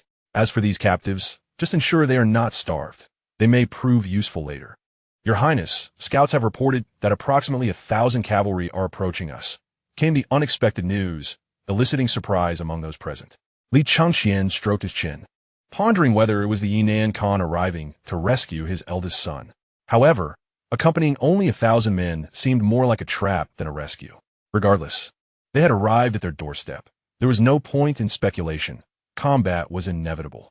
The three were already prepared for battle, their eyes fixed on him. "Junji, Xianghui, you two have just returned. Take a moment to rest. Ringue, lead 2,000 men to investigate. If it is indeed the enemy, do not hesitate. Eliminate them without mercy." "Understood." Ringue responded before heading out to mobilize the troops. Junji, Xianghui, gather the soldiers back within the city immediately and ensure the captives are securely detained. "Yes, Your Highness." Soon, the war drums echoed throughout the city as Ringue, leading 2,000 men, charged forth with the fury of a tempest. In no time, the two forces came face to face. However, instead of engaging in combat, they appeared to be conversing. This sparked a sense of opportunity within Li Chengqian. Could it be that Yuan Gaisuan was delivering provisions to him? Yet upon further reflection, he dismissed this notion. Not only was it implausible for Goguryeo to breach the Tang military defenses, but the distance between their territories spanned over 1,000 miles, rendering it impossible within the given time frame. At that moment, a cloud of dust rose in the distance, and soon Ringue returned with his men.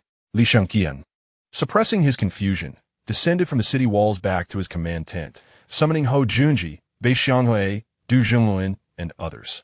Inside the tent, his military and civil officials had largely assembled, arranged in 2 neat rows. After a brief period, Rengui's voice echoed from outside. "Your Highness, the other party has expressed a desire to discuss matters of importance with you." "Let them enter," Li Chengqian replied. Ringue then led 2 individuals into the tent. One was the Goguryeo envoy whom he had previously met, while the other was an elderly man, though garbed in traditional Goguryeo attire. Li Chengqian keenly sensed a familiar aura emanating from the elder, reminiscent of his teacher Kong Yingda. The Goguryeo envoy stepped aside, allowing the elder to advance. The old man, with white hair and a gaunt visage, possessed eyes that sparkled with vitality. Though his steps were slow, they exuded an air of calm assurance. He surveyed the surroundings with an authoritative gaze, stroked his beard, and spoke. "I observe that your Highness embodies both literary and martial virtues. Truly, it is reminiscent of the ancient adage that even a sparrow, though small, is complete with all its organs." Upon hearing this, a cold sweat trickled down Li Chengqian's back. The man's demeanor, presence, and words suggested he was undoubtedly a figure from the esteemed 5 surnames and 7 lineages of Confucian scholars. It was possible that he had come bearing provisions. However, given the timeline, it was unlikely that they had been sent by Goguryeo. They were surely provisions gathered by the 5 surnames and 7 lineages, yet how had they managed to traverse the layers of Tang military defenses? Suddenly, a passage from Aziji Tongjian regarding the Tang dynasty flashed through his mind. It narrated how during Li Shimin's campaign against Goguryeo, the forces of Goryeo disrupted their supply lines and set fire to their provisions, leading to dire shortages.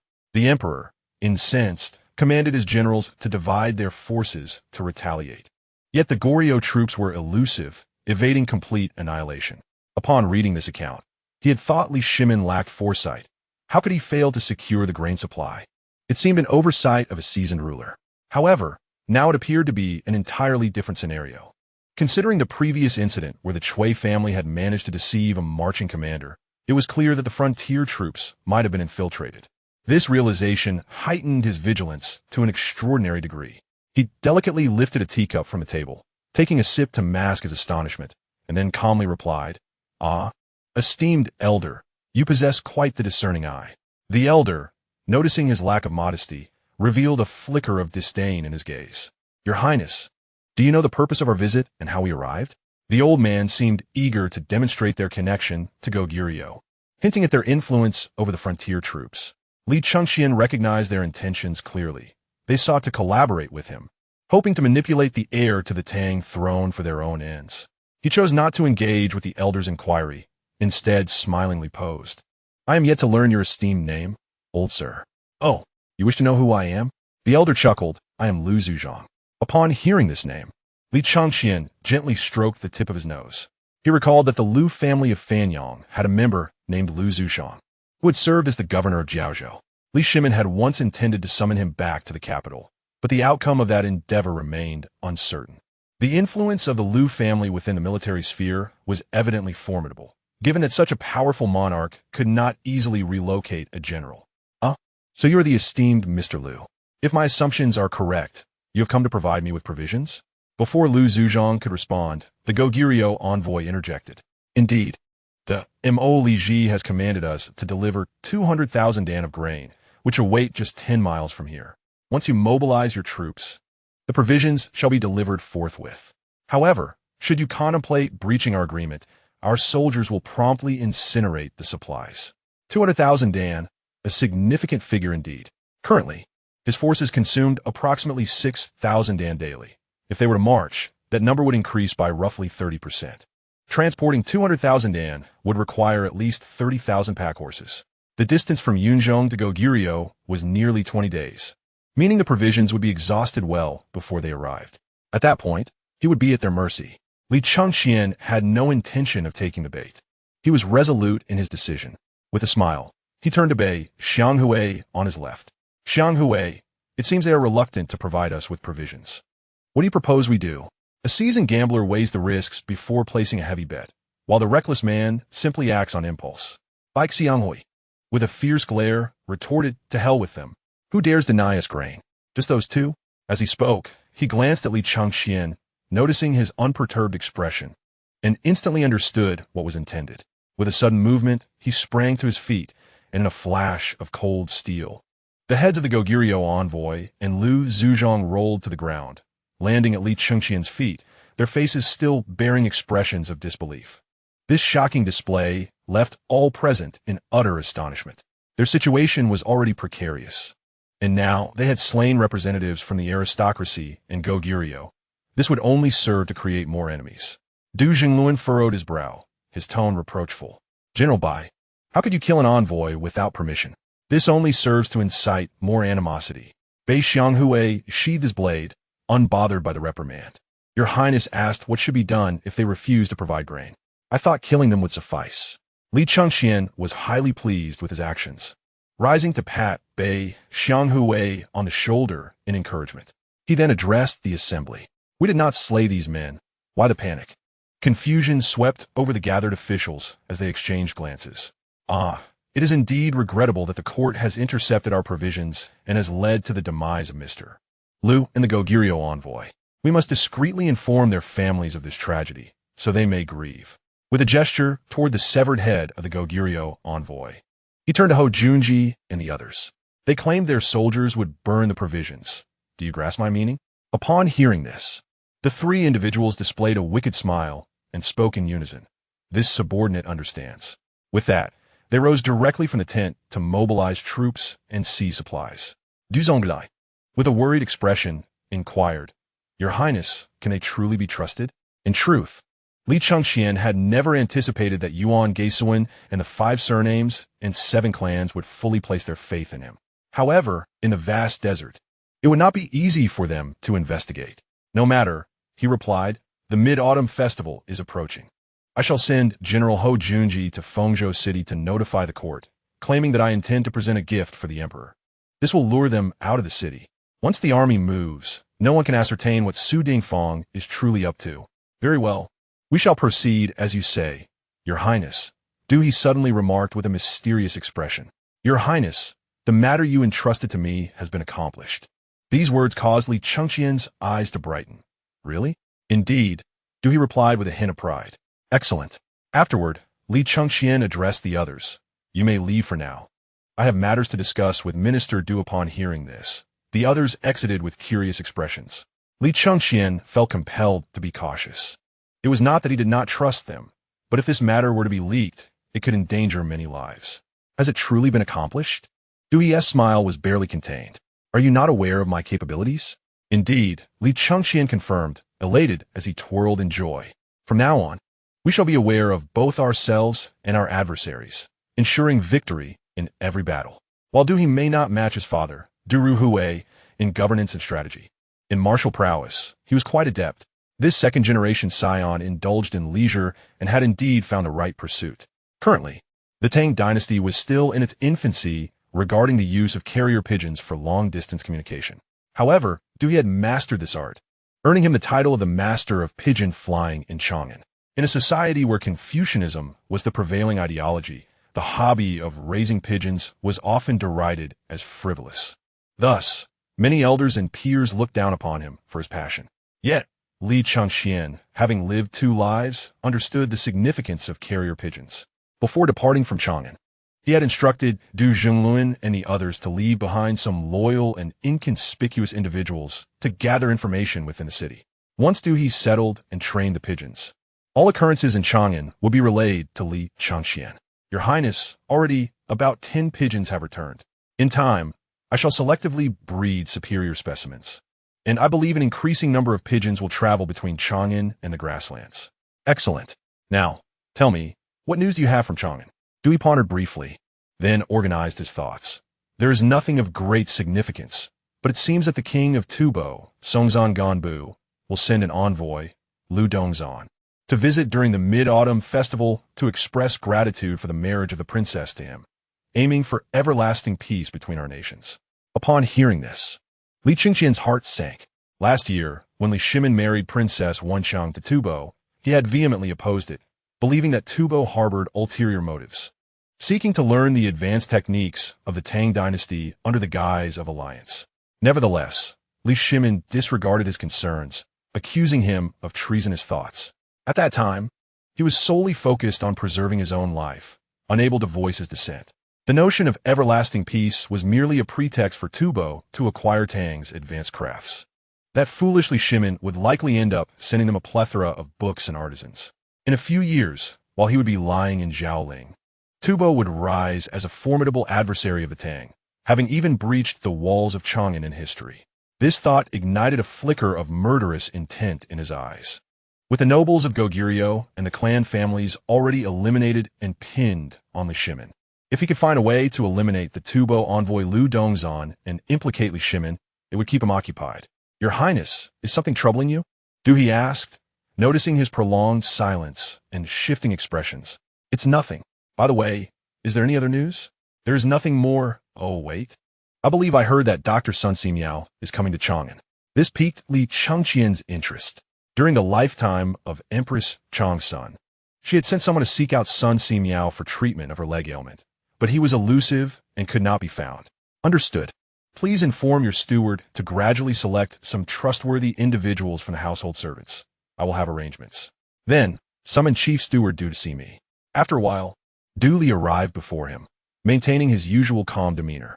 Since arriving in Yunzhong, Li Chengqian had tasked him with managing the supply and distribution of provisions. Chief Steward Du, are our supplies still sufficient? Though he posed this question, it was merely an attempt at small talk. The current situation in the city was clear enough. However, Du Li produced an account book from his robes, indicating he was about to report on finances. Li Chengqian waved his hand to stop him, as he had not called him for a financial report. He harbored a suspicion about Du Li's true identity, though it remained unconfirmed. Today he intended to test him, for his mindset had shifted following numerous confrontations. He had come to realize that the Tang dynasty's foundation was not as solid as it appeared. Chief Steward Du, may I pose a question for your honest response? Your Highness, please inquire. I shall speak without reservation. Very well, I will be direct. What do you believe Emperor Gaozu thinks of the Hidden Prince? Does he believe the Hidden Prince deserve his fate? This inquiry momentarily revealed a trace of anger on Du Li's otherwise impassive face, though he quickly masked it. Your Highness, the hidden prince is after all your uncle. Such words should not be uttered. Is that so? Do you believe Emperor Gaozu wishes for me to be like the hidden prince, or to remain as I am? Du Li sighed and replied, Your Highness, this question is beyond my ability to answer. His seemingly composed response to such a pointed question indicated a significant issue. What ordinary steward could retain such composure when faced with such direct inquiries?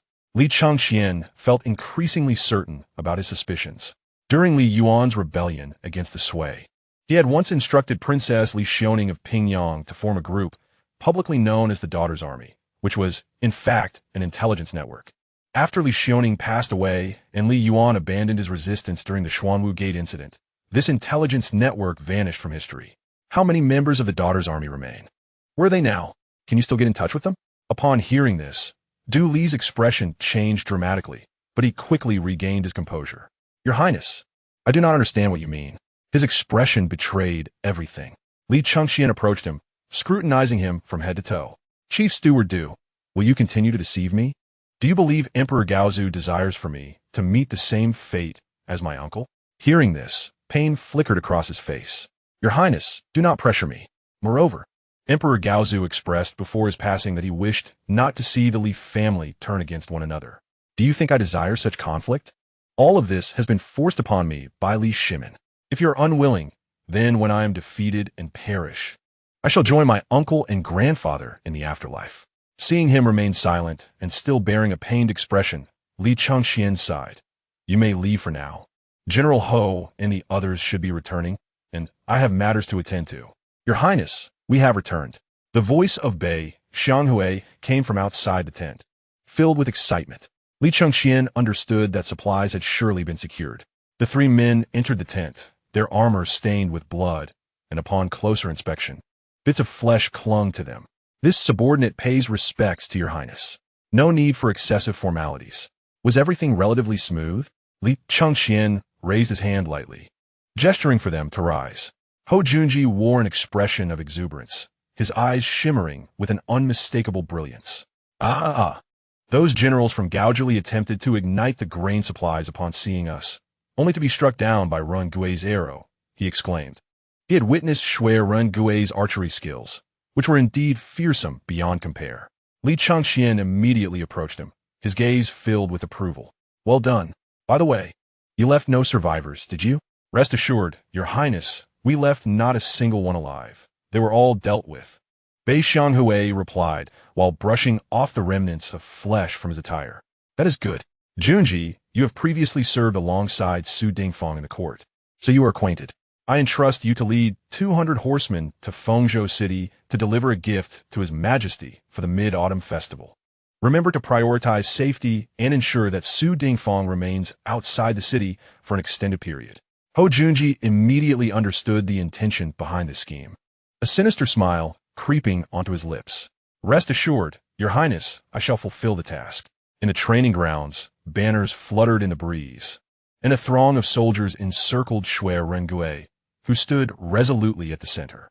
With his left hand gripping the bow and his right hand poised with an arrow, he gradually drew back the bowstring, the bow bending in his grasp like a full moon. Your Highness, are you certain this will work? He asked, maintaining his stance while glancing at Li Chengqian. After careful consideration, Li Chengqian concluded that they could not produce firearms in such a short time, and thus decided to bind gunpowder to the arrows. However, he was somewhat uncertain about the range and timing of the arrows, leading to a less than ideal fuse. Earlier, it had been too short, nearly resulting in disaster for Shui Rengui. Have no worries, this time it will surely succeed. Shui Rengui appeared skeptical, his eyes reflecting doubt. After all, the arrow had barely flown a few meters before it had detonated, leaving his ears still ringing. What does that look? Do you not trust me? Shui Rengui turned away in exasperation. It's not that I distrust you. I simply have never encountered such a thing. Enough with the explanations. It is gunpowder. Now, when I ignite it, you must release the arrow. With that, Li Chengqian lit the fuse with a fire stick. Release. To his surprise, the moment he said light, Shui Rengui hastily let go of the bowstring. With a whoosh, the arrow struck true, embedding itself deep into the target. its fletching quivering in the aftermath. The soldiers watching erupted in cheers. General Shue's divine marksmanship. The general is magnificent. Before the cheers could subside, a thunderous explosion erupted as the gunpowder attached to the arrow detonated, shattering the wooden target into splinters, sending debris flying. The earlier explosion had been somewhat inconspicuous, but this one revealed the true power of the gunpowder.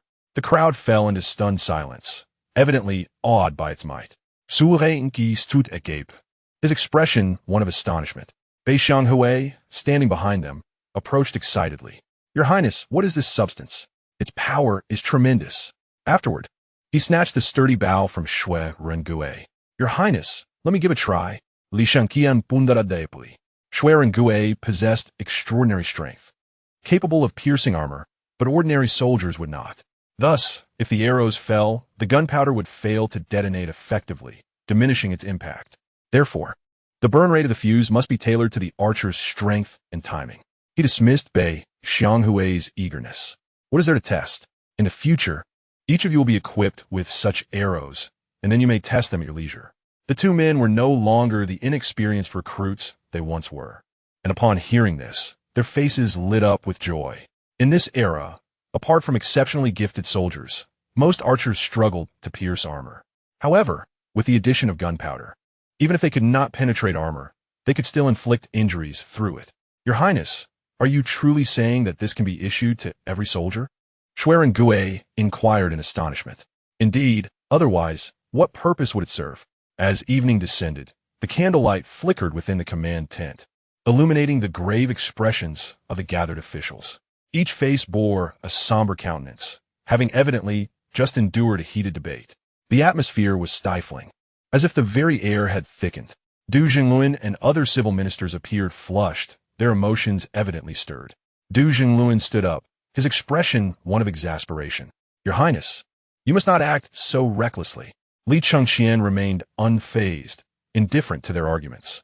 He slowly lifted a cup of tea from the table, taking a gentle sip before surveying the assembly with resolute determination. I have made my decision. You need not persuade me further. Ho Junji rose, his brow furrowed. If your Highness insists on this course, we cannot impede you. However, it is far too dangerous for you to go to Chang'an. I must accompany you.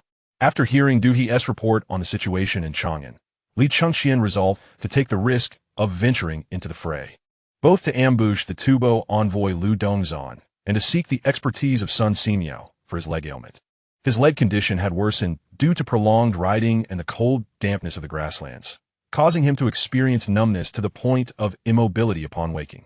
Previously, while in Chang'an, the imperial physician had diagnosed his leg ailment as a result of a childhood fall from horse, which had led to stagnant blood flow and obstructed meridians.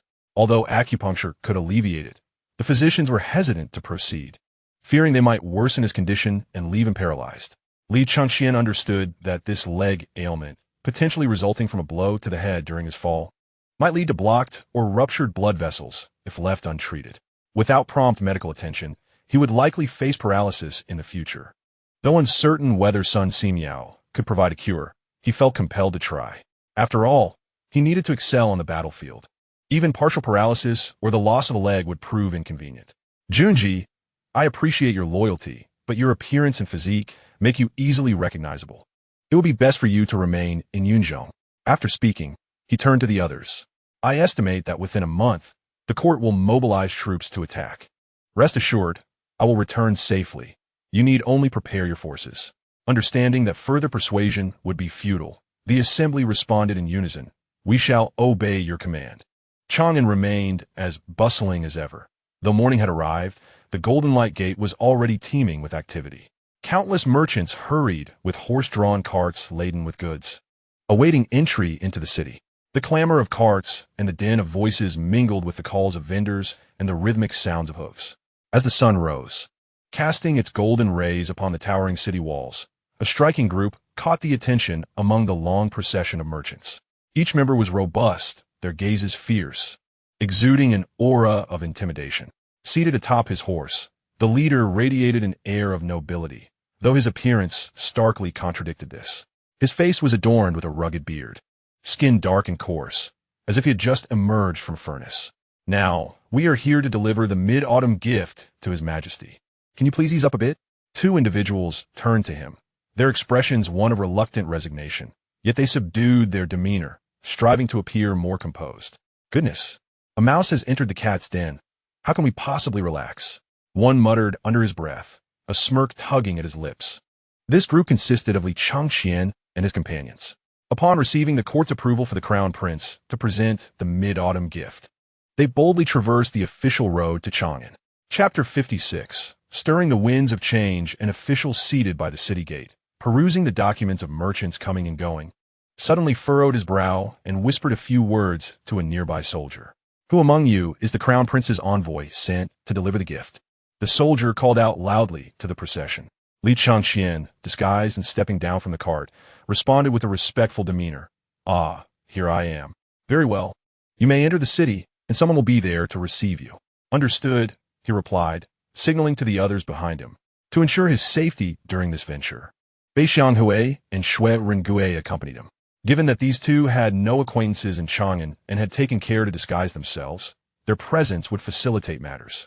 Upon hearing this, they hurriedly urged their carts toward the city limits.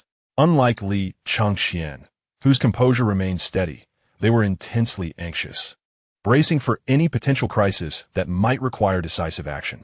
Li Chengqian observed the situation with a slight frown, realizing that this was untenable. He turned to his companions and said, "Gentlemen, once we enter the city, I shall treat you all to a drink." Upon hearing this, the group displayed smiles that were more dismal than tears, yet their tension eased somewhat. As they entered the city, Li Chengqian was momentarily dazed. The streets were lined with shops, banners fluttering in the wind, and pedestrians bustling about, with the sounds of vendors and laughter reverberating throughout. The air was filled with a medley of enticing aromas, freshly baked hubing, the intoxicating scent of wine, and the distant melodies of silk and bamboo instruments. He could not help but sigh. Ah, I have returned to the familiar Chang'an. However, this time, he was no longer the Li Chengqian regarded as a waste. He was now the crown prince of the Tang dynasty, commanding an army of tens of thousands and stirring up storms in the southern desert. At that moment, an official approached, clad in a greenish-blue round-collared robe, his features well-defined and exuding an impressive aura. From his attire, Li Chengqian discerned that this man was a steward from the Honglu Temple. Though these officials held low ranks, they were meticulously selected by the court to receive foreign envoys. The official slightly bowed, his tone neither servile nor arrogant. "You are the one sent by His Highness the Crown Prince to deliver the mid-autumn gifts?" "Indeed," replied Li Chengqian confidently, for in his current guise, he was unrecognizable to anyone unfamiliar with him. "Is there anything you require from the court?" The official continued. "According to court regulations, your gifts must be stored separately and inspected before being presented to His Majesty." Li Chengqian was well aware of these protocols and promptly lifted the curtain of the carriage, revealing four men bound tightly with ropes. The steward, seasoned in receiving envoys, immediately understood that these were likely members of a royal family. "Very well, we shall take care of the carriage," he said, waving his hand, and several soldiers stepped forward to lead the carriage away. Then he hesitated, his expression somewhat troubled. "The court has not arranged accommodations for you. Will you return immediately, or seek a place to rest for a few days? We have traveled for days, and our provisions are exhausted. We must find somewhere to rest. Please issue us a travel document, and we shall depart in 2 days." "No problem. Once you have settled in, come to the Honglu Temple to find me. My name is Lu Ying." "Understood. You may continue with your duties." With that, Li Chengqian waved to his companions, saying, "Let us go. We have been worn out these days. We shall find a place to enjoy a good meal and take a warm bath." As the group prepared to move forward in formation, Li Chengqian was startled and quickly signaled to Shui Rengui. Fortunately, he reacted promptly, grabbing a few people beside him and pretending to be magnanimous, saying, "Come, I shall arrange for each of you to have a companion to enjoy yourselves." This gesture helped everyone awaken to the situation as they huddled together and moved ahead. Having lived in Chang'an for over a decade, Li Chengqian was exceedingly familiar with the city. One of his purposes for this journey was to eliminate the Tibetan envoy Lu Dongzhan. According to court regulations, all foreign envoys resided at the Honglu Temple, located in the southeastern corner of the city, not far from the bustling East Market. This arrangement was a clever tactic of the court, using the East market's vibrancy to allow envoys to witness the might of the Tang dynasty, instilling fear within them. "Where are we headed?"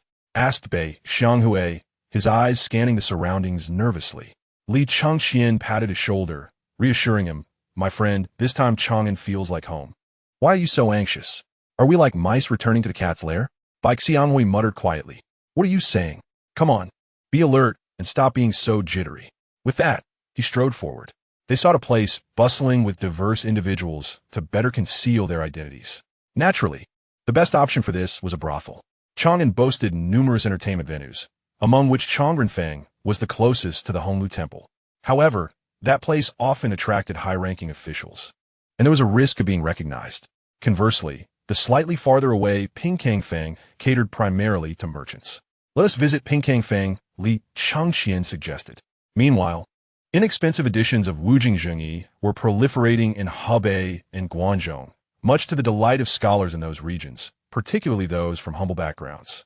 On the streets of Chang'an, many aspiring scholars, their garments freshly laundered, engaged in animated discussions.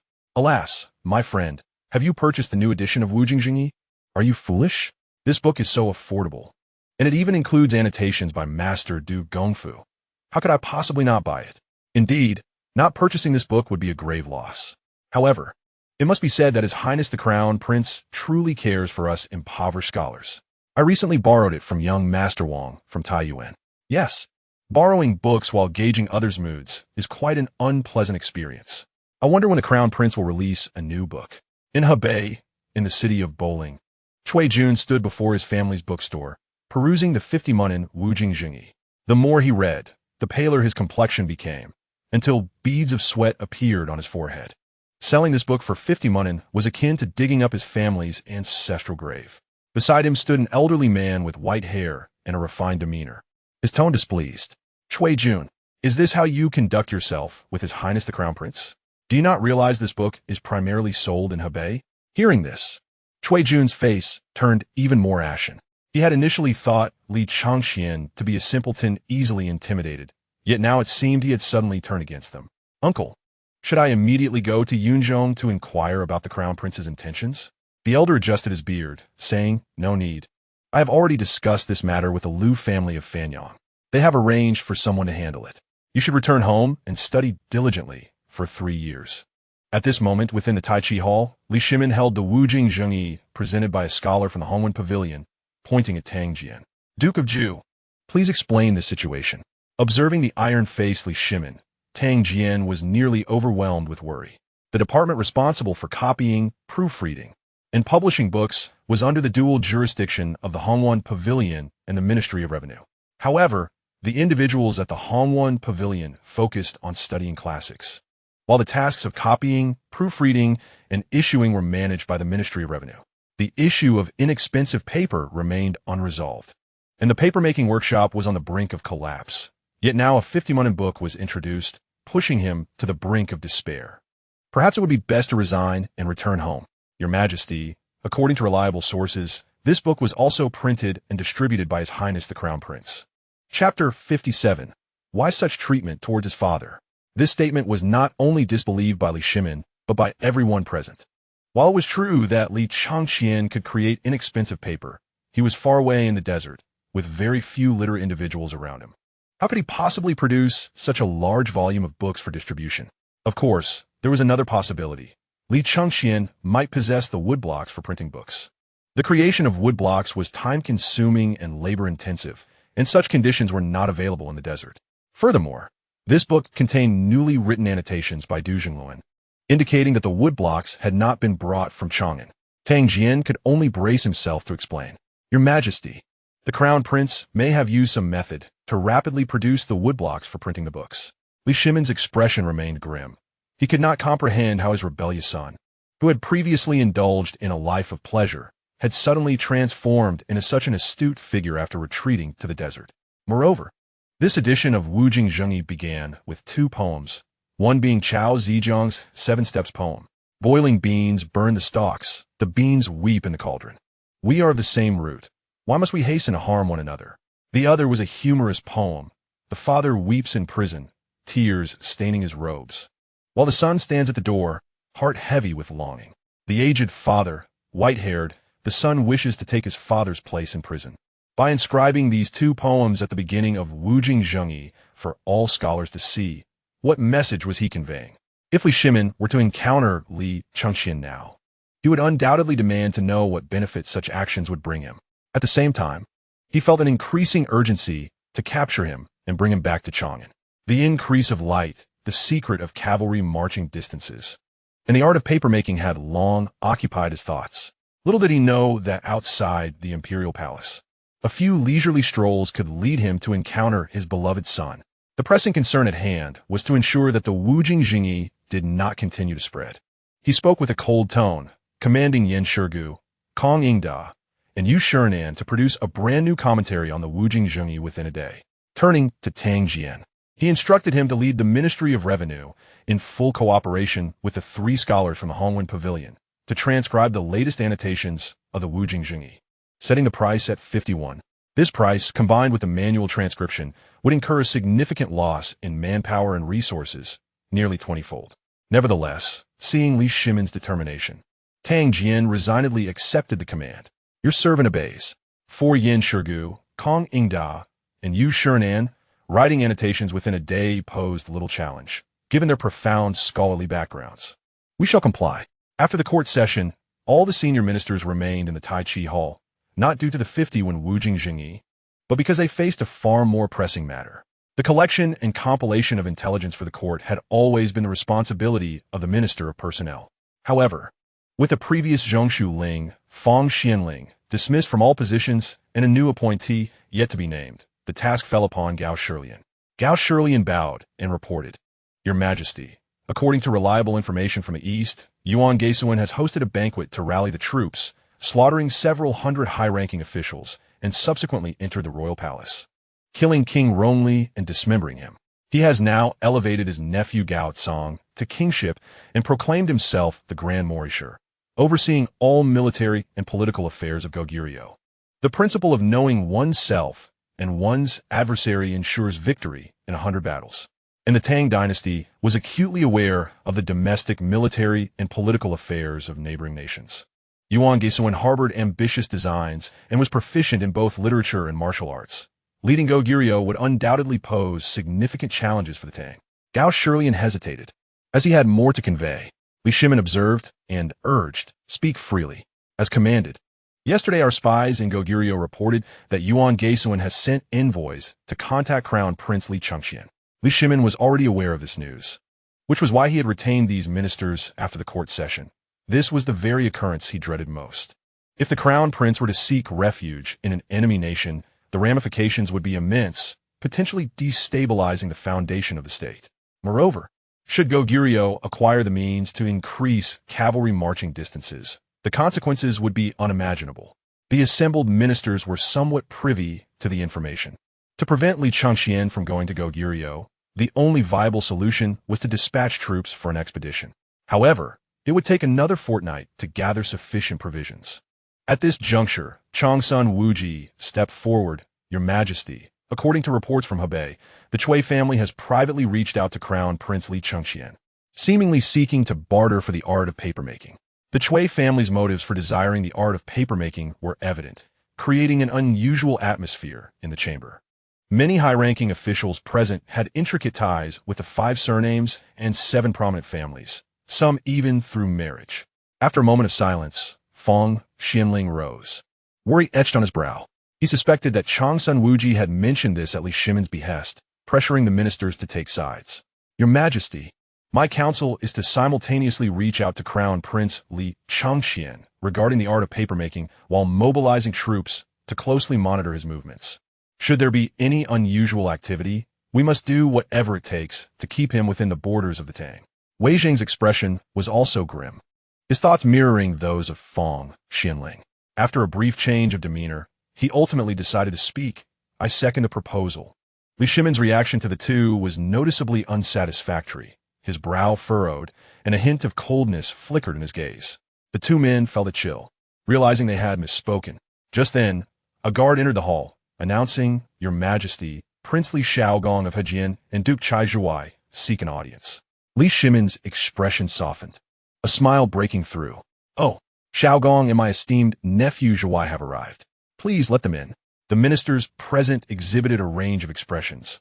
While Chai Zhuai was merely the second-generation heir to his father's title, Li Xiaogong was a significant figure among the royal family, known for his disinterest in court affairs. Upon entering, the two bowed. "We pay our respects to your majesty. No need for excessive formalities." "Xiaogong, what brings you to see me so suddenly? Is there a matter at hand?" "I must remind you, my supply of royal wine is limited, and with the mid-autumn festival approaching, I intend to host a banquet for the ministers." Li Xiaogong laughed heartily. "Ha. I do not seek wine. I merely wish to see your majesty." "Oh, you long for me? Then you must think of me often. It has been quite a while since we last met. Today, do not leave. Join me for dinner." "Of course, I had the same thought," he replied, moving to a nearby seat. Li Shimin turned his gaze to Chai Zhuai, his eyes filled with affection and nostalgia. "Ah, each time I see you, I am reminded of Xiongning and Sikang. Pray tell, why did your parents leave me so soon?" As he spoke, his eyes glistened with unshed tears. Chai Zhuai, standing tall at 8 feet, with broad shoulders and fair skin, possessed features reminiscent of a sword's edge. His eyes bright and full of vigor. His every gesture emanated an air of heroism, resembling a sharp blade yet to be unsheathed, perfectly inheriting the genes of his parents. He bowed slightly. "I often miss my father and mother." Li Shimin turned to Li Xiaogong. "Do you not think Zhuai resembles his father and mother in their youth?" Li Xiaogong replied leisurely. "Indeed, your majesty, but I believe he exhibits a greater composure than both Sikang and Pingyang in their youth." Indeed, they have worthy successors," Li Shimin remarked with a wistful expression. This statement left the assembled officials somewhat astonished. The emperor's words were never without weight. What did he mean by worthy successors? Was he contemplating deposing the crown prince once more to establish another heir? As dawn approached, the notion of visiting the brothels seemed inappropriate. It was understandable, given that the restoration of Li Chengqian's title as crown prince was merely a temporary measure. Moreover, the current situation was precarious.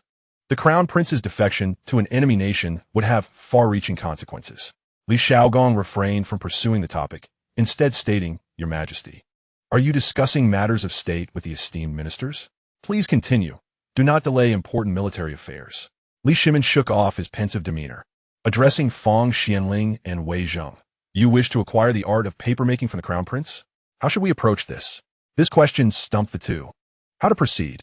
Clearly, they would need to offer something in return, yet considering Li Shimin's current stance towards Li Chengqian, one misstep could lead to disaster.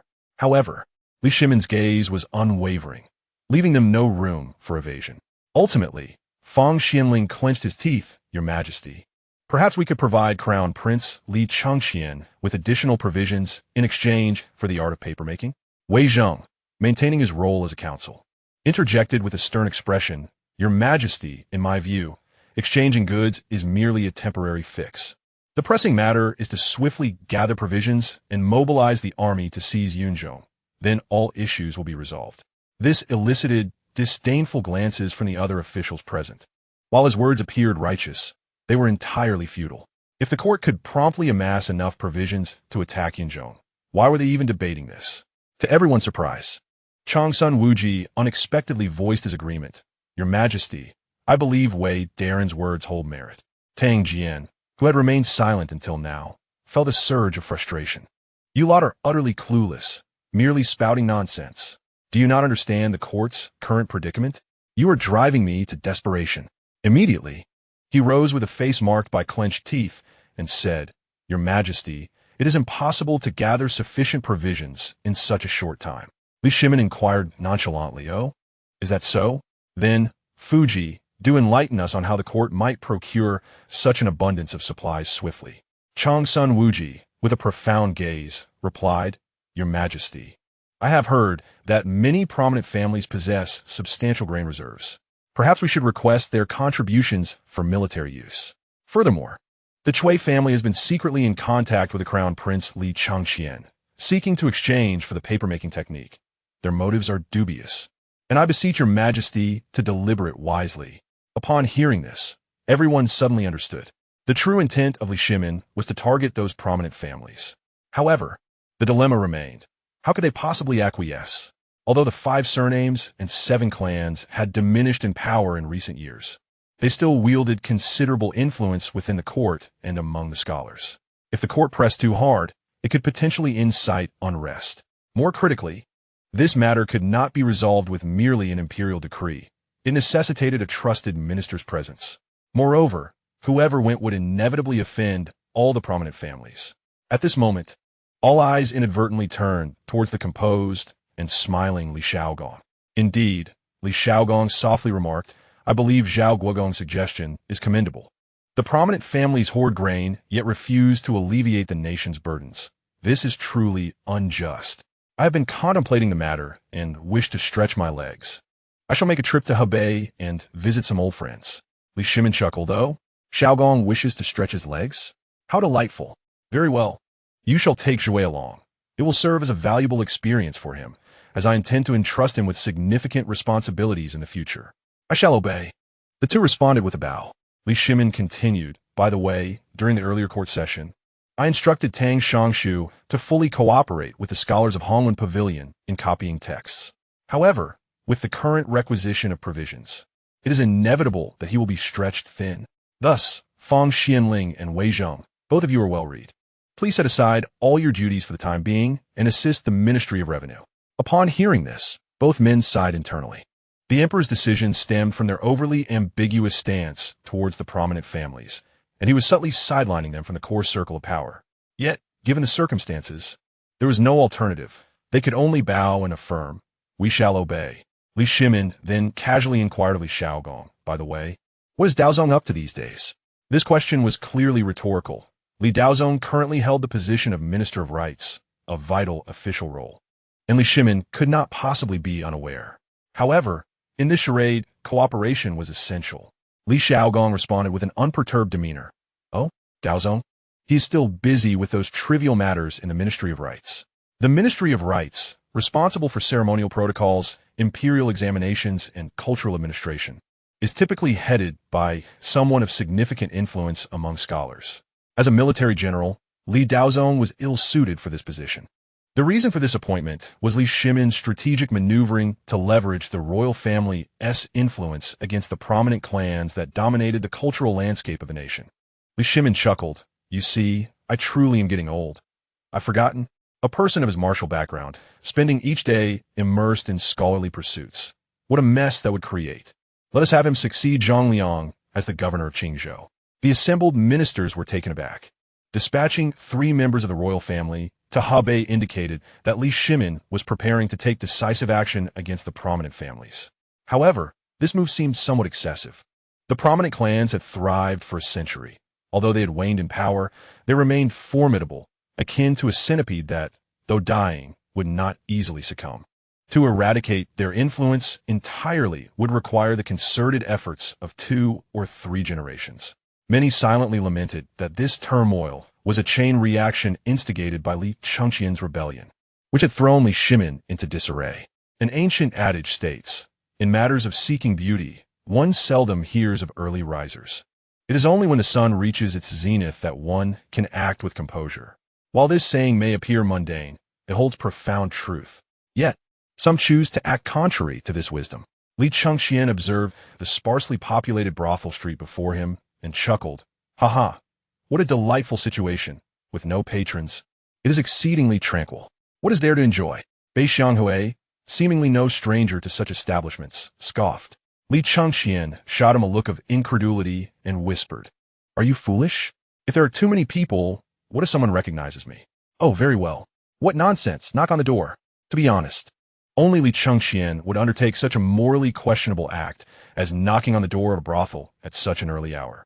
Bei Xianghui, with his head hung low, ambled over and knocked 3 times at the door. Dang, dang, dang. Immediately, a cacophony of curses erupted from within. "Who is it so early in the morning? Are you mad? Summoning spirits? You've nearly scared me into impotence. Who dares to disturb the peace so early? Are you unwell?" After a moment, the door creaked open, revealing a voice that was both gentle and laced with a hint of languor. "Who is it? So early?" Through the crack, they beheld a woman with a radiant complexion and graceful demeanor. Perhaps due to just awakening, she wore no makeup, yet exuded a unique charm. akin to an orchid in a secluded valley, standing apart from the crowd. This left Bei Xianghui momentarily speechless. Did we arrive too early? Li Chengqian's expression darkened. What embarrassing situation. He stepped forward briskly, adopting a demeanor of wealth and authority. What is this? Is it illegal to visit a brothel in the morning? In a brothel like Pingkangfang, typically frequented by cultured scholars and affluent merchants, such crude language was unheard of. This momentarily stunned the woman. However, those who could work in such establishments were adept in their craft, and she swiftly composed herself, offering a soft smile while subtly swaying her body, embodying a charming allure. What my lord says is quite agreeable. We welcome visitors at any hour. Chapter 59, Not a bro, you should tone it down. With that, Ye stepped aside, slightly bowing as she gestured, Please, gentlemen, come in. Very well, prepare 10 rooms for us. We intend to stay for a few days. Certainly, I shall arrange that. Subsequently, they entered in succession. Bei Xianghui cupped his hands towards the woman and said, We thank the lady. May I ask for your name? The woman giggled, covering her mouth. He, my lord speaks so elegantly. You truly enchant me. Just call me Ye. Very well, Miss Ye. This left Li Chengqian with a grim expression, inwardly cursing, damn. Could Bei Xianghui be a lovesick fool? He turned to Shui Rongui, who maintained a serious demeanor. Well, at least he is not a lovesick fool. He wondered whether, with the course of history altered by his actions, Shui Rongui would still encounter his destined partner, Lu Yinhui. He would have to inquire about that in the coming days. The hall was adorned with exquisite elegance. The walls were primarily in subdued colors, adorned with several ink-wash landscape paintings. Each bright pillar was draped with silk curtains, gently swaying like a thin mist. In the center stood a long table carved from sandalwood, adorned with delicate porcelain, featuring freshly cut lotus flowers, exuding a subtle fragrance. In one corner, a petite incense burner emitted a faint scent of sandalwood, with wisps of smoke curling gracefully. Although Li Chengqian was the crown prince, this was his first visit to such a place, and he couldn't help but marvel at the elegance that seemed to captivate the esteemed officials. The woman named Ye spoke sweetly. Esteemed guests, the rooms are ready. Would you prefer to rest for a while or enjoy some music? After traveling for several days, Li Chengqian felt exceedingly fatigued and had little inclination for anything else. We shall rest first. We can discuss other matters later. Having spoken, he turned to the others. What do you all think? Since he had spoken, even those who might have had other intentions could only nod in agreement. Upon entering the room, Li Chengqian did not change his clothes. After all, they were still beneath a precarious roof, and one must maintain some sense of caution. He surveyed the room, which echoed the elegance of the hall, emphasizing refinement. At the entrance stood a silk screen depicting a mountain and water scene, while the walls were adorned with ink-wash paintings and the silk curtains hung lightly. On the table were several pieces of porcelain and an incense burner, though the aroma here differed from the hall's subtle elegance, emanating a scent that was particularly pleasing to the senses. After lying down, he began to contemplate his next course of action. The first task, undoubtedly, was to ascertain the whereabouts of Sun Simiao. After all, if the envoy from Tubo had failed in his assassination attempt, it would be of little consequence. However, his leg was in a dire state. If not treated soon, he would be close to paralysis, rendering all ambitions and grand aspirations utterly meaningless. He reasoned that such a renowned physician's presence in Chang'an would surely attract considerable attention. If he were to appear recklessly, the risk of being discovered would be significant. After a period of reflection, he gradually drifted into slumber. Yet, his sleep was far from restful, plagued by chaotic dreams. At one moment, he dreamed of the day of the Xuanwu Gate incident, where Empress Changsun stood guard over him with a short sword, declaring that anyone who dared to approach would have to step over her dead body. In another dream, he saw Li Shimin laughing heartily while holding the severed heads of Li Jiansheng and Li Yuanji, proclaiming that his fate would be the same. Ultimately, he even dreamt of the formidable generals of the Tang dynasty encircling him in the wilderness, surrounded by corpses. A cold sweat, chilling his body, jolted him awake. Rubbing his aching head, he sighed. The weight of recent stress was surely taking its toll. Ever since he had vehemently rebuked Li Shimin in the Taiji Hall, his mind had scarcely found respite. Even amidst the clouds, anxiety consumed him daily. After all, he was contending against one of the most powerful eras in feudal history, where a single misstep could lead to total ruin. Moreover, should he falter, many lives would be at stake, many of whom had promising futures ahead. Contemplating this, he took a deep breath. To wear the crown, one must bear its weight. There was no turning back for him now. After a brief wash, he exited his chamber. Outside, the atmosphere was vibrant and bustling, with guests arriving in droves. Beautifully adorned courtesans glided gracefully through the crowd. Some held round fans, covering their faces while giggling softly. Others carried wine flasks, pouring drinks for patrons. The glimmer of jeweled hairpins and the flutter of silk skirts created a scene reminiscent of a living, vibrant painting. This spectacle inevitably lifted Li Chengqian's spirits. "Your Highness, you are awake," came the voice of Shui Rengui from below. Looking down, he saw Shui and Hui, accompanied by their entourage, occupying 2 tables, sipping tea without any courtesans in attendance. Compared to the surrounding festivities, their situation appeared rather stark. This discontented Li Chengqian. Was this an attempt to save money? His brothers, who had fought alongside him, should be allowed to enjoy themselves, should they not? Immediately, he turned and beckoned a courtesan carrying a wine flask. "Hey, bring me your most beautiful girl." Pointing towards Shui Rengui and the other's table, he commanded, "Bring me fine wine and delectable dishes." Upon hearing this, the smiles of those present became barely containable, especially Hui, whose grin nearly reached his ears. Directly addressing a nearby courtesan, "Then bring me Miss Ye." Upon hearing this, Li Chengqian chuckled. It seemed Hui had taken a liking to her. Descending the stairs, the group promptly rose to offer the principal seat.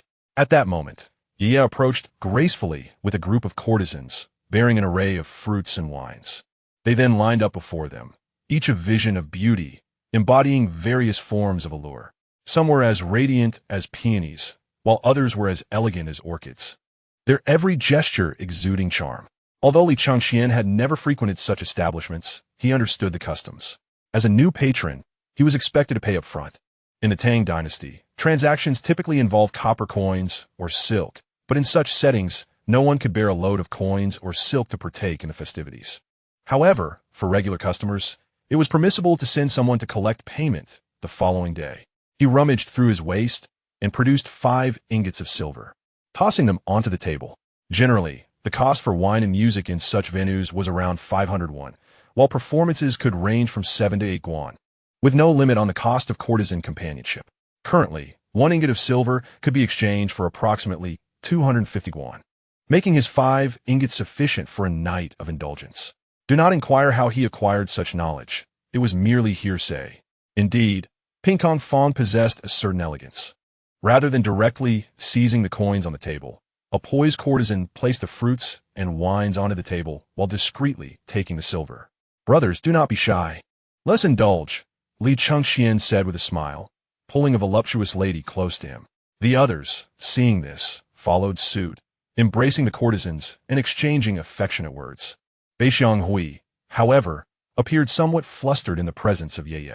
Shui Rengui found this utterly amusing, his disdain for Hui evident in his gaze.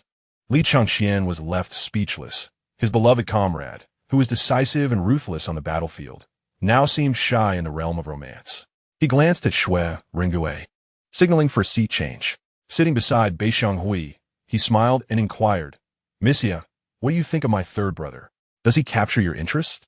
Ye laughed delicately, her eyes sparkling, her voice melodious as a nightingale. "Your third brother possesses a remarkable demeanor. How could I, a mere servant, dare to aspire to him? I fear my humble nature may not meet his standards." "Ha, you are quite the charmer," he remarked, playfully patting Hui on the shoulder. "My third brother is indeed impressive, brimming with strength and vigor." Hui immediately thumped his chest, exclaiming, "Brother, I am not exaggerating. I can support myself on one arm for 8,000 times." This proclamation nearly caused Li Chengqian to spit out his drink, muttering, "Come on, buddy, tone it down." "No, brother, I truly can." He stood up, ready to demonstrate. This was utterly embarrassing. Li Chengqian hurriedly pulled him back to his seat. "Second brother, let's switch back," he said, moving to sit next to Shui Rengui. At that moment, with a playful glance, turned to Hui and said, "Sir, can you really perform 8,000 one-arm push-ups? Why does Miss Ye doubt me?" He began to rise again to demonstrate. This displeased Li Chengqian, and his expression darkened. Was she trying to toy with his brother? Before he could react, Ye leaned into his embrace. Sir, there is no need for demonstration. I believe you. This was more agreeable, and Li Chengqian's demeanor softened slightly. Just then, a loud, boisterous voice erupted from upstairs. Damn it! Where is the Ye I requested? Are you all refusing to do business? Accompanied by this outburst, a burly man with a thick beard emerged from a private room, forcefully hurling a wine flask down towards the floor below. The flask crashed to the ground, shattering and spilling its contents everywhere. However, no one among the guests dared to speak. They were all rendered silent, clearly intimidated by this man. Li Chengqian narrowed his eyes. This was not a good sign. He recognized him as Cheng Chu Mo, the eldest son of Cheng Yaojin. Although Cheng Chu Mo had only seen him a few times, he likely would not recognize him. However, the predicament lay in the fact that the Ye he coveted was in Baixiang Hui's embrace, and if a confrontation erupted, it would lead to trouble. Anger simmered within him. Your father is nearly losing the family fortune playing mahjong, and you are here pursuing fleeting pleasures. As they occupied a position near the hall's edge, their eyes met with Cheng Chu Mo's, allowing him to see Ye in Baixiang Hui's arms, further inflaming his ire. Pointing at Baixiang Hui, he shouted, "You bastard! Let go of me immediately, or I'll make you regret it." In truth, Cheng Yaojin was a cunning man who usually kept his 3 sons in check. But now that he was bound in the clouds, his eldest son was free to act without restraint. Chong Renfeng dared not venture forth, fearing to offend those he ought not to. Thus he found himself residing at Pingkangfang almost daily. Baik Xiangui, having endured numerous bloody battles, was now a far cry from the brash soldier he once was. Moreover, he recognized the individual before him as the son of Cheng Yaojin, feeling a mix of indignation and anger. How could he flaunt himself here when his father had already fallen into his grasp? Yet, despite his rough exterior, he discerned the gravity of their situation and understood that they could not afford to provoke any conflict. They had to suppress their fury. Li Chengqian could even hear the grinding of Baik Xianggui's teeth in a fit of rage.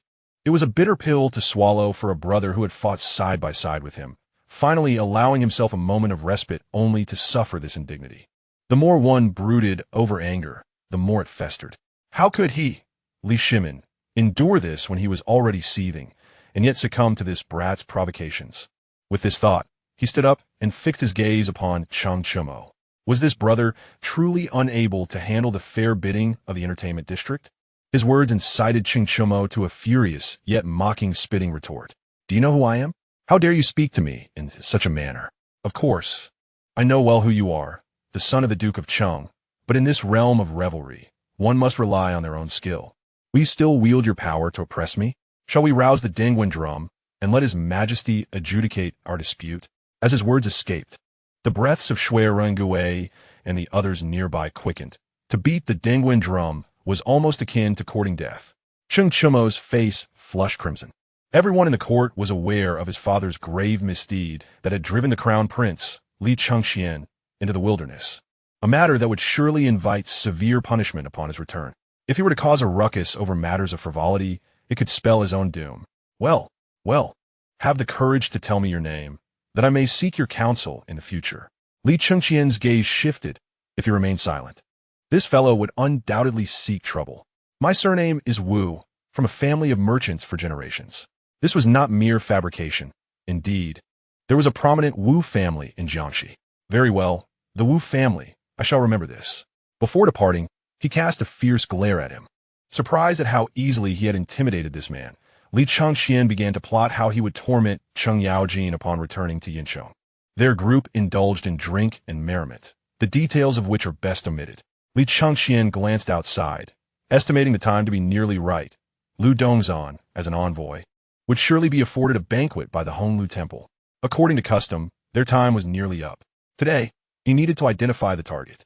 He exchanged glances with a few companions, all feigning drunkenness as they swayed unsteadily. All right, brothers, is that enough? Let us retire. It is time to rest. Casting a flirtatious glance around at several women, he understood that such esteemed establishments did not simply welcome patrons for a night as lodging. One must possess a certain allure. Subsequently, some among them took their companions with them, while others staggered upstairs. During this, he cast a glance at Baik Xiangui. only to see that Ye had indeed gone upstairs with him. This fellow was quite the infatuated fool and had truly succeeded. Despite his disguise, Li Chengqian's royal aura remained evident after years of being the crown prince, and the woman in his arms assisted him up the stairs. Upon entering the room, the courtesan's voice was sultry as she asked, "Would you like to bathe first, or—" As she spoke, her delicate fingers teasingly lifted, and her skirt slipped away, leaving only a sheer purple garment, an enchanting sight. "Ha! Naturally, I shall bathe first." "Very well, I shall make arrangements." As the woman turned, he swiftly struck her neck with a single precise motion. A muffled gasp escaped her lips as she fell backward.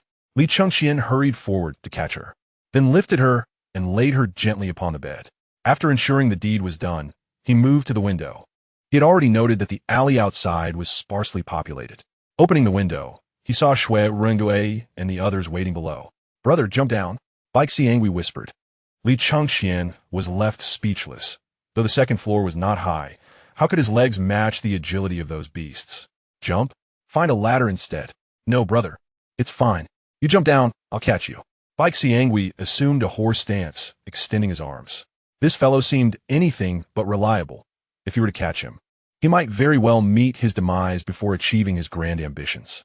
Shui Rengui appeared more dependable. Glancing about, he said, "Brother, wait a moment, I will fetch a ladder." After a while, Shui Rengui indeed returned with a rickety ladder, but it was certainly a safer option than jumping down. At this point, everyone had changed into a different guise, adorned in gold and silver, exuding an aura of prosperity. Li Chengqian, due to the many acquaintances he had in Chang'an, wore a wig, partially obscuring his face, and donned a disguise that made him resemble a wayward youth. The reason for this disguise was to avoid drawing attention while delivering the mid-autumn gifts from the crown prince as he wandered through the streets. Exiting the alley, the streets were bustling with life. The glow of lanterns from the shops illuminated the bluestone pavement, casting a warm hue upon the thoroughfare. The shouts of vendors filled the air, selling candy, rouge, and steaming wontons, each occupying their own corner, the aromas mingling in a delightful medley. Not far ahead, they crossed a lively street and soon arrived at a junction before Honglu Temple. Shui Rengui and the others were unfamiliar with the layout of Chang, and thus they were not particularly anxious, their eyes drawn to the surrounding splendor, observing this and that. However, Li Chengqian was different. He was well-versed in the city's layout, yet maintained a calm demeanor, occasionally casting his gaze toward the distant Yinshi Gate, which primarily served the royal family. Should he encounter someone familiar, it could easily lead to complications. The thought of this not only failed to instill fear, but instead brought a smile to his lips. Who would have imagined that he would dare to appear in Chang and at such a time, mingling among the common folk? Just then, a commotion arose from the direction of Yinshi Gate, causing everyone to involuntarily tense up. Li Chengqian chuckled. "Friends, shall we take a stroll? See if there is anything amusing to be found?" His words prompted the others to temper their expressions, though their gazes still involuntarily darted toward the Yinshi Gate.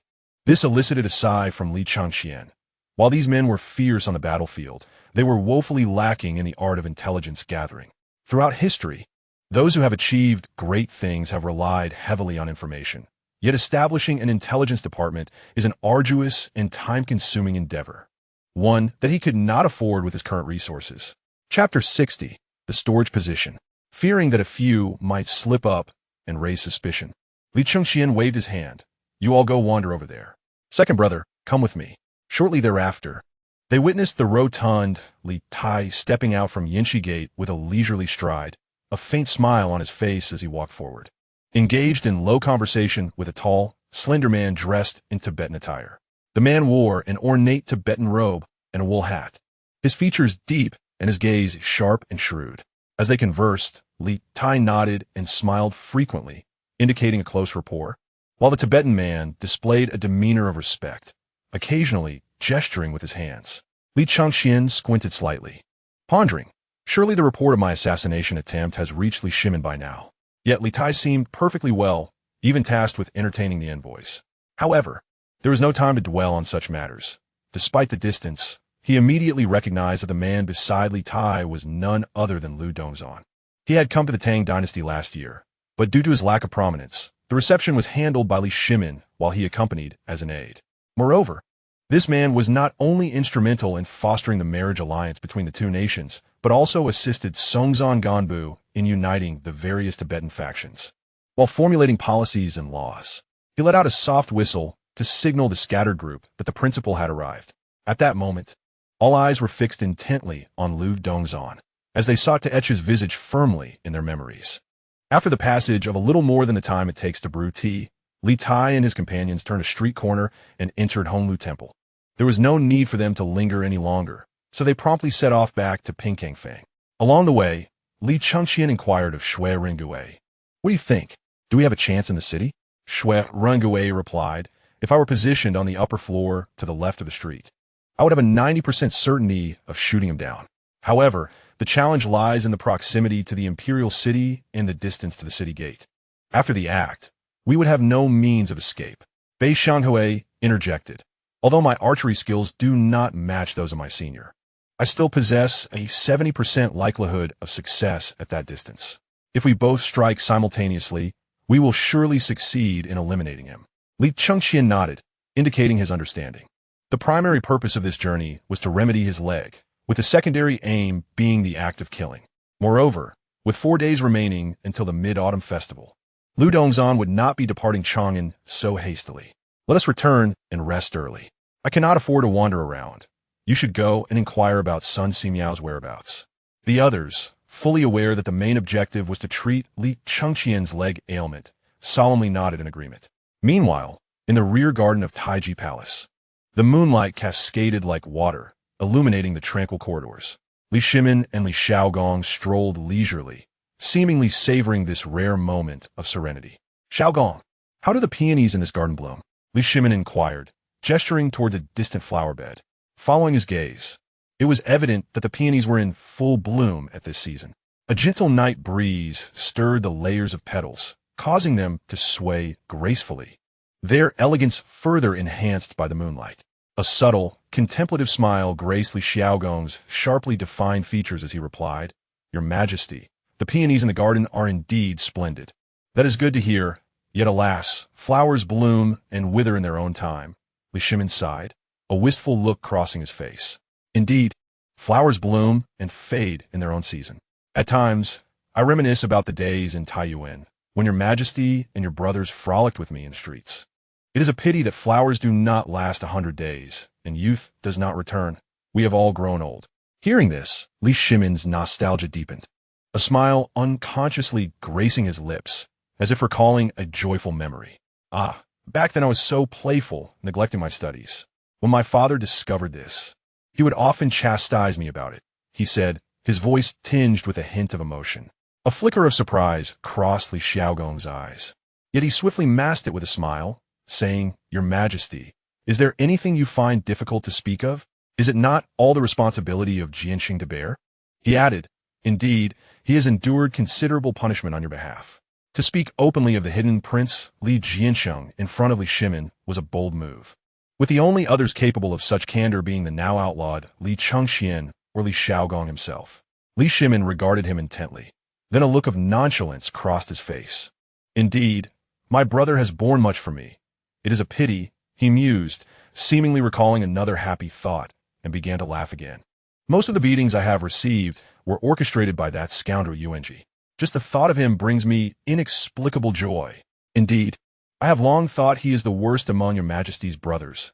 Always mischievous in his youth," Li Xiaogong remarked, then swiftly shifted the subject. "Yet it is regrettable that we have all aged. Those past events are not as vivid in memory as they once were." "Oh, aged you say? I find myself in the prime of my youth." Li Shimin dismissed the earlier sentiment, his countenance radiating vigor. "Haha, your Majesty is indeed in high spirits, unlike me. However, with your current state, can you still manage the affairs of the harem?"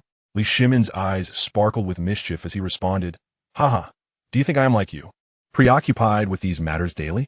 Nonsense." Li Xiaogong turned his head in feigned annoyance. "Very well, your Majesty, you have your duties. I cannot compare with your busy life. However, Xiaogong, your time of leisure is now over. The gentry of Hebei are entrenched, and the situation is complex. I intend to personally campaign against Goguryeo in 2 years. If Hebei remains unstable, the outcome could be unpredictable. Rest assured, Your Majesty. They are merely a few ineffectual scholars. I am confident I can manage them. However, before departing, I have a question for Your Majesty, merely to ask, with no expectation of an answer. This piqued Li Shimin's interest, prompting him to pause and sit on a platform beside the corridor. Xiaoguang, what troubles you? Li Xiaowun siga deeply. Since the great Emperor Gaozu rose in Taiyuan, after 7 years of bloodshed, countless brave warriors have stained the fields with their blood to establish this glorious empire. Yet now, the foundation of the state is unstable. I hope Your Majesty keeps this in mind. The implication of his words was unmistakable, urging Li Shimin to consider the issue of succession. After all, a nation cannot remain without an heir, as this could lead to unwarranted ambitions among many. Upon hearing this, Li Shimin's eyes sparkled with intensity as he fixed his gaze on Li Xiaoguang. The latter did not shy away, and after a moment of mutual regard, Li Shimin sighed. I am still in my prime. This matter does not require your concern. With that, he rose and continued walking forward. I shall visit the Zen temple tomorrow to offer incense, so I will not converse with you further. By the way, do not go to Hebei until after the Mid-Autumn Festival. In the eyes of the royal family, there were many grievances regarding the events of the Xuanwu Gate incident, as it was deemed unjust to annihilate all descendants of Li Jiansheng and Li Yuanji. However, due to Li Yuan's abandonment of resistance, no one dared voice their discontent. Moreover, Li Shimin's contributions to the unification of the Tang dynasty were undeniably significant, and had Li Jiansheng ascended to power, it would have left many feeling dissatisfied. Despite this, they harbored no desire for a repeat of fratricidal strife within the royal family, which is why Li Xiaoguang dared to voice his concerns. Watching Li Shimin's retreating figure, a shadow of sorrow crossed his face. On one hand, he realized that his previous words would surely arouse the emperor's suspicion, suggesting that turbulent days lay ahead. On the other hand, he worried about the uncertainty of succession, fearing that the Tang royal family might once again witness a tragic tale of brotherly conflict. The next morning, Li Chengqian rose early, yet his companion remained fast asleep, causing him to frown. I hope I did not overexert myself last night, causing her any harm. As he prepared to freshen up, a murmured voice emerged from behind him. Ah, my head aches. What has happened to me? Seeing this, he turned and jested. You had too much to drink last night. I assisted you to bed. The woman opened her eyes, a look of confusion adorning her face. Is that so? I cannot recall. Well, if you cannot remember, then so be it. After all, I have enjoyed my share, he replied nonchalantly. The courtesan blushed, shyly retorting, My lord, you are quite mischievous. All right, hurry and tidy yourself. Go rest, he instructed. Oh, does my lord not wish for me to stay a while longer? She asked, as she tossed aside her blanket, revealing a tantalizing expanse of snow-white skin. This ignited a warmth within him, yet he quickly reminded himself of his priorities.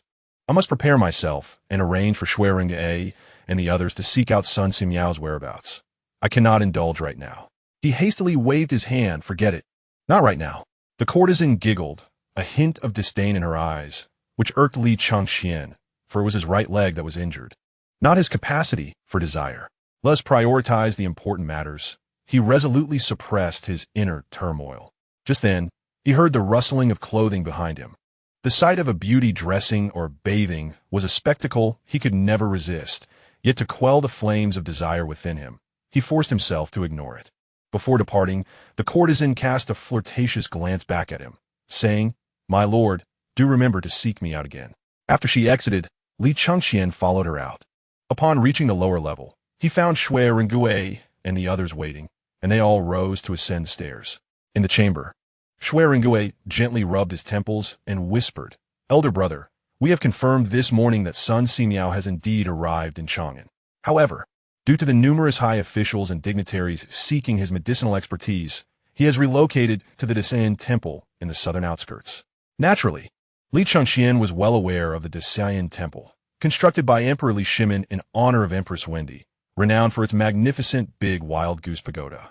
It was also the famed site where Master Xuanzang translated Buddhist scriptures, drawing countless devotees and becoming one of the most illustrious temples surrounding Chang'an. This knowledge brought him a sense of unease, as such sacred places attracted everyone, from commoners to the elite. Moreover, with the Mid-Autumn Festival approaching, Royal family members were likely to pay their respects to Empress Wende.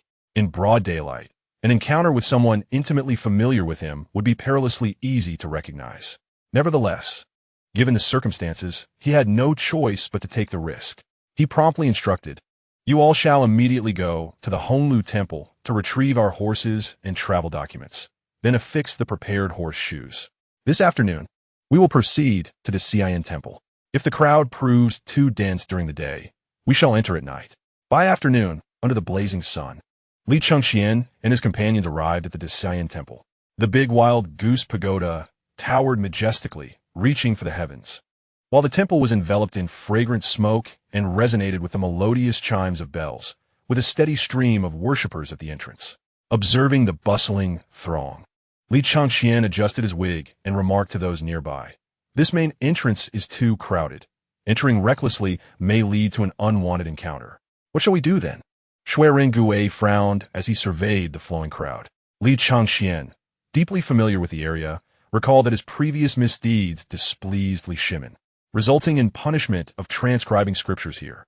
After a moment of contemplation, he said, "I am aware of a path behind the mountain that leads directly to the shrine of Empress Wende, typically less traveled.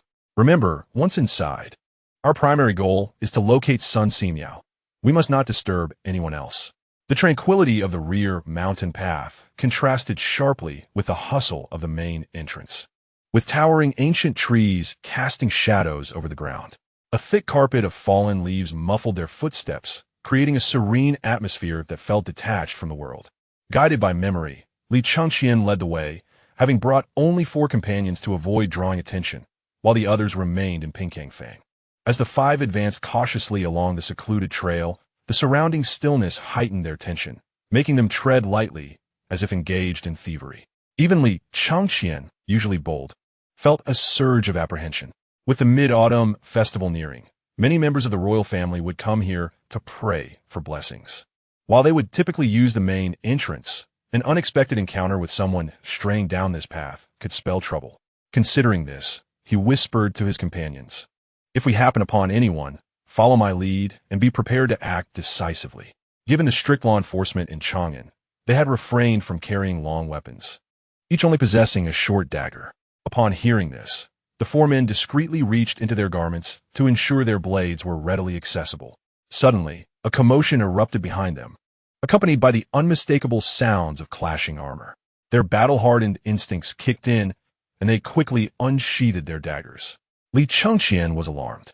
Why were so many armored soldiers suddenly traversing this secluded path? However, engaging in a direct confrontation was clearly unwise. After all, he hadn't yet sought Sun Simiao's help for his leg. Scanning the surroundings, he noticed a towering ancient tree to the right and a dip in the ground behind it, prompting him to quietly suggest, "Let us hide over there." With that, they swiftly moved behind the ancient tree into the dip, lying low. Soon, a fully armed escort appeared, advancing slowly along the trail, their armor glinting coldly in the sunlight, swords swaying gently at their sides. The leader of the guards had keen eyes, frequently scanning the vicinity. Bei Xianghe lowered his voice, tinged with anxiety. "Elder brother, do you think they're coming for us?" Li Chengqian shook his head. If anyone had discovered that he, the notorious rebel, was in Chang'an, they would certainly inform Li Shimin, leading to a military blockade of the Xian Temple. No, it is likely that the approaching mid-autumn festival has resulted in an influx of worshippers, prompting the Jingzhou prefecture to enhance security. As the guards passed their hiding spot, a wild rabbit suddenly darted out from behind them, scurrying across the mountain path. The lead guard's eyes narrowed with suspicion, and he approached their hiding place cautiously. This caused Li Chengqian and his companions to tense. Their expressions hardened as they stealthily grasped their daggers. At that moment, another creature, a wildcat, leaped out nearby, chasing after the rabbit. The guards, upon seeing this, chuckled lightly. "Ah, just a mere creature," and continued toward the temple. Sighing in relief, they remained concealed. Just then, a bright feminine voice rang out from below. "I'm so tired. This mountain path is truly arduous." Li Chengqian recognized that voice all too well. It belonged to his sister, Princess Gaoyang. He couldn't help but think secretly. According to historical accounts, Gaoyang had an affair with the monk Bianji. Would she be sneaking into the temple through a secluded path in broad daylight for an illicit rendezvous? At that moment, a male voice pierced through, sending chills down Li Chengqian's spine. Our Li family has seized the world on horseback. We cannot afford to complain of fatigue after merely a few steps. In a few days, when your father has the time, I will take you horseback riding to strengthen your constitution. The reference to father made the identity of the speaker unmistakable. A glint of resolve flashed in Shui Rengui and Bei Xianghui's eyes. Elder brother. We could easily send him on his way. Bei Xianghui had already drawn his dagger, declaring, "Indeed, there aren't too many around Li Shimin. If we catch him off guard, it should be manageable." Li Chengqian himself entertained this notion, thinking that if they could eliminate him, all would be well. However, if they failed and he had yet to heal his leg, it would be a significant loss. Chapter 62. Unreasonable discourse. At that moment, another male voice resounded. "Haha, Your Majesty, are we going hunting?" After a pause, he continued, "Brother Yaoshi, are you feeling restless as well?" From the tone, Li Chengqian immediately recognized it was Wei Qi Jingde, and judging by the context, Li Jing, Li Yaoshi, was also present. This realization extinguished the reckless impulse that had surged within him. Truth be told, Shuirage and Bei Xianghui had the capability to engage these two, but facing Li Shimin alone with his current leg condition was unwise. "Jingde knows my heart well. Alas, it has indeed been a while since we went hunting. Hunting is hardly amusing. I have no interest in it. By the way, Your Majesty, when will the Crown Prince return? Last year, he gifted me some facial cream, and I'm nearly out." Li Chengqian had previously made some skincare products using aloe vera for his younger sisters. However, upon Li Shimin discovering this, he had reprimanded him severely, claiming he was neglecting military affairs by dabbling in women's cosmetics, which undermined the dignity of the Crown Prince. At the time, he had refrained from arguing, cursing silently. "You hold all the crucial power yourself. How can I be concerned about state matters?" Was this not sheer unreasonableness? At this moment, Li Shimin's voice erupted in anger. "Do not mention him in my presence. He is not your Crown Prince. I do not have such a rebellious son." All right. Your Majesty, do not be angry. I shall refrain from mentioning Gaoyang." As they spoke, the group passed by them. Li Chengqian slightly raised his head, peering through the leaves, catching sight of the familiar silhouette. "Li Erfeng, this time you have indeed met with good fortune. We shall play this game slowly and see who ultimately prevails." After a considerable time, once Li Shimin and his entourage had moved on, they gradually rose from their hiding spot. Shuirage, who gently brushed off the leaves from his body and inquired, "Elder brother, what shall we do next?" Li Chengqian possessed an intimate knowledge of all the regulations of the Tang dynasty and the lifestyle of Li Shimin. Typically, Li Shimin would visit the Dasein temple to pay homage, often staying overnight to discuss scriptures with the abbot before returning to the palace the following day. However, with the mid-autumn festival approaching and the turmoil resulting from his rebellion, Li Shimin would likely return to the palace in the evening. No matter. Let us wait at the foot of the mountain. I estimate that Li Shimin will depart by dusk. A glimmer of brilliance flashed in Shui Rengui's eyes. "Should we?" Li Chengqian shook his head. With Yuqi Jingde and Li Jing present, and Li Shimin himself possessing extraordinary martial skills, it would be far too perilous to attempt an assassination with our limited numbers. We should first tend to my leg.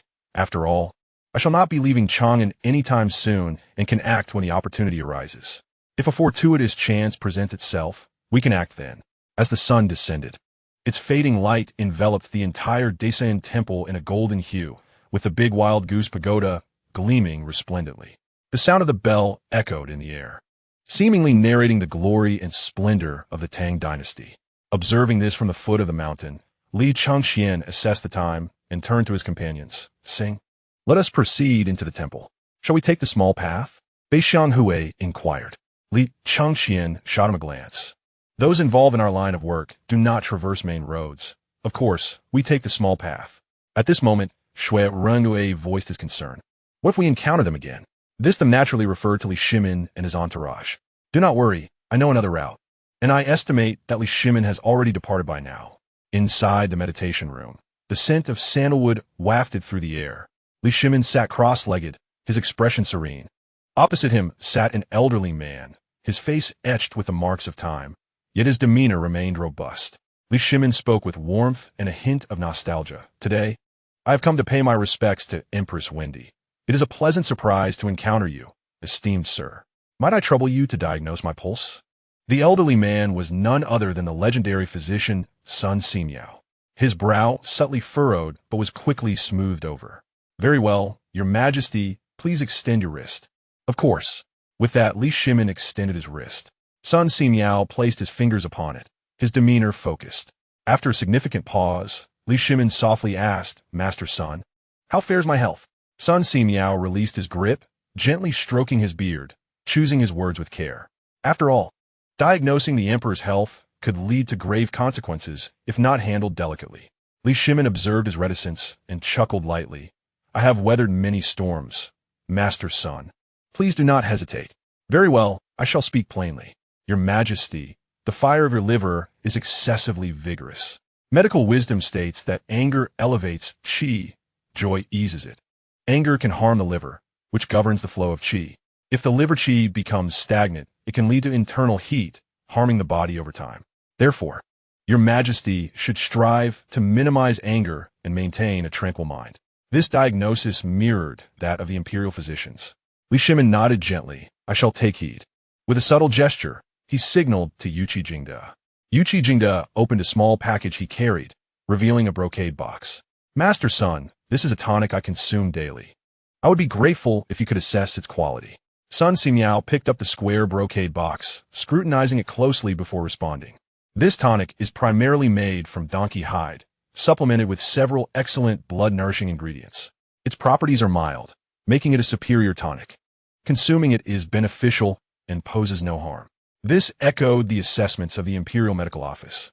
Li Shimin nodded, his gaze reflecting approval. "Indeed, Master Sun's medical expertise is remarkable.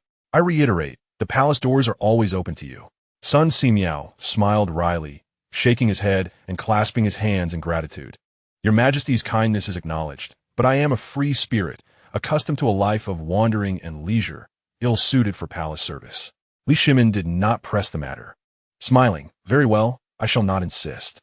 At this moment, Yuqi Gong extended his wrist. "Master Sun, might you examine me as well?" Sun Simiao nodded, placing his fingers on Yuqi Gong's pulse. After a brief moment, he remarked, "General Yuqi, you have sustained numerous injuries from years of combat, and your vital energy is somewhat depleted." He gestured towards the table where a piece of a jiao lay, continuing, "This jiao is quite suitable for you, as it nourishes blood and invigorates qi. No further prescriptions are necessary." He paused, adopting a serious tone. "Furthermore, General, be cautious of those elixirs. Many are concocted from metals and stones, their effects unpredictable, so exercise caution in their consumption." Yuqi Gong, upon hearing this, respectfully clasped his hands. "Thank you for the warning. Master Sun, I will remember it. Come, Gaoyang, let Master Sun examine you as well." Li Shimin beckoned to his daughter. Princess Gaoyang, recognizing Sun Simiao's esteemed medical prowess and his elusive nature, seized the opportunity. She extended her wrist, her voice clear. "I would be grateful for your assistance, Master Sunday." Sun Simiao hesitated. "Your Majesty, there are distinctions between genders. This may not be appropriate." "Do not fret, Master Sun. The Li Tang imperial family has always been open-minded, unconstrained by such formalities." "Very well." With that, Sun Simiao placed his hand on Princess Gaoyang's wrist. After a moment, a flicker of surprise crossed his expression. "Your Majesty, may I inquire if Princess Gaoyang is married?" "Not yet. Does it matter?" "Ah, I see. It is of no consequence. The health of Princess Gaoyang is good. Though she exhibits some deficiency in vital energy, regular exercise would be beneficial." "Thank you, Master Sun." Princess Gaoyang nodded slightly as she withdrew her wrist. "I am busy with state affairs and shall not further disturb you, Master Sunday. Do visit the palace for tea and discourse when you have the chance." Li Shimin remarked as he rose. "Thank you for your kindness, Your Majesty. I shall certainly come if the opportunity arises," Sun Simiao quickly replied, rising and clasping his hands. Meanwhile, Li Chengqian and his companions had stealthily approached the door of Sun Simiao's room. "Elder brother, is this the place?" Bei Xianghui pointed to the room ahead. "Indeed, this is it. You go knock, and we shall wait behind." "Understood." With that, Bei Xianghui strode towards the door, gently knocking. "Is anyone there?" Just then, Sun Simiao, having just bid farewell to Li Shimin, was momentarily lost in thought. He wished only to practice medicine and save lives, not to become entangled in royal affairs. With a sigh, he murmured, I wonder if this is a blessing or a curse. Who is there? Beixiang Hui, this rather foolish fellow, was quick-witted. The abbot sent me to inquire, is Mr. Sun present? Sun Simiao, upon hearing this, felt a twinge of confusion. He had just met the abbot. So why the sudden inquiry about his presence? I am here. Is there something you need? Oh, it's nothing urgent. The abbot requests your assistance in diagnosing an ailment for a patron, if you have the time. With a heart full of compassion, Sun Simiao, upon hearing of a patient, promptly stood, adjusted his garments, and said, I am free. Please bring him in. Beixiang Hui hurriedly gestured to Li Chengqian and the others who were hiding behind, signaling them to approach. Li Chengqian, seeing Sun Simiao was indeed in the room, felt a surge of joy and quickly instructed Shui Rengui and the others. You all stay here and be vigilant. Without delay, Li Chengqian dashed towards the room and entered. Sun Simiao sat calmly on a mat, and as he watched Li Chengqian burst in so recklessly, a flicker of displeasure crossed his eyes. However, he soon reflected that the young man might be distressed by his affliction, and he silently reproached himself for allowing his earlier thoughts about Li Shimin to disrupt his compassion. Rising slowly, he asked, Oh, are you the patient? Where do you feel unwell? Li Chengqian spoke little, rolling up his pant leg to reveal the afflicted area, his tone laced with a mix of anticipation and anxiety. I have been troubled by this leg ailment for many years.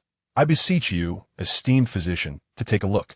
Sun Simiao nodded slightly and approached with measured steps, squatting down to examine the injured leg with focused scrutiny. His fingers gently pressed against the afflicted area, a subtle chill emanating from his touch, his movements meticulous and steady. Li Chengqian held his breath, his heart racing.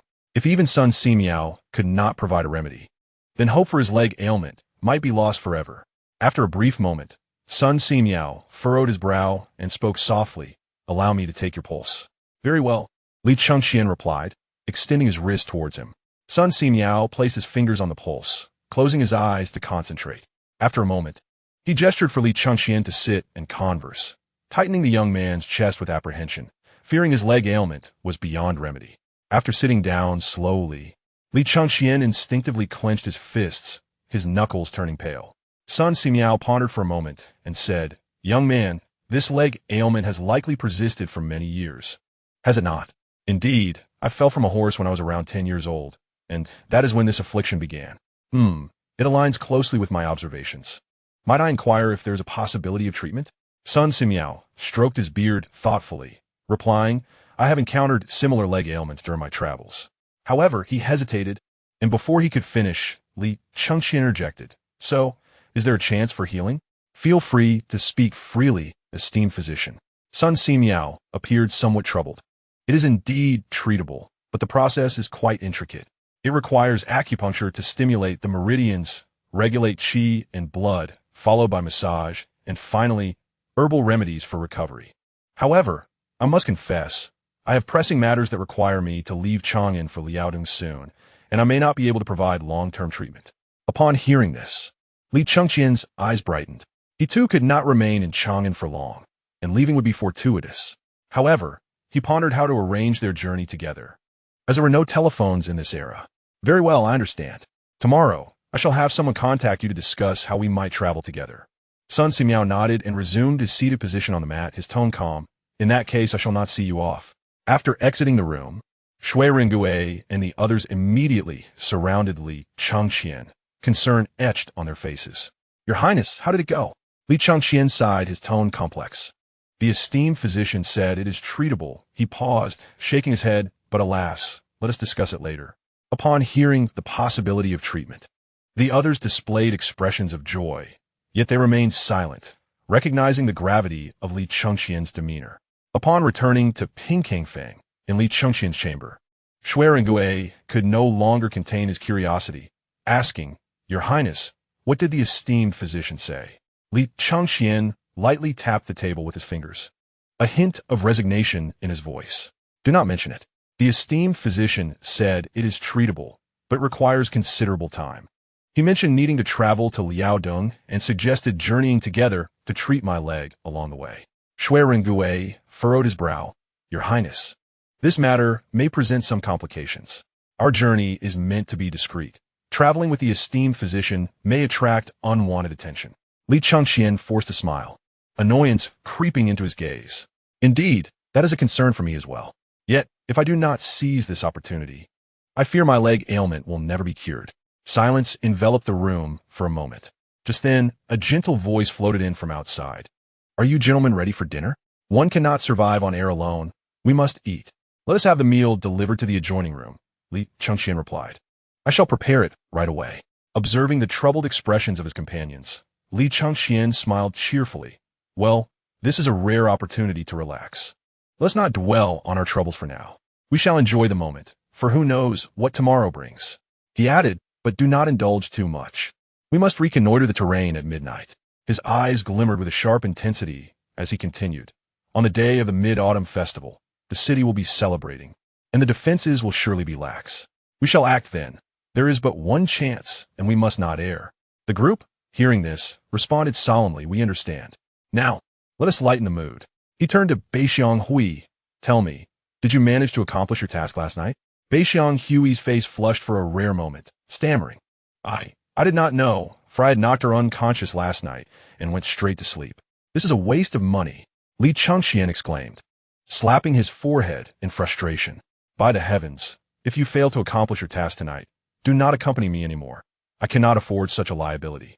Upon hearing this, Beixiang Hui's demeanor shifted, and he pounded his chest. Brother, rest assured, tonight I shall show you my capabilities. Li Chengqian was rendered speechless. What will you show me?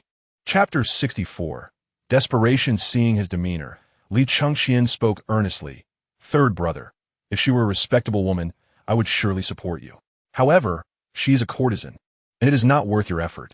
At this moment, Shui Ringue interjected, Brother, do not blame him. That Ye resembles a girl from our village, which is why Beixiang Hui is so taken. Oh, Li Chengqian, preoccupied with other matters, had not inquired about their backgrounds or origins, and now he was intrigued. This is an interesting tale. Do tell me more. This is a long story. We shall share it in detail when we have time, they replied. Just then, Ye's sweet voice floated in from outside. Gentlemen, the food and wine are ready. Very well, we shall discuss this later. Let us go, Li Chengqian said, and the group rose to head to the adjoining room. Inside the room, the candlelight danced brightly, and the table was laden with an array of exquisite pastries and fruits. The aromas of the delicious dishes wafting through the air, tantalizing the senses. Moreover, a group of courtesans adorned in matching purple gauze dresses added to the visual delight, their alluring forms igniting passions. At that moment, Li Chengqian could not help but ponder, should he ever ascend to the throne, he would most likely become a tyrant. What virtuous person could withstand such temptations? After a round of toasts and feasting, the group returned to their respective chambers. Before departing, Li Chengqian gave Beixiang Hui a meaningful look, urging him to rise to the occasion. As the clock struck midnight and the air was dry, caution was warranted. Accompanied by the sound of a night watchman, Li Chengqian and his companions had donned disguises, each clad in dark night attire.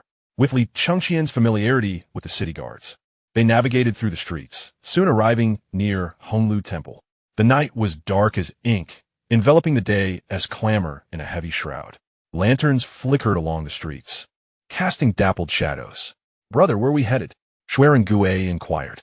Li Chengqian had already devised a plan for dealing with Lu Dongzhan. Though assassination was a secure option, it would undoubtedly attract scrutiny afterward. Thus, he conceived a method that would leave the great Tang dynasty speechless and devoid of any trace to investigate. That old fellow, Li Shimin, not only indulged himself in elixirs, but also delighted in bestowing them upon others. The last time when Princess Wensheng was married off, he gifted a plethora of elixirs to Songzhan Ganbu, and it was likely the same this time. In the present day, all the dignitaries in the realm are acutely aware that the concoctions are prone to explosive reactions. When Li Chengqian descended from the clouds, he brought along a considerable amount of gunpowder. If he were to stealthily place the gunpowder in Lu Dongzhan's quarters and then detonate it, it would result in his death. And even if the Tang were to investigate, the conclusion would likely point to the accidental explosion of the elixirs gifted by Li Shimin to Songzhan Ganbu. In such a scenario, it would be akin to a piece of mud falling into one's trousers. Regardless of the specifics, the Tang dynasty would remain entangled in the affair. I shall wait here with a few brothers, Ringue and Xianghui, You both possess agility. Go to the Honglu Temple for reconnaissance. Understood, the two replied in unison. But how shall we proceed? There, in a room directly opposite the entrance of the Honglu Temple, lies a register detailing the accommodations of the envoys. Once you locate it, ascertain which room Lu Dongzhan occupies, and then observe the guard station there. Remember, utmost caution is imperative. Revealing our movements is not an option. Acknowledged. With that, the two turned and slipped into the adjacent alley. After approximately the time it takes to burn an incense stick, a sudden commotion erupted within the Honglu Temple. Upon witnessing this, Li Chengqian could not help but think that something had gone awry. The two had been exposed. At that moment, he could only pray they would not be captured, for otherwise their lives would be forfeit. He was instantly gripped by tension, beads of sweat forming in his palms, while those behind him also breathed hurriedly. Just then, the sound of hurried footsteps echoed through the alley. The two emerged, clad in night garments. In light of the circumstances, Li Chengqian dared not ask questions and urgently whispered, "Let us depart. We shall discuss matters later." Concurrently, a throng of soldiers poured out from the Honglu Temple, shouting, "Seize the thieves! Quickly, someone apprehend them!" In an instant, the area surrounding the Honglu Temple was illuminated by countless torches, as bright as day. The patrolling soldiers were also alerted, and the sound of running echoed from all directions. The cacophony made it impossible for Li Chengqian and his companions to discern where danger lay. "Brother, what shall we do?" Xiangui gasped for breath. Li Chengqian, now somewhat flustered, reproached, "Did I not instruct you to exercise caution? It was not our intention. Enough, we shall discuss this later." He glanced around. The Jingzhou prefecture lies to the north of the city. We shall flee southward to evade the bulk of the imperial forces. With that, he led the group toward the southern exit. However, his limp hindered his speed. Fortunately, Ringue and Xiangui, endowed with extraordinary strength, swiftly supported him on either side, propelling him forward in a desperate dash. At that moment, a resounding voice boomed from afar. "Who dares to cause a ruckus beneath my very eyes? Immediately secure the city, and inform Lord Yuqi to dispatch the Jinwu Guard for assistance in the search." Realization dawned upon Li Chengqian. The speaker was Qin Xiong, and he felt an acute shock. Why would he, not being the magistrate of Jingzhou, be here at this hour? Could it be that Sun Simiao had discerned his identity and informed the court, prompting Qin Xiong to lay an ambush? However, that reasoning seemed flawed. The officials of the Honglu Temple were aware of his residence in Pinkangfang. If they truly suspected his identity, why not simply apprehend him outright? At that moment, the sound of galloping hooves resounded nearby, drawing even closer. They found themselves in a narrow alley, peering out to find the area ablaze with light. Li Chengqian's heart sank. They were surrounded. Ringue and the others drew their short blades, their eyes filled with fierce determination. "Brother, let us fight our way back to Pinkangfang, reclaim our steeds and armor, and then directly assault the palace." Xiangui spat, his demeanor one of reckless resolve. Inside the imperial city, there are thousands of guards. Such a plan is nearly impossible to execute. Yet, driven to such desperation, it seemed they had little choice left. Better to fight than to await death. "Very well. Let's confront them," Li Chengqian commanded, and the group prepared to charge from the alley, intent on seizing the soldiers' steeds. Just then, a powerful voice emerged from nearby. "Dukigwa, what is the meaning of this? Why the mobilization of troops? Oh, Lord Do, why are you still wandering the streets at such an hour?" Qin Xiong's tone held a hint of incredulity. Realizing this, Li Chengqian swiftly gestured for silence, whispering, "Let us assess the situation first. Haha, is it not the Emperor's decree to ensure the proper reception of the Tubo envoys? Therefore, I selected a few songstresses from Chang'anfang. Just now, I received word that some of the songstresses have fallen ill, causing quite the disturbance. Hence I went to inspect." Qin Xiong's skepticism was palpable. "Oh, is that so? Must such trivial matters necessitate Lord Do's personal attendance at this late hour?" Chapter 65, A Unique Thought Process. What, does General Qin not trust me? Shall we seek an audience with the Emperor in the middle of the night for his judgment? This matter is too trivial to trouble His Majesty at this hour. We shall discuss it in tomorrow's court assembly. With that, Qin Xiong led his men away. Li Chengqian, having escaped with his life, narrowed his eyes. The individual who had just conversed with Qin Xiong was named Dou Lu Quan, hailing from a prominent Xianbei family that had flourished during the Northern Wei period. He He was one of Li Yuan's primary supporters during the uprising and had distinguished himself in the campaign against Chang'an. However, following Li Shimin's coup at Xuanwu Gate, he had been stripped of military authority, now serving as the minor minister of rites and overseeing ceremonial matters.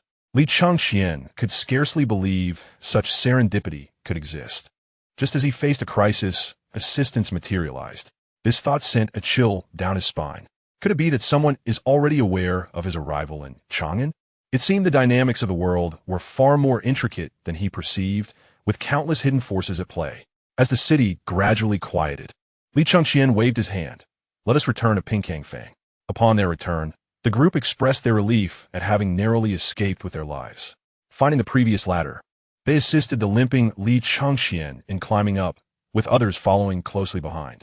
Once inside the room, Li Chengqian addressed the others. Be cautious, do not make a sound. At that moment, he sensed a presence behind him. Just as he turned, a cold blade rested upon his shoulder. His heart raced, and he was about to alert the others below when the figure behind him sensed his intent, warning in a chilling voice. Speak not, or your head shall find a new home.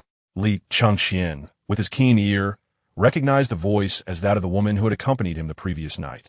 Connecting this to Do Lu Quan's timely intervention, a bold hypothesis formed in his mind. Could it be that Du Li had decided to assist him? The presence of women in the brothel made sense, as they were often the companions of men. Furthermore, according to court regulations, all brothels fell under the purview of the Minister of Rites, Do Lu Quan, a former subordinate of Li Yuan. He chuckled softly, thinking, after a night of intimacy, how could she turn against me so swiftly? Was it Du Li who sent you? This provoked a noticeable relaxation of the pressure from the blade on his shoulder. Though Li Chengqian's legs were unsteady, his hands retained some agility, allowing him to bend and evade the blade's edge, swiftly seizing the woman's wrist and flipping her over, rendering her immobile. Breathing in the fragrance of her hair, he chuckled. With such meager skills, you thought to capture me? At that moment, Shui Ringue and the others began to emerge into the room, mistakenly believing the woman had awakened early and that Li Chengqian intended to silence her. Brother, just kill her, and under the cover of night, I will find a place to bury her, and that shall be the end of it, Baik Xiangui suggested nonchalantly. Just then, the voice of Ye rang out. He, little Baik Xiangui, why are you turning on my sisters? Do you find my service lacking? Accompanying her words, yeah, and the women who had been with them stepped out from behind a silk screen. Yeah, what brings you here? Beixiang Hui gritted his teeth and declared, Big brother, I shall eliminate them all at once to prevent any further nonsense. At that moment, Li Chengqian had already discerned that these individuals were members of the female army, and he promptly released the woman in his embrace. Ladies, it is rather impolite to visit me at such a late hour. Upon revealing his identity, those behind him were momentarily taken aback. Your Highness possesses remarkable discernment, Ye remarked with a giggle, although her tone bore a hint of reproach. However, Your Highness, tonight's actions are exceedingly perilous. Noticing Ye nearly acknowledging her identity, Li Chengqian gestured for everyone to remain calm. They are members of the female army formed by my aunt, Princess Pingyang. They are our own. Ye frowned slightly and interjected, Your Highness, you speak erroneously. Our loyalty lies with the emperor of the Tang dynasty, while you are the rebel prince. We are not on the same side. Li Chengqian understood her intent. This was merely a test of his capabilities as a sovereign. After all, aligning with him would mean living with one's head precariously perched on the belt. How could Li Shimin, who imprisoned his father, killed his brothers, and extinguished his kin, be worthy of the Tang throne? As the emperor's designated heir, his only aim was to restore order. Restore order? Ye retorted. If you succeed one day, will you return the throne to the descendants of Taizi Jiansheng? This is mere folly. If you truly succeed, not only will the descendants of Taizi Jiansheng be eradicated, but even if they could be found, you would not relinquish power. Fear not, if you manage to locate them. Upon my success, I shall willingly hand over the throne. Upon hearing this, Ye laughed, as if she had heard a jest, her laughter causing her to tremble with mirth. Your Highness's hypocrisy resembles that of your father. Speak as you will, Miss Ye. If you do not assist me, you may continue to earn your living in this brothel. Or perhaps you relish this life. At that moment, the woman who had attempted to abduct Li Chengqian shot a cold glare at him. Nonsense. Ye is simply unable to do otherwise, and has brought us here for the time being. Oh, is that so? Then do you choose to continue selling smiles here? Or will you join me in restoring order? Li Chengqian sighed, his eyes slightly glistening with moisture. Had my aunt been alive, she would never have allowed me to be driven into the desert. Yeah, however, did not display any sign of being moved. Instead, she spat. Humph, you feign concern. If you were to take your sisters in, who knows how many would perish? Li Chengqian understood that these women had likely witnessed the brutal scenes of the Xuanwu Gate incident and were reluctant to become embroiled once more. Yet, they were also discontented with languishing in this brothel for a lifetime. Human hearts sway amidst contradictions, but ultimately, which side they land upon depends on the balance of interests, emotional inclinations, environmental pressures, and inner convictions. If you do not trust me, let us swear a blood oath here, never to betray one another. Ye remained silent, her expression fraught with conflict. At that moment, a group of young women behind her spoke up. Sister Ye, how much suffering have we endured to acquire these skills? Indeed, Sister Ye, without an opportunity, we will be destined to spend our lives here, selling smiles. Now that your highness has ventured into the desert, why should we not take advantage? Suddenly, Beixiang Hui boldly stepped forward and embraced Ye. This impulsive act caught everyone off guard, leaving Ye herself bewildered. Ye, why not pledge your loyalty to my big brother? Rest assured, once I achieve success, I will certainly marry you. Let go of me. What are you doing? Who do you think you are? Just marrying me? Get lost. Li Chengqian could hardly contain his laughter. Beixiang Hui's thought process was indeed peculiar. After pushing Beixiang Hui away, Ye's face flushed slightly, unsure whether it was from anger or embarrassment. This is the sort of person that the crown prince of the Tang dynasty surround himself with. Bah! Having said that, she turned and led the group of women away. Your Highness, have I caused trouble? Beixiang Hui said with a hint of guilt. Li Chengqian patted his shoulder reassuringly. No worries. He then addressed everyone. Let us all rest. We shall discuss matters tomorrow, after the tumult of the night. Everyone was indeed weary, and they nodded in agreement. The following morning, as Li Chengqian was still waking, he sensed a chill in the air. He did not immediately open his eyes, but feigned deep slumber, rolling over. Then, he abruptly rolled off the bed, swiftly drawing a short dagger from beneath his pillow. Ye stood there, looking at him mockingly. Oh, your alertness is commendable. Upon recognizing her, Li Chengqian sheathed his dagger, brushed off the dust from his attire, and propped himself up on the edge of the bed. What brings you here so early, if not to flirt with your little North brother? Mentioning Beixiang Hui caused Ye to snort coldly. Enough with the trivialities we sisters discussed yesterday and decided to pledge our loyalty to you. We hope you will not betray our sincere intentions.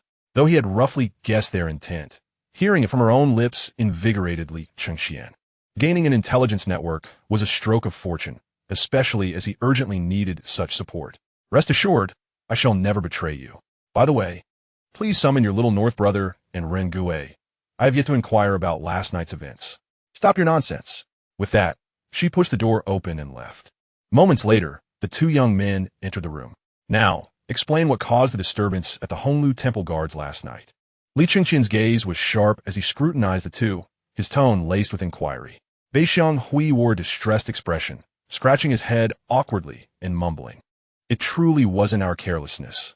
Who could have anticipated that Lu Dongzhan had two dogs outside his room? Shui Ringue, standing nearby, sighed, arms crossed and brow furrowed.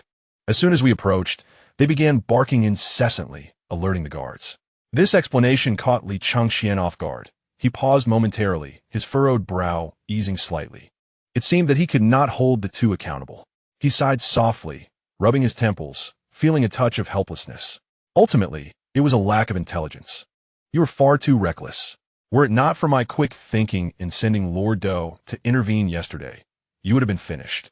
Ye looked at the three with disdain, her expression tinged with disappointment. This piqued Li Chengqian's interest. Ye, do share your story. Ye sighed, her gaze lowered, her tone tinged with nostalgia. After the Xuanwu Gate incident, we intended to risk our lives to rescue the Emperor Gaozu imprisoned in the Daming Palace.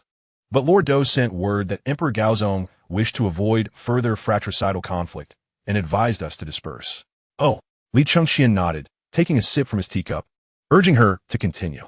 Not long ago, Lord Do sent a message to Lord Do, who then relayed it to us, allowing us to decide for ourselves. With that, she shrugged, and thus we find ourselves in our current predicament. A glimmer of sharpness flickered in Li Chengqian's eyes as he unconsciously stroked his chin. It appeared that Li Yuan's former ministers were not as satisfied with Li Shimin as they appeared. If he could establish contact with all of them, it would be a formidable force. Understood. By the way, you are aware of our purpose for being here, correct? Is that even a question? You entered the city brazenly through the main gate and took residence in our Pingkong Fong. How could we possibly be unaware? Beixiang Hui suddenly adopted a serious demeanor and pulled Ye aside. Speak respectfully to my big brother. Do not be impertinent. This infuriated Ye. What is wrong with you? She then turned to Li Chengqian. You need to keep your subordinates in check. Li Chengqian found amusement in this. It seemed Beixiang Hui was trying to act composed. Yet he was still unaware of the proper decorum. Li Chengqian raised his hand slightly to calm the situation. All right, let us return to the matter at hand. Yeah. It is as follows. We have already met Sun Ximiao, who has assured us that my leg ailment can be cured, albeit requiring considerable time. Coincidentally, he is heading to Liaodong and will be traveling along the same route as us. Do you think you could devise a means to monitor his movements and ensure he does not go missing? Rest assured, we have already arranged for individuals to keep watch around Daisayan Temple. As soon as Sun Ximiao departs, we shall follow him. Li Chengqian could not help but reveal a satisfied expression. To be candid, having a well-established intelligence agency certainly alleviates many burdens. Very well done. Additionally, I have prepared something. If we can successfully place it in Lu Dongzhan's chamber and ignite it, he is assuredly doomed. We also have our people in Chongrenfang. So this matter is in our capable hands. Excellent. With that, he called out, gather everyone. I shall make the arrangements. On the night of the Mid-Autumn Festival, Chang'an City was bathed in a silvery glow, the full moon hanging high like a jade plate, casting a cool and gentle radiance. The streets were brightly lit, bustling with voices as if the very air were infused with the fragrance of osmanthus wine. In the Daming Palace, within the Linda Hall, Li Shimin hosted a grand mid-autumn banquet. The palace was resplendent, the court dazzling. Fragrant mist wafted through the air, and auspicious clouds swirled. The jade censer burned precious incense, while the golden tripod exhaled fragrant vapors. Phoenix candles flickered high, and dragon lanterns adorned every corner. The civil officials were distinguished, and the military generals were spirited. The imperial path distinguished the ranks, while the vermilion terrace showcased the elite. Li Shimin surveyed the lively scene with great delight, a sense of pride swelling within him. Such a prosperous era truly justified his years of diligent governance. All the civil officials, military generals, and imperial relatives bowed deeply, proclaiming, "May your majesty enjoy robust health, and may the fortunes of the Tang dynasty flourish." Splendid. Today on this mid-autumn festival, I, along with all of you, shall admire the bright moon and celebrate our reunion. Come, let us all raise our cups in unison. Thank you, your majesty. After everyone drank, they took their seats, and his smile remained undiminished. This splendid era is not solely mine. It belongs to all of you and the people of the realm. Come, everyone, let us drink another cup. Thank you, your majesty. May our Tang dynasty enjoy peace and prosperity with favorable weather. The assembly stood once more, raising their cups. Suddenly, a soldier clad in golden armor entered the inner hall. Your majesty, the Tibetan Zampu, Songzhan Ganbu, has dispatched the Grand Minister Lu Dongzhan to lead a delegation bearing generous gifts. Lu Dongzhan strode confidently into the hall. I, Lu Dongzhan, pay my respects to your majesty and wish the emperor of the Tang dynasty longevity and eternal friendship between our nations. Upon speaking, he presented the list of gifts to the attending ceremonial official. The Tibetans offered 10 carts of rare medicinal materials and 3 carts of turquoise and other treasures. Subsequently, envoys from various countries entered the hall one after another. Queen Jean of Silla extended her wishes for the emperor of the Tang dynasty to enjoy longevity, hoping for a lasting friendship between our nations. Envoys from Kucha, Khotan, and Shul also conveyed their wishes for the emperor's health and prosperity, wishing for thriving trade and enduring friendship between our nations. The Khagan of the Turks expressed his wishes for the emperor's robust health, hoping for a transformation of conflict into harmony and a lasting peace. Li Shimin beheld this grand occasion, stroking his beard with satisfaction. Excellent. Reciprocity is only right. Fuchi, you may return the favor as you see fit. I shall obey. Longsun Wujin responded with a bow. At that moment, A ceremonial official whispered a few words in Long San Wujin's ear. Fuchi, is there something amiss? He hesitated briefly, but spoke candidly. As this matter was promised by Li Shimin himself. Your Majesty, the mid-autumn gift from Crown Prince Li Chengqian has arrived, and the officials from the Honglu Temple inquire whether it should be presented. Oh, then let it be brought forth. I am curious to see what he has sent. Unlike the exuberance that accompanied the foreign envoy's earlier greetings, the court officials abruptly fell into an uncanny silence. After all, the last gift from the Crown Prince had nearly infuriated Li Shimin, and there was no telling what this one might entail. After a brief pause, an official from the Honglu Temple entered the hall with 4 men from the steps, announcing aloud the contents of the gift. Crown Prince Li Chengqian presents his mid-autumn congratulatory gift. 3 members of the Daxi Hutu from the Shuiyan Tuo tribe and 1 Mei Lu. Upon hearing this, everyone let out a sigh of relief. The gift was indeed quite normal. Excellent. How rare it is for him to think of me. With that, Li Shimin straightened his posture, his eyes gleaming with pride as he turned to the assembled envoys. Esteemed guests, what do you think of the Crown Prince's gift? Presently, the news of Li Chengqian's defection from the Tang dynasty had become an open secret. Yet, it was surprising that a prince who had betrayed his nation could still manage to capture high-ranking officials from the Shuiyan Tuo. Among the envoys from the Western Turks, one in particular appeared particularly discontented. Congratulations, Your Majesty, the others echoed in unison. Li Shimin's mood evidently brightened further. He inquired of the Honglu Temple official, has the Crown Prince sent someone to visit? Yes, Your Majesty, he has. I shall summon him immediately. As he looked at the newcomer, Li Shimin's smile remained unwavering. When shall Your Highness come to Chang'an to see me? Our Crown Prince has stated that since the Daming Palace is not yet completed, it is unworthy of your residence. Thus, he shall return to visit you at a later date. This statement caused all the ministers, including Long San Wujin, to turn pale. For it was in the Daming Palace that Li Yuan had been bestowed the title of Taishang Huang. The implication of Li Chengqian's words was unmistakable upon his return. He would undoubtedly elevate Li Shimin to the status of Taishang Huang, perhaps buoyed by his good spirits, or perhaps having convinced himself otherwise. Li Shimin did not express anger, but instead laughed boisterously. Haha, tell the Crown Prince that I await that day with anticipation. Understood. The Honglu Temple official quickly led him out of the hall, fearful of any further remarks. With this tumult resolved, the banquet continued in its customary fashion, transitioning to the recitation of poems by civil officials and performances by military generals. Li Tai, swaying his plump figure, stood up and declared, I have composed a poem, and I humbly request my father to offer his appraisal.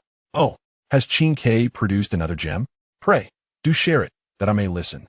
Li Shimin appeared quite intrigued, glancing around at the officials, encouraging them to lend their ears.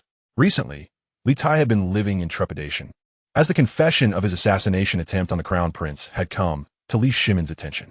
He had expected severe punishment to follow.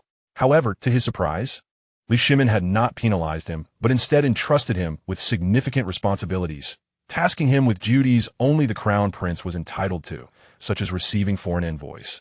This had filled him with elation, as he secretly mused that perhaps his father wished for Li Chengqian's downfall, but could not voice it openly, thus granting him favor. Now, with all eyes upon him, Li Tai could not help but shake his head and begin to recite. The autumn wind rises, and the moon fills the building. I sit alone in the courtyard, lost in thought. The clang of swords and the galloping of horses belong to the past. I inscribe the annals of spring and autumn with ink and brush. I long to remain by the monarch's side, fulfilling my life's ambition and not letting my aspirations go unfulfilled. This poem had taken him several days to compose, crafted solely for the purpose of today's display. The assembled ministers graciously offered their applause, appearing as though they were entranced, some even murmuring the lines. I long to remain by the monarch's side, fulfilling my life's ambition and not letting my aspirations go unfulfilled. A splendid poem. Had it been in the past, someone would undoubtedly have stood to praise it, declaring that Prince Wei's literary talents set a standard among the princes. However, given the recent compositions from the one in the desert, such accolades seemed utterly unseemly. Li Shimin appeared quite pleased with the poem, smiling broadly, yet seemingly yearning for more, before turning to Li Ji beside him. Do you have a fine couplet to contribute to this banquet? He, not tall in stature, had a fair and gentle complexion. his features delicate, with a constant smile gracing his lips, exuding tranquility and modesty in every gesture. Your Majesty, I am not as talented as my second brother, yet I do possess a humble composition. Oh, then please share. Li Shimin's eyes sparkled with affection. I shall obey, he replied, rising to recite slowly. The spring breeze caresses my face, and the willows stretch long. I lean alone on the railing, gazing afar. The landscape is like a painting, all within my view. The flourishing prosperity resides deep in my heart. Several ministers shook their heads discreetly. This poem paled in comparison to that of Prince Wei, both in form and sentiment. Li Shimin found the poem somewhat lacking, yet he still offered words of encouragement. Jin Wang, this poem is also commendable. It brings me great joy. After he finished speaking, he turned to the crowd and said, "Come, my esteemed guests, let's raise a glass once more. Inspired by these two poems. Thank you, Your Majesty." With that, everyone downed another drink. The atmosphere of the banquet grew increasingly lively as cups were exchanged and laughter filled the air. Returning to his seat, Li Tai discreetly signaled to the grand historian Wei Ting and others below. To be honest, he could hardly contain himself. Li Chengqian had clearly declared his rebellion. Yet his father not only refused to depose him from the position of crown prince, but also lavished even more favor upon Li Ji. Thus, he resolved to seize this mid-autumn banquet as an opportunity to risk everything to claim the title of crown prince for himself. Upon receiving the signal, Wei Ting immediately stood up. Seeing this, Li Shimin's eyes flashed with intrigue. "Oh, Wei Aiqing, do you have a poem as well?" Replying to Your Majesty, "I have no poem, but I do have a piece of earnest advice that I must express."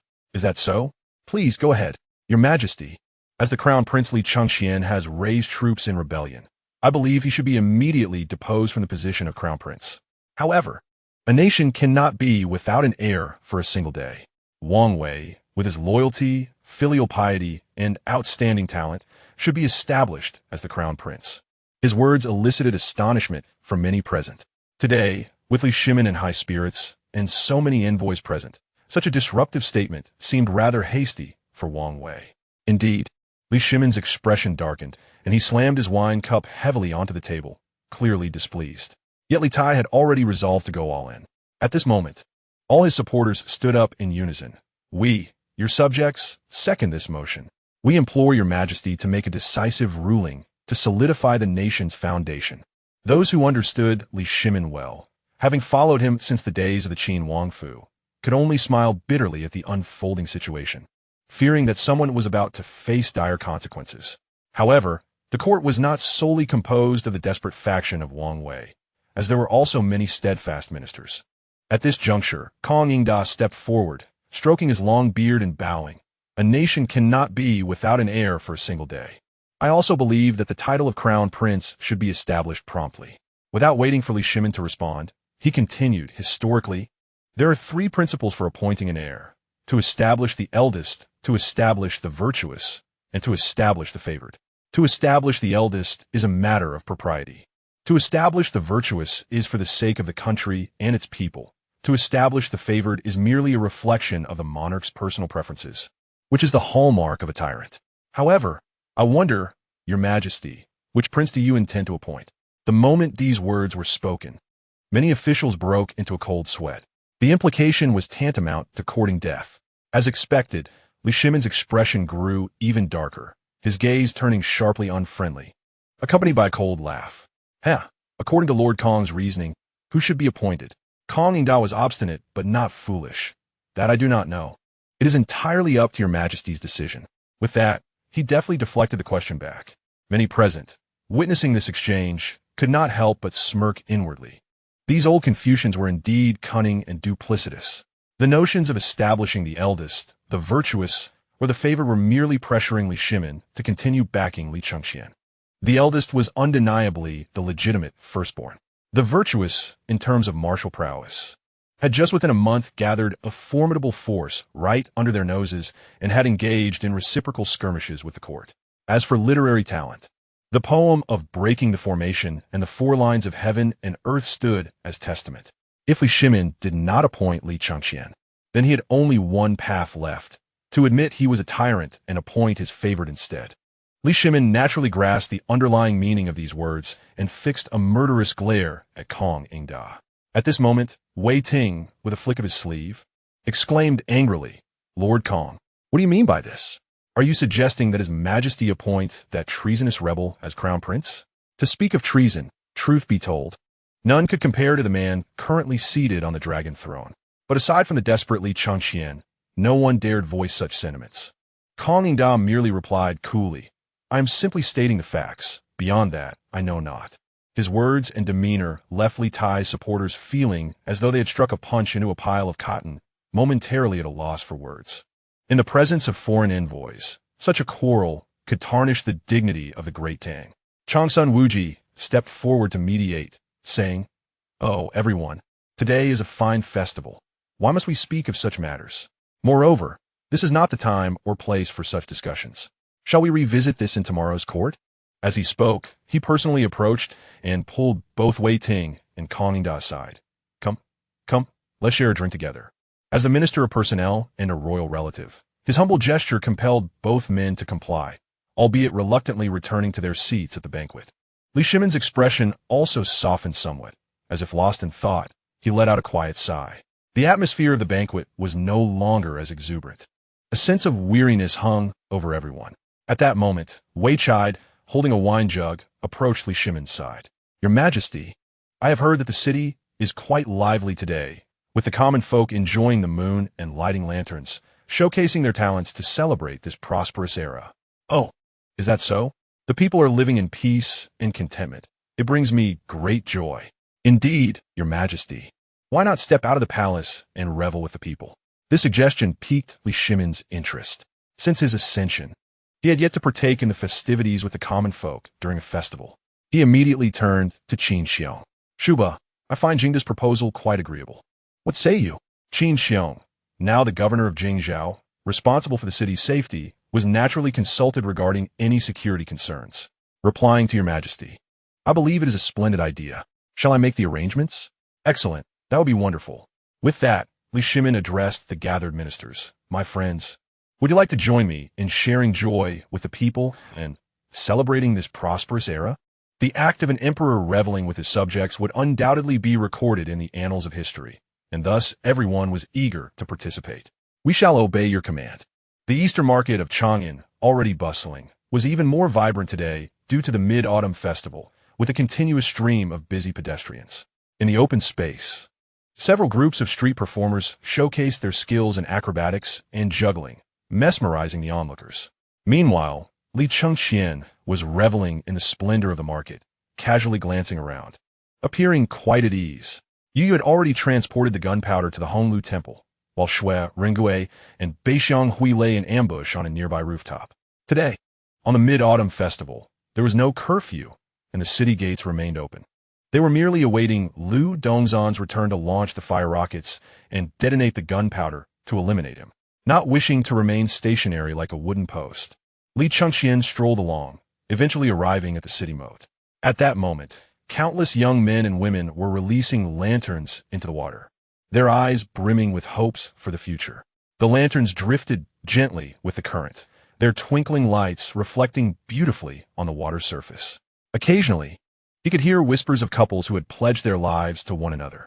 "Exiner, I will follow the army to the desert next year, and I will return with glory to marry you. Lingu, no matter what, I will wait for you. This year, I will surely place in the top 3. Then I shall ride a fine steed in red attire to propose to you, if that pleases you. Yingu, whether or not you achieve high honors. Shaoyan will always be yours in this lifetime." The youthful banter was filled with ambition, while the young maidens radiated confidence in their beloveds. This warm and light-hearted scene momentarily captivated Li Chengqian, who was accustomed to the tightrope of power, causing him to pause in thought. At that moment, a young girl's voice rang out. "Lecher, if you keep staring, I shall gouge out your eyes." Who is that?" Li Chengqian looked up to see a girl of about 15 or 16 glaring at him. Her skin was as white as jade, clad in a pink skirt that fluttered in the wind. Her features were like a painting, and her eyes sparkled with vivacity, as clear and bright as a spring. This girl was indeed strikingly beautiful, causing him to momentarily lose his composure. However, the girl had a fiery temper and scolded him directly. "You lecher! Dare you gaze upon me?" As she spoke, she picked up a lantern from the river and, without a second thought, hurled it straight at his face. Li Chengqian was caught off guard, struck squarely by a lantern. The candle inside had yet to extinguish, and hot water splashed onto his face, causing him to draw a sharp breath in pain. He wiped the water from his face, and a surge of anger welled up within him. This little girl must be asking for a beating. He immediately rose, grasped the girl's wrist, and menacingly declared, "Are you seeking death?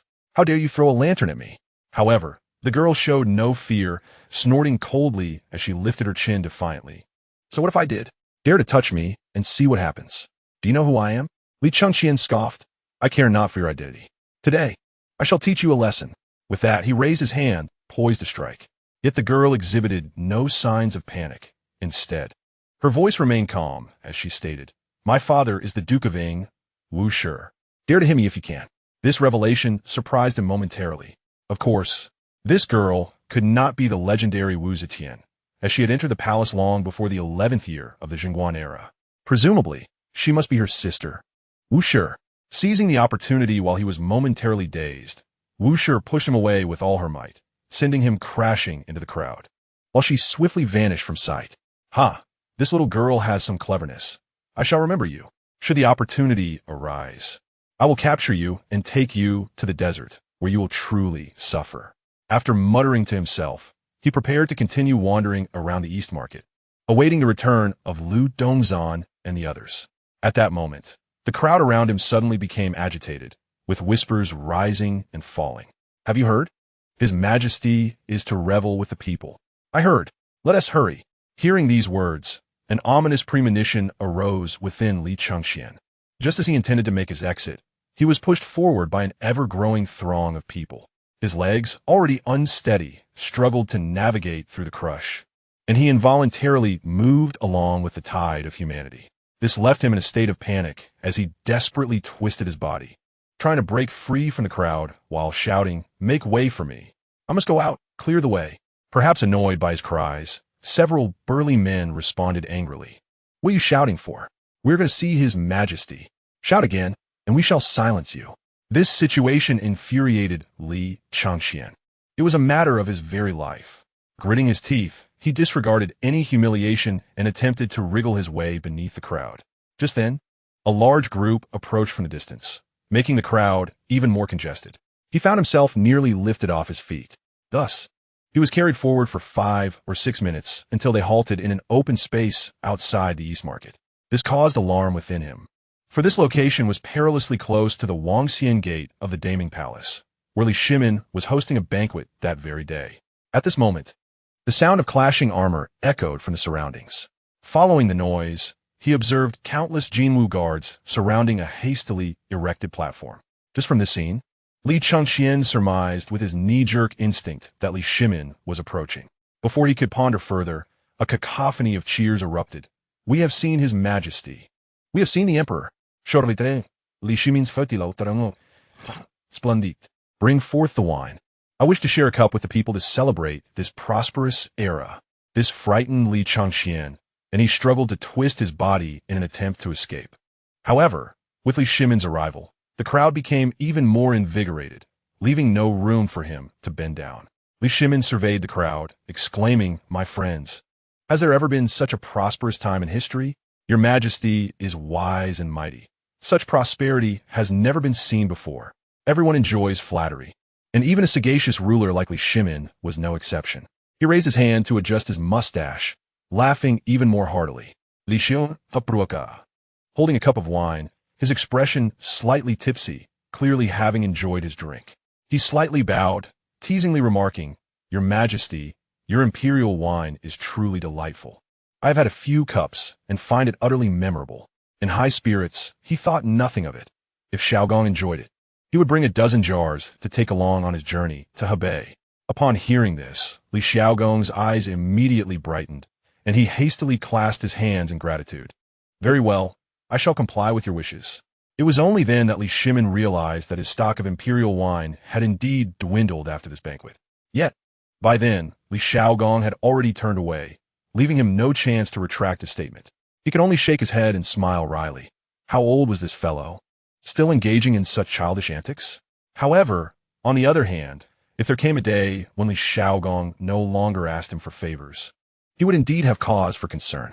In the realm of imperial power, a sovereign could find peace only when his subjects had desires. At that moment, Li Jing also approached. Clad in a plain long robe, he appeared composed and unhurried, though a hint of drunkenness flickered in his keen eyes, suggesting he had also indulged. Noticing him, Li Shimin quickly said, "My supply of imperial wine is truly limited. Do not ask for more." Li Jing smiled slightly, waving his hand dismissively. "Haha, I did not come to request wine, Your Majesty. You are overthinking it." He paused, with a tone of earnestness. "I have not been feeling well these past few days, and wish to return home after the Mid-Autumn Festival for a few days of rest. I hope for your permission." Li Shimin furrowed his brow, his tone laced with concern. "Just a few days ago, I sent you to Daisen Temple to seek out Sun Simiao. You refused." Although Li Jing maintained a calm demeanor, he could not help but let out a silent sigh. Despite his high position, life had not been easy. He understood that should Sun Simiao truly remedy his ailments and proclaim he could live to 80, Li Shimin would likely grow suspicious of him. He could not allow himself to be struck by the arrow that Sima Yi had loosed. Feigning ease, he replied, "I know my own body. What need is there to consult a wandering doctor? It is merely the result of age, and a few days of rest at home will suffice." Li Shimin regarded him for a moment, pondering, before nodding. "Tomorrow, I shall instruct the Zhongshu province to draft an edict, allowing the physician to return home." "Thank you, Your Majesty. Between us, there is no need for such formality. Go home and rest well. I still rely on you to share my burdens." Li Shimin waved his hand dismissively. Leaving Chang'an represented departing from the very epicenter of power in the Tang dynasty. Yet, Li Jing felt no reluctance. At his age, he merely wished to live out his remaining years in tranquility. Thus, departing from Chang'an was indeed a blessing. Meanwhile, the soldiers below had begun distributing wine to the common folk, eliciting waves of exuberant cheers. "Thank you, Your Majesty. Thank you for the fine wine. Do not drink just yet. Wait to toast with His Majesty." The sound caught Li Shimin's attention, and he glanced down at the crowd, a look of pride illuminating his face. Throughout history, few emperors have dared to revel so closely with the people. He was exceptionally skilled in archery and possessed sharp eyesight. After observing for a while, he keenly noticed a man in the crowd with a face as dark as coal, whose facial features bore a striking resemblance to Li Chengqian. Yet he immediately shook his head in disbelief. How could he possibly be in Chang'an? Surely, he was merely imagining things in his quest for inventions to enhance papermaking and extend the distance of cavalry. People often behave this way. After catching a glimpse of something, they would unconsciously look again. He scanned the crowd once more and felt an even stronger resemblance. Unable to restrain himself, he rubbed his eyes and looked again intently. The ministers surrounding him also took note of his unwavering gaze, prompting them to focus their attention as well. Upon closer inspection, many gasped in astonishment. This could not merely be a resemblance. It was uncanny. Gradually, an eerie silence enveloped the entire platform. Li Shimin furrowed his brow slightly, his voice tinged with disbelief. "Did you all see that? Does he not resemble the crown prince? From my perspective, it is not just a resemblance. It is strikingly similar." Long Sun Wuji, a shrewd and seasoned minister, replied, his tone somewhat tremulous. After all, Li Chengqian was exceedingly bold, appearing so openly on the streets of Chang'an as the #1 rebel. And with so many commoners present, was there truly to be a public display of a royal father and son in conflict? Among the ministers, those with keen eyesight who were familiar with Li Chengqian squinted to look, their faces soon reflecting astonishment. Although the man's face was as dark as coal, his stature and facial contours unmistakably identified him as the crown prince, Li Chengqian. They couldn't help but exclaim at the audacity displayed by His Highness. His courage surpassed even that of his father during the perilous missions of yore. Li Shimin, upon hearing this, also realized that the individual below might indeed be Li Chengqian. A spark of insight ignited in his eyes as he bellowed, "Qin Xiong, Wei Qi Jingda. Where are you?" "At your service," replied the two. Li Shimin pointed at Li Chengqian below and commanded, "Immediately clear the crowd and apprehend that man." Meanwhile, Li Chengqian, who was still contemplating his next move, sensed a shift in atmosphere and heard Li Shimin's commanding voice. He understood that his identity had likely been uncovered. The consequences of being discovered by Li Shimin in such a manner were all too clear. He had not anticipated that his meticulous plans would culminate in such a dramatic fashion. Frustration surged within him. Having been exposed, was he to cower like a rat? With a sudden rush of blood, he stood up amidst the throng. "Here I stand," he proclaimed, "Li Shimin. How dare you?" His declaration drew peculiar glances from the surrounding crowd. Li Shimin, fully aware of the situation, burst into laughter. "Ha, my dear child, I never imagined you possessed such boldness." "Get lost," Li Chengqian retorted. "I was born with courage, and I need not heed the words of a disloyal and unfilial wretch." His words in the public, I caused Li Shimin's expression to shift slightly. "Hubei Yusong, I had high hopes for you to inherit the throne, yet you defy me repeatedly. Today, I shall personally escort you to the ancestral temple to apologize to our forebears." Li Chengqian, having long since cast aside fears of life and death, would not listen to such nonsense and immediately cursed back. "You can shove it. The last time a legitimate son smoothly ascended to the throne was centuries ago. Do you take me for a fool?" At this moment, Qin Xiong and Wei Qi Jingde had already dispersed the crowd, surrounding Li Chengqian with a battalion of Jinwu guards, leaving him trapped like a beast in a cage. Observing the cornered Li Chengqian, Li Shimin felt a surge of satisfaction. Indeed, fortune had favored him without effort, and he dismissed the harshness of Li Chengqian's words. "My wise son, regardless of your words, your father has missed you dearly." Li Chengqian stood alone in the center, encircled by Jinwu guards, with Qin Xiong and Wei Qi Jingde closely monitoring him. He remained unperturbed. His life had already been salvaged, and death now seemed a trivial matter. His true concern lay with the loyal soldiers who followed him, particularly Shui, Ringue, and others. Yet, the situation was beyond his control, leaving him to resent the whims of fate. "I do not long for the emperor," he mused, "but it seems our father-son bond is destined for severance." With that, he drew a short dagger and held it against his throat. "Emperor, I have declared my stance. I am not your puppet. There is no need for a blade to be drawn against my neck. Come now, the common people and ministers are watching. The firstborn of the Tang dynasty, the crown prince, driven to bloodshed by his own father." Although Li Chengqian had previously displayed such desperation in the Taiji Hall, it was still an effective tactic, for he was indeed willing to embrace death. This time, however, there was not just a historian to document the event, but a throng of citizens witnessing it, ensuring the tale would echo throughout the realm within days. Li Shimin, witnessing this turn of events, felt genuine alarm. The mirth vanished from his countenance.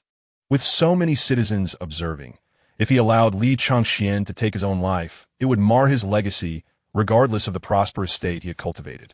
In a moment of desperation, he spoke with an almost pleading tone. "Do not treat your father this way. Please lower the dagger first." Even now you cherish your tarnished reputation?" Li Chengqian scoffed. "Among emperors, you, Li Shimin, are the epitome of hypocrisy." He pointed disdainfully at Li Tai, who was smirking at him. "Do you truly believe you will escape unscathed?" With renewed determination in his eyes, he pressed the dagger harder against his throat, ready to end it all. Li Shimin, witnessing this, roared, "Stop him! Someone stop him!" Qin Xiong and Wei Qi Jingde, closest to him, rushed towards Li Chengqian. However, one intent on self-destruction is nearly impossible to restrain. Just then, a violent explosion echoed from afar, akin to thunder, shaking the ground beneath them.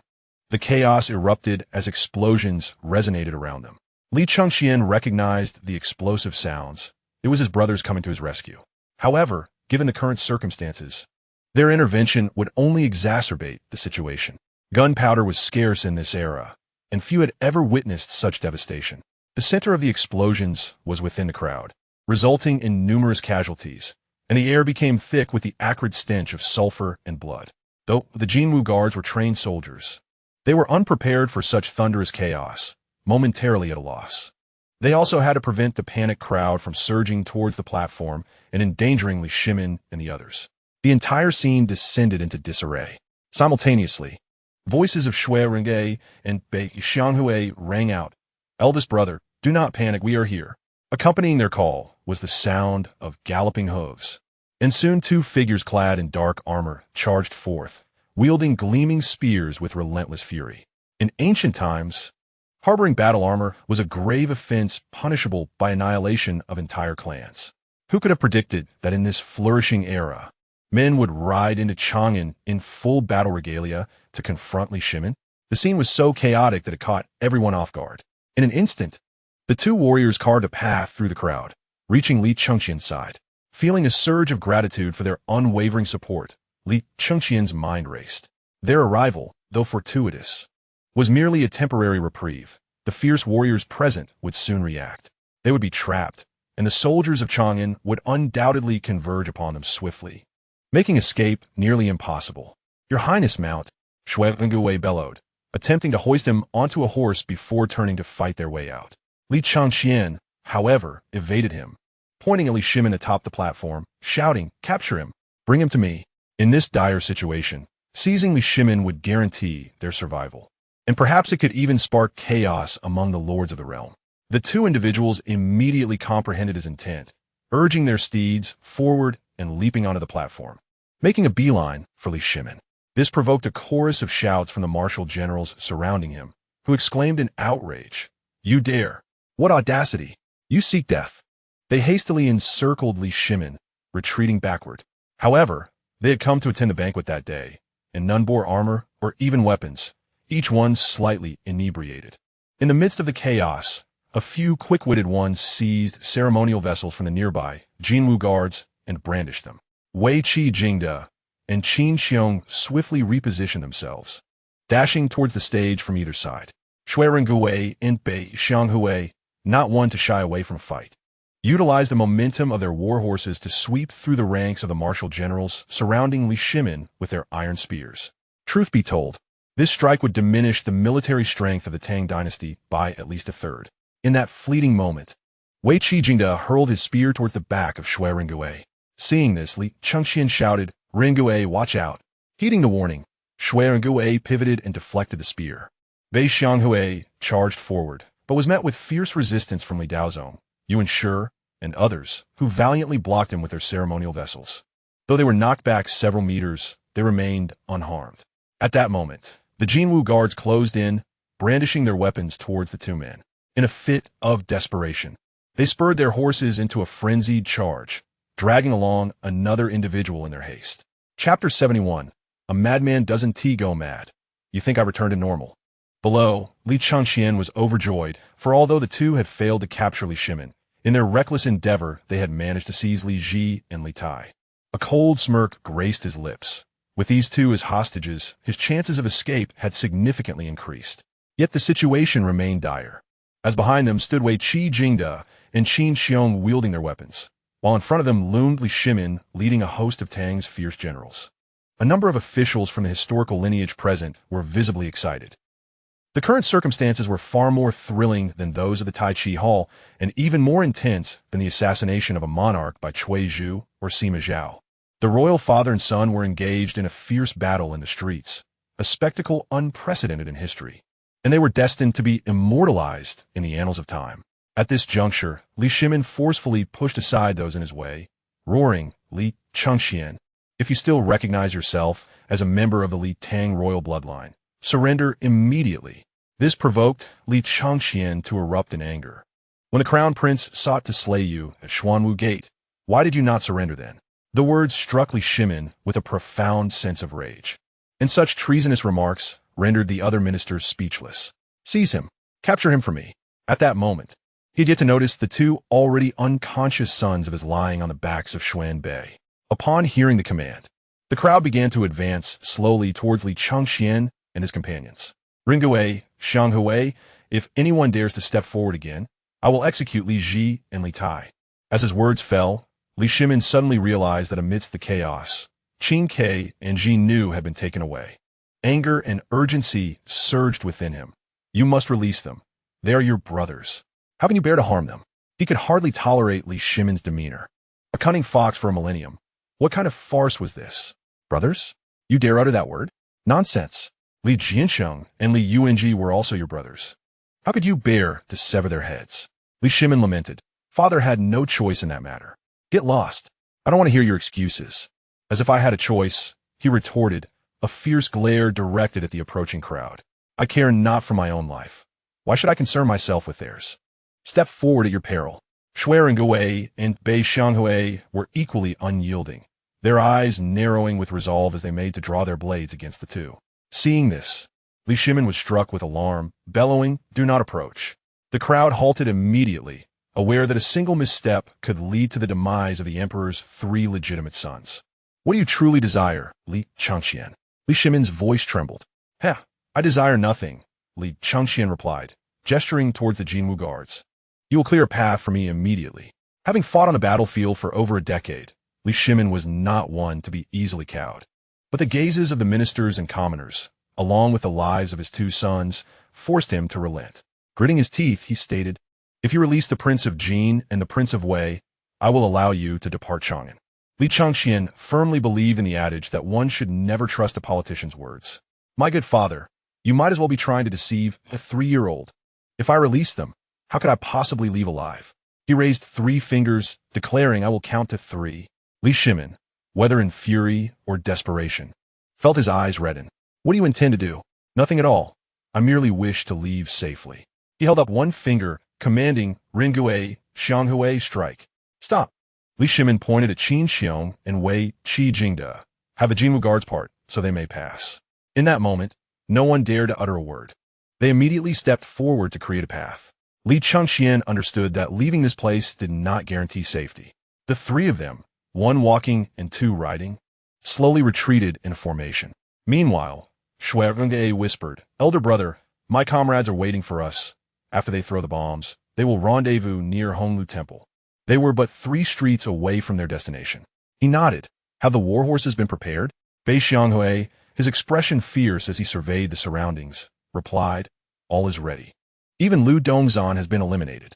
This shared joy with the people was a mere display for foreign envoys, who had hastily returned to Honglu Temple, thus marking their misfortune.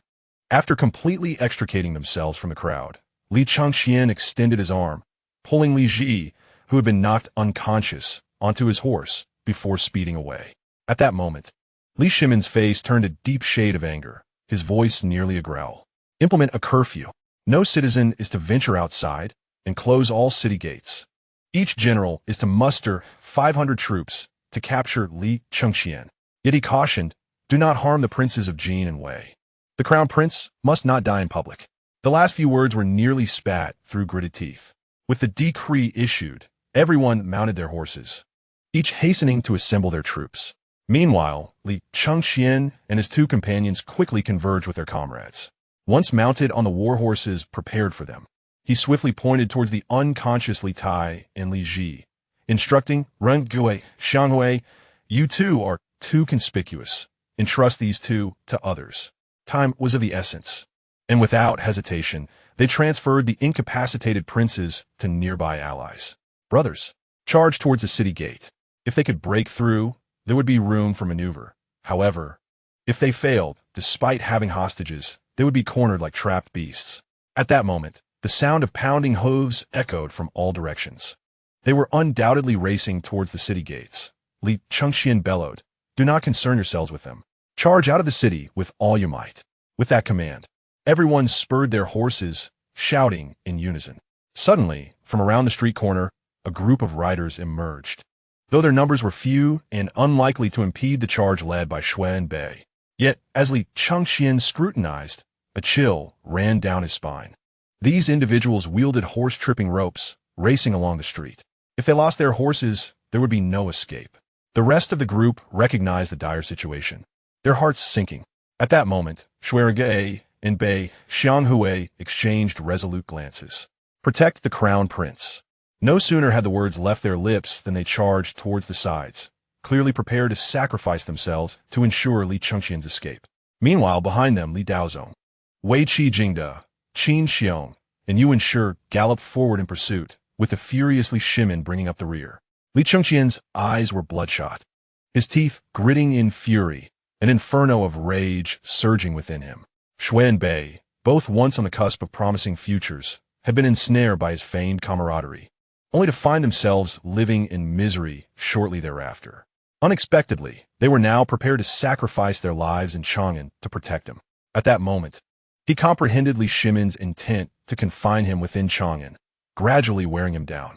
This strategy would not only secure his submission, but also save the lives of Li Ji and Li Tai. In a fit of rage, his innate fierceness erupted. Akin to a wounded beast, his eyes glinting with a cold light. If a madman does not risk his life, do you think I have returned to normal? Is it not merely a matter of cruelty? If you, Li Shimin, have the guts, let your legitimate sons die here. He bellowed, Li Shimin. Today I will fight you. Turning to the crowd, he shouted, What are you running for? Let us confront this dog emperor. The gathering was stirred by his fervor, erupting into a chorus of shouts. Let us confront the dog emperor. Fight! Li Chengqian roared at the two men. Do not concern yourselves with the snares. Join me in fulfilling the last edict of our great ancestor, the Emperor Gaozu. Slay the false emperor, Li Shimin. From a distance, Li Shimin overheard the proclamation.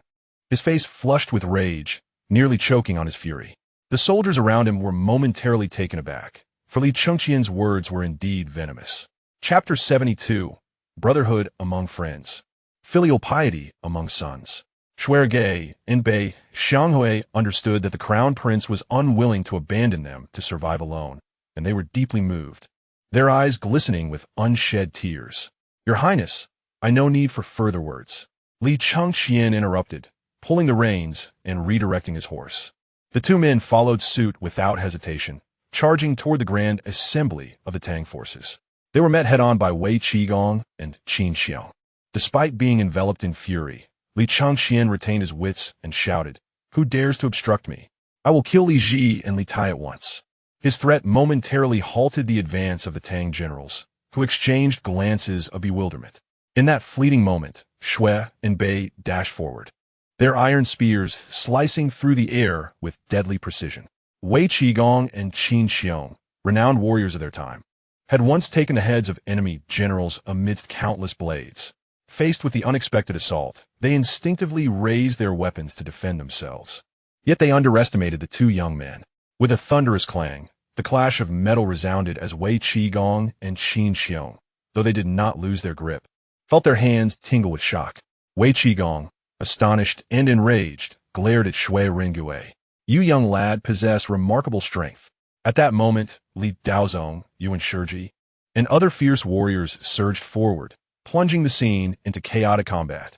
Besides Shui and Bei, Li Chengqian's forces were comparatively less formidable, quickly finding themselves at a disadvantage. Observing this, he seized a spear and thrust it toward the rear of Li Tai, who lay prone on a nearby horse, mercilessly piercing through. Instantly, a torrent of crimson and yellow blood spewed forth. Do not kill me, cried Li Tai, awakened by the pain, his voice echoing like that of a slaughtered pig. Do you truly believe I would hesitate to kill them? Li Chengqian roared, lifting his spear and pointing it directly at Li Shimin. Gulme, let the people witness our family's brotherhood and filial piety. Today, I will slay my two brothers, and then you, as their father, will take my life. Your Majesty, whoever shows weakness today shall not bear the surname Li.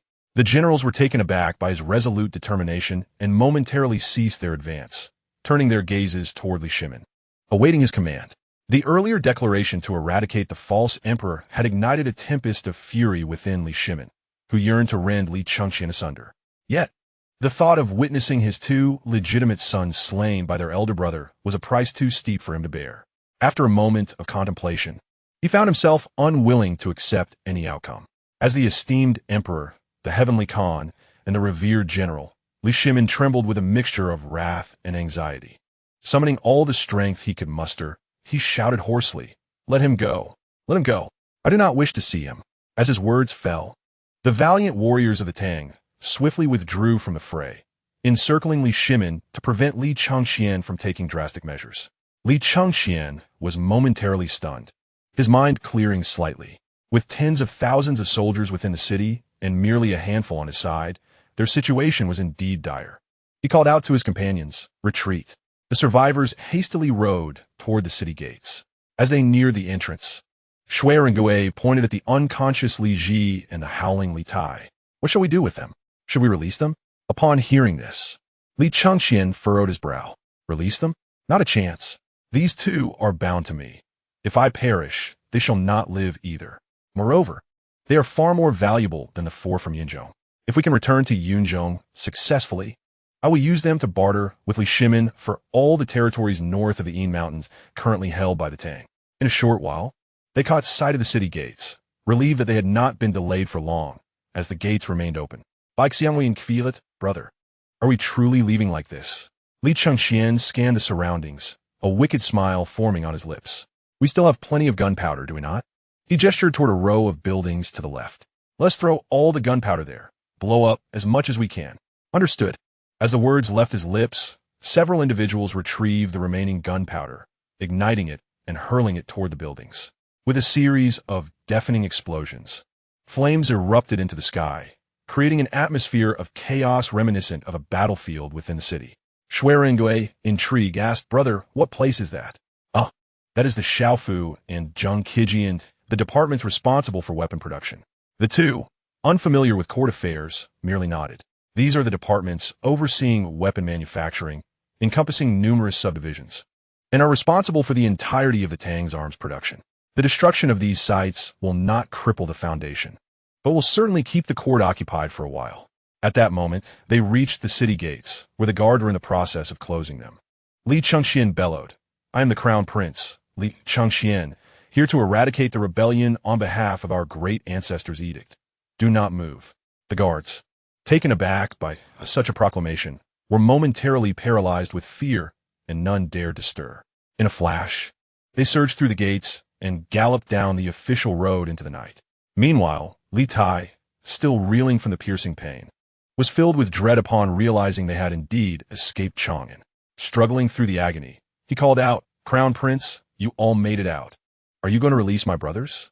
Li Chengqian, momentarily stunned by his words, wondered how he could even suggest such a thing. It was both naive and endearing. With a cold smile, he replied, Qingke, you should stay put and wait for your injuries to be treated once we are safe. If you do not behave, I do not mind ensuring your demise. This sent Li Tai into a panic, his hefty frame jostling on the horse as he struggled to speak. What do you want? Li Chengqian offered a knowing smile. Qingke, having read extensively, tell me, has there ever been a prince from the Qin and Han dynasties to the present who was a eunuch? Li Tai's face paled in horror. He had not anticipated Li Chengqian's malice. If that were the case, even if he survived, the throne would forever be beyond his reach. Had he known that Li Chengqian was still contemplating the throne, he would have laughed heartily, for in his grasp, such aspirations were utterly futile. At that moment, Shuirengui rode alongside him, matching his pace. Your Highness, where shall we go from here? Li Chengqian frowned. Although they had managed to escape from Chang'an, his identity had been exposed, and the court would undoubtedly dispatch agents to pursue them relentlessly. They possessed horseshoes, which could only enhance the time it took for their steeds to gallop, not their speed. Thus, they only held an advantage over long distances. However, a checkpoint lay just 50 li outside Chang'an. If they were to charge forward, there was a significant likelihood of being intercepted. After a moment's contemplation, he exclaimed, Let's discuss this later. We must first rendezvous with Yeye by the Jing River. Understood. With that, the group hastened northward. Chapter 73, A Counterattack. Meanwhile, all the generals focused intently on Li Shimin, awaiting his command. The sound of explosions reverberated, and with the mid-autumn festival drawing numerous people into the city, chaos ensued after the recent expulsion of civilians. Moreover, the most powerful explosion, as indicated by the flames, seemed to have originated from the Honglu Temple. If the envoys were injured, it would be a grave matter indeed. Although Li Shimin had nearly succumbed to rage moments earlier, the urgency of the situation compelled him to regain his composure. Li Daozong, you ensure, you two will each lead 500 troops to extinguish the fire. Wei Qi Jingde and Qin Xiong, take my imperial sword and lead your forces to pursue Crown Prince Li Chengqian. It is imperative that we ensure the safe return of the Wei and Jin princes. He paused momentarily, a flicker of coldness flashing in his eyes before he quickly concealed it, then turned to the civil officials beside him. Fang Xianling, you will immediately lead 500 soldiers to the Honglu Temple to assess the situation of the envoys and report back to me. Chang Sun Wuji, send out a swift messenger to the checkpoints and relay orders to intercept Li Chengqian and his party. Additionally, instruct the Minister of Justice, Li Duri, to conduct a thorough investigation into Li Chengqian's accomplices within the city. The issuance of these commands was executed with remarkable orderliness. The attending ministers exchanged glances. Their thoughts weighed down. The strategic deployment of troops by Li Shimin was astutely calculated. The noble houses, military meritocracy, and civil officials each commanded a portion of the city's forces, achieving a delicate balance to preempt any treachery from those with ulterior motives. All present clasped their fists and responded in unison, "We shall obey your orders," before swiftly dispersing to fulfill their respective tasks. Li Shimin, too, intended to return to the Taiji Hall to oversee the palace. As he turned to mount his steed, he felt a sudden rush of breathlessness, and blood trickled from the corner of his mouth, causing him to nearly topple from his horse. Fortunately, a nearby guard reacted swiftly and steadied him. "Your Majesty, what has happened? Quickly, take the Emperor back to the palace." The scene erupted into chaos as throngs of people surrounded Li Shimin, hastening his return to the palace. Those tasked with carrying out his orders heard the commotion and turned back. Among them were the representatives of the military meritocracy, Wei Qi Jingde and Qin Xiong, who immediately drew their weapons and positioned themselves before Li Shimin. Anxiety etched across their faces as they shouted, "We must escort the emperor back to the palace." Someone hastened to the imperial medical office and summoned Lord Zhen Guan. Yet it was Chang's son Wuji who maintained his composure, silencing the crowd with a commanding voice. "The emperor's condition will be attended to by the inner court officials. You must all proceed with your duties to ensure the city's stability." His words, though not harsh, brooked no dissent, revealing the authority of the foremost figure of the court. Hearing this, the ministers exchanged uncertain glances before ultimately deciding to prioritize the situation at hand. "Very well, we understand." An hour later, Li Chengqian and his entourage arrived at the banks of the Jing River. The moonlight shimmered on the water's surface, creating a tapestry of twinkling reflections while the surroundings remained eerily silent, save for the occasional chirping of insects and the distant sound of hooves. Yaya and her companions, clad in dark attire, concealed themselves behind a large rock. Upon their arrival, they swiftly revealed themselves, observing the fierce expressions on their faces. Yaya immediately sensed that trouble had befallen them. "Your Highness, what has transpired? Why do you all appear so tense?" At that moment, Shui Gui and Bei Xianghui looked at Li Chengqian, their curiosity piqued. Why had the crown prince approached Li Shimin? To be honest, had it not been for a brother who happened to slip nearby and inform them, Li Chengqian might have already met his demise. Li Chengqian felt helpless and succinctly recounted the events to the group. Upon hearing his tale, everyone was left in disbelief. It was simply too absurd. Yet at times, coincidences could be fatal. For instance, emperors like Liu Bang and Li Shimin, who fought valiantly for their thrones, could find their fate altered by a misstep into a hare's burrow. However, the truth remained that they had fought countless battles without encountering such a misfortune. What should we do now? Should we swiftly cross the border back to Yunzhong while the court remains unaware? Bei Xianghui suggested, adjusting his gear. Before Li Chengqian could respond, Ye shot him a glare. "Are you foolish? The court will certainly dispatch all their forces to pursue you, and a signal fire will likely be lit shortly. Do you think you can outrun a fire?" The notion of signal fires had not crossed Li Chengqian's mind. Indeed, this was not like their previous escape in Zhangya, where the distance had muted the court's commands. Chang'an, the heart of the Great Tang Empire, could easily communicate with surrounding checkpoints to light signal fires. Unless one could outrun the very speed of light, evasion would be impossible. Silence fell over the group as they contemplated their dire predicament. If they continued on this path, they would inevitably become trapped. "Yeah, let us disperse and return to Chang'an separately. What do you think?" This tactic, while perilous, held a glimmer of potential success. For who would anticipate that Li Chengqian would dare to return? That is indeed a plan, but the issue lies in the fact that after tonight's commotion, Chang'an will surely be under martial law, with extensive searches conducted. Where will we hide then? At that moment, a dark figure sped toward them, prompting the group to mount their horses and prepare for defense. Ye gestured for calm. "It is one of ours." The newcomer, shrouded in a black scarf, approached and relayed. "Commander Yu, news has just arrived that Li Shimin is unconscious and is currently being treated in the palace." "Understood," Ye replied, turning to Li Chengqian. "This is His Royal Highness, the Crown Prince, to whom we shall pledge our loyalty in the future." The messenger acknowledged this and stated, "I comprehend. I shall return to the city now." "Very well, go ahead," Ye signaled him off. Upon hearing this, Li Chengqian's mind began to race. It seemed that Li Shimin had likely been incapacitated by his own fury. This old fool had a penchant for consuming toxic pills, and, after fainting twice in a year, he might not recover this time. Contemplating this, he glanced back at Li Tai and Li Ji, who were bound. If only he had a contingent of troops at his disposal, he could seize their heads, charge into the palace, and hold the unconscious Li Shimin hostage. With both legitimate sons deceased, the foremost minister, Chongsun Wuji, would not permit anyone to undermine his power and might, out of desperation, choose to support him. Furthermore, the next in line, Li Ku, bore the bloodline of the Sui royal family, and many of the military officials in court had risen through the ranks opposing the Sui. They too could be swayed. Ultimately, the success of this endeavor would not hinge on sheer numbers, but rather on seizing the element of surprise. With this thought, he felt a surge of determination to fight back. Yeah, was that individual one of your informants within the palace? She candidly affirmed, indeed. Although there have been significant personnel changes over the years, we still maintain several informants in the palace, and many have since been promoted. Li Chengqian Nudda. Are you confident in gathering a few hundred troops within the city? Upon hearing this, Yiya immediately understood his intentions and was momentarily taken aback. Yet she quickly regained her composure. It was evident that he was just like his father, unyielding in decisive moments. Your Highness, we have several individuals within the Jinwu Guard and the Jingzhou Prefecture, as well as within the palace.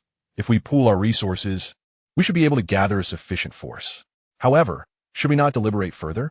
This plan is exceedingly risky. Li Chengqian was well aware of the danger. Yet he believed that fortune favored the bold, his voice taking on a colder edge. This matter should not concern you. Your only task is to see how many people can be gathered. Yiya is experiencing the formidable presence of the prince for the first time, and her beautiful eyes darkened slightly. I understand. Chapter 74, The Unpredictable Waves. Yiya and her companions have remained hidden for a long time, and gathering forces will undoubtedly require time. Li Chengqian furrows his brow slightly and asks, Is 3 days sufficient? After a moment of contemplation, Yiya replies, I can only do my best. Given the current situation, the immediate priority is to find a place to hide temporarily. Shuirengde and the others are not familiar with Chang'an and cannot devise a plan. After a brief silence, Li Chengqian slaps his forehead and smiles. I know where we should go. Oh, Your Highness, please tell. Yiya is taken aback as the gravity of the situation weighs heavily on her. Let us go to Daisayan Temple. While the others may be unaware, Yiya knows that this temple was established by Li Shimin to honor Empress Wende and is guarded by soldiers year-round, which could lead to their capture. Noticing her apprehension, Li Chengqian quickly explains, I was often punished to copy scriptures at Daisayan Temple, so I'm very familiar with its guards. There are only 20 soldiers stationed there, and they change shifts with the Jingzhou Prefecture once a month. Today happens to be the 15th day of the first month. He then gestures with a cutting motion across his throat. We can eliminate these guards and impersonate them. If questioned by the temple staff, we can say it is a change of guard, and they will not suspect anything. Hearing this, Yiya's eyes glimmer with excitement. This plan is indeed feasible. It takes someone like Li Chengqian, who is well-versed in court regulations, to come up with such a loophole. This truly echoes the wisdom of knowing oneself and the enemy. One can win 100 battles without peril, yet guarding against domestic treachery proves most challenging. Your Highness, I believe this plan is viable. However, with the city under martial law, they must not return home. Finding a place to hide for the night is a pressing concern. Furthermore, the sounds of galloping hooves in the distance indicate that Li Shimin has dispatched troops to search for us. As Li Chengqian ponders, Yiya suggests, the city gate sentry at Qixia Gate in the south was previously the commander of the Imperial Guard under Emperor Gaozu. He is one of our own and can help us enter the city. This news fills Li Chengqian with joy, as he realizes that although Li Yuan's old ministers have been marginalized, they can still be of great use if employed wisely. Meanwhile, a group of individuals has carried Li Shimin back to the palace. While the imperial physician Zhen Guan and several other physicians have been diagnosing him for over half an hour without emerging. This has caused great anxiety among those waiting outside, as they fear that Li Shimin may not awaken. Yet, with the crown prince and his 2 legitimate brothers absent, the question arises, who will inherit the throne should something happen to Li Shimin? At this moment, some individuals begin to harbor ulterior motives.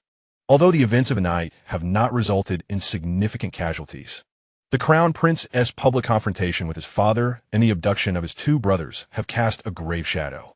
To put it plainly, the legitimacy of the imperial power is in question, for throughout history, governance has been based on filial piety. Moreover, The news of Li Shimin's coma has spread rapidly, stirring unrest among the hidden forces within Chang'an. Is the news true? An elderly man in a dark room in Chang'an asks a cloaked figure before him. In response to Mr. Cui, the news is indeed true. Li Shimin is in a deep coma, and the physicians have been attending to him for over half an hour without any sign of emerging. It seems the situation is dire. Very well, I understand. The elder's eyes flash with depth, emanating an air of someone who has everything under control. What shall we do next, sir? The elder smiles serenely. He sends Li Daozong and Li Shaogong to Hebei, not merely for population and land surveys. As for Li Chengqian, the documents and writings he has produced threaten our very foundation. The cloaked figure, surprised, asks, are we to? The elder chuckles. Since the Li family shows no benevolence, they shall not blame us for our lack of righteousness. Have you investigated Wang Li Ku as I instructed? Sir, our agents have been in his residence for over a year, and a young girl has even entered his bedchamber. Oh, tell me about him. The cloaked figure promptly retrieves a piece of letter paper from his robe and hands it to the elder. Sir, please take a look. This is based on his daily speech and conduct. The elder examines the paper carefully, a smile gradually appearing on his face. As I suspected, he possesses a proud character, unwilling to submit, and displays commendable talents in both literature and martial arts, with a clear ambition for the throne. Excellent. In a few days, arrange for several renowned scholars to seek his favor.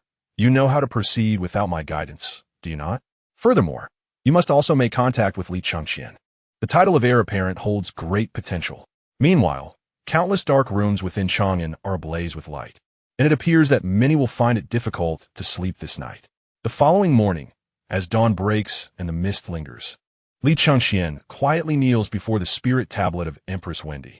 The dim candlelight flickers in the hall, and the incense smoke rises slowly, enveloping the spirit tablet.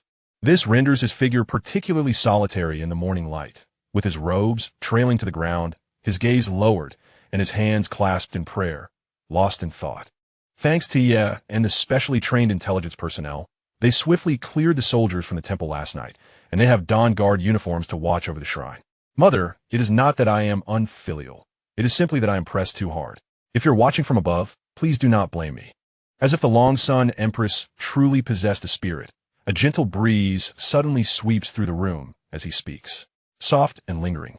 It brushes against the incense burner before the spirit tablet. The smoke is gently swept away, swirling momentarily before dispersing. Li Chengqian, though skeptical of the supernatural, finds himself compelled to utter a few words, whether due to pressure or some other reason. After speaking, his devout demeanor fades, replaced by a peculiar smile. I wonder if Li Shimin uttered similar words before the Xuanwu Gate incident. Just then, a knock sound from outside the door, and soon Shuefei, Beixiang Hui, and Ye enter. Li Chengqian rises to face them. What is it? The three exchange glances, and Ye speaks first. We have just received word that several hundred scholars are petitioning at the Guozijian, claiming that the crown prince is virtuous and that his majesty should not strip him of his title. Bixion Riad Furtelmort. Over 100 scholars are petitioning at the gates of Jingzhou Prefecture, asserting that the current emperor's ascension is unjust and demanding an edict of self-punishment to provide an explanation to the people. Their words cause Li Chengqian's heart to shudder. Although he has gained some renown among the scholars, it is nowhere near this level. Clearly, someone is instigating this movement, and that person must possess considerable audacity. This is akin to pulling the tiger's whiskers and could lead to ruin. However, he understands that this is undoubtedly a trial to assess whether Li Shimin is truly in critical condition. Yeah. Do you have any further news? Perhaps regarding troop movements in Chang'an and the state of security in the city? Chapter 75. Is he truly nearing his end? She narrows her beautiful eyes and contemplates for a moment before responding. In reply to your highness, many shops did not open this morning, and the common folk are remaining indoors. As for troop movements, last night, Qin Xiong and Yuqi Jingde led the elite forces of the Jingzhou Yin and the Jinwu Guards north along the official road. From this glimpse, Li Chengqian, having experienced 2 lifetimes, comprehends that Li Shimin is indeed gravely ill. Given the current situation, if he were to pass away, Li Chengqian's 2 loyal supporters in Chang'an would be of little use and might even meet untimely ends. Thus, it would be wiser to retreat, both to attempt to reclaim himself and Li Ji and Li Tai. Moreover, Should trouble arise in Chang'an, these two might hold Li Shimin's edict, and with their military prestige, they could rally troops from various regions to protect the throne. Upon contemplation, he had already made a decision in his heart and turned to Shui Rengu, asking, "Are the carrier pigeons still available?" Shui Rengu, known for his composed demeanor and meticulous approach, assured him with a pat on his chest, "Your Highness, rest assured.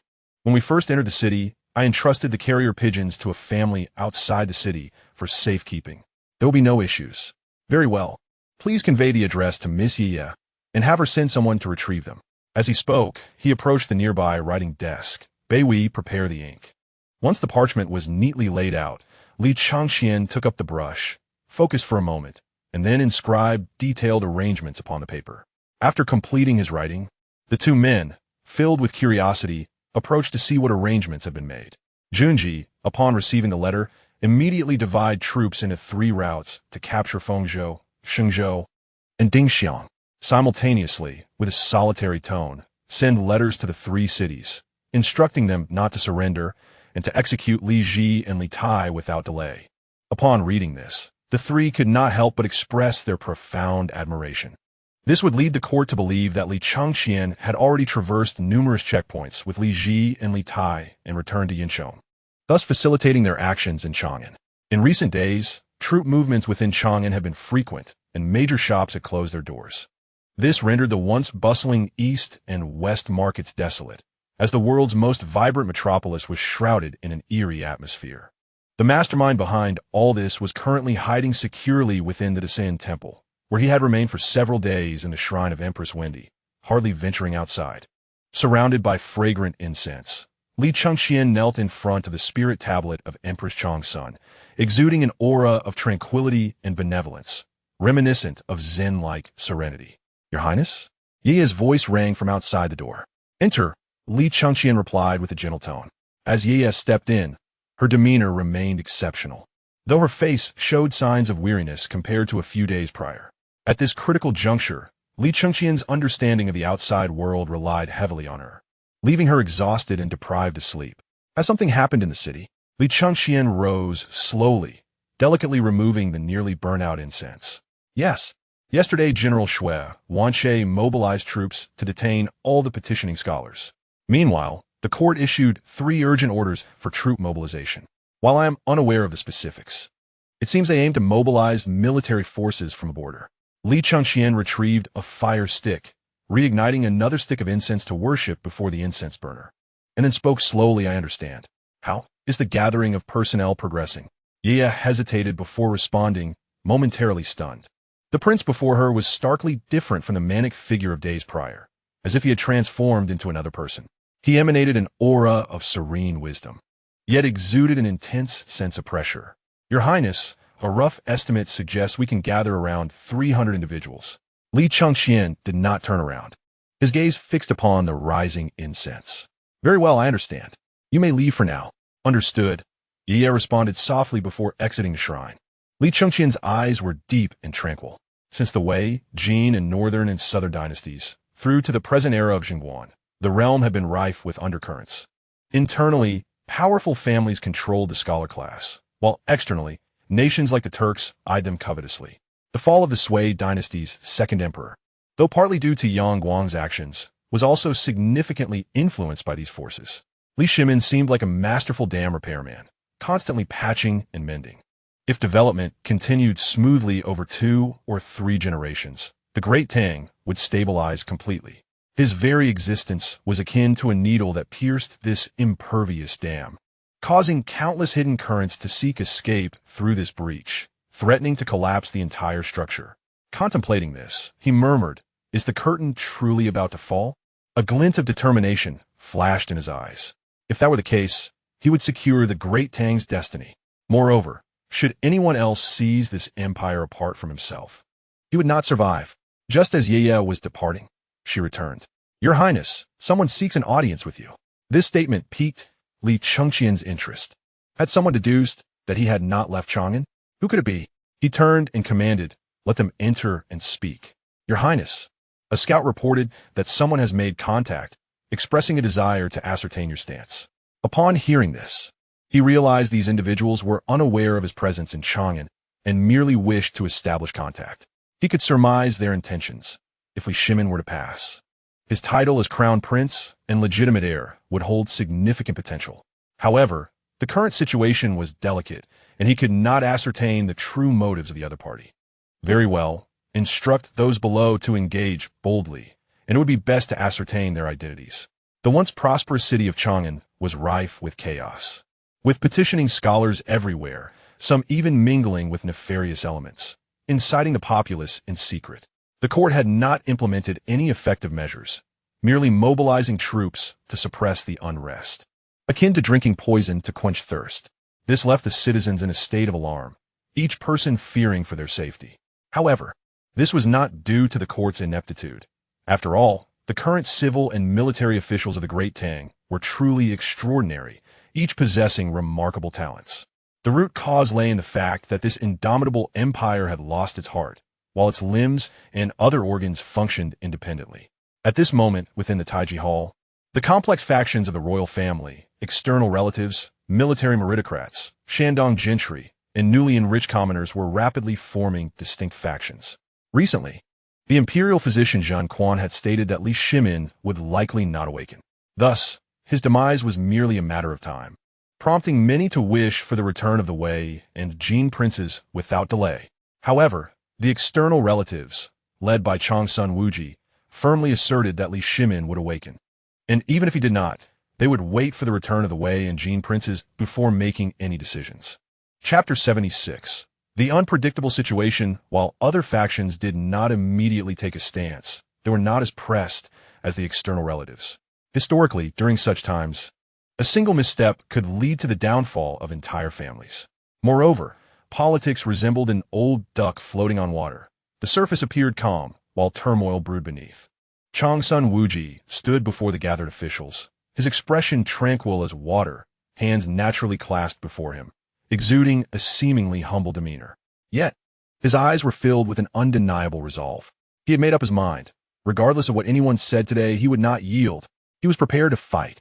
Ladies and gentlemen, shall we proceed without dissent? Although his tone was composed, his gaze unconsciously lingered on Li Shaogong, the representative of the royal family.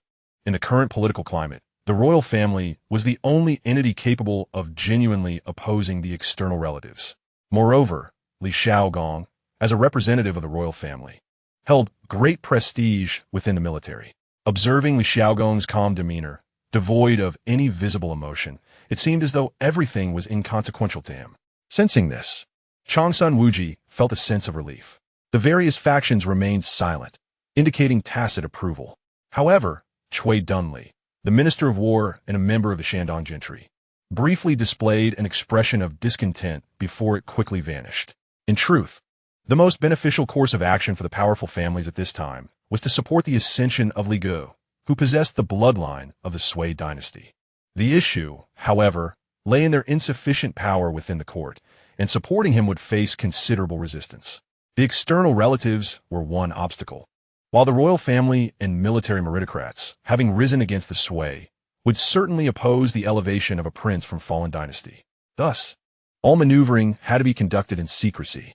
The city of Chang'an, both within the court and among the populace, resembled a massive powder keg, ready to explode at the slightest spark. At this moment, a member of the Jinwu Guard hurriedly entered the hall. The imperial physician's office has just conveyed news that His Majesty is in critical condition. This statement sent shockwaves through those present, as Li Shimin's passing would be exceedingly detrimental to the external relatives faction. As everyone's expressions varied, Ma Zhou stepped forward, his brows sharp and eyes bright, wearing a composed countenance devoid of any emotional ripples. His current official position is that of a fourth-rank minister of the Central Secretariat. Although his rank is not particularly high, he's an important member of the Central Secretariat, a close aide to the emperor, and a representative of the emerging faction of the Cold Doors in the current court.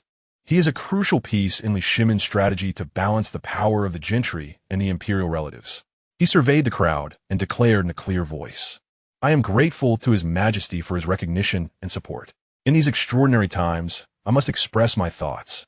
The seemingly incompatible Cui Dunli immediately stood up and retorted, The matters we discuss concern the rise and fall of the realm.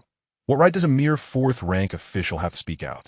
Ma Zhou, however, showed no signs of retreat, maintaining his usual composure as he replied, Minister Chui, you are well versed in the classics. Have you not heard that scholars ought to cultivate themselves, manage their families, govern the state, and bring peace to the world? Although I am of humble rank, I have a duty to speak while in the court. Cannot one remain silent simply because of a low position? Chui Dunley, born into a prestigious family and well-educated, was naturally quick with words and was about to counter this statement. Li Xiaogong, who had previously appeared indifferent, suddenly stepped forward. His once carefree demeanor had transformed into one of solemnity. A hint of authority emanated from his brow, complemented by a stable aura akin to a mountain, creating a palpable pressure. Ma Zhou, speak your mind freely. Rest assured, within the court of the Great Tang, no one dares to silence you. As he spoke, he cast a sweeping glance over the assembly. At the same time, Li Daozong, Yuan Shi, and other royal family members stepped slowly behind him, followed by General Shui Wanche. Even Li Jing, who had been keeping his head down, lifted his gaze to glance at him. The implication was clear. Li Xiaogong's words held the weight of their collective voices. Seeing this, Ma Zhou clasped his hands in gratitude and turned to the assembly. My intention is this, with Duke Yi and Duke Yi leading the troops outside. The court should immediately arrange for a new governor of Jingzhou and a general of the Jinwu Guard to ensure the security of the capital. Furthermore, Shui Wanche should relinquish command of the Imperial Guards, sharing authority with the three dukes and King Li. Upon hearing this, many present expressed their agreement. Ma Zhou's arrangement was remarkably in tune with the current situation. Despite all arguments, military power remains the most decisive factor. If the command of the Imperial Guards, Jingzhou, and Jinwu Guard were distributed among several factions, the situation would remain stable. Li Xiaogong could not help but show appreciation. This was a true minister concerned for the state affairs. As stated in the Zhou Yi, the light of the nation is observed through the guests at the king's court. Ma Bin Wang does not live up to his name. He indeed possesses the talent to assist the sovereign. I have decided to follow Ma Zhou's proposal. The Central Secretariat should draft a decree immediately, which will be jointly reviewed by myself and the three dukes. His tone left no room for doubt, and no one present could question his authority, regardless of their achievements or prestige. Changsun Wuji, Fang Xianling, and other high-ranking officials all clasped their hands and said, "We obey the decree of the Duke." However, the situation was entirely different from before. The emperor was now in a coma, and the imminent threat of death was a matter of grave concern. Li Xiaogong understood the thoughts of the assembly. Unlike them, he was a member of the Li family. No one wished for chaos in the realm more than he did. He raised his hand, his robe flowing, and with a sharp gaze, he surveyed the crowd. My intention is this. If His Majesty truly suffers misfortune, all matters shall be decided after the great mourning period. He added with a hint of menace. If anyone has objections, I take it as treachery. The underlying implication was clear. Anyone daring to cause turmoil at this juncture would face dire consequences. Those present, constrained by his authority and the balance of various factions, were reluctant to be the scapegoat. After a prolonged silence, he spoke gently. In that case, let's go see how His Majesty fares. With that, Li Xiaogong exited the great hall, heading towards Li Shimin's chamber. As evening fell, within the great Sand Temple, in the hall dedicated to Empress Wende, Li Chengqian sat at the top, accompanied by Shui Ringgui and Bei Xianghui. Your Highness, news has just arrived from the palace that Li Shimin has truly not awakened. His death is imminent within the next couple of days. Yi furrowed her brow, her slender fingers anxiously rubbing against one another. She understood that once this news reached Li Chengqian, they would undoubtedly have to gamble their lives. Have we uncovered the route to contact those individuals? While it is uncertain, it appears to involve members of the gentry. Good. You must relay a message to them immediately, stating that upon Li Shimin's demise, I will raise an army in Yincheng to march towards Chang'an, and if successful, I shall promise to share governance with the scholars and officials. Suddenly, a thought struck him. What about Shui Wanche? Is he known? He is a loyal subordinate of Li Jiansheng, having fought fiercely during the blood battle at Xuanwu Gate. Had it not been for Li Shimin's swift action in seizing Li Yuan, he would have likely perished at Shui Wanche's hands. We have not made contact with him, so we do not know him well, Shui Ringgui replied. Then should we notify General Ho? Li Chengqian shook his head, insisting that they could not put all their eggs in one basket. If Ho Junji were to recklessly lead troops, and the situation turned perilous, the army would find itself in a precarious position. It would be wiser for him to seize the opportunity to occupy the southern desert. If matters in Chang'an did not succeed, he could retreat to Yunqiang and await a change in circumstances. Chapter 77. The nine-marked bell at the fifth watch. Chang'an remained shrouded in night. Suddenly, the palace resonated with the deep, sonorous toll of the nine-marked bell, startling the roosting crows into flight. The heavy eaves of the Taiji Palace began to take shape against the gradually brightening sky, with the copper bells at the corners chiming without wind, as if trembling in response. The entire city of Chang'an, from the high-ranking officials to the common folk, was awakened by the tolling bell. The nine-marked bell signified the death of the crown prince. Inside the hall, Li Chengqian was likewise startled by the sound, springing up from his bed. He murmured to himself, "He has truly departed? The giant that once dominated this era has finally come to an end?" Before long, Shuiringe and the others entered the room but remained silent, their eyes fixed intently on Li Chengqian, awaiting his decision. Meanwhile, Prince Li Gu, paced restlessly in the grand hall of his estate. He was tall and slender, with broad shoulders and a narrow waist, his features handsome. Among the many princes, he was undoubtedly the most striking. Yet at that moment his eyes were bloodshot, his hair disheveled, and he appeared to be in a frenzied state. Since the night of Li Chengqian's unrest, when news of Li Shimin's coma had emerged, he had not closed his eyes. Suddenly, he kicked over a nearby table, sending its contents scattering across the floor. Veins bulged on his forehead, and his knuckles cracked ominously. He had intended to visit the palace upon hearing of Li Shimin's critical condition, but the Jinwu guards had surrounded his estate without explanation, preventing him from leaving. Changsan Wuji, you old dog. Do you really think I am made of clay?" His voice was hoarse with rage, clearly on the brink of an explosion. He was perilously close to seizing the throne. With a growl, he commanded, "Bring me someone. Inform them that I accept their terms." As soon as he finished speaking, a figure stepped into the hall. This individual possessed an otherworldly beauty, with phoenix eyes tinged with vermilion and lips as red as if stained with blood. Her alabaster skin gleamed under the lantern light, and the silver bells on her waist jingled softly with each step, sending shivers down the spine of anyone who heard.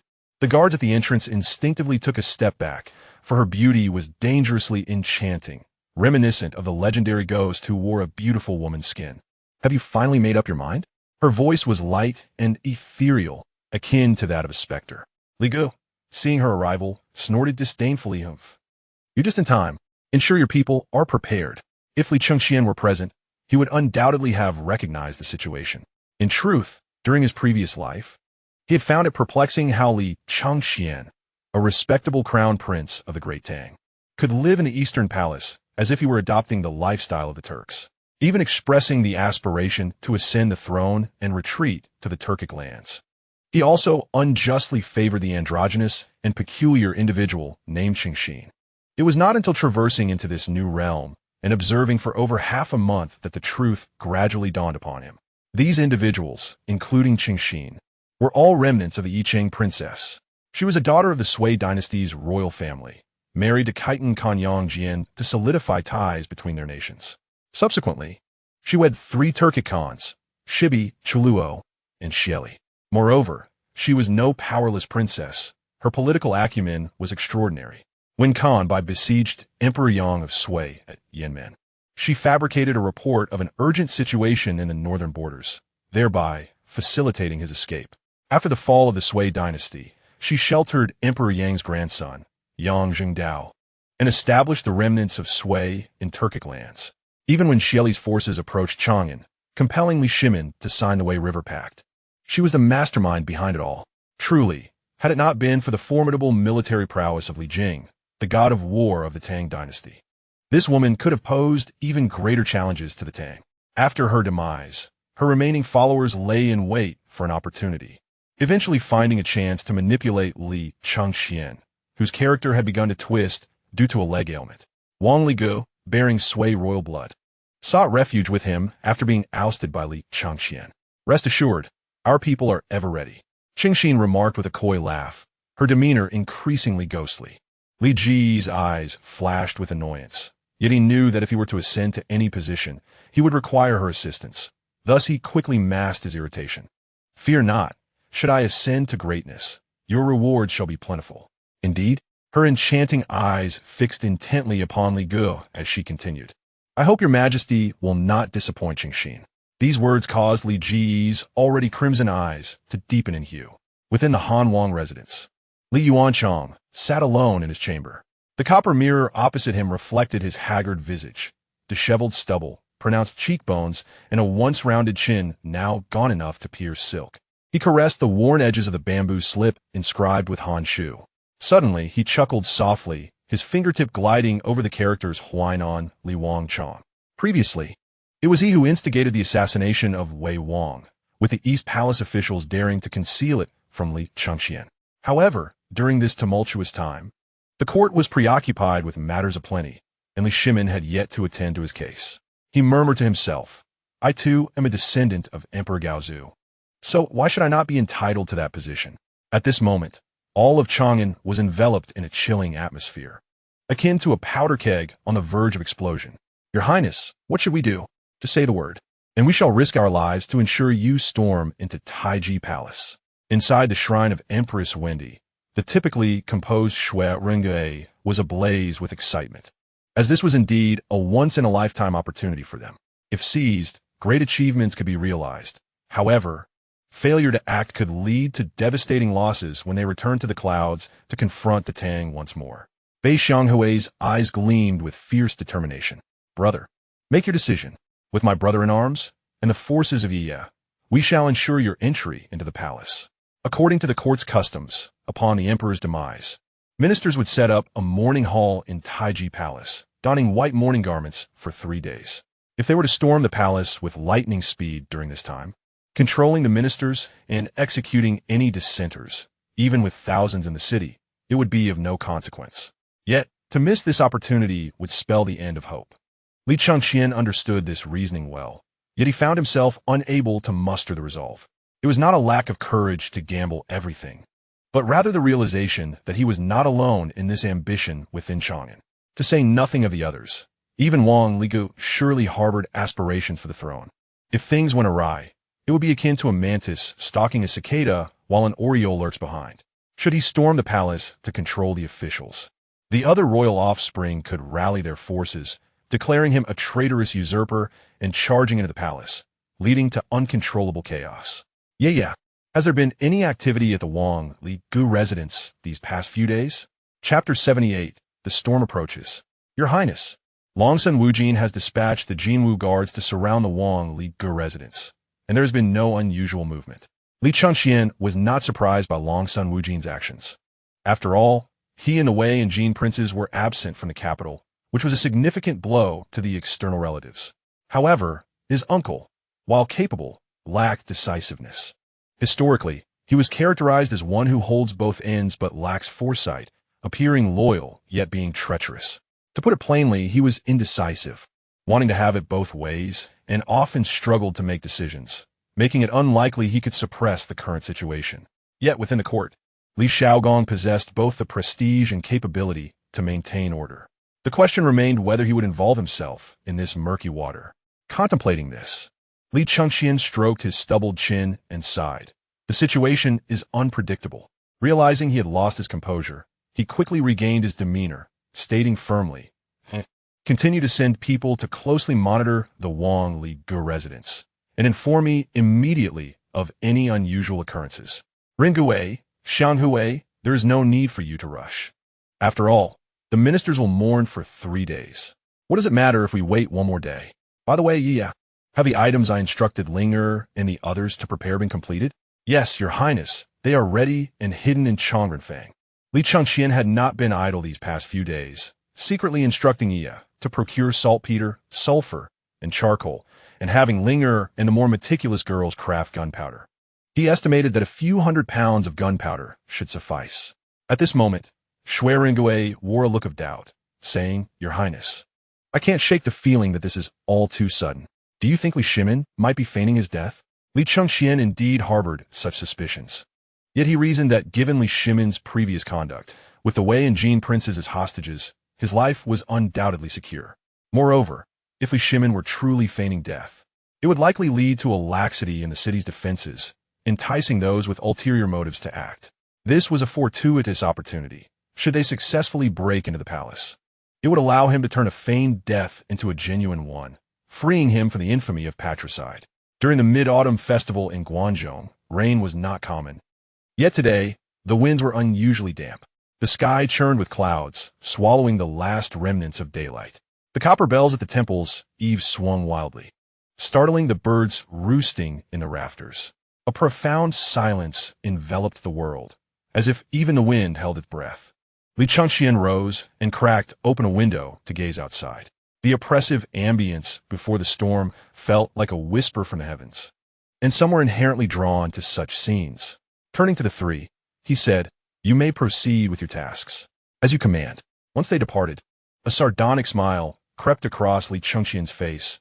"I wonder how my two dear brothers are feeling at this moment?" These two were of utmost importance, confined in the rear chamber of the shrine. Upon seeing Li Chengqian, the two bound and gagged individuals struggled violently. They had heard the 9 tolls of the bell and grasped that something had transpired, yet they could not fathom how their father had suddenly passed away. The unknown instilled in them a profound fear. Observing the madwoman of the stepmother and the child-murdering brother, Li Chengqian approached and removed the rags from their mouths.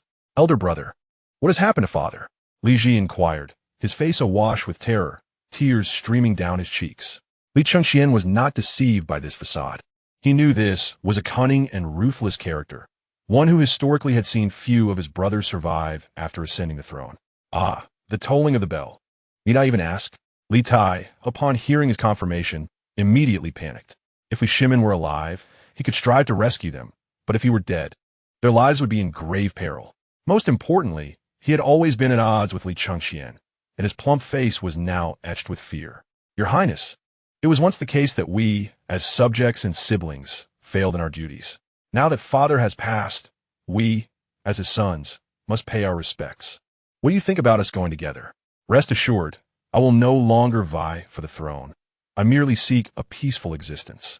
Li Chengqian nearly laughed at this statement, thinking no wonder this person could historically persuade Li Shimin to kill his own son and pass the throne to Li Ji. "Qingke, I believe you should mature a bit and refrain from harboring unrealistic fantasies. What say you, Jinu? If they had not fallen into Li Chengqian's hands, given the current circumstances, either of them could potentially ascend to the throne. But now, even their lives were uncertain. This stark contrast filled both with an intense sense of unwillingness. Under the immense pressure, Li Tai could no longer restrain himself and erupted in anger. "Li Chengqian, you bastard. You caused Father's death, and now you wish to end our lives. You are worse than a beast." Hearing his loud outburst, Li Chengqian frowned and swiftly kicked him, reopening a freshly healed wound. Li Tai gasped in pain. Li Chengqian, quick-witted, immediately stuffed a rag into his mouth again and turned to Li Ji, who remained relatively calm. "Your Highness, will you kill us? We are brothers born of the same mother. Should our mother witness this scene, it would break her heart.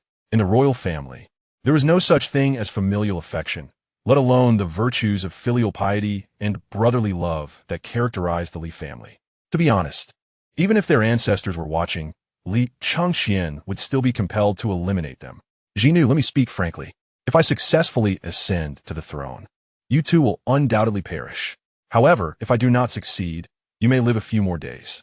Furthermore, I have watched you grow up and have some understanding of your character. There is no need for you to feign a pitiful demeanor, as it only makes me find you laughable." Li Ji's eyes flickered with sharpness, but he quickly concealed it. "Your Highness, what are you saying? I do not comprehend." It seemed this stepmother fanatic still harbored fantasies. Li Chengqian, weary of the conversation, stuffed his mouth as well and turned away. At midnight, torrential rain fell. Simultaneously, due to Li Shimin's passing, all temples and monasteries in the city were to ring their bells 30,000 times. The sound of the bells mingled with the rain, causing great agitation among the populace of Chang'an. Li Chengqian could not muster a hint of drowsiness, lying on the bed feigning sleep. He estimated that either today or tomorrow, someone would inevitably take action. He was uncertain what precautions the court had taken and how the situation would unfold. At that moment, a hurried voice called from outside. "Not good." With a loud bang, the ornate door was abruptly thrust open, slamming against the wall. Yi's hairpin was askew. A few damp strands clung to her pale cheeks, and water dripped from her wet garments. Li Chengqian, already tense, bolted upright from the bed. What happened? Speak quickly. Shutting the door, Ye's expression was grave. Just now, someone reported that Wang Liku has suddenly vanished, and the Jingwu guard is searching the city. Here it came. Liku could no longer restrain himself. Quickly summon Ringui and Xiang Hui. I need to make some arrangements. Understood. Ye replied before hastily leaving to call for them. Shortly after, the three returned to the ancestral hall. Li Chengqian's gaze was piercing as he commanded without a moment's hesitation. Ye, continue to send people to closely monitor the situation in the city. If Li Ku takes action, notify Xiang Hui immediately. Xiang Hui, you are to go with Ye to Changrenfang. All the personnel she gathers will be under your command. Remember, upon receiving news from Ye, launch a full-scale assault on the Chongxian Gate. As anticipated, the city gates will be heavily guarded. At that time, utilize the gunpowder stored in Changrenfang to blast open the gates. But remember, your primary task is to breach the gates and control the situation until I arrive. Ringui, I will lead our forces from Yunzhong through the Qixia Gate, retrieve the armor we buried, and collect our warhorses. The moment we hear an explosion from within the city, we will return through the Qixia Gate, heading straight for the Chongxian Gate to support Xiang Hui. The three understood the gravity of the moment and clasped their fists. Your Highness, rest assured. Shui Rungui pointed towards the back hall and inquired. Your Highness, what about those two at the back? Li Chengqian narrowed his eyes. If all went well, those two would undoubtedly die. However, if something unexpected occurred, they would serve as their talismans. After a moment of contemplation, he stated, take those two with you out of the city. Rising, he looked at the three.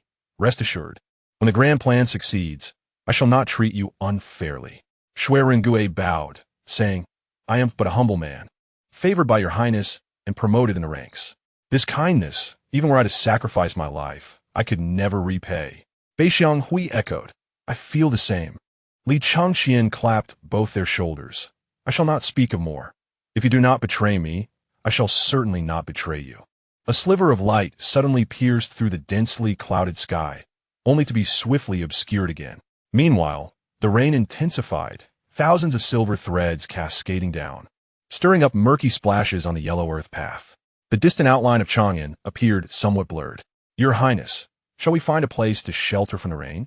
Shui Rungui raised his hand to wipe away the rainwater from his brow. Streams continuously poured from the seams of his armor. Though he was not afraid of the downpour, Li Chengqian could not endure it. At this moment, he constantly tapped his thigh to ease the pain. Such rain was indeed perfect for instigating a coup. Li Chengqian waved his hand dismissively. No need, it should be dawn soon, and the guards in the city will be changing shifts. I suspect, if Li Ku intends to act, it will be during this time. At that moment, a figure approached rapidly from a distance. Li Chengqian narrowed his eyes. This person was surely a friend, not a foe, but they had already agreed to use the explosion as a signal. Had something else occurred? As the figure neared, it turned out to be the individual who had reportedly Shimin's unconsciousness days prior when they had burst out of the city. Your Highness, it's not good. Half an hour ago, the Xuanwu Gate was breached by Li Ku. Commander, you sent me to inform you for your decision. This news invigorated Li Chengqian. Li Ku had indeed taken action, but he had not anticipated such swiftness in breaching the city gates. It seemed there must be an insider. Realizing this, he smirked. History was indeed strikingly similar, as Li Shimin had once utilized insiders to ambush at the Xuanwu Gate. Now his son was doing the same. Is there any detailed intelligence on how he managed to infiltrate? None. Currently, the vicinity of the Xuanwu Gate is completely sealed off by Li Ku's forces. However, it seems there has been no fierce fighting, indicating there is likely an insider. Now that the situation was clear, no one could lurk behind him as a yellow sparrow. Li Chengqian decisively commanded, you must return and inform Commander Yu. Still use the explosion as the signal. Understood. The cloaked figure quickly turned his horse around, racing back to the city.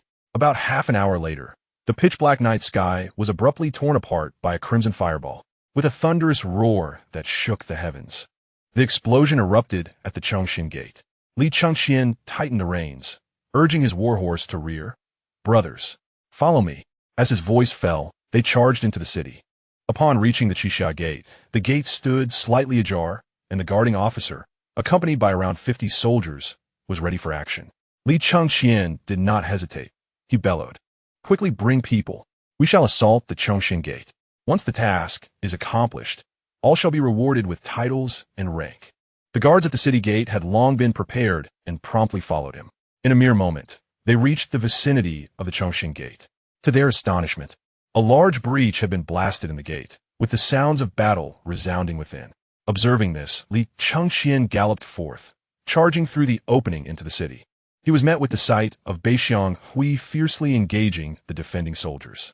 The ground was devoid of corpses, littered only with scattered weapons and splattered blood.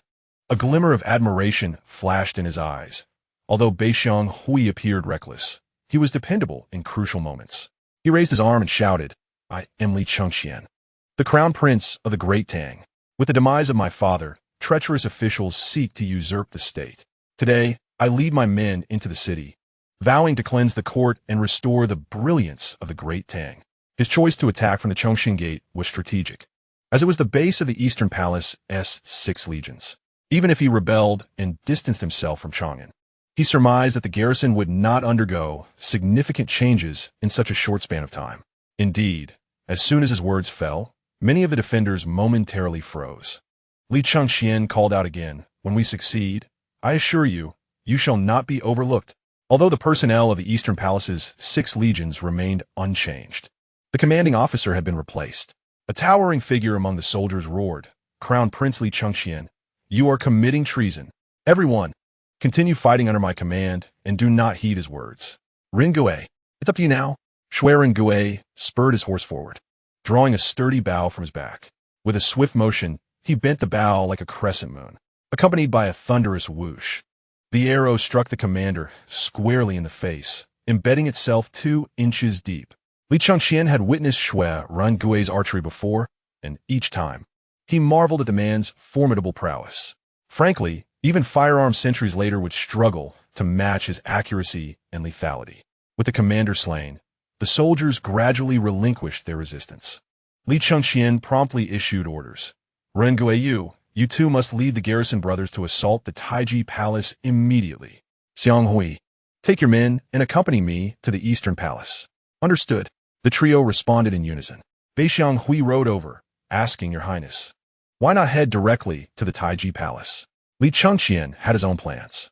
Prior to his time travel, the original owner had concealed a considerable amount of armor and weapons in the Eastern Palace. He was uncertain whether those items remained after his departure to the desert, so he intended to take a chance. Chapter 80, The Frenzy of Fuji. After all, the presence of armor drastically alters combat effectiveness. "I have my own arrangements." With that, he spurred his horse towards the Eastern Palace, and everyone proceeded to follow orders. Meanwhile, outside the Taiji Palace, the clamor of battle raged, leaving the attending ministers with varied expressions. They had not anticipated that Wang Liku would dare to rebel, nor that he would have internal support to breach the Xuanwu Gate so swiftly.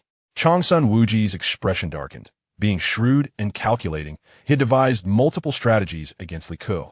However, he did not expect this fellow to escape the layers of encirclement around the Wang residence unnoticed and gather such a force to attack the palace so promptly. Yet, he remained unperturbed, for he had already arranged for Shui Wanche to lead 3,000 Jinwu guards, lying in ambush around the palace. He estimated that it would not be long before Wang Liku became a caged bird. He raised his hand, declaring, "Do not panic, everyone. I have arranged for General Shui to lead the troops here." In truth, most of the ministers present showed no signs of panic. His words seemed more a reassurance to himself. After all, if Li could truly breach the palace, he would be the first to perish. At this moment, the officials of noble lineage, led by Chui Dunli, exhibited faint smiles. The rapid gathering of troops by Li Ku was undoubtedly facilitated by their assistance. They cast sidelong glances at Changsun Wuji, secretly mocking, "Soon you shall be the first to fall." "Your Highness, what shall we do now?" Yuan Shi asked as he approached him. Li Shaogong gazed at the coffin of Li Shimin, his expression neutral, neither angry nor pleased. His head bowed, as if in deep contemplation. When asked, he merely glanced at Yuan Shi before returning to his thoughts. In truth, he had a clear perception of the situation. If his conjecture was correct, Li Shimin was merely feigning death to gauge the sentiments of the ministers and lure out hidden factions. Sighing internally, he thought, these individuals truly underestimated Li Shimin. A wave of purging was inevitable. Furthermore, Changsun Wuji, who was adept at discerning Li Shimin's intentions, had performed poorly this time. However, it was understandable. As an external relative, the situation was decidedly unfavorable for him. In a state of concern, he lost his composure, which was excusable. In contrast, Fang Xianling and others had largely remained silent these past few days, likely having guessed that Li Shimin was feigning death. After a while, the sounds of battle outside grew fainter. Changsun Wuji, wearing a jubilant expression, exclaimed, "Ha! It seems General Shui has already captured the traitors." With a flourish of his sleeve, his voice boomed, "Colleagues, let us proceed together to witness the fate of these rebel ministers." Yet, aside from the external relatives, no one moved, leaving him momentarily stunned. "What is the matter, everyone?" At that moment, Cui Dunley stepped forward, adjusting his attire with an air of pride, a faint smirk gracing his lips. "Is there anyone willing to accompany me to welcome the new emperor?" Upon hearing this, the military achievements and external relatives were visibly agitated.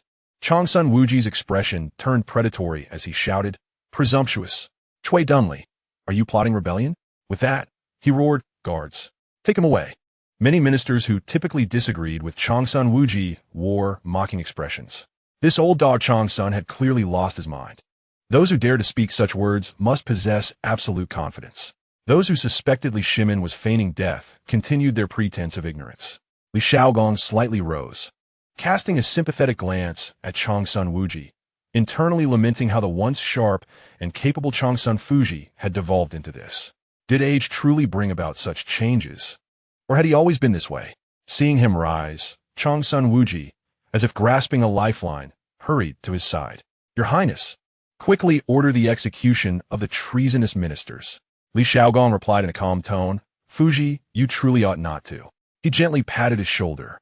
This statement awakened Changsun Wuji to some extent, but his complexion turned pale, though his realization was misguided. "Your Highness, are you also colluding with those treasonous ministers?"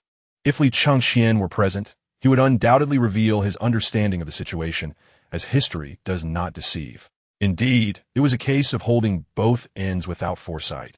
No wonder he could not compete with Li Ji and Wu Zetian, ultimately meeting a tragic end. Li Shaogong was left speechless. Even after all this, he remained oblivious, evidently intoxicated by power. At that moment, a thunderous shout from Li Ku echoed from outside the palace, shaking the very rafters. With the late emperor's passing, the divine authority is without a master. I am of the imperial bloodline, and today I take the mandate of heaven to inherit the throne. You ministers, do not hasten to welcome me?" Among the ministers present, some chuckled coldly, some displayed excitement, while others, like Li Shaogong, maintained a neutral demeanor.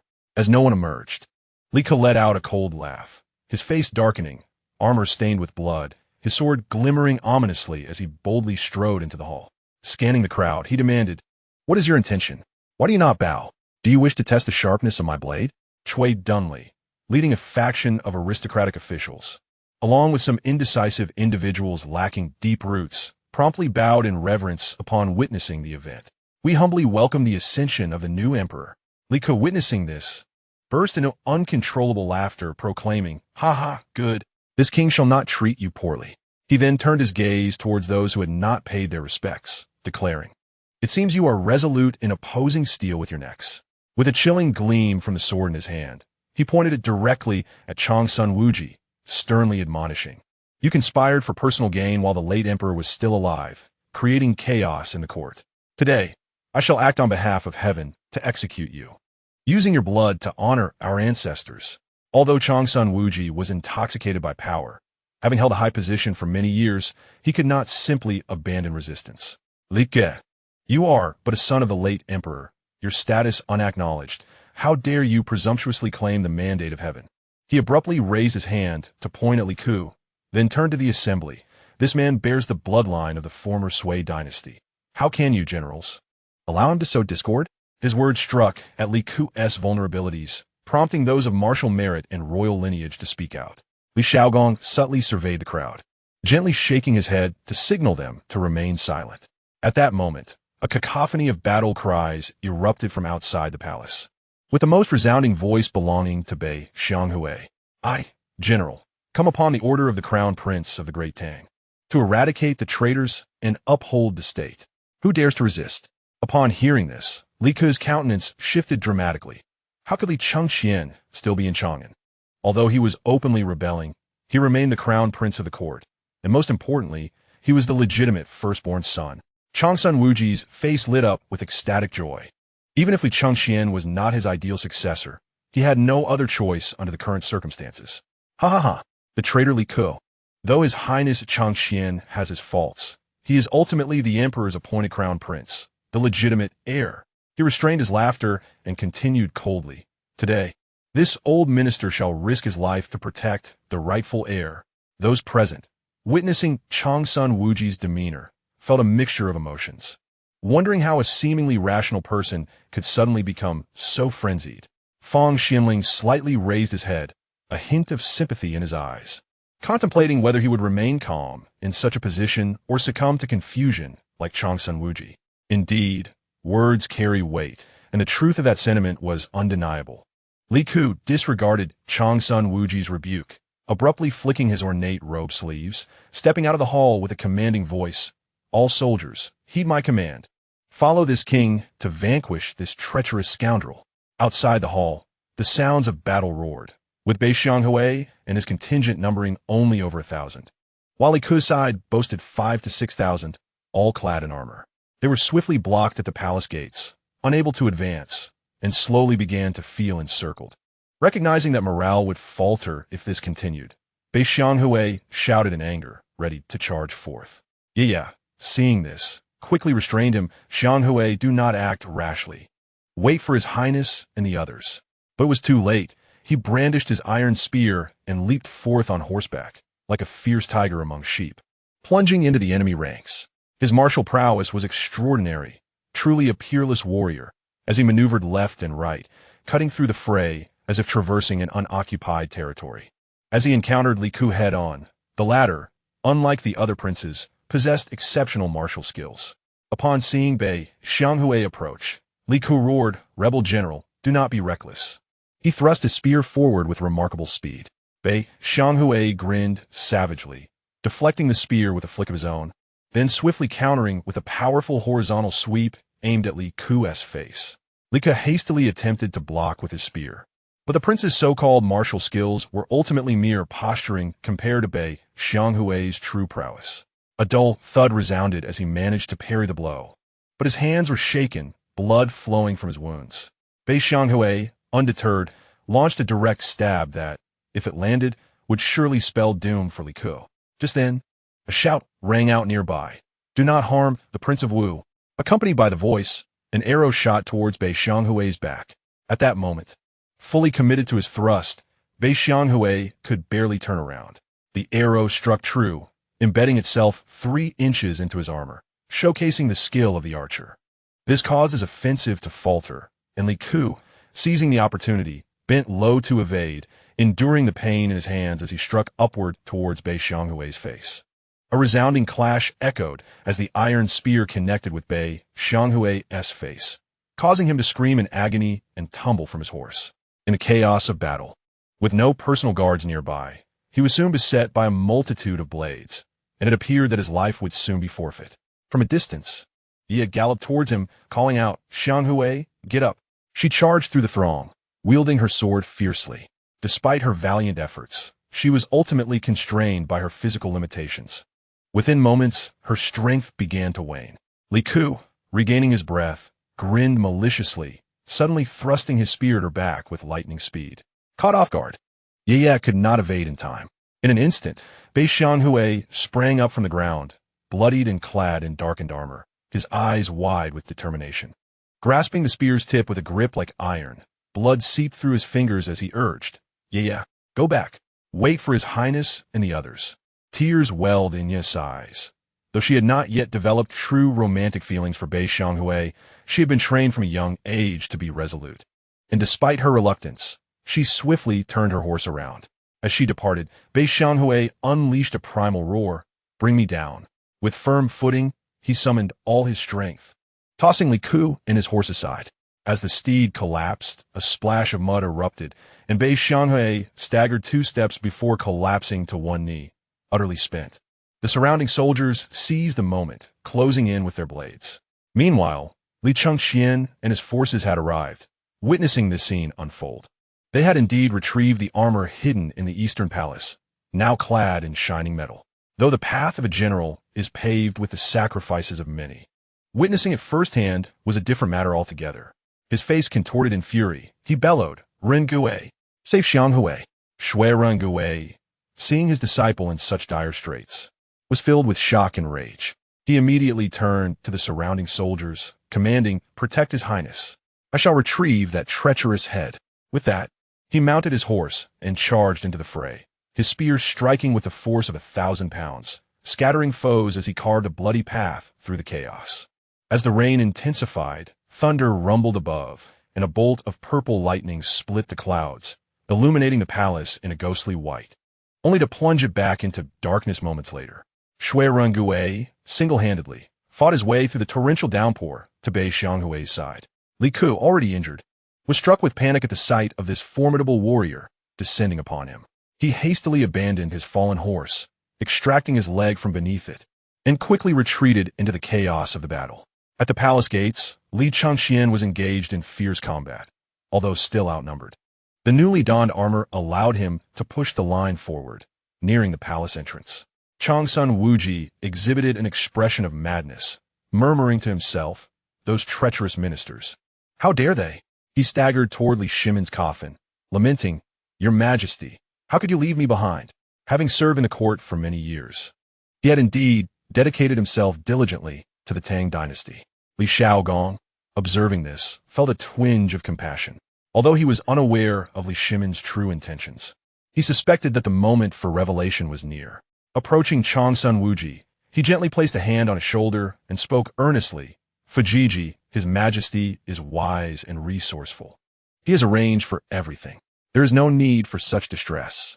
This statement was quite clear, and the high-ranking officials such as Fang Xianling, who speculated about Li Shimin's feigned death, revealed expressions of understanding, acknowledging the truth of the situation. Changsun Wuji, momentarily taken aback, wore a look of disbelief. Yet he was undoubtedly an astute individual, quickly grasping the entire situation. "Am I the prince?" He pondered, recalling his recent conduct, and cold sweat broke out on his forehead. If Li Shimin truly feigned death, his recent actions would surely disappoint, leading to inevitable neglect in the future. With this thought, a glint of severity flashed in his eyes, swiftly concealed as he harbored a fearsome notion within. Chapter 82. The Prince's Rise, Blood-Stained Xuanwu. Turning to Li Shaogong, he slightly cupped his hands in gratitude, speaking in a subdued tone, "Thank you for your guidance." After this, he stood in silence, no further words exchanged. At the Xuanwu gate, Shui Rengui charged through the chaos, finally reaching Bei Xianghui's side, who lay amidst a pool of blood, barely clinging to life. Consumed by rage, he could only grit his teeth as the surrounding soldiers clashed, making it difficult to assess the situation. With determination, he hoisted Bei Xianghui onto his horse. Glancing back at the fray where Li Ku was entangled, fury ignited within him. Yet the present circumstances forbade him from continuing the pursuit. He pulled hard on the reins, redirecting the horse. His priorities were to swiftly transport his brother to safety and to safeguard the crown prince, who, without his protection, would face peril in this treacherous battlefield. Meanwhile, Li Chongqing had led his forces into the depths of the Xuanwu Gate. The palace's narrow terrain hindered the enemy's capacity to maneuver despite their numbers. Assassins breached the encirclement, flooding into the open, where thousands of elite soldiers quickly encircled them, plunging into a chaotic melee. Had it not been for the brothers brought by Yun Zhong, forming a defensive circle with their flesh and blood, Li Chongqing might have sustained injuries. He wielded his sword to deflect arrows, his voice filled with anger and confusion. Realizing these enemies were well-trained, far from ordinary soldiers, how did Li Ku amass such a formidable force? He wondered, noting their evident discipline. At this moment, Ye rejoined the fray, her previously pristine countenance now marred with blood. A deep gash at her brow bled profusely, staining half her delicate face a gruesome crimson. Observing this, Li Chongqing's rage intensified. "Damn you, Li Ku!" Should you fall into my hands, I will ensure your suffering is eternal." Simultaneously, Shui Ringgui returned.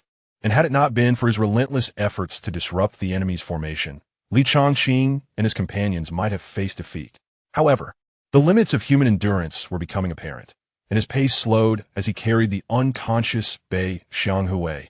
Li Ku, noticing this shift, wore a maniacal expression. "Brother, I truly admire your courage to remain in Chang'an, but it matters not. That position is destined to be mine. You shall join our father in death."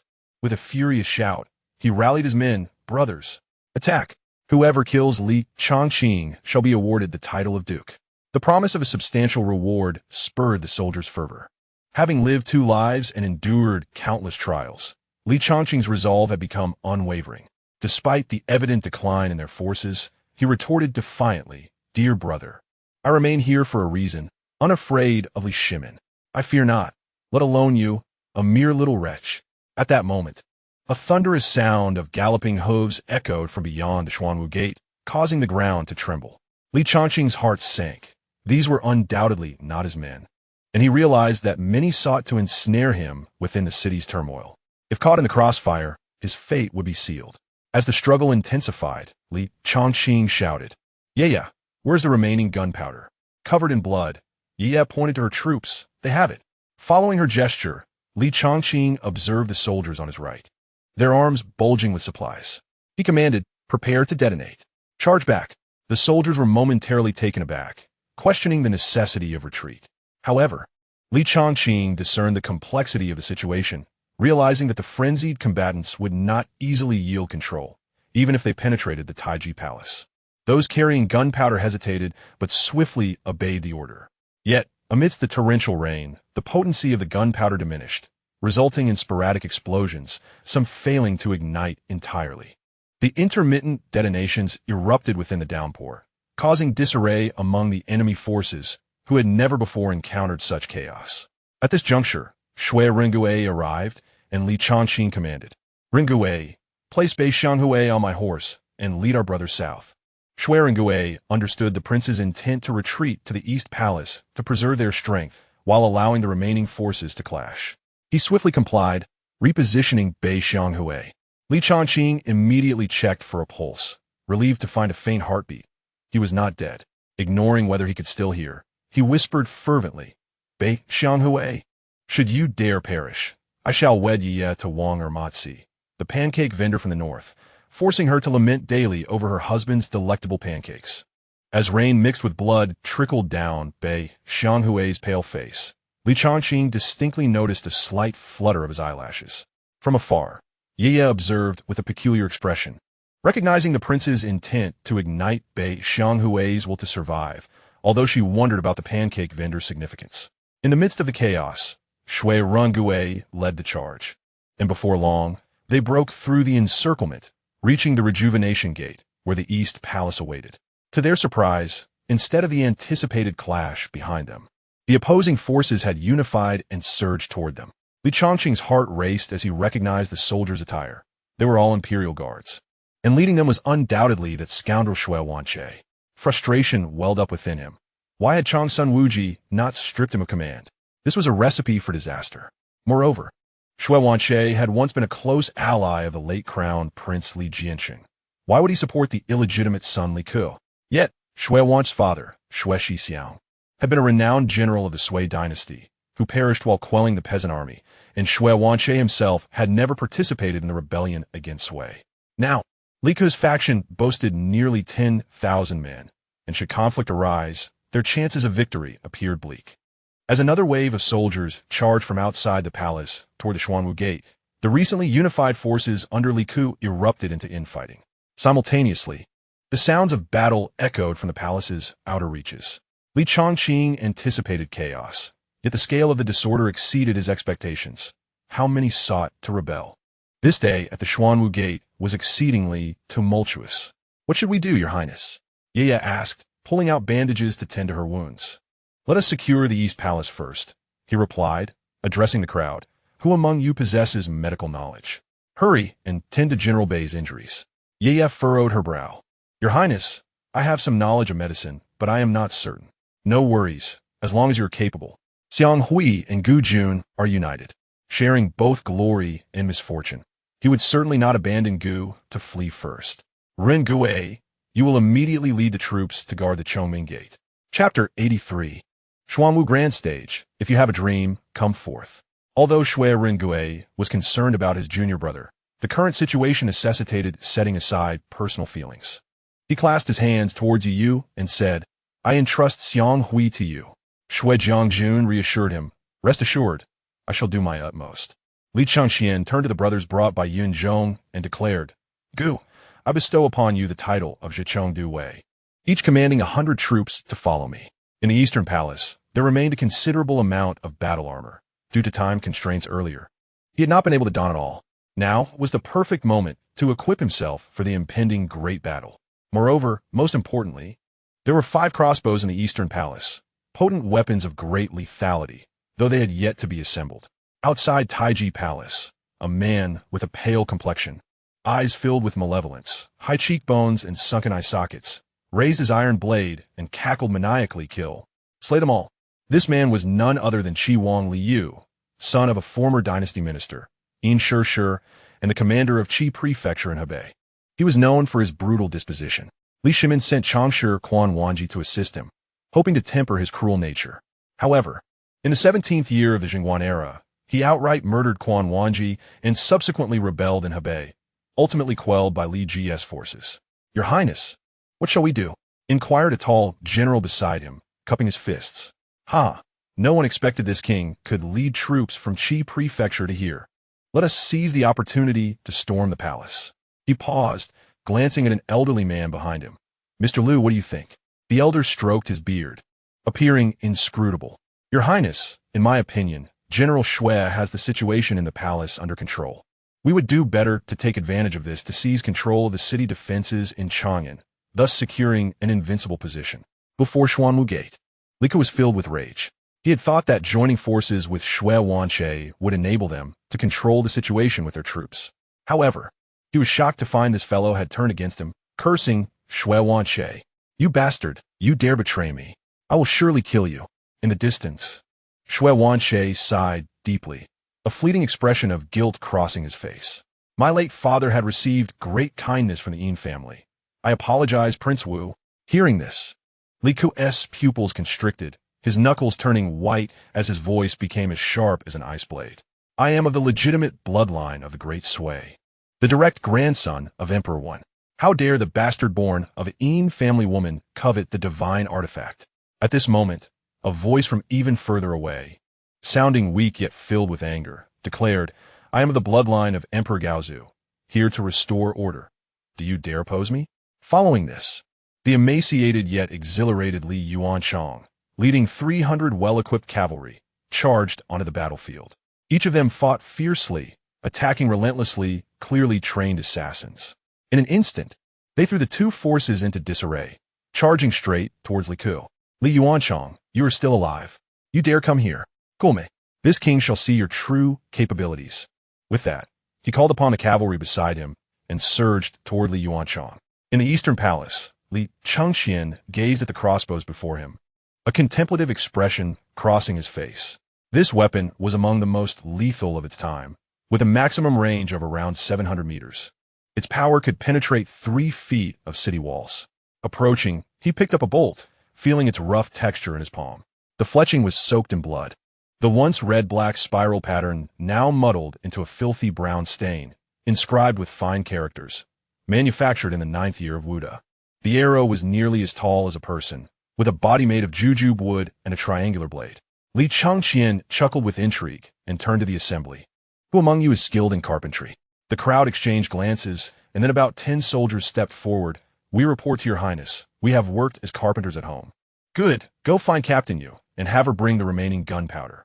Then, addressing the carpenters, you are to immediately hollow out the center of these bolts at the fastest speed, fill them with gunpowder, mix in some iron shards, and seal them tightly. Remember to ensure they are airtight. Though they did not fully understand the specifics of the task, they clasped their hands and replied, as you command. The combination of crossbow bolts and gunpowder could not compare to the large-scale weaponry of the past, but their lethality should not be underestimated. It would surely obliterate these scoundrels. The fighting near Xuanwu Gate grew increasingly brutal. The torrential rain poured down like a heavenly river, soaking the bluestone path, which was already drenched in blood. Rainwater mingled with corpses, forming countless crimson streams in the brick cracks. The air was thick with the nauseating scent of rain mixed with blood. Li Ke gasped heavily, staring at Li Yuanchang before him. Shui Wanche, there are too many troops. Should we not unite our forces? Li Yuanchang, already depressed and lacking appetite for days, found it increasingly difficult to maintain his strength, despite the fierce desire driving him to fight. His strikes slowed, his breath became labored, and his already pale face turned a sickly yellow. Nevertheless, he had the ability to incite Du Jingluan and others to secretly assassinate Li Tai without Li Chengqian's knowledge. With a slight shift of his eyes, he proposed, given the powerful insurrection, perhaps we should storm Taiji Palace, seize control of the officials, and let the rebel forces clash with the Eastern Palace troops while we wait for the opportune moment to act. Although Li Ke was valiant, he lacked the same level of cunning. Nevertheless, he quickly realized the brilliance of this plan, though he pondered how to eliminate the formidable Li Yuanchang once the scheme succeeded. Very well, we shall proceed according to Han Wang's strategy. In the Taiji Palace's morning hall, the officials, hearing the chaotic sounds of battle outside, were filled with trepidation. Yuan Shiji, Li Daozong, and others looked toward Li Shaogong. Your Highness, please give the order. As long as you speak, we will protect you and break through. Yes. With our prestige in the army, once we break out of the city, we can gather tens of thousands of elite troops within days. And we shall surely quell the chaos. The important ministers, including Fang Xianling, also looked to Li Shaogong. The current situation was indeed more tumultuous than expected, and they were somewhat uncertain. Moreover, if Li Shimin truly feigned death, he should appear, given the current circumstances. As they contemplated, their gazes frequently darted toward Li Shimin's coffin. Filled with concern, Your Highness, perhaps we should first break out before making any decisions. Suddenly, from the corner where he had been invisible, Li Jing stepped forward. His voice steady. He held comparable prestige to Li Shaogong in the army. As long as these two acted, even if they could not quell the rebels, breaking through was still feasible. Li Shaogong's brow twitched slightly as he met the gaze of this old comrade. Oh, you two believe we should charge out? Chapter 84 Breakthrough.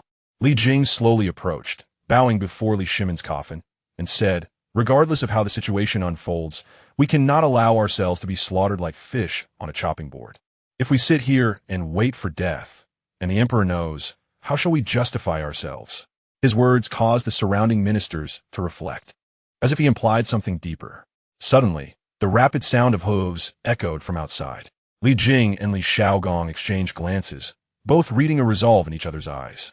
All right, then we shall charge out together, but those who wish to remain, I will not stop. As soon as Li Shaogong's words fell, a group responded immediately. Fang Xianling slowly spoke. I wish to accompany the prince. He scanned the others. What say you? The ministers who were usually close to him stepped forward. We all wish to accompany the prince. Changsun Wuji, who had been feigning death, glared coldly at Shui Dunli. Your Highness, should we not first eliminate this traitor?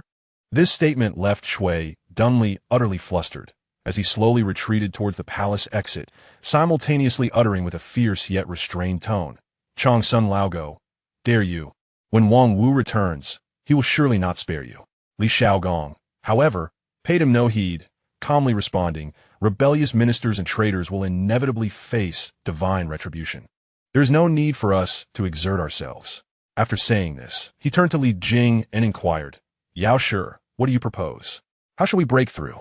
Though aged, Li Jing retained the vigor of a seasoned warrior, akin to the famed Lien Po at 60, and gazed steadily towards the distant Xuanwu Gate.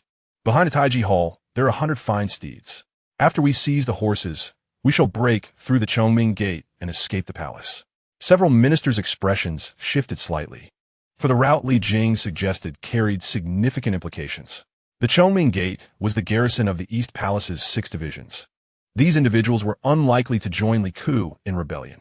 However, the predicament remained that Li Chengqian was now a rebel.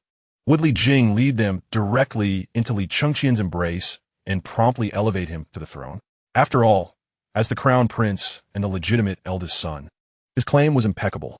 Li Shaogong disregarded such concerns, drawing a blade from the waist of a guard with a decisive clang, the cold gleam reflecting his resolute visage.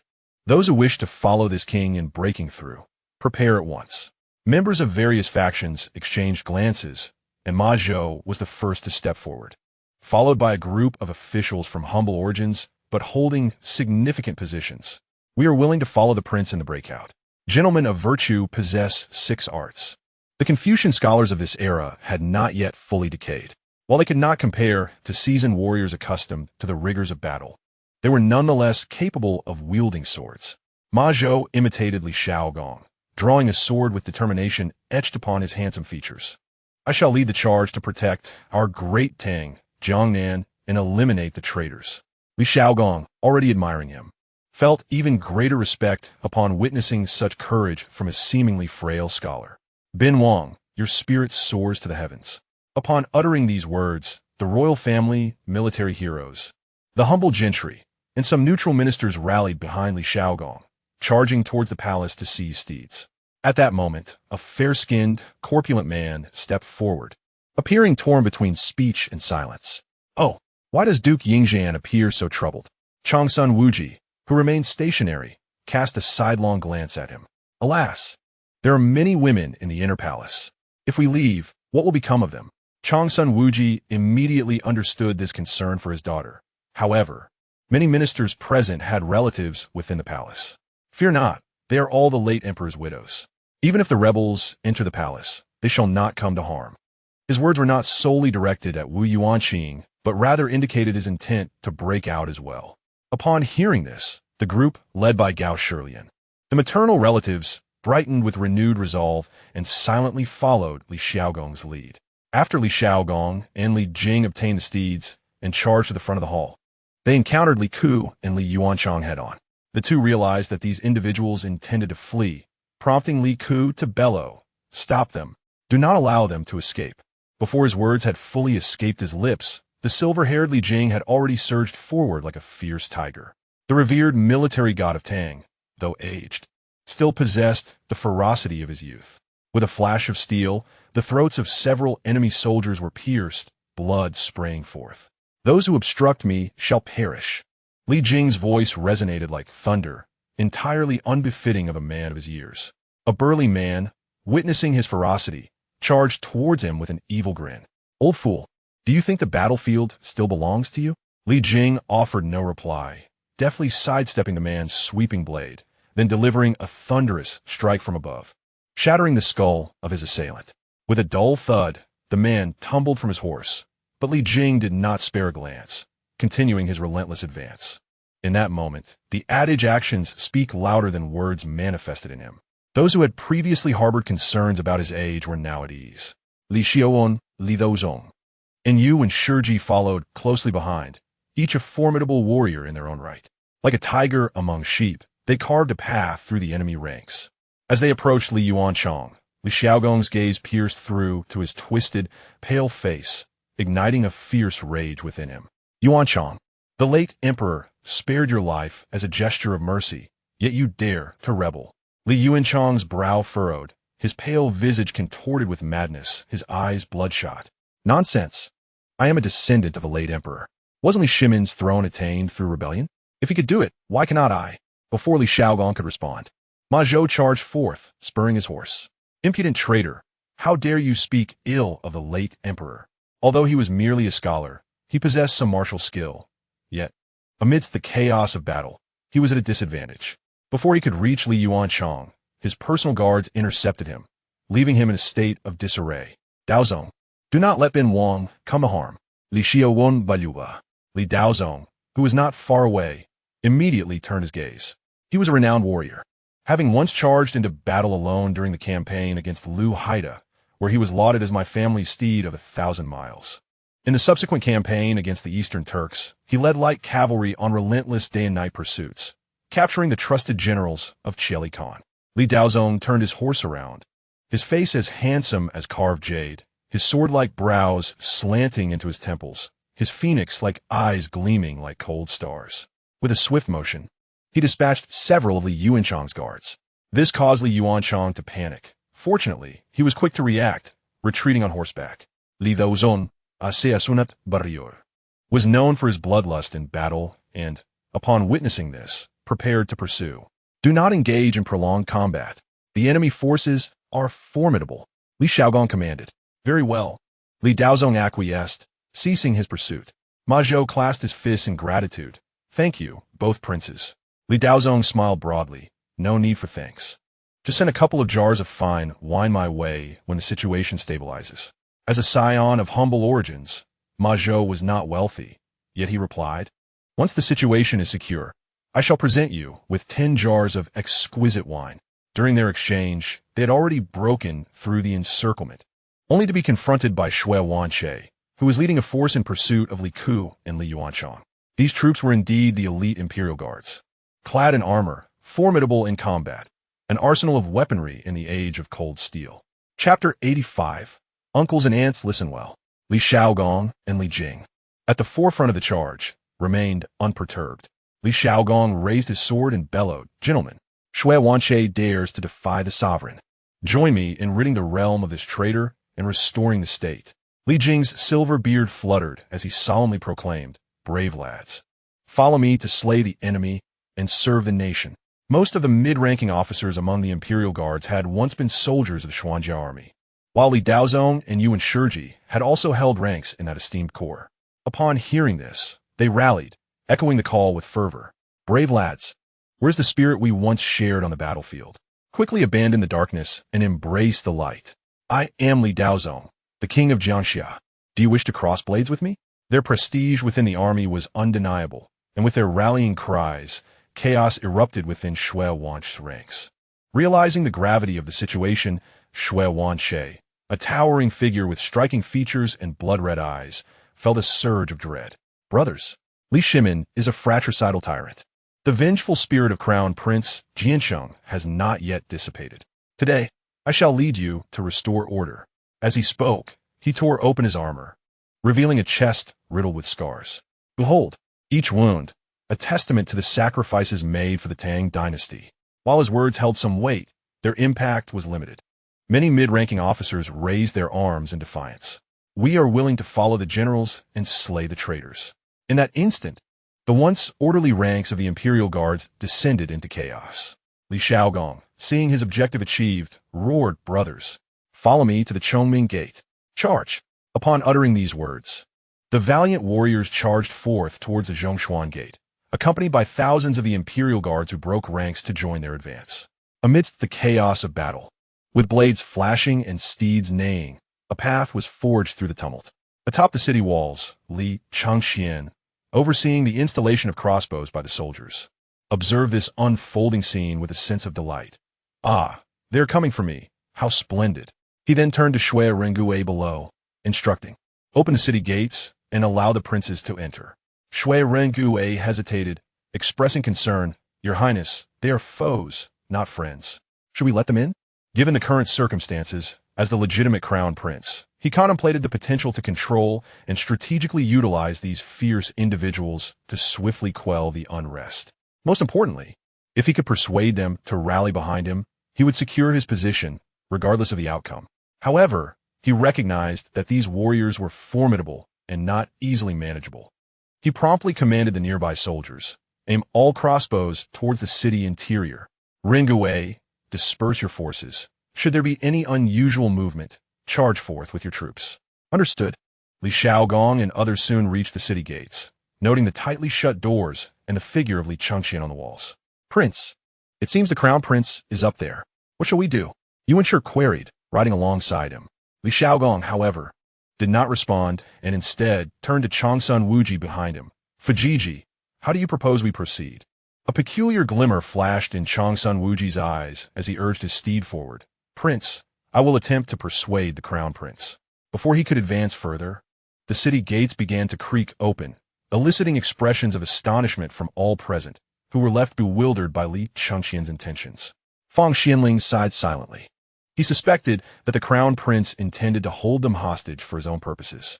Yet he lamented the complexity of the current situation, exclaiming inwardly, Your Majesty, what is your true intention? In a brief moment, they entered the city, joined by Shui Wanche's men, now numbering over 1,000. Shui Rengue, encircling them with his forces, inwardly groaned. With such an assembly of fierce warriors, any confrontation would be beyond their current military capability. Li Chengqian remained unperturbed, surveying the gathered throng from his vantage point. Ah, is that not my royal uncle? Ha ha, it has been a while. How have you fared? Li Xiaogong was taken aback by this unexpected demeanor, momentarily speechless. Before bursting into laughter, ha ha, Your Highness, your concern is appreciated. I am well. That is good to hear. And you, Duke Wei? Last time on the grasslands, you fled rather swiftly, and we did not have the chance to meet. I must invite you for a drink later. Li Jing sheathed his sword, revealing a hint of a smile on his otherwise formidable visage. Ha ha, Your Highness's military strategies are unparalleled. I truly admire your prowess. Shall we engage in a contest today? Li Chengqian waved his hand dismissively. No, we are all allies here. There is no need for competition. His gaze then shifted to Changsun Wuji. Ah, dear uncle, who would have thought we would meet under such circumstances? A flicker of conflict crossed Changsun Wuji's face, but he quickly regained his composure, bowing respectfully. I am Changsun Wuji, honored to meet His Highness, the Crown Prince of the Tang. The ministers present were momentarily taken aback, as was Li Chengqian. His words were unmistakable, acknowledging Li Chengqian's status as the Crown Prince, and with such recognition, the ascent to the throne seemed inevitable. Li Xiaogong looked on with regret, sighing, Fujiji, you ought not to act thus. Changsun Wuji bowed his head in silence, betraying no change in emotion. Li Chengqian's Gaza Sharpanat. Gentlemen, I command you to lay down your weapons at once. Otherwise, do not blame the blades for their indiscriminate nature. Li Daozong interjected with a scowl. Humph. You may be the crown prince, but you are also a traitor. We shall not yield to you. Surrender the princes Wei and Jin, or we shall strike without mercy. Ha ha. The Duke of Jiangxia possesses great spirit.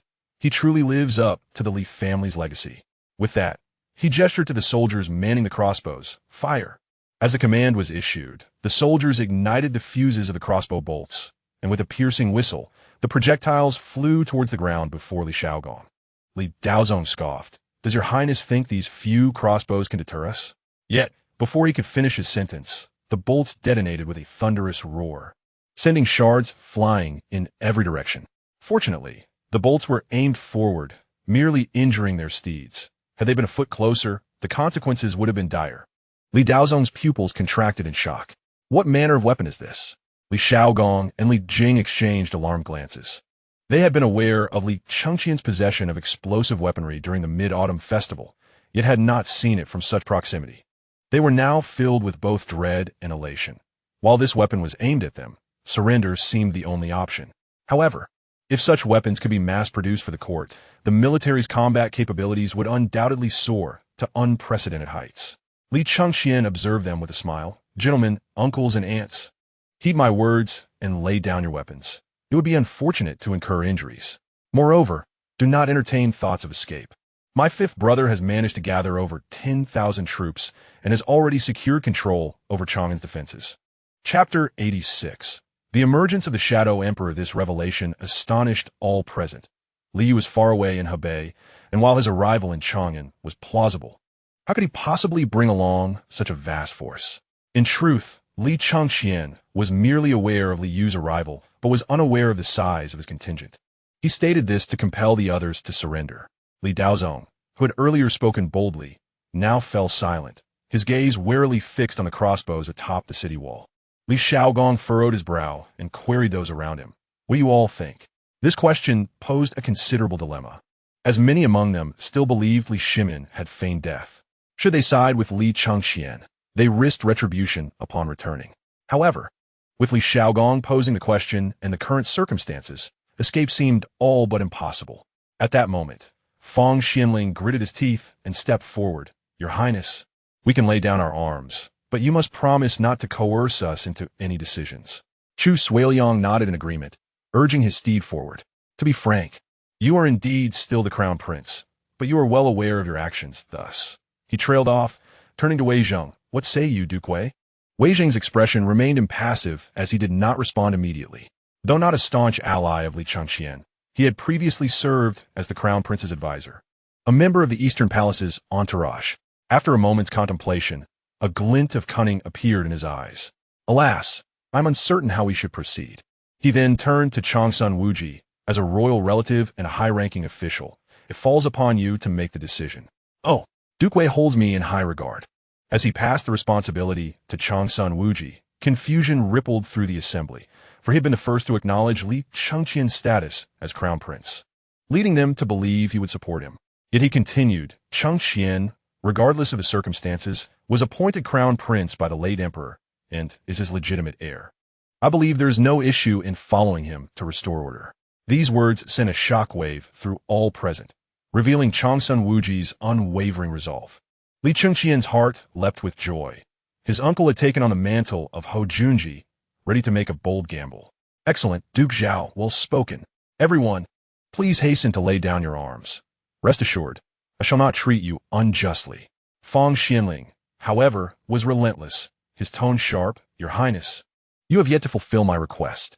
Ah, this fellow is determined to antagonize me, Li Chengqian thought, signaling the soldiers beside him, contemplating the possibility of silencing Fang Xianling permanently. At that moment, Li Xiaogong reached out to restrain Fang Xianling. Enough. I trust that His Highness will not compel us into anything. Raising his gaze towards him, there was an intriguing depth in his eyes. Your Highness, what do you think? Li Chengqian had always felt that Li Xiaogong's attitude towards him was rather peculiar, prompting him to ponder. It seemed that these members of the royal family might believe that the means employed by Li Shimin during the Xuanwu Gate incident were excessively ruthless, inevitably harboring some dissatisfaction. However, given the circumstances at that time, even Li Yuan had abandoned the situation. These individuals, no matter how they might act, were rendered powerless. Very well. It is rare for the prince to be trusted. He then turned his attention to the distant figure of Shui Rengui. General Shui, please confiscate their weapons and escort them to the East Palace for a respite. Having spent considerable time together with him, Shui Rengui immediately comprehended his intent. He rode forward and addressed the soldiers. Everyone, lay down your weapons. The troops under my command will assist in fortifying the city defenses. Li Xiaogong was the first to dismount, casting his weapon onto the vacant ground, followed by Li Jing. The others, particularly Fang Xianling, though reluctant, had no choice but to acquiesce, and gradually, all surrendered their arms. Witnessing this, Li Chengqian burst into laughter. Splendid. Esteemed guests, I shall rely on you for many matters henceforth. Once Shui Rengui had collected the weapons and led away their 1,000-strong contingent, Li Chengqian also descended from the city wall. In the East Palace's Grand Hall, he surveyed the crowd and jested. I truly did not expect to encounter you all under such circumstances. It is indeed a poignant reminder of the unpredictability of fate. He then approached, grasping the arms of